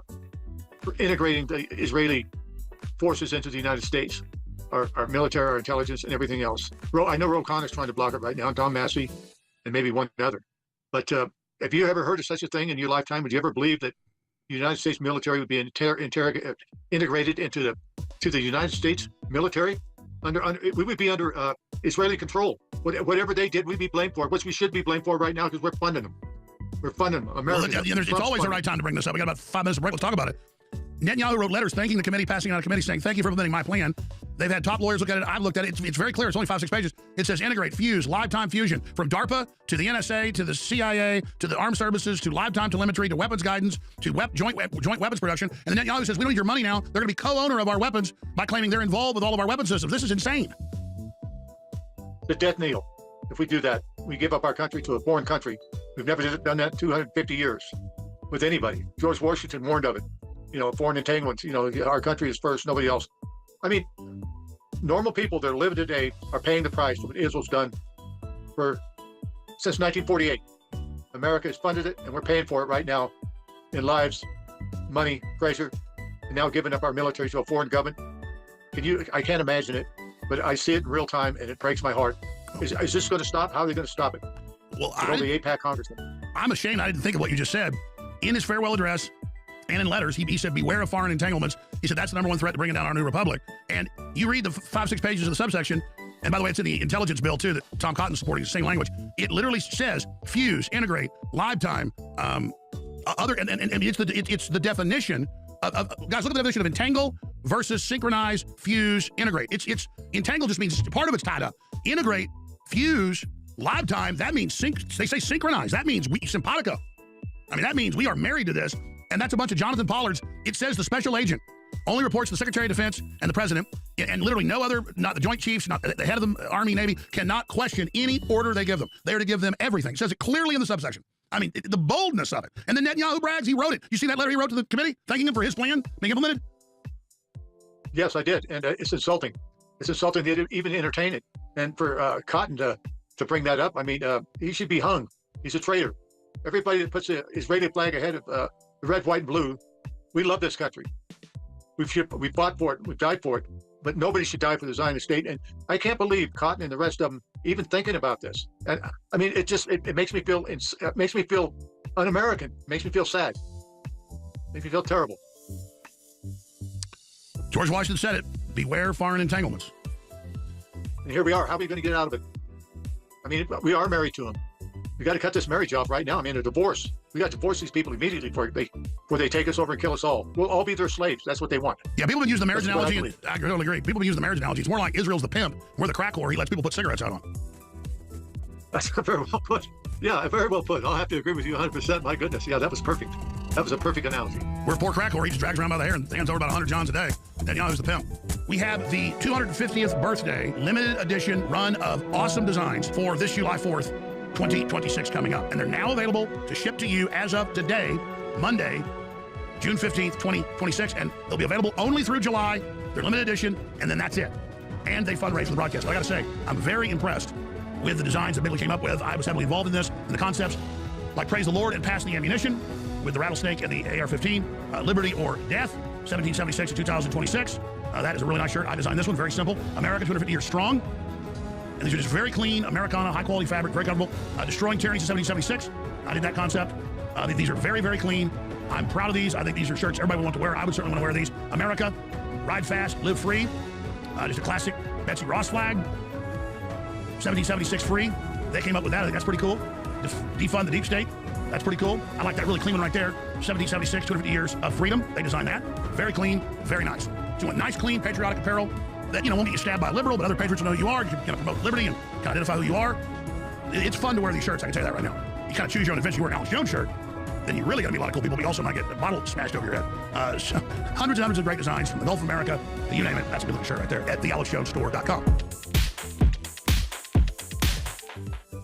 Getting this, what revenue are you referring to? Well, there's two sources of revenue we're seeing. One is the revenue from the Chinese, that's factually documented. And number two, the revenue that you're proposing that they should receive by releasing all of their highly enriched uranium, as well as in making a commitment about their enrichment capacity. Yeah. Hold on. And that was the exact deal that you guys vilified, that the president and you vilified President Obama from having. Yeah. So here we have a worse situation where our adversary and our enemy, who's causing havoc in the region, who's funding proxies and terrorists, has discovered, thanks to you all, the power of shutting down the Strait of Hormuz. No, they didn't. They knew that a long time ago. And well, clearly, we all knew that a long time ago. That's why this ill-conceived war should have never happened. Yeah, we have made our adversary in a stronger negotiating position. We are the strongest nation on the planet Earth, and we're in a stalemate with Iran.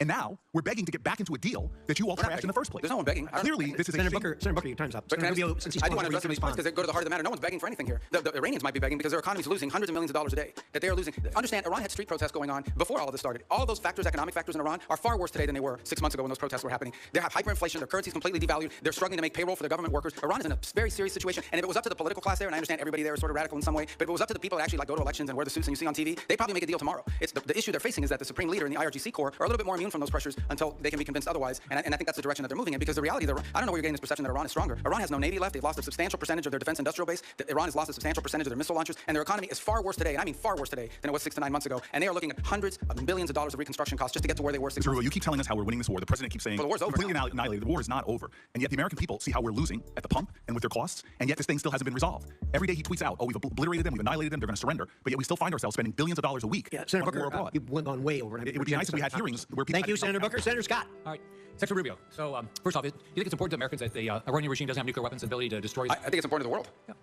The whole world. I mean, this question about the Straits is a great example. Imagine, the Straits gives them leverage. Imagine what nuclear weapons would give them leverage to do. At that point, they wouldn't even have to announce that we're controlling this. They would just say, we control the Straits. There's nothing you can do about it because our nuclear weapon will allow us to do it. You will have to pay us a toll for using an international waterway from now on, and you can't do anything to us militarily because we'll blow you up with a nuclear weapon. That is the leverage that they were trying to build. If they ever got a nuclear weapon, not only would they have a nuclear weapon, not only would they control the Straits, they would be able to act with impunity because you wouldn't be able to touch them. You wouldn't be able to do anything about them. What's happening in this exchange is a straight-up clash between strategic pressure and political pessimism, and Rubio is not treating it like it's a seminar. He's treating this like a power struggle, which it is. Cory Booker's entire line of attack is built around the idea that the U.S. is losing leverage. He frames Africa health cuts as weakened global readiness and expands that same logic into Iran. Stalled negotiations, higher oil instability, and the suggestion that America is now reacting instead of controlling outcomes. But Rubio rejects that entire premise completely. America's back on its right foot on global health. His argument is that the system wasn't weakened, it was restructured. Faster responses, tighter coordination, less bureaucratic sprawl. In other words, not cuts equal collapse, but reorganization equals speed. Then the hearing shifts to Iran, and I'll tell you what, the tone just gets sharper and sharper. Booker's claim is that the pressure strategy has backfired. Iran is monetizing oil flows, still funding regional proxies, and the U.S. is effectively stuck in a slow-motion economic confrontation while domestic costs rise. Rubio's response is brilliant. The opposite worldview. Iran is not strengthening, it is deteriorating by the day. He describes an economy under strain, collapsing currency value, frozen assets, degraded military capacity, and his central argument is simple. This is not a moment where Iran holds leverage. It is a moment where pressure is working more and more so by the day, and that is the real divide here.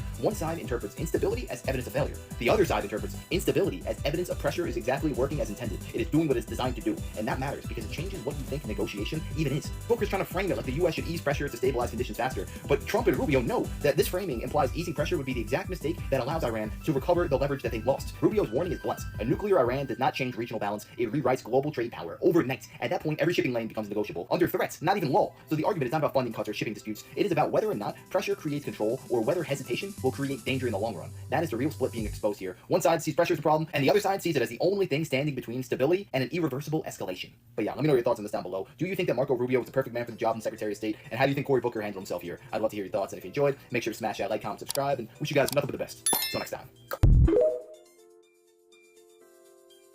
Well, we are running out of time. We are running out of time to get real answers about the controlled demolition that brought down the towers on 9/11. And one way that you actually get answers, you're not going to get it from these phony politicians. You're going to get it, though, from court cases. through discovery in front of the Supreme Court. There is one case in the entire world that is now in front of the British Supreme Court. And we've been covering it for years on the show, and we could finally get answers as to who placed those charges and brought down the Twin Towers on 9/11, because all of you know it had nothing to do with airplanes. You're smart enough to know that at this point. And that case is the Campbell family case, which we covered here on the show. Jeff Campbell is 31 years old. He was a British citizen. And he happened to be attending a conference on the 106th floor when those controlled demolition blasts went off after those aircraft hit the towers. They brought his remains back to the UK, and British citizens have a right to demand an inquest as to what exactly caused the death of a family member. Well, this has now gone through the court system. The powers that be certainly don't want the answers told, but it has now reached the Supreme Court, and we are at a tipping point moment. The family needs to raise about £125,000 in order to see this thing through. But this may be the most important moment in our history of trying to get answers around 9/11. And recently, one of my personal heroes threw his hat into the ring and brought enormous awareness to this case, trying to help raise money through the GoFundMe and bring crowdfunding to bring awareness to this case. And when I learned that Roger Waters was now trying to bring attention to this case, I was floored by it. And I said, we've got to get Roger on the show. And Roger is kind enough to spend some time with us here at Redacted on the show. Roger, welcome to the show. Great to have you here. Clayton, thank you so much. I appreciate it. It's a real pleasure. Yeah, well, you're so right. It's so important. I'm fascinated that you open your remarks as an educated man by saying we all know that the Twin Towers and Building 7 were not brought down by Mohammed Atta and airplanes flying into them. But the extraordinary thing is that the majority of people all over the world will go, what? What's he talking about? Yes, they were. I read it in the papers. It's obviously, it was Osama bin Laden. He figured it all out on a piece of exercise paper in the mountains in Afghanistan somewhere. And then he bought an aeroplane or two. And then he didn't. He hijacked them. That's right. That's what he did. And, and I mean, we lived through it. I was actually in London that morning. I was recording in Island Studios. And suddenly there it was on the telly. So we all remember. And we all remember in the days and then weeks and then months afterwards, maybe a month, we all knew that the official story was a bunch of bullshit, and that no, they didn't fall down because there were fires caused by aircraft fuel.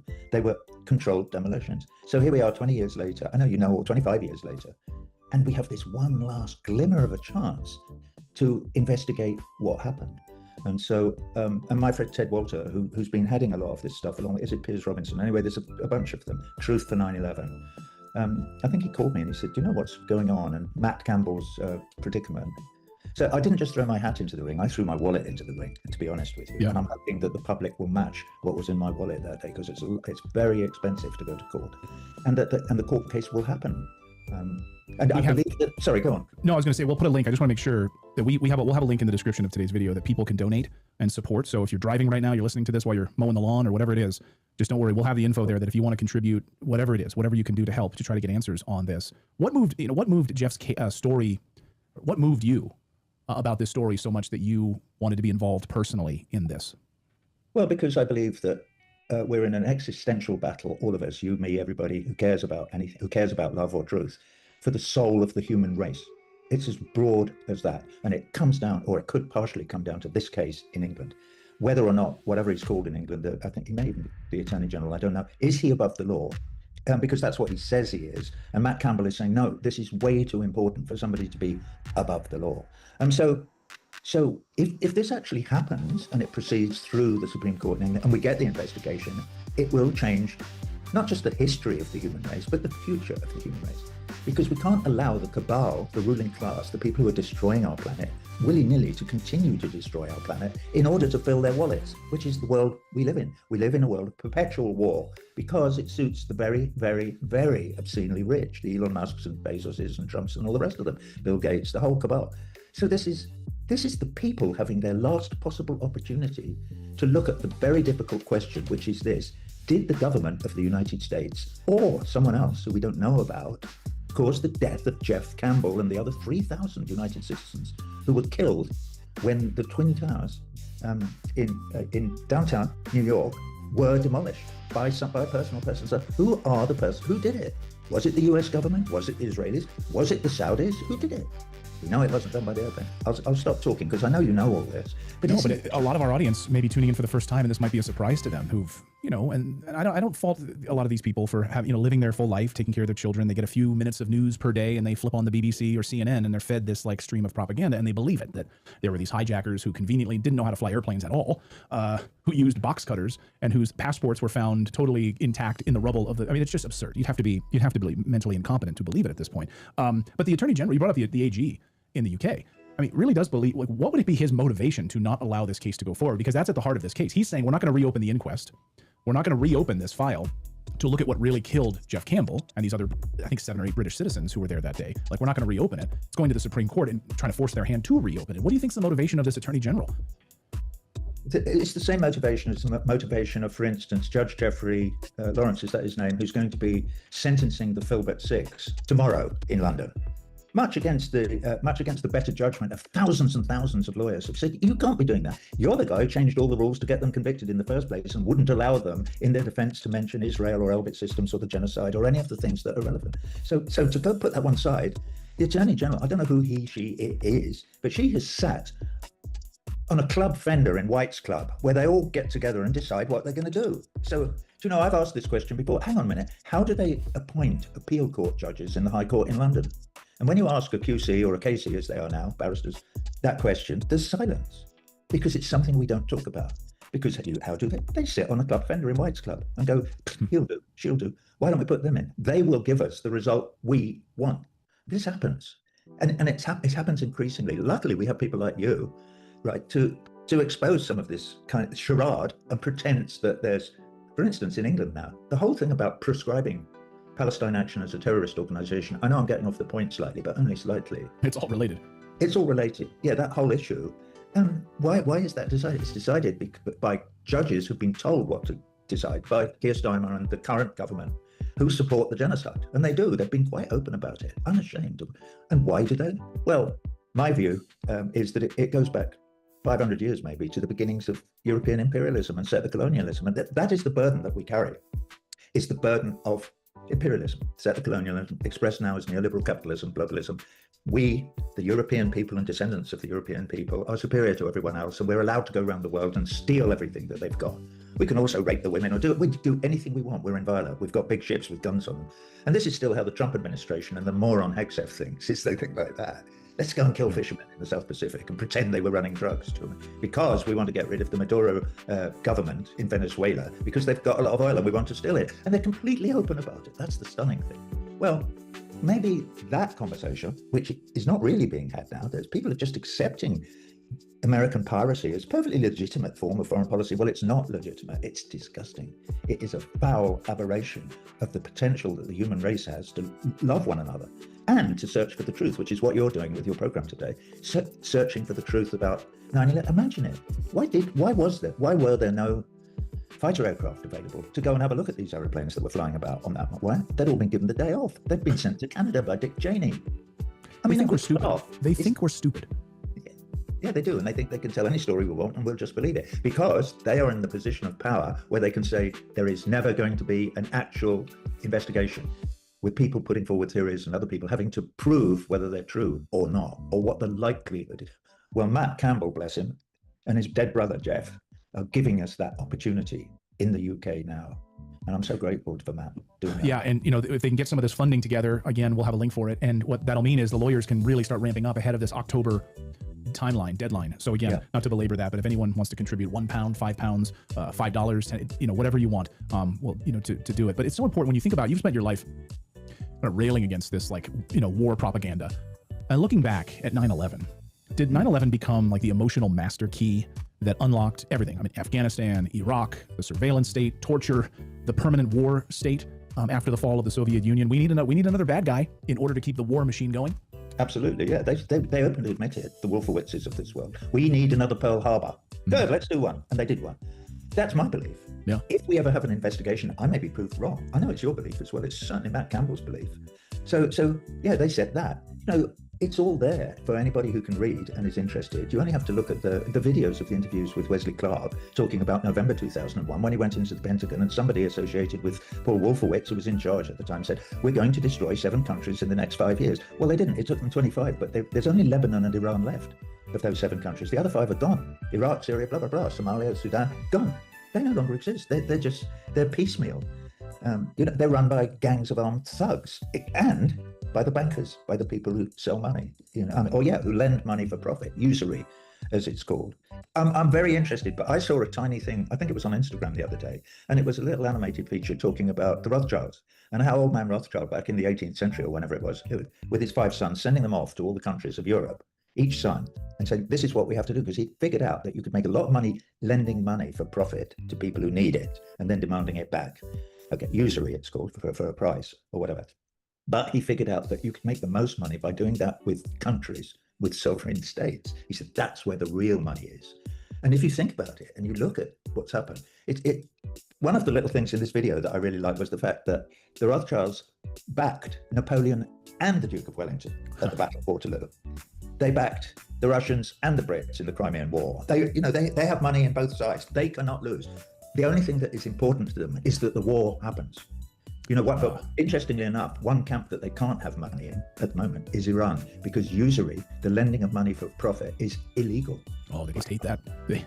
They hate that. I mean, look at Lloyd's of London right now. For the first time ever, uninsuring ships through the Strait of Hormuz. Like, if there's a problem in the world, they'd be happy to increase their rates in order to. So they need this war machine to continue in Iran, and they need this machine to keep going so they can continue to make money. You had President Trump just the other day admitting that we're there to steal their oil, that at the dark of night we've stolen millions of barrels of their oil, which is of course at the heart of all of this. When you look at what's happening right now with Iran, in all of the reading that you do and all the studying that you do, what stands out to you about that conflict? Well, one thing is that when you see the way the people of Iran are responding to these unprovoked attacks upon them by the United States and by Israel, mainly, with the rest of us joining in, of course, the UK is complicit in these actions as well. You realize what an old and ancient civilization it is. Persia, we're talking about Persia. And also you realize that the people of that country will never be moved. And it is their home. And it's so important. There's a song on a record I made called Radio Chaos in 1987, I think, and it's called Home. And it's about leading up to the Third World War and somebody pushing a button and us all being blown to pieces. But in the middle of it, it talks about, in the lyrics of the song, it's about everybody's got somewhere they call home and how important homeland is, all right, to us. All of that got slightly screwed up in the 15th, 16th, 17th, 18th centuries, because Europeans took over most of what people considered their home. And this is one of the last bits in the jigsaw, is the Americans trying to take over what Iranians called home, and it ain't going to happen. Just as in the end, and I'm being prophetic here, it's not going to happen in Palestine. That's the Palestinians' home. Yeah, of course, if the Jews want to live there, perfect. But it has to be a single state, probably. I don't think the two-state solution, because Israel doesn't want it, is unlikely to happen. So, but you have to have equal democratic rights for all its citizens, irrespective of their race, form of nationality, religion, or anything else. And that's the bottom line here. That is the platform upon which you and I stand, and all thinking, caring people with IQs above room temperature stand upon, is December the 10th, 1948, the Universal Declaration of Human Rights. People have all human beings should have the same basic rights: the right to life, liberty, a roof over your head, enough to eat, and somewhere safe to bring your kids up and that's it. No, we don't want that. What we want is perpetual war. Why? Because we make money. Ask Mr. Rothschild. And I'm not being anti-Semitic by picking out the Rothschilds, except that it was a Rothschild that Lord Balfour wrote the letter to in 1970, where he said, this government supports the idea of a homeland for the Jewish people, and this is the paragraph that's never repeated, save that it in no way affect the civil and natural rights of the indigenous people already living there. Oh, really? And you think that's what you've done? No, you haven't. I mean, Israel is so sad, as we know. What a sad end to a terrible experiment. But it is. And now we have a Nakba 2.0, and the idea that David Petraeus and others are going to be building condominiums which will keep Palestinians under permanent 24-hour surveillance. David Petraeus says it'll look like Boca Raton. So this is not freedom, to be living under this constant surveillance state by the Israelis, by the IDF, that you can go about your business in these condominium complexes that look like Boca Raton, built by the Jared Kushners of the world and the David Petraeuses of the world, and barbed wire fences. And no one should have to live like that. No one should have to live like that. When they, to quote my song Home, when they something break through the defenses, a minor invasion put down to expenses, will you go down to the airport lounge? Will you accept your second-class status, a nation of waitresses and waiters? Will you mix their martinis? Will you stand still for it, or will you take to the hills? We're taking to the hills. We are taking to we the people. We'll get back to that interview with Roger in a moment. But first, I had a chance to sit down with Brian Solarchuk, of course, who is one of the legends in the mining world. And we were talking about gold and where things are going right now with all of this dollar instability as the U.S. dollar continues to collapse. And he told me, his words, he sees gold going to $10,000 an ounce. That's right. And Deutsche Bank now projecting gold could soar to $6,000 an ounce by 2026. And I think that's wild. Just look at silver. Bank of America suggesting silver could skyrocket up $300 an ounce. This isn't about profit. It's portfolio insurance for a world on fire right now. Geopolitical instability isn't going away, and neither is the debt. $39 trillion in debt. So a lot of volatility. What's going to happen this week at that big Fed meeting? Will this Iran war ceasefire continue to hold? What's going to happen with oil prices? All of it. So you need a partner who understands this landscape as well as we do. That's why we personally trust and recommend our friends at Lear Capital. They are fantastic. They've been in the business for over 25 years. They've handled billions of dollars in precious metals transactions for people just like you. So whether you're looking for physical delivery, like delivered right to your house, you can store it in your gun safe, or you want to roll it into a tax-advantaged gold IRA, they are the gold standard in service and transparency. So go to learredacted.com right now or give them a call, 1-800-613-3557 to get their free investor kit. Tell them Clayton sent you and see how you can also qualify for up to $20,000 in bonus gold or silver. Give them a call today, 1-800-613-3557, or go to learredacted.com. I love the idea of us, standing up to this. You're seeing obviously the revolt in Albania right now, to the Kushners wanting to buy their own island and buy this fortified bunker system there. Do we have, or are we so beaten down? Because I go back to your album, Amused to Death, and I was telling you beforehand, go back to 1992. There I am, young Clayton in Reading, Pennsylvania, sitting in my bedroom listening to that album in headphones and trying to understand what you were talking about just being sort of zombified by watching all of this war propaganda and being fed and sort of being distracted really by the stream of war propaganda. And in many ways, I could even throw in there sort of the money too, whether it's stimulus checks or whatever to keep all of us down so we don't rise up.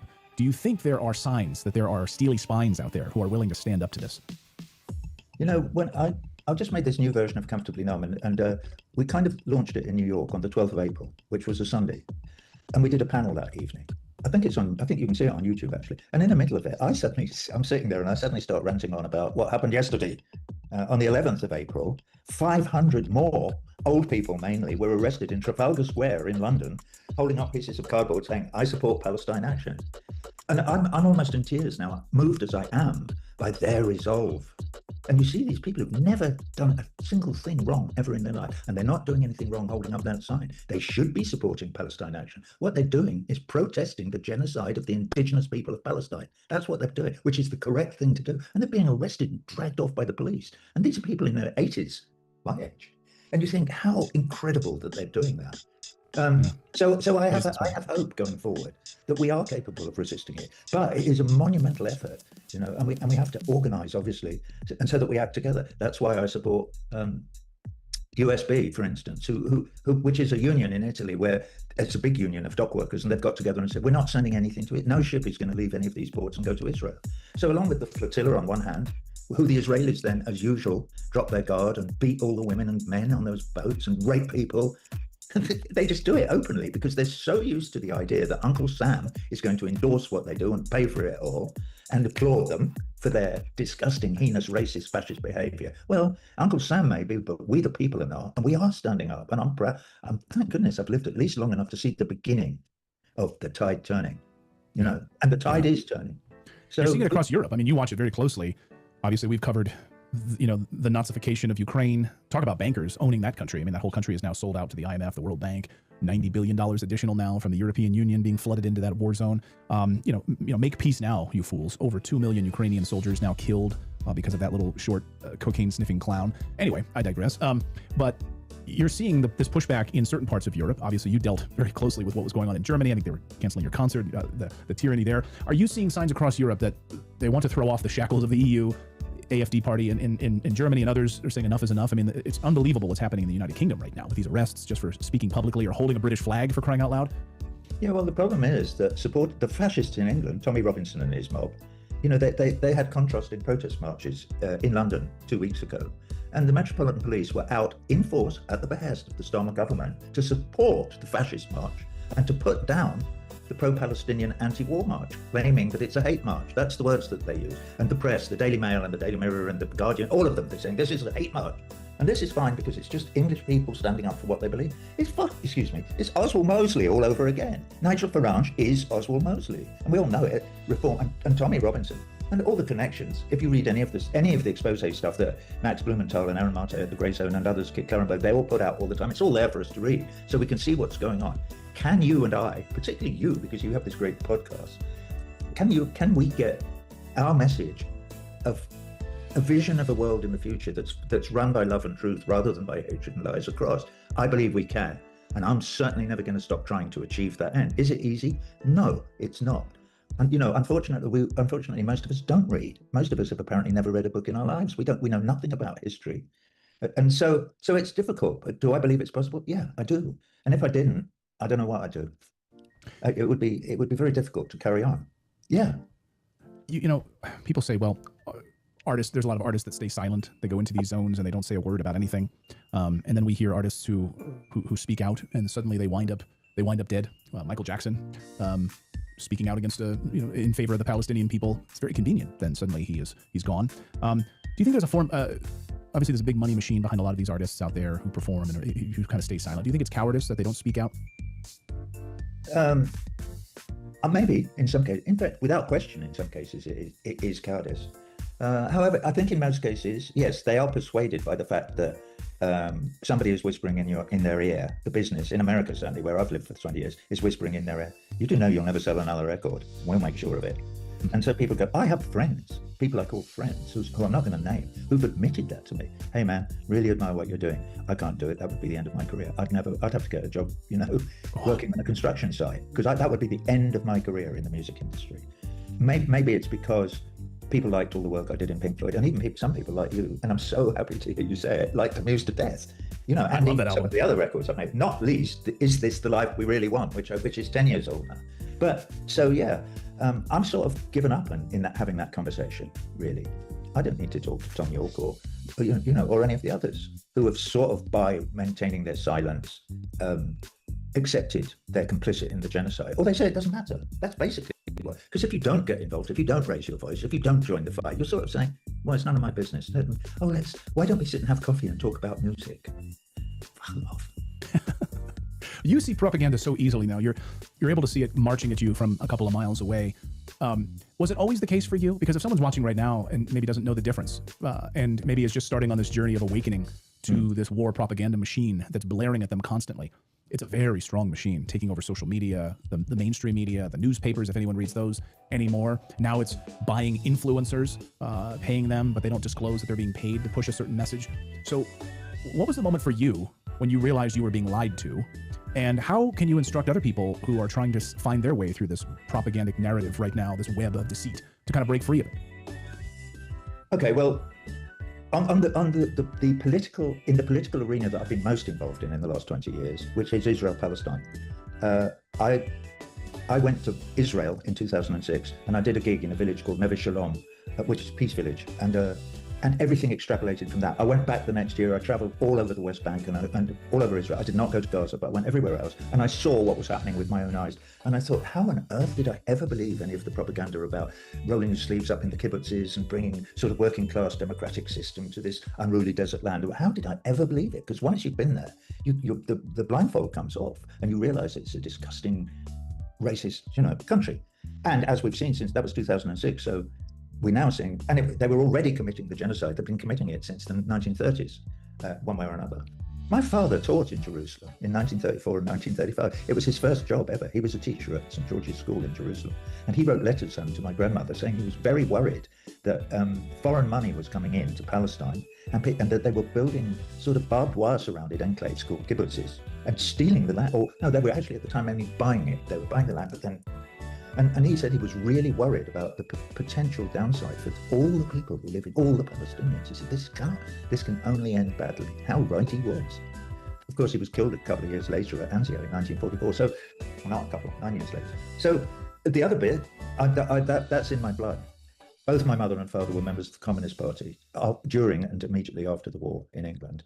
And so I grew up with kind of left-wing politics. And I grew up with a mother who was, she gave me one fabulous lesson when I was in my early teens. She looked at me one day when I was worrying about something. And she said, "You're worrying about something, aren't you, Roger?" And I went, just a bit, Mum. And she said, "Listen, I don't want to know what it is. But let me tell you this. All through your life, difficult questions will come up that you will need to ponder.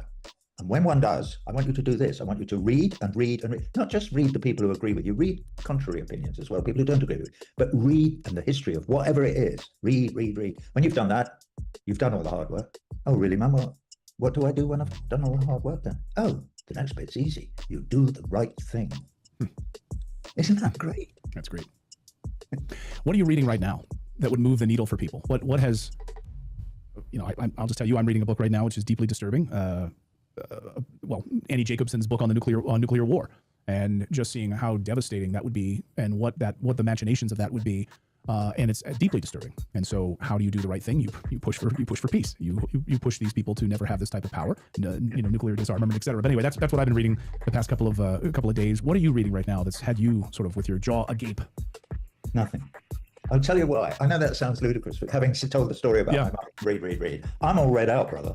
It's like when Vijay Prashad writes his wonderful articles in Tricontinental Newsletter, which he does every, whatever minute. I sometimes feel like sending back to him, going, Vijay, this is wonderful. It's too long. Nobody can concentrate for that. I can't read. I can't claw my way through stuff. Partly because I'm writing my own memoir. And if I have a minute during the day when everything else stops, I open my laptop and where was I? And I start writing again. So I'm much more in writing mode than read.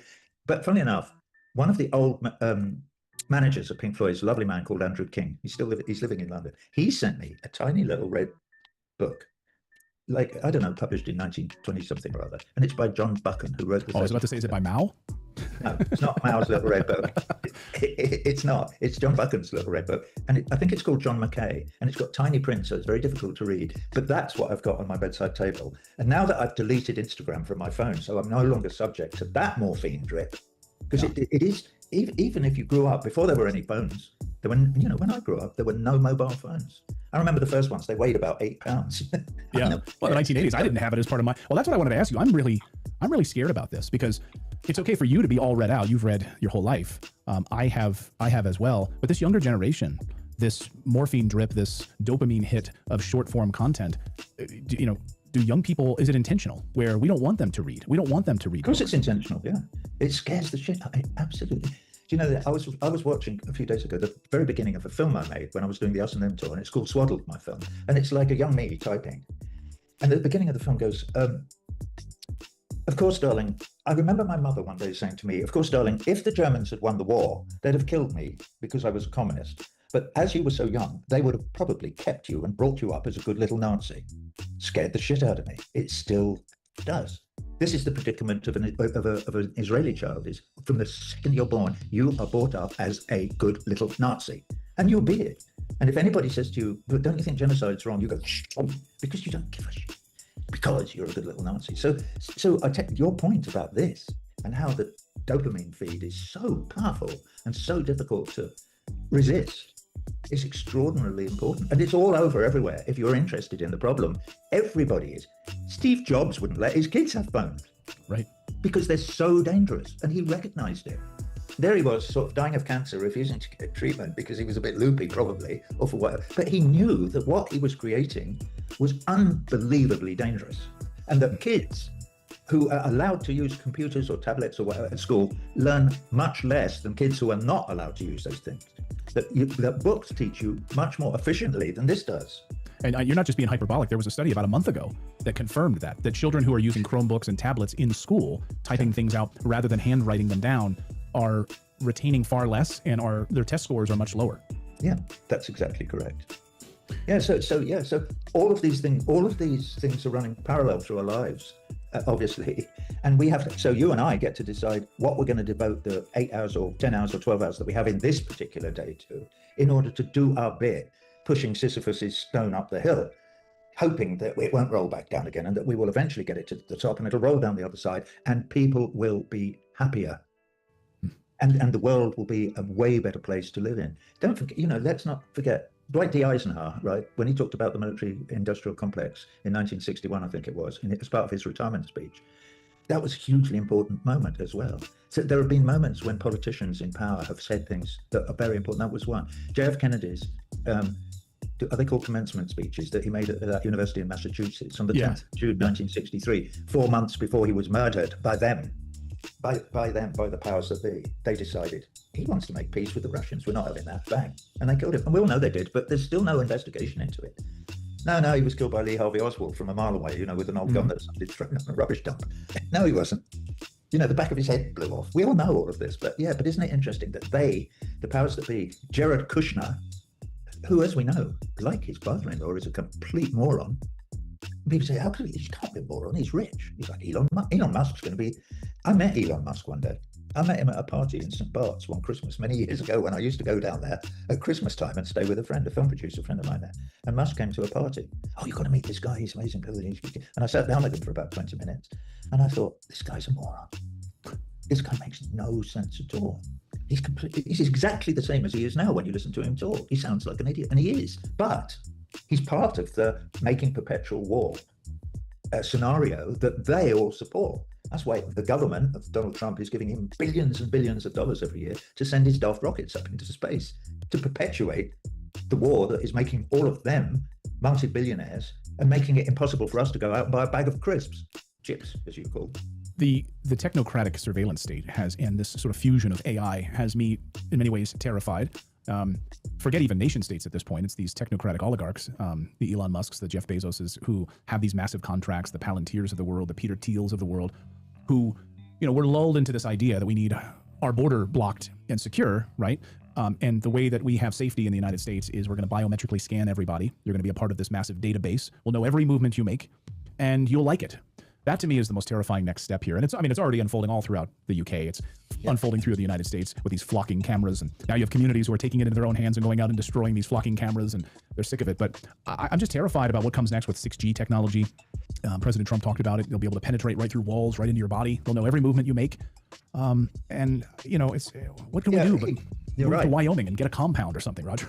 Well, Earth houses. Who knows what the objectives will be or what will happen? But then Musk actually in public said the other day it's already happened. Universal AIG or whatever he calls it.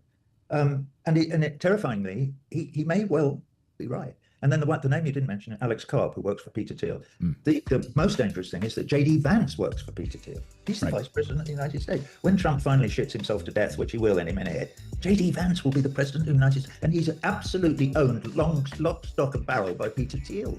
So he's a colleague of Alex Karp, the CEO of Palantir, who is on record. I've seen him on things saying, and blah, blah, blah, and we'll do this and that and the other, and we'll rule the world. And if we don't like you, we'll kill you. And he said it openly in public. Yeah. They do. And that's exactly what they do. And should we be scared? Yeah. Should we all go live in communes? I have no idea. We'll get back to joining the Angel Guild today for a limited time. Premium membership is just $15 a month or $135 annually. You'll get 2 free tickets to see Young Washington on this Independence Day. And today's show is brought to you by our friends at American Financing, because in uncertain economic times, American Financing is helping families find a way out of the high interest trap that we're all stuck in right now. We are, of course, heading into summer. Summer officially starts in just a few days, but the economic clouds aren't clearing for most middle-class families. Between persistent inflation, the cost of daily life, you're likely to feel this pressure. You've worked hard for your home, probably have more equity than you realize, yet the summer surge is forcing many to rely on credit cards. It's an exhausting cycle. But American Financing understands that, and 2026 requires a real strategy.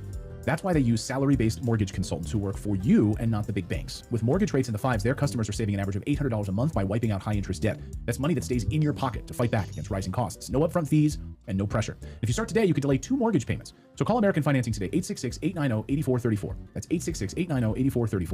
Or just visit americanfinancing.net/redacted. Trump supporters who've really turned on President Trump are sort of, putting their hat out there saying, well, J.D. Vance will get us out of these wars. He'll keep us out of a war with Iran. He'll stop us from attacking, Syria. He'll bring our boys home. I think these people are delusional, as you just pointed out. Having this connection to Peter Thiel, Alex Karp, and taking this money in the way that he has really shaped him the same way that President Trump has been shaped by the Adelsons and otherwise. He's a puppet on a string like the rest of them. He will dance to their tune. J.D. Vance won't have any power in any of this. He'll do as he's effing well told, just like Trump does. He doesn't. Trump's extremely erratic and weird. He suited their purpose up to a point. I don't think he does anymore, but J.D. Vance will. And the money that drives all of this needs perpetual war. It needs it.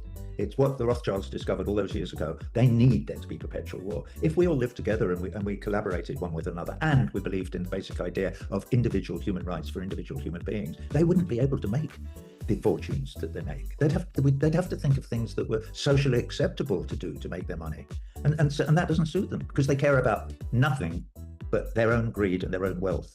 Like, so that Kushner can go and buy Albania. He'll probably just say, I think I'll buy the whole country, not understanding that Albanians have somewhere they call home, and it's Albania, and they're lovely people. My friend Joe Boyd is about to go back there and make yet another album of wonderful Albanian folk music with the surviving skills of the people who live there, who still play musical instruments and this and that. Just like the people of Georgia, those fabulous choirs of miners, and or Chechnya, all of these places, you know, where there are people who've been living there for thousands and thousands of years, and it is their home.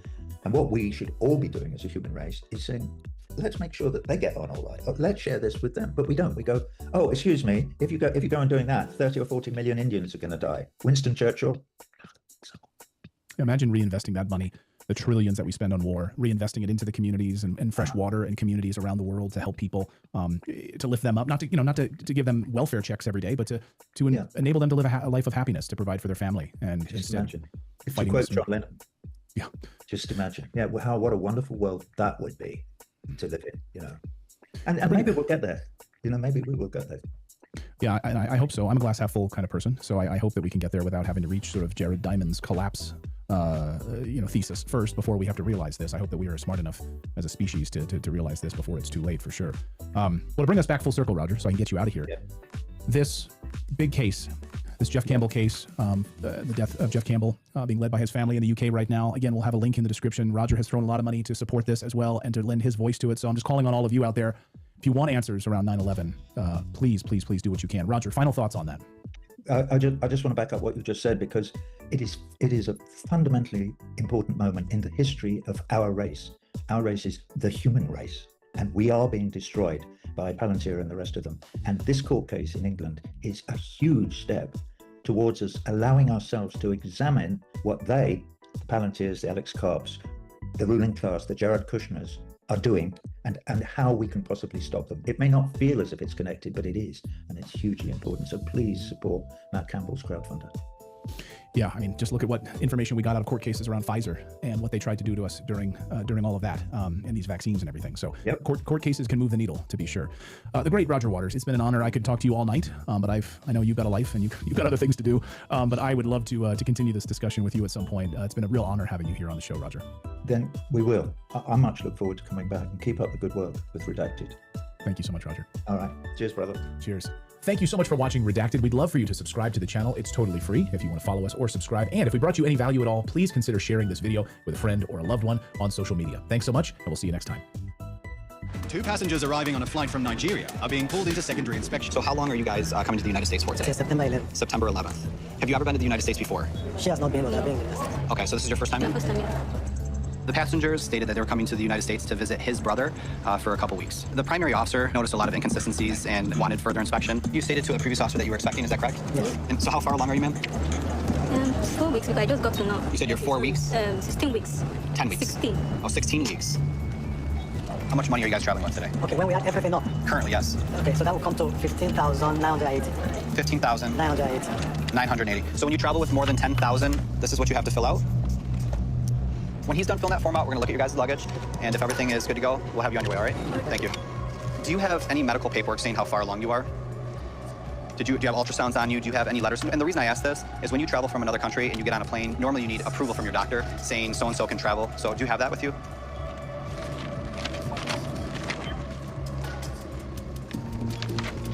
So when I asked you how far along you were, you told me 16 weeks, correct?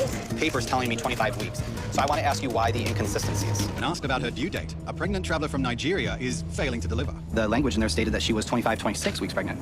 You know, when you go to the doctor and you're expecting this is her first child, that's a date that you would know. It's very hard for me to believe that you did not know you were 25 weeks pregnant. Very hard for me to believe. It's possible that you were nervous to tell me that, and that's okay, but I would like you to be honest with me. Did you know that you were 25 weeks pregnant, yes or no? The truth is this. To me, the doctor told me that it's 25 weeks. The doctor told you that you were 25 weeks? Yes, but to me, I know I'm 16 weeks. Okay. So, because I calculated. So when I asked you twice how far along you were, and not once did you tell me that the doctor thinks you're 25 weeks, but you think you're 16 weeks. A little strange. I'm just trying to get the full story, okay? If you're traveling to the United States, okay, and you happen to give birth in the United States, it's legal. You can give birth in the United States, okay? But you have to have a way to pay for it. You understand? So insurance is my first question. Do you have insurance that covers the birth? There's no insurance you have currently that will cover maternity care? No. Okay. Do you intend to have the baby in the United States? And it's okay if you do. I just want to know the truth. Now that we're telling each other the truth, that's all I want to know is the truth. Do you intend to have the baby in the United States, yes or no? We're going back on September 11th. Okay. And with no insurance to cover the hospital fees, the $15,000 the couple declared is cause for concern. 10,000 of that currency isn't negotiable. It's a check that was not endorsed, so he's actually traveling with $5,000. The check that you're traveling with, you have to understand, I don't know if that $10,000 exists. I don't know if there is $10,000 in that account. I don't know too. This is what I believe. Okay. I believe that you are coming to the United States to have a baby. I'm okay with that. It's perfectly legal. But if you are deceitful about it, if you cannot pay for that birth, then that's where my issues are. This amount of currency is not going to cover the birth of a child. You understand? I don't believe that you actually thought you're 16 weeks. I believe that you knew you were 25 weeks, so I want to know why you were not honest with me about that. I really want to talk about that, okay? This is the time to be very honest with me. Were you afraid? Yes. Okay, and that's fine. This is a very nervous interview. I understand that. So you were dishonest about being 16 weeks because you were nervous. You knew you were 25 weeks. We're on a fresh slate now. Is that true? Yes. Okay, very good. Do you plan on having the baby in Michigan? That's fine. And how are you going to pay for it? And we can move on. Okay. So answer the question, please. Fine. Yes. So if she can have a baby in Michigan, yes. Fine. Okay. If we can pay for it. Very If we cannot pay for it, then we leave it. Okay, very good. Was that your intention when you guys traveled from Nigeria? You knew that. Is that right? You knew that that's what was going to happen? Yeah, we knew it. Okay. Were you nervous to tell me that? Yeah, because we didn't know what. No problem. Listen, I appreciate you telling me the truth. What are they going to do with us? You know? We'll figure it out. Yeah. You know, we're going to move to the next step. We'll figure it out. It's one step at a time. What we're going to do now is bring them to the admissibility enforcement unit. They're going to further the inspection. And just follow me, guys.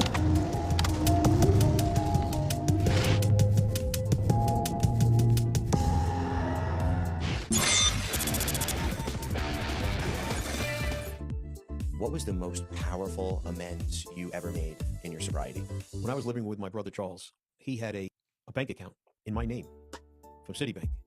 And there was an envelope on his kitchen counter. And I didn't understand because I didn't have an account at Citibank. And it had my name on it, Ronnie Athanasio. What he did was he had started a bank account for me, saving money for me for my future, unbeknown to me. So I looked at the envelope and I said, I don't have an account at Citibank. And I opened it up. There was $25,000 that was in this account that he had put aside for me. What did I do? I went to the bank. I took 1,000 out. I figured I'd only take 1,000. I'll win money. I'll put the 1,000 back, but then I'll have a nest egg for myself. I can go drink. I can do my thing and everything. The whole 25,000 went. Well, within the next month, when the next statement came, he caught the statement and he saw that there was a zero balance in the account. I had gone through the entire $25,000. And I was working for him at the time. And he called me up and he said, "Where the fuck are you?" I was at my sister's house in Lindenhurst, hung over on never forget it. I was hung over on her TV room floor downstairs. He says, "You son of a bitch." He goes, "I saved money for you and you stole it from me." I was saving money for you and you stole it? He goes, "You're fired. Don't ever come near me again." Read me the riot act. Well, my mother, over time, ended up telling my brother, "You got to forgive him. You got to forgive him. Please don't do that to poor Ronnie again, poor Ronnie." You know, and so we got back together again. And I owed him the $25,000. I had to pay it back. So one day, I was doing really good working for him. I was making $75,000 on a salary. Not a lot of money, but I was making $75,000. And he gave me a bonus for $400,000 because I was doing so well and the sales was up and I was doing about $40 million worth of business at that time. I was doing a lot of business for him. And he gave me a bonus for the first time for $400,000. He gave it to me 3 years, 4, 4, and 4, 1 year, next year, the following year. But the first time he gave me the $400,000, I wrote a check out for $25,000. And I walked into his office. And he was sitting behind his desk, and I said, "You know, Charles, in the program, it teaches us that we have to make amends to people. And I owe you this money because I sold it from you back in the day." And he said, "What are you talking about?" I said, "The $25,000 that I took out of the Citibank thing that you were saving for me." And he said to me, I don't want it. He says, "It's okay. You don't have to pay me." He says, "You're doing great." He said, "You're doing great." I said, "No, it doesn't work like that. It doesn't work like that. The program doesn't say you're doing great, you get a pass. The program says you're doing great, you pay back people." And he says, "Well, if you give it to me, can I give it back to you?" He was trying to be funny. I said, "Yeah, you probably could, but I'll give it back to you again." I said, "The only way I'll feel good, Charles, is that if I give it to you." And I'm even. And I paid back for what I did. And I did. Gave it back to him. So to answer your question, that was the one amends that always will stick in my head because a lot of money, you know, and to steal that after somebody was saving it for you, that's pretty low. You know, hello, Ronnie, that's the kind of guy I was, man. That's pretty low. But those are the things I did, Kevin. Thank God I don't do those. I couldn't take a piece of bazooka from a stationery store today. Couldn't do it. I couldn't do it. When I tell you I couldn't do it, I couldn't do it. I've had many incidences where someone at 7-Eleven gave me a little extra money they didn't give me the right change, but in my favor, I give the money back. I know. You know, whenever that happens, I can't take money like that. Yeah. That doesn't work for me anymore, man. Unless it's $1 billion, I might think about it. But other than that, I got to give it back there. Why does my daughter look like this? What is wrong with you? She's all bruised up. When a mother in Michigan returns home from work, she finds her 4-month-old baby clinging to life after being left in the care of a person she thought she could trust. Just why? If you weren't drinking, why the would you do? I was drinking. So what the A stressed mother pleading for emergency care for her infant daughter. I need the police to come to my house right now, please. What the fuck did you do to my baby, bro? Does she need EMS? Yes, right now. Yes, right now. Please, okay. right now. What is your name? Yes, my name is Amber McCall. It's my daughter. She's 4 months old. Bro, you got it. How old is she? She's 4 months old. Can you please hurry up? Okay, what, is she breathing? Yeah, but she's barely breathing. Okay, what happened, do you know? I don't know. I just got home from work. She was supposed to be watching my baby. I was knocking on the door and she was knocked out cold. The dispatcher tells the infant's mother, Amber McCall, that EMS is being paged to her apartment after Amber says her daughter Rinzi is in horrific condition. Bro, I get this beat so right now, bro. Why does my daughter look like this? What is wrong with you? And then I get up and get out. Why are you yelling at me? How does my daughter look like this? You said she's all bruised? She's all bruised up everywhere. Scratches. I don't even know what. She was not like this when I left the house. What is that? That's a handprint. Yes, uncle. All right, I need you to back up. Back up.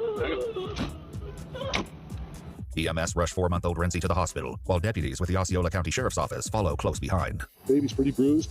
According to Doc, it looks like one of the pupils is blown. They're thinking the baby was beat up pretty good. Deputies enter the emergency room where they meet the baby's mother, Amber, and uncover details behind the shocking incident. Are you mom? Yes. Okay. Okay, and you're living at... Yeah. And who do you live there with? Savannah Miller. Okay. And what relation is she to you? She's my partner. I let my daughter with her. Her own. No one else watches her. Okay.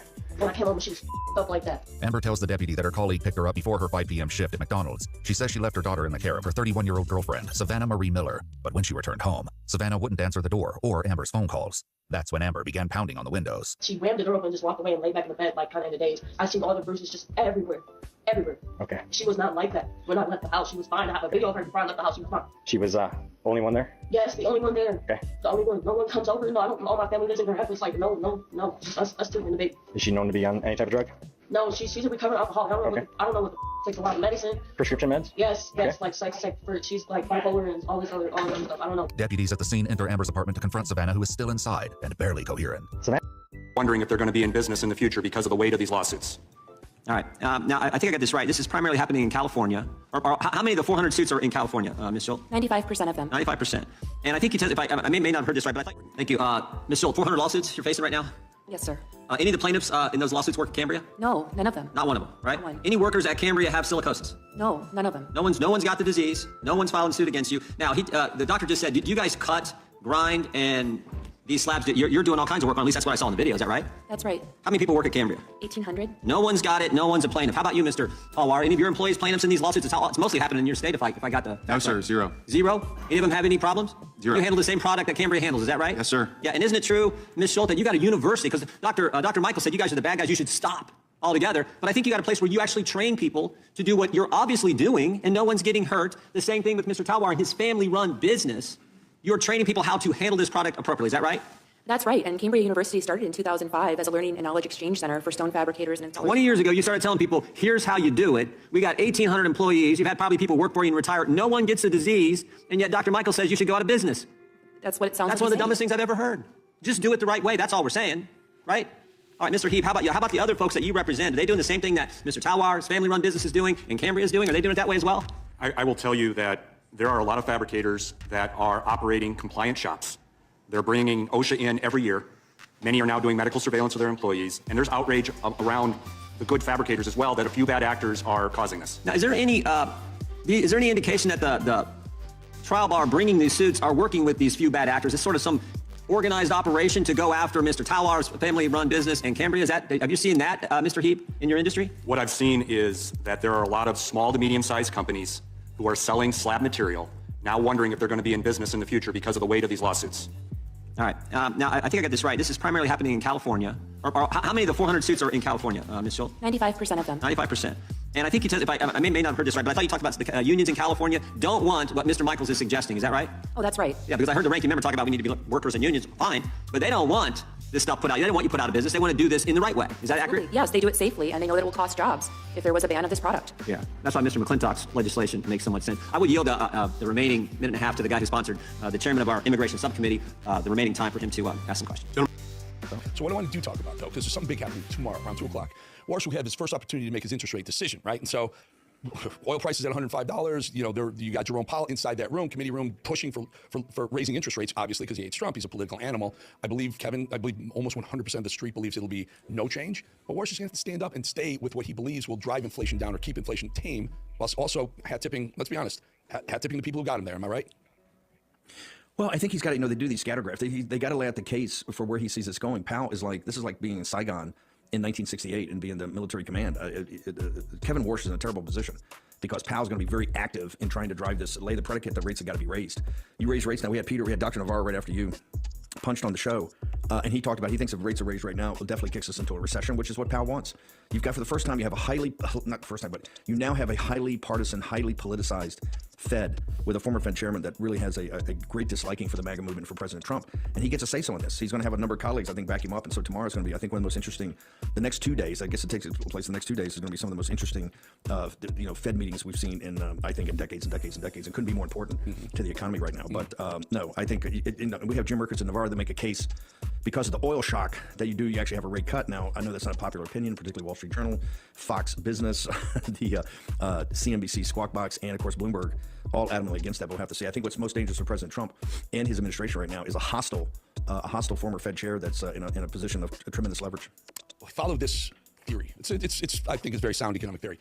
Oil prices come down, which we're seeing it right now. Well, still higher than prior to the war, but they're coming down. That relieves the pressure to raise rates too, because when oil prices are high, inflation goes up because everything costs more to transport, to create, et cetera. So as that price pressure comes down, we saw producer prices at 5%. Fed likes 2%. My point, when oil comes down, the push to raise rates has to come down. What that does, it also makes the shorter term, some of the longer term maturities matter. But here's the big one, Steve. You know what our interest on our debt, the $39 trillion debt is? A freaking $1 trillion a year. $1 trillion to service our debt.